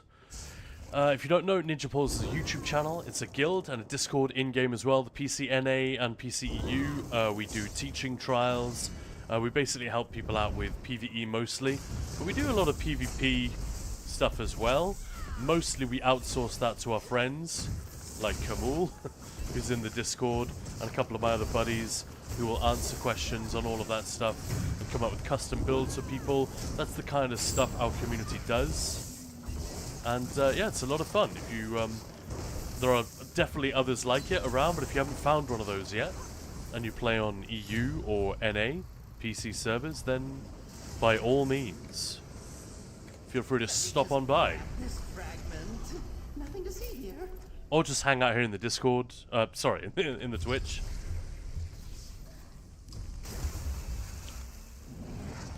We regularly delve into, we don't do a whole lot of testing live, sometimes, but we delve into quite a lot of stuff regarding misinformation and recent testing that we've done or that others have done and that we're aware of.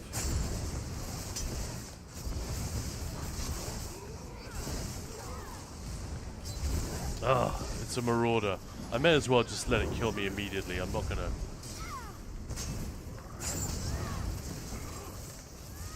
I don't think I'm gonna survive this.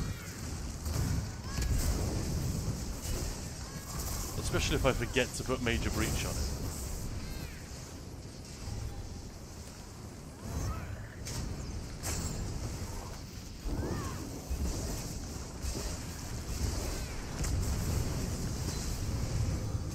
See, one of the big problems is sustain.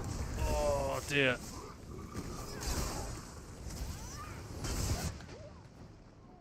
Yeah. So that's what's going to happen every arc now. I'm just going to get to the Marauder and not be able to take him on because I haven't got a proper... I wish I'd saved my my other character that I normally bring in. It has all of my emergency transformation things. Obviously, you can only use one of those per run. This is a Nightblade solo. It's literally... This setup was made for Overland. Frankly, I'm amazed it's doing as well as it does in here. It's got none of that free shit that we normally rely on. In fact, you know what? Could try Reaving Blows, couldn't we? What the hell have I got Exploiter for? That is just dumb. Well, let's put fighting back in then. Oh, so CPs were just wrong anyway. Not that it would have helped. And Drake, thank you very much for redeeming the stretch. I'll do my best. Oh. Everyone stretch out a little bit. It's good for you.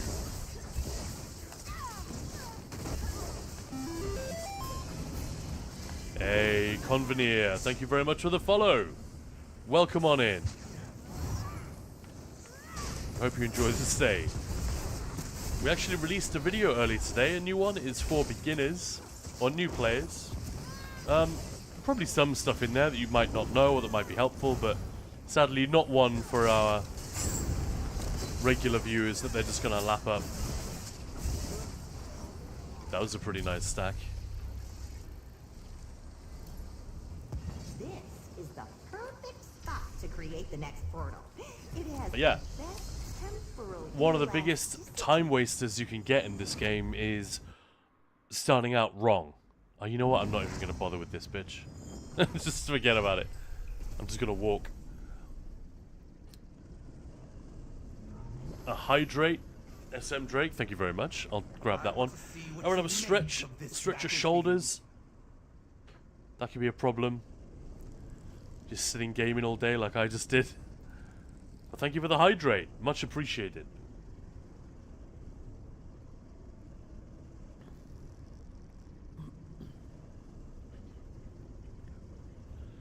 How many of you enjoyed the White Strix Mayhem that just finished? I know it was a little bit disappointing for a lot of people, like it was one of the smallest ones we've had in a while.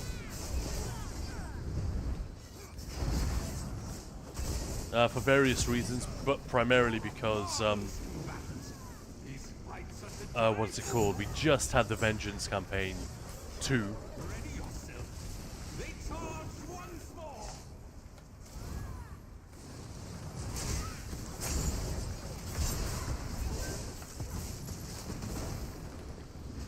I really enjoyed it. I think it might be the best White Strix Mayhem I've ever had. Probably because I just played so much more. I was streaming a lot more. I was in PvP every day. It was, you couldn't tear me away from it. It was great. Seen you defeat greater challengers. And hey, Drake, how's it going? Solo, I enjoyed running away from PvPers and doing the quest behind their backs. My PvP character is still pre-subclass. Fair enough. Zahatort, hi! How's it going? Nice to have you here. Right, let's see how this goes. Who is this? Kraglin.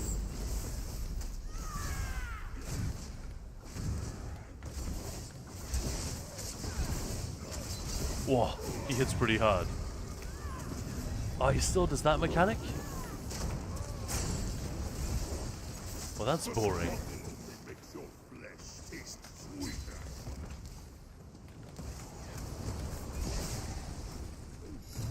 out of magicka, sadly. Yeah, the sustain on this setup is absolutely terrible. That's the only thing I would say. Tendencies of mortals I'm with very much dependent on those two CPs for keeping my sustain above water.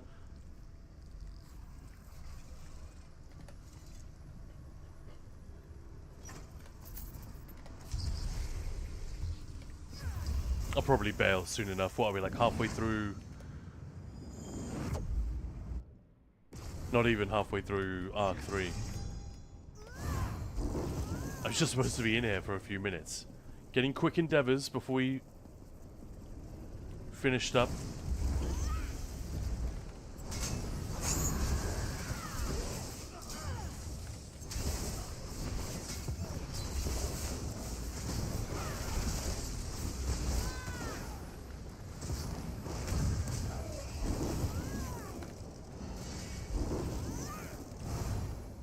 What do you guys think of the new daily, the Golden Pursuits? Like, I think we've all been, so far, at least those who've been in chat with me today, generally pleasantly surprised at how easy they are to just get done automatically. But then a lot of us do our writs every day anyway, so let's see if we can make a bit of a stack here.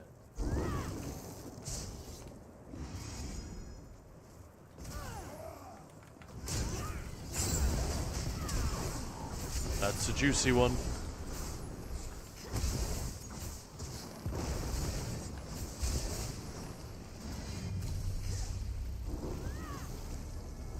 Cyrodiil was fun for White Strakes. New Golden Pursuits look cool. Ababin, yeah, I agree. Like they're not as exciting as some of the others, but actually, 1500 Seals of Endeavor is pretty good. And you can spend it on stuff that you want, rather than a cosmetic being part of this, which you may or may not particularly covet. Like, for example, right now, what can we get? I mean, you can't get much for 1500. But, and in fact, I think with Seals of Endeavor, the weird thing is, the exchange rate, if you like, the value relative to, say, gems or crowns, or i.e. gold, money, it actually goes down the cheaper the spend. So if you start buying cheaper things with your Seals of Endeavor, you're not getting quite as much bang for your buck. If you do the math on it, it's not like for like. So buying one of these, you're getting more value per Seal of Endeavor than you are if you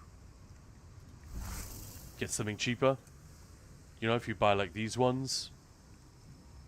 Obviously, go ahead and do it if you want. If you want something, go get it. Really looking forward to the Fox mounts. Okay. Yeah, appreciate the 1.5k seals. Absolutely. And was it Yana Svet or Jane Svet?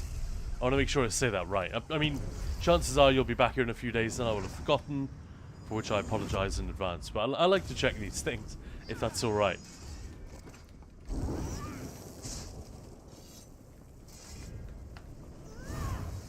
Maya's check. So pardon me when I see that. I want to say Yane Svet, but that could be completely misguided. And apologies if so.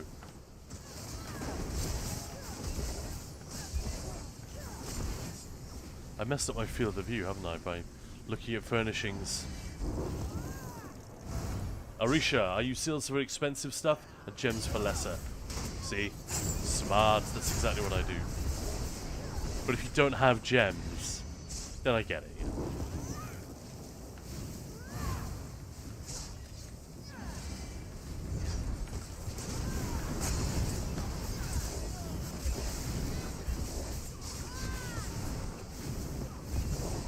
For a change, I've got a decent spawn on that Magical Multitudes. You see that? That was actually good.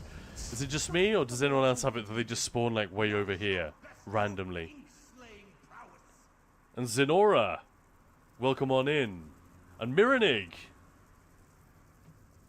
Jim Equinox Golden Pursuits is a PvE crafter's dream, right? Yeah, it just feels like money for nothing, in the best way. I'm with you.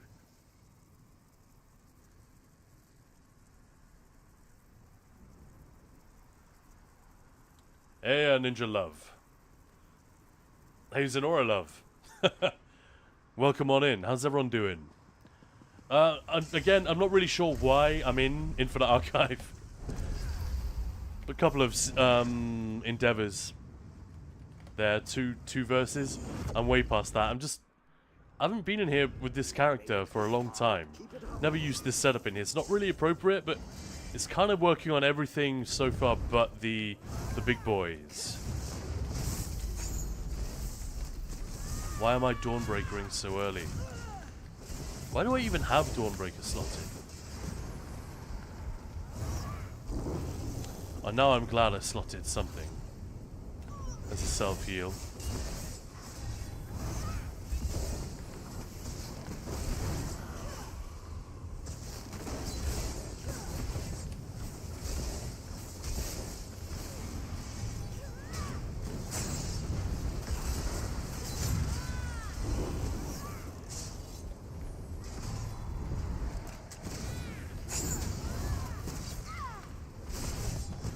Come on, Lady Verlaine. Kind of a spoiler, isn't it, that they call her by that name in here? Or whatever. I won't complain. Whoop whoop, stream is still on. Lena Elvira, hello, welcome back.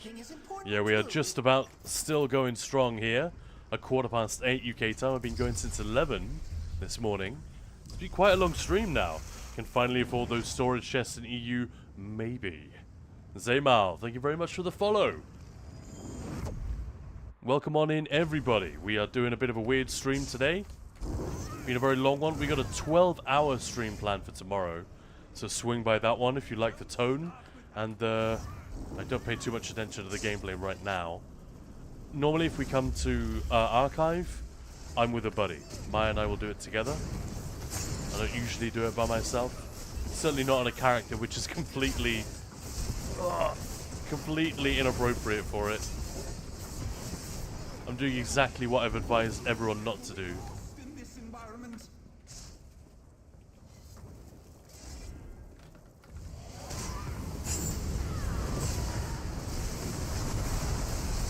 I do love it when they stack. Hey.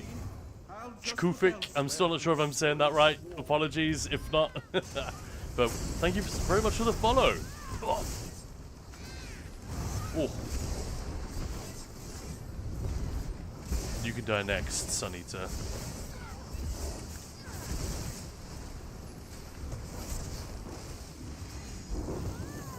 Just little old you left.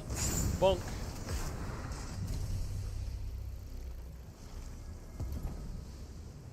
And Iasonas or Lazonas drop. You just have to watch, I think, for a couple of hours.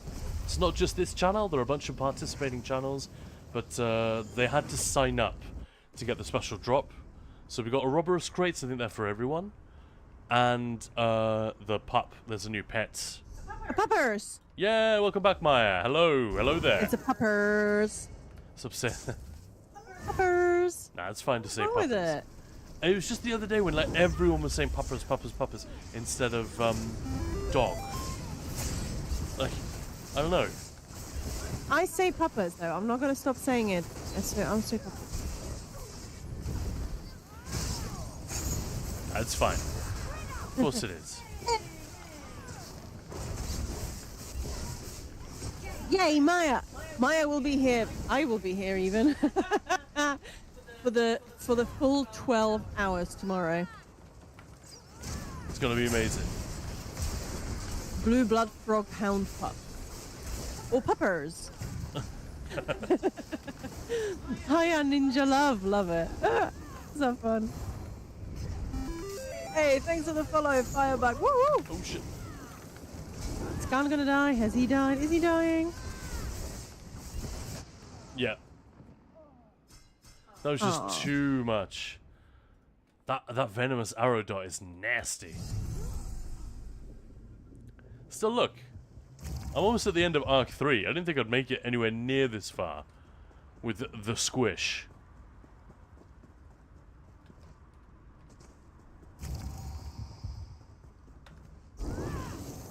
With? Yeah. With? I'll say we leave it there. Which arc did you get to? I suppose I could finish Arc 3. Yeah, man. Yeah, go on, let's stay. I'll see if I can finish it. Yeah, don't be a pussy. Dog got a treat. It's gone. Sunny Moshi, yeah, Maya. Flower Benning, hello. Thank you so much for the follow. Zenora, hi, Maya love. Hello. It's got it looks adorable. It is a really cute pups. Yes. Yeah, it's sweet. Always fun. Right. There's got to be a better way.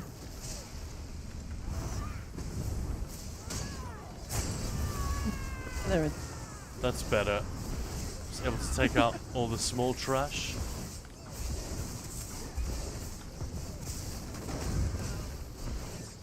That Sork Execute coupled with a bow Oh, proc from the Thank you Nightblade. so much for the follow. It's just too much fun. Ted, that's tea. No. She's talking to the cat, by the way. Ted is the cat. In case anyone didn't know He that. likes sleepy tea, and I don't know whether it's the valerian in it. I think it's chamomile. I just made myself a massive mug of chamomile tea with some honey. I hope you brought me And- some. No. Of course not. You didn't say you wanted any. You never asked. I'm sorry. Don't worry about it, I'm being silly. Although I No, would it- actually like some, that would be cool, but don't worry about it. But you can have mine. Like, No, half. no, no, no, I no, brought no. myself a big magazine. Also, I was carrying Ted food, a mug, a little kettle, and a not kettle, whatever it's called, and a dog treat. So I didn't really have Yeah, space. don't worry about it, don't worry about it. I'm sorry.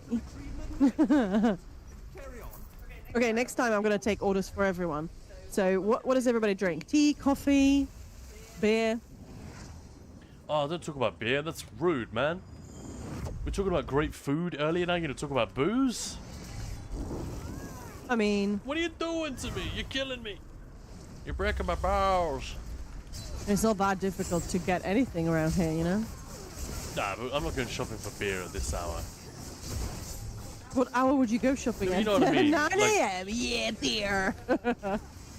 It's the kind of thing you know, if it's going to be a drinky day, you set it up in advance.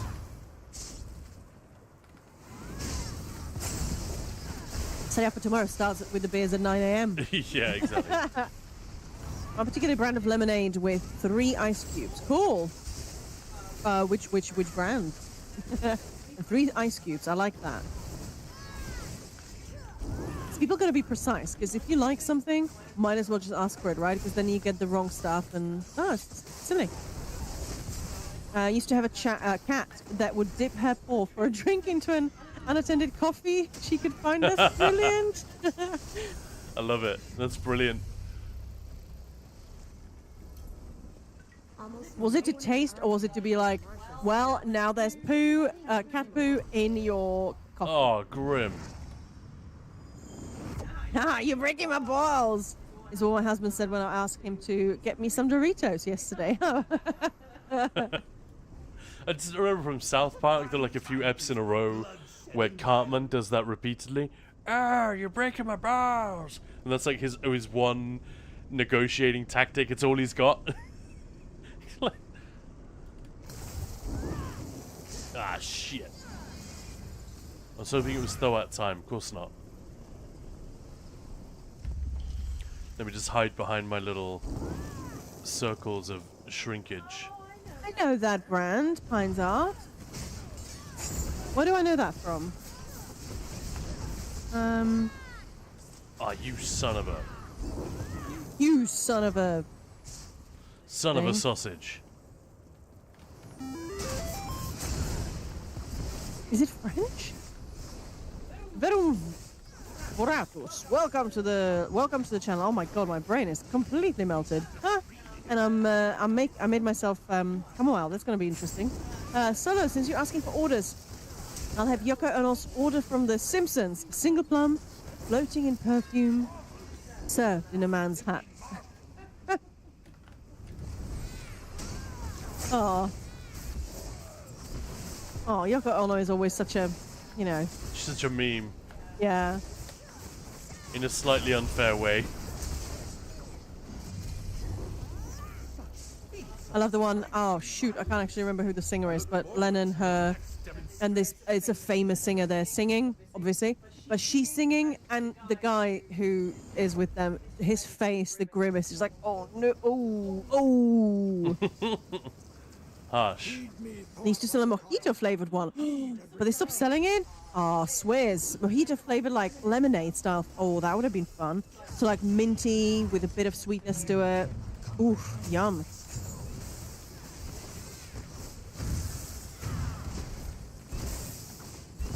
Look at that. She's almost gone. Where did she go? She's gone, baby. 10 seconds. Nice. Is that third thingy? Yeah, this Huh? is Arc 3, but she doesn't get any more difficult. No, but I'm just wondering where you at.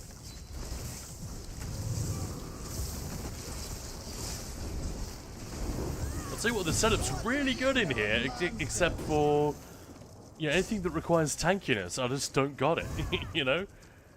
Bailey's from a shoe, please. Bailey's, yeah, that's a good call. I just made something for breakfast. I don't know. Khan doesn't care. He'll probably be like, oh, we don't have any eggs. We can just have this as a snack. But I made like a tiramisu chia pudding for breakfast. Holy shit, what? But like with actually quite a lot of coffee in it.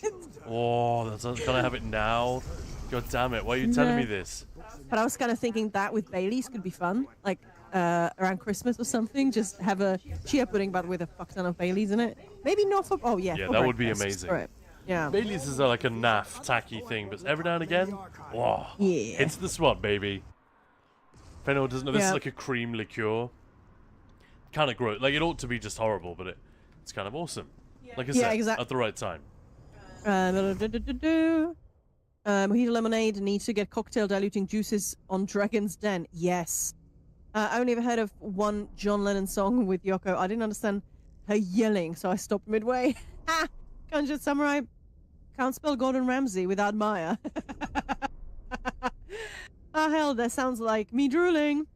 Oh, sounds tasty. Tiramisu with Bailey's. It's exactly like a tiramisu thing, but just like with chia seeds and some oats. So for like mountain of energy in the morning. And I did put a little bit of like cocoa in there and stuff, just so it's. Does chia seed change the taste? It's sort of because it swells up like a lot. It absorbs the liquid it's in. So yeah. You just have sort of the crunch from the chia seed, but the flavor is whatever you put with it. And I intended to put some sort of milky thing in there, but I just poured coffee, and then I found a random iced coffee that I had. I don't know where from. So there are 3 coffees in there. This should be good. I'm looking forward to having it.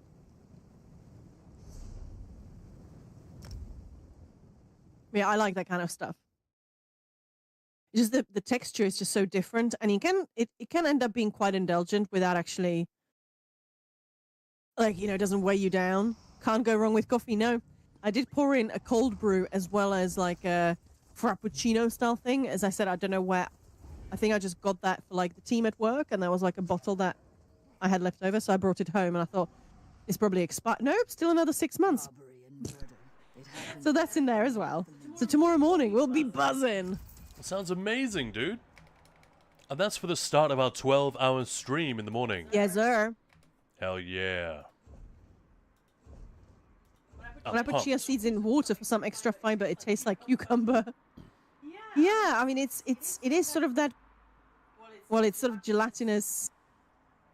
It's not a huge amount of flavor, but it is kind of refreshing. But yeah, it absorbs whatever it's with. So if you have like a chocolate pudding, you're not tasting chia seeds. It's kind of fun, but it gives it that fun texture. The fuck is this? Your Did you get these from? undaunted citation. Yeah, did you get these from Bulgrul from his dailies? I don't think I've ever seen that before. Well, I can't use it. I don't think any of my characters are below level 10. I guess I'll have to look. Duff is saying being addicted to chocolate-covered espresso beans lately. Oh, that's good stuff. Yeah, that's easy. And that is like an explosion of energy as well. Might make some chia seed pudding then. You sounded like an advert from Cyberpunk there. Soyasil Makistador, an explosion of taste. You sounded exactly like that guy for a moment. Sounding like a dude? Yeah, man. Okay. Hello, you. I'm a dude. Huh? Is that your impression of a male? Hello, you. Jesus. No, had that for years. I love chopped coffee beans. Yeah, same. I haven't had it for years, but it was something that I've seen. I remember it must have been for work, but I just got like a massive bag of them, and I probably need them for like just one cookery class or a video. But I was like, well, fuck it. It's not that much more expensive if I buy it sort of wholesale. They were so good. Decent. You missed weight before removing into the champion scale. Nah. Fine. We will wait. 20 drag wax? Hell yeah. I will take it. Pines Eye saying the most explosion of taste thing I made were quartered tomatoes baked in the oven, covered in oil, salt, and garlic. I can imagine tomatoes just. Oh. Yes. Oh, you guys. You're doing it again. Elvira, plug the Irn-Bru with a shot of espresso again. It's awesome. Really, I'm actually that I'm sounds ashamed to say amazing. I'm not sure I've ever tried Irn-Bru. That's not how you say it. I don't think. Well, maybe Lena Elvira will correct us here. Or if Guns N' Raiders is about. It's Iron Brew, right? It's supposed to be. Oh, sorry. No. You don't apologize. You're reading it the way it's fucking spelled. But Irn-Bru, Iron yeah. Brew, yeah. It's actually pretty good. Sorry. There's this myth that like everyone outside of Scotland hates it. I've had it a few times. It's like One of my life goals is to go back overseas and try Turkish coffee. I've had Turkish coffee, quote unquote, but it was in Greece. Yeah. And given the history of those two countries, I don't know if I trust the Greeks to faithfully represent Turkish tradition. But yeah, it was exactly as Turkish coffee is described, right? You can almost stand your spoon up in it. Well, Irn-Bru, you can get that quite easily, so maybe we can taste it on stream next time. What's Irn-Bru 1901? Like, is that from the year? Is there like an original recipe or The something? original can, yeah. No, it's a bottle. It's a pretty bottle. Oh, you're looking at it right now on the grocery website. Yeah. God damn it. Taste the first ever Irn-Bru recipe. Brewed, and it's B-R-U''D. Brewed just like we used to in 1901. Made from girders. It's brilliantly sweet and caffeine-free with a cheeky wee hide on it. But it's Cheeky still wee that, hide on it. Nice. but it's still the taste you can't describe because there's nothing like it. Not back then. Not now. Not ever. That's a fair point. There isn't A really very anything like special it. vintage, the original, none genuine without this signature, old and unimproved. I love the unimproved, by the way. All right.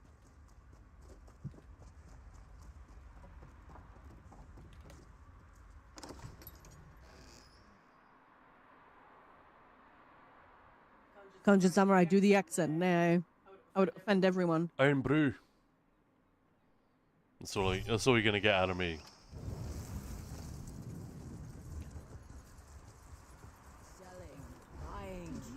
The thing is, when someone asks me to do an impression of a Scot, I always think of that one scene in Trainspotting where they go out onto the... I guess they just head out towards the Highlands a little bit. And they're just sitting there looking up at the, the mountainous landscape. Oh, doesn't it make you proud to be Scottish? And then Ewan McGregor says the line.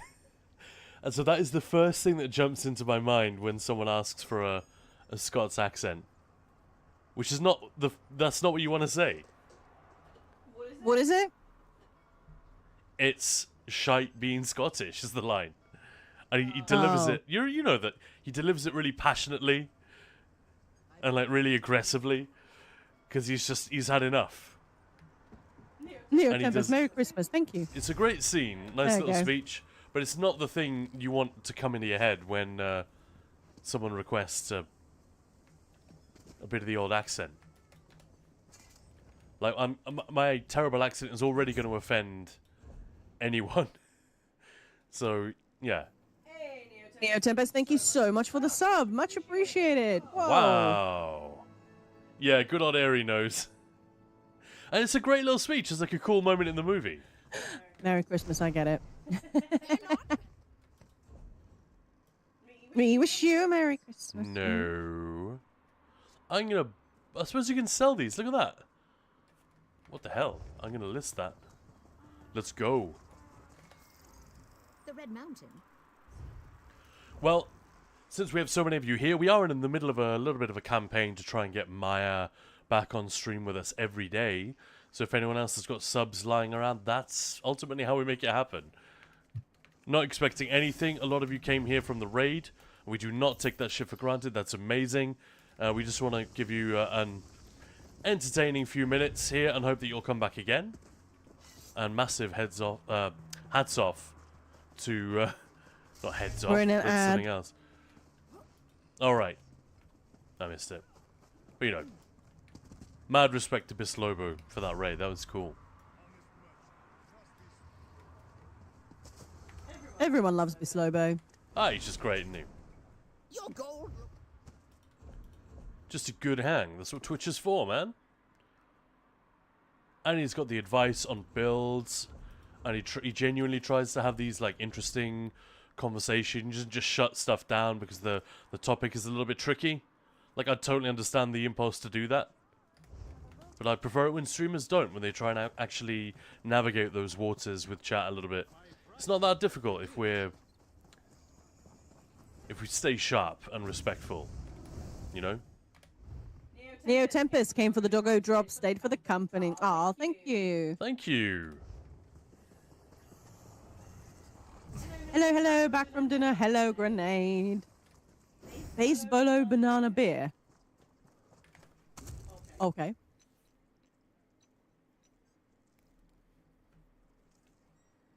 Is that a thing? And now we're back to beer. I like a banana bread beer. I've had that before. Hey, Osiris, thank you so much for the follow. Welcome in.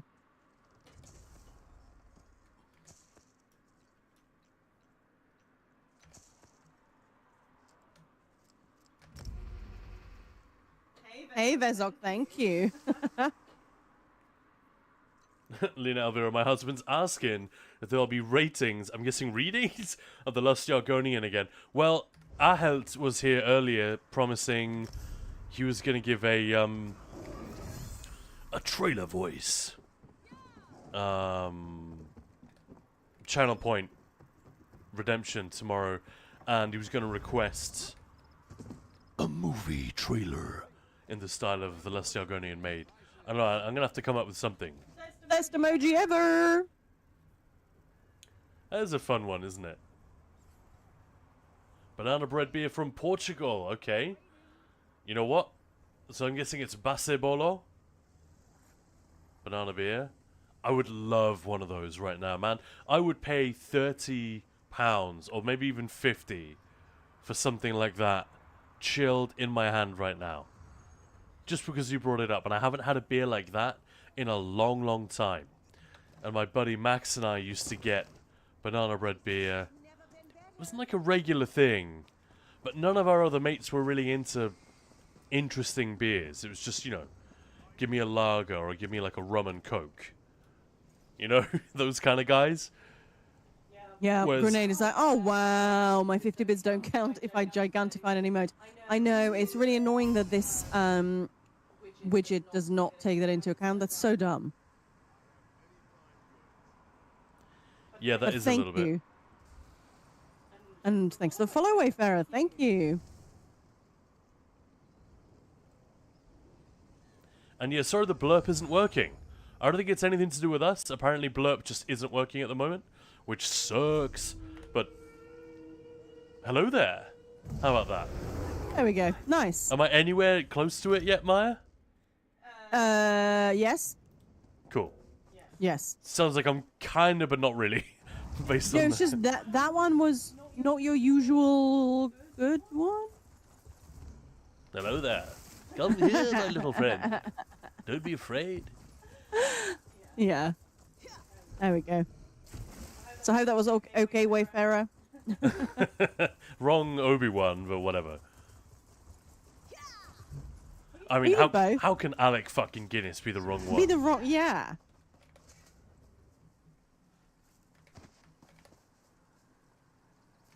It's amazing he does such a great performance in that movie, and yet he didn't take it seriously for a minute, apparently.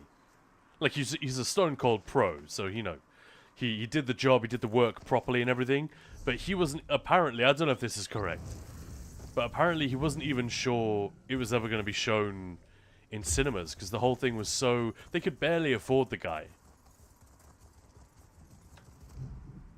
George Lucas really wanted somebody with real, like, on-screen heft and gravitas in the movie, and Mark Hamill and it's hard to imagine it now, but Harrison Ford, absolute unknowns. Had barely had any screen time before. Certainly nothing like Star Wars would become. It's a fun one. So between them, James Earl Jones, the voice of, and Alec Guinness, they... Oh, fucking Peter Cushing as well. I forgot about that. So he was very smart about it, you know, getting these parts which don't... Like, James Earl Jones doesn't have that much to do. It's just a speaking part. Peter Cushing and Alec Guinness aren't on screen for that much of the movie. Are they? They're very important parts. But in terms of screen time, how many minutes do we really get with them? You know what I mean? Yeah. Maya's gone very quiet. Where can we find this build? Build? You can find it right here. Let me show you. Have you got a screenshot button handy? This is not like a proper build or anything. This is just something I was messing around with. And honestly, Rushing Agony, I wouldn't use it. It's fun, but half the time it doesn't work. But you can screenshot that. That's the whole thing. Not even a build. It's just what I'm using in Overland. And just now I took it into Infinite Archive just for the lols. But actually, it kind of worked. It was rubbish against the Marauders. Like, one of them I almost killed. But that was Hilcorax, the easy one. And the other one, absolutely no chance. What's the name of the werewolf one? Can't even remember his name. Bitog, that's the... Bitog, thank you. Yeah. Look at you. Get you with the frickin' knowledge. Delightful. Delightful. Hey, Grenade, thank you.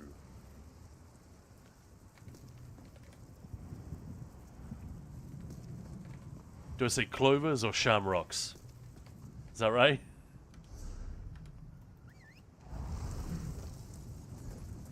For someone who lives so close to Ireland, actually, I feel like I'm shamefully poor in my, like, exposure to Irish culture and stuff. You know, apart from the usual, like, Guinness and you know, that stuff that is inescapable throughout the UK, which I love, but, you know, come on. Do you know what I mean, Maya? Like, we've never been to Ireland. No, I know, it's crazy. Why? Cray. Like, that's so dumb. People travel halfway around the world to visit Ireland. It's right there. True. We should skeg it out. Hey, there's Clem. Hey, Clem! One of the OG ninja pullers. Wow. And an old friend from back in the Legion. How you doing? Hope you're having a good week. Sandokan, thank you so much for the follow. Yeah, come and visit. It's a cheap ferry ride. Nice. Exactly. Clem's got a vacation. Vacances. Congratulations.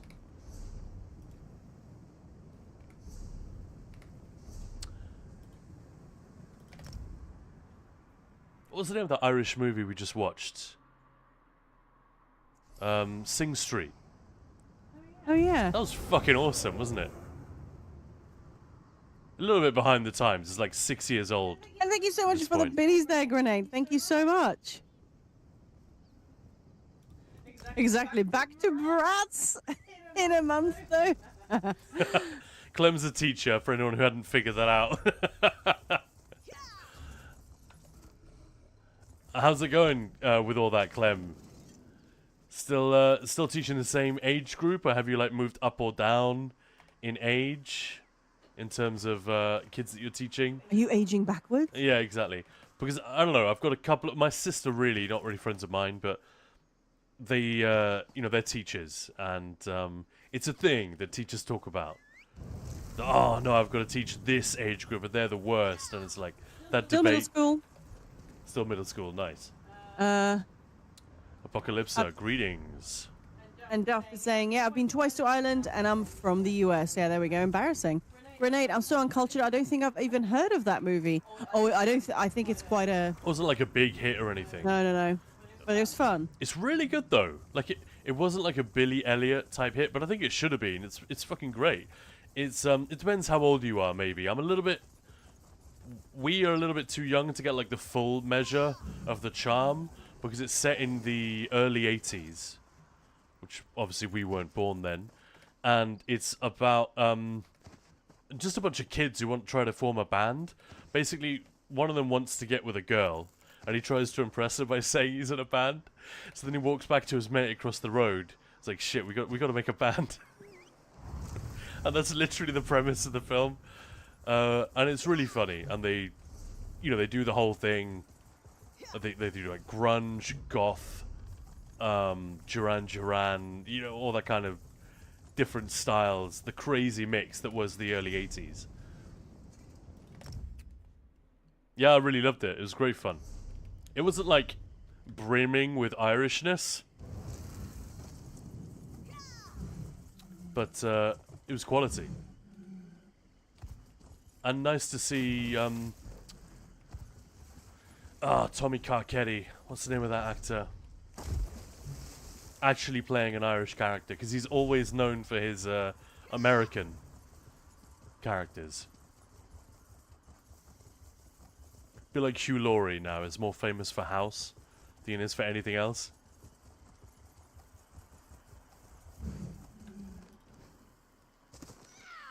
No, you're not going to help me out, Maya? I don't know what his name is. God damn it. Can look it up. What's it called again, the movie? Sing Street. Thank you. With his Boondock Saints 2. Only found that movie recently. I haven't seen that one. I've heard of it.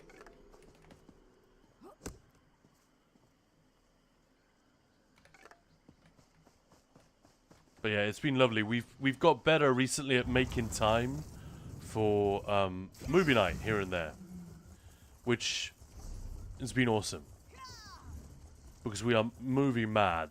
Like, used to be one of the main things that we would do is going to the cinema. Aidan Gillen. Aidan Gillen, thank you so much. Because I'm fairly certain he's Irish, but he almost always plays non-Irish characters. It's just fun. It's a bit like when you see Chris Hemsworth playing an actual Australian character and speaking somewhat the way he normally speaks. Yeah, he is an Irish actor, yeah. Yeah. Hey, thank you so much for the follow. Welcome.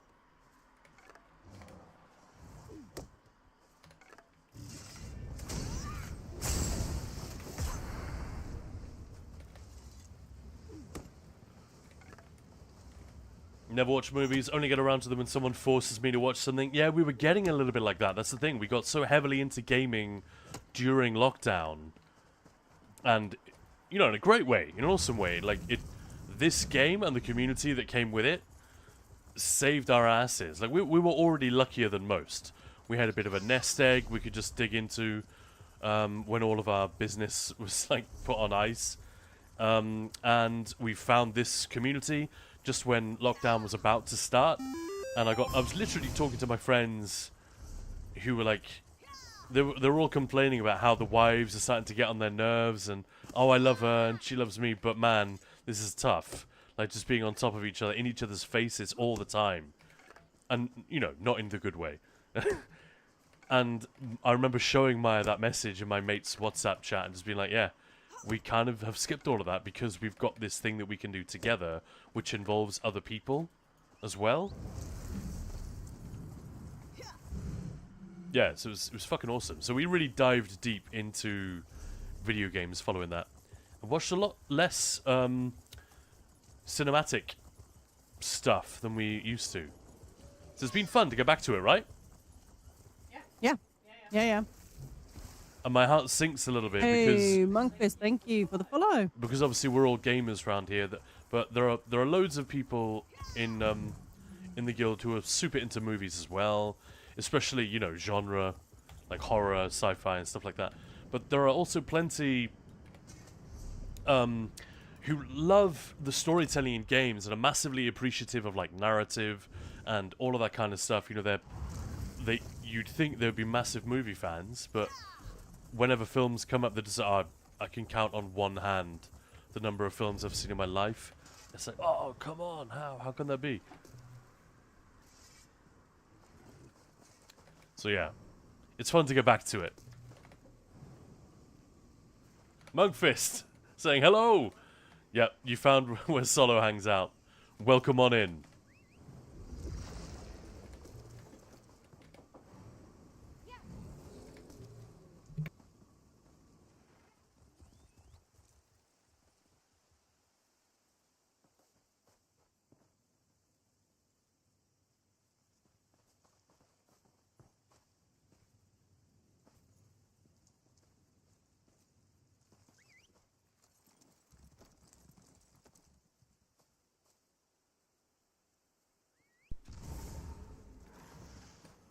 But don't worry, Monkfish. Monkfist. That's something else, Monkfish. Solo's only here because the beer is super cheap.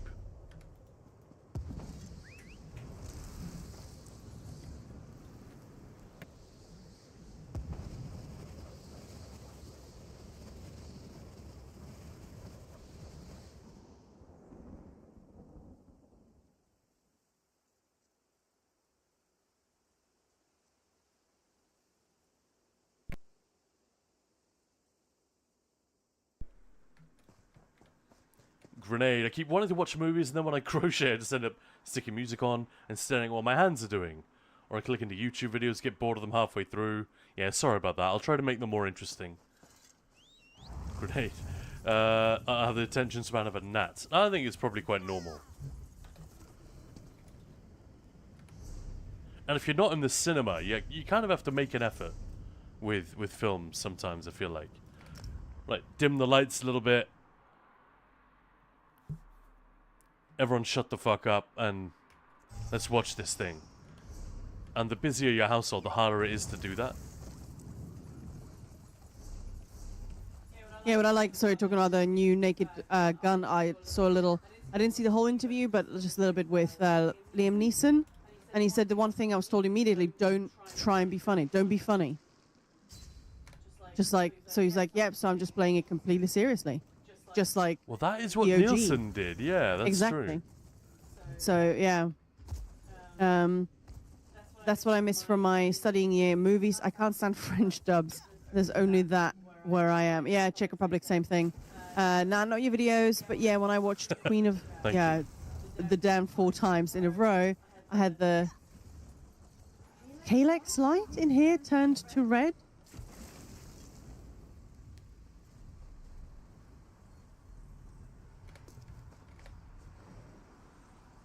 And Clem, are you still getting... I remember one of the first conversations we ever had was about French accent in video game. And when they're really bad, like that one just was. Was it Liliana in Dragon Age, the first Dragon Age? Is that her name? Oh. Hey, Rather Dashing, how's it going? Oh yes, Clem remembers. Machine Gun Funk, how do we get the dog drop? It is there, it is active, I just got mine. Loads of people are getting it, so just make sure that it's you've got your Twitch new account linked, and the progress, you just need to refresh it. Sometimes Twitch just gets Yeah, glitchy. if it's not popping up, you can refresh it, and hopefully that'll do the... So it is definitely trick. working, though. X-Grenade, yes, light is one of those bulbs that connect to an app. I see. Ah, got it. Yeah. What dog stuff? There's a special dog drop for a few streamers that signed up to a campaign, basically. So You might want to clarify, it's a pet. It's an in-game It's a pet, sorry. There's a special dog drop. A dog drop sounds like something you don't want to step in. Right? This so the one's drops special, in this though. channel. Yeah, so we signed up to take part in this. It's during QuakeCon. Zos are doing a thing with Dallas Pets Alive, because, you know, they're attending the QuakeCon that is in Dallas, Texas. That would make sense, right? And yeah, that's why that's happening. And you get a free pet if you watch for a couple of hours. Now, I'm not going to promise that we're going to be on for another 2 hours if you just tuned in. The good news is we're on 12 hours tomorrow. And I'm not kidding. No shit. We are on 12 entire hours. I mean, we've been on. You've been on for 10 hours. Nearly today, 10 hours so- today. That wasn't even Yeah. planned. Well, speaking of which, shall we seek somewhere to raid off to? And people can earn their pet that way. Do you know if there's somewhere else where people can earn their pets? Yeah, I'm seeing some. Cool. Well, should we raid off to one of those channels then? Definitely. So even if you haven't got the pet yet, don't panic. The next channel has the drop live as well. And Clem saying Leliana was actually fine, but the Orlesians in Dragon Age are ludicrous. Before we go then, Clem, did you play The Witcher 3 Blood and Wine expansion? Because I really enjoyed... They didn't give everyone a French accent, and usually they gave them quite over-the-top French accents, like the two knights that you meet that begin the quest. Toussaint! You know? Maya genuinely was quoting that. Toussaint! For days. After we did that quest together, you just found that shit hilarious. I thought those were good fun, because I think they were in good humor. And maybe they actually cast some French actors, given that they're based in Europe, you know? That's why the accents in The Witcher 2 and 3 are generally really fun and interesting, because they cast a load of actors from Northern England, Ireland, Wales, Scotland, with such a rich, like, variety of genuine accents, not like somebody doing a dodgy impression, which is what we tend to get if the voiceover sessions are done in LA, with the best will in the world to Hollywood and the American voiceover industry. It's a bit different when you have access to all these genuine regional dialects. I thought that was like low-key a really brilliant thing about that game. And I just wondered if it was true for the French as well. Just leave the dodgy impressions to me. Yeah. But right, who are we raiding off to then, Maya? I'm trying to, raid. It's Ted. That's there. Oh my goodness, that's the sub raid. So that's taken a rather long time. So the one with the bopping heads, that's for any subs, and the one without the bopping heads, that's for everyone else. So if you haven't subbed to the channel, if you don't have an active subscription, but you want to make a lot of noise when we raid into this next... so who are we raiding to? Let's go for Skinny. We're going to see Skinny Cheeks, the man himself. He So- will actually be streaming at QuakeCon tomorrow or Saturday. He's actually going to be there. Awesome. So yeah, let's support that and man. he's a friend. We love Skinny. He's a great guy. He's always a nice hang, even when he's upset about patch notes. So please, please, please make a ton of noise when you go into raid Skinny. And if you're not subbed, use the static one. If you are subbed to the channel, then use the bouncy head one. And I just want to say thank you so much for hanging out with us today. We've changed our schedule. We hope it's going to work for you guys. And if it does or it doesn't, let us know. Like I always say, our DMs are open, especially Maya's. She's better at it than I am. Yeah, I'm amazing. So But we really appreciate all the subs, all the support, all the bits. Thank you so, so much. Please keep it coming if you can. The more months we have, like the last couple of months, the sooner we can bring Maya back here full time, and we can really see what this little engine can do. It's going to be awesome. let's do it. In the meantime, have yourselves a fantastic evening. We'll see you back tomorrow, I hope, for the 12-hour stream. And let's go and say hello to Skinny Cheeks. Look after yourselves. You guys are the best. And he's just showing everyone his butt. So let's go and raid him now. Let's do it. Bye.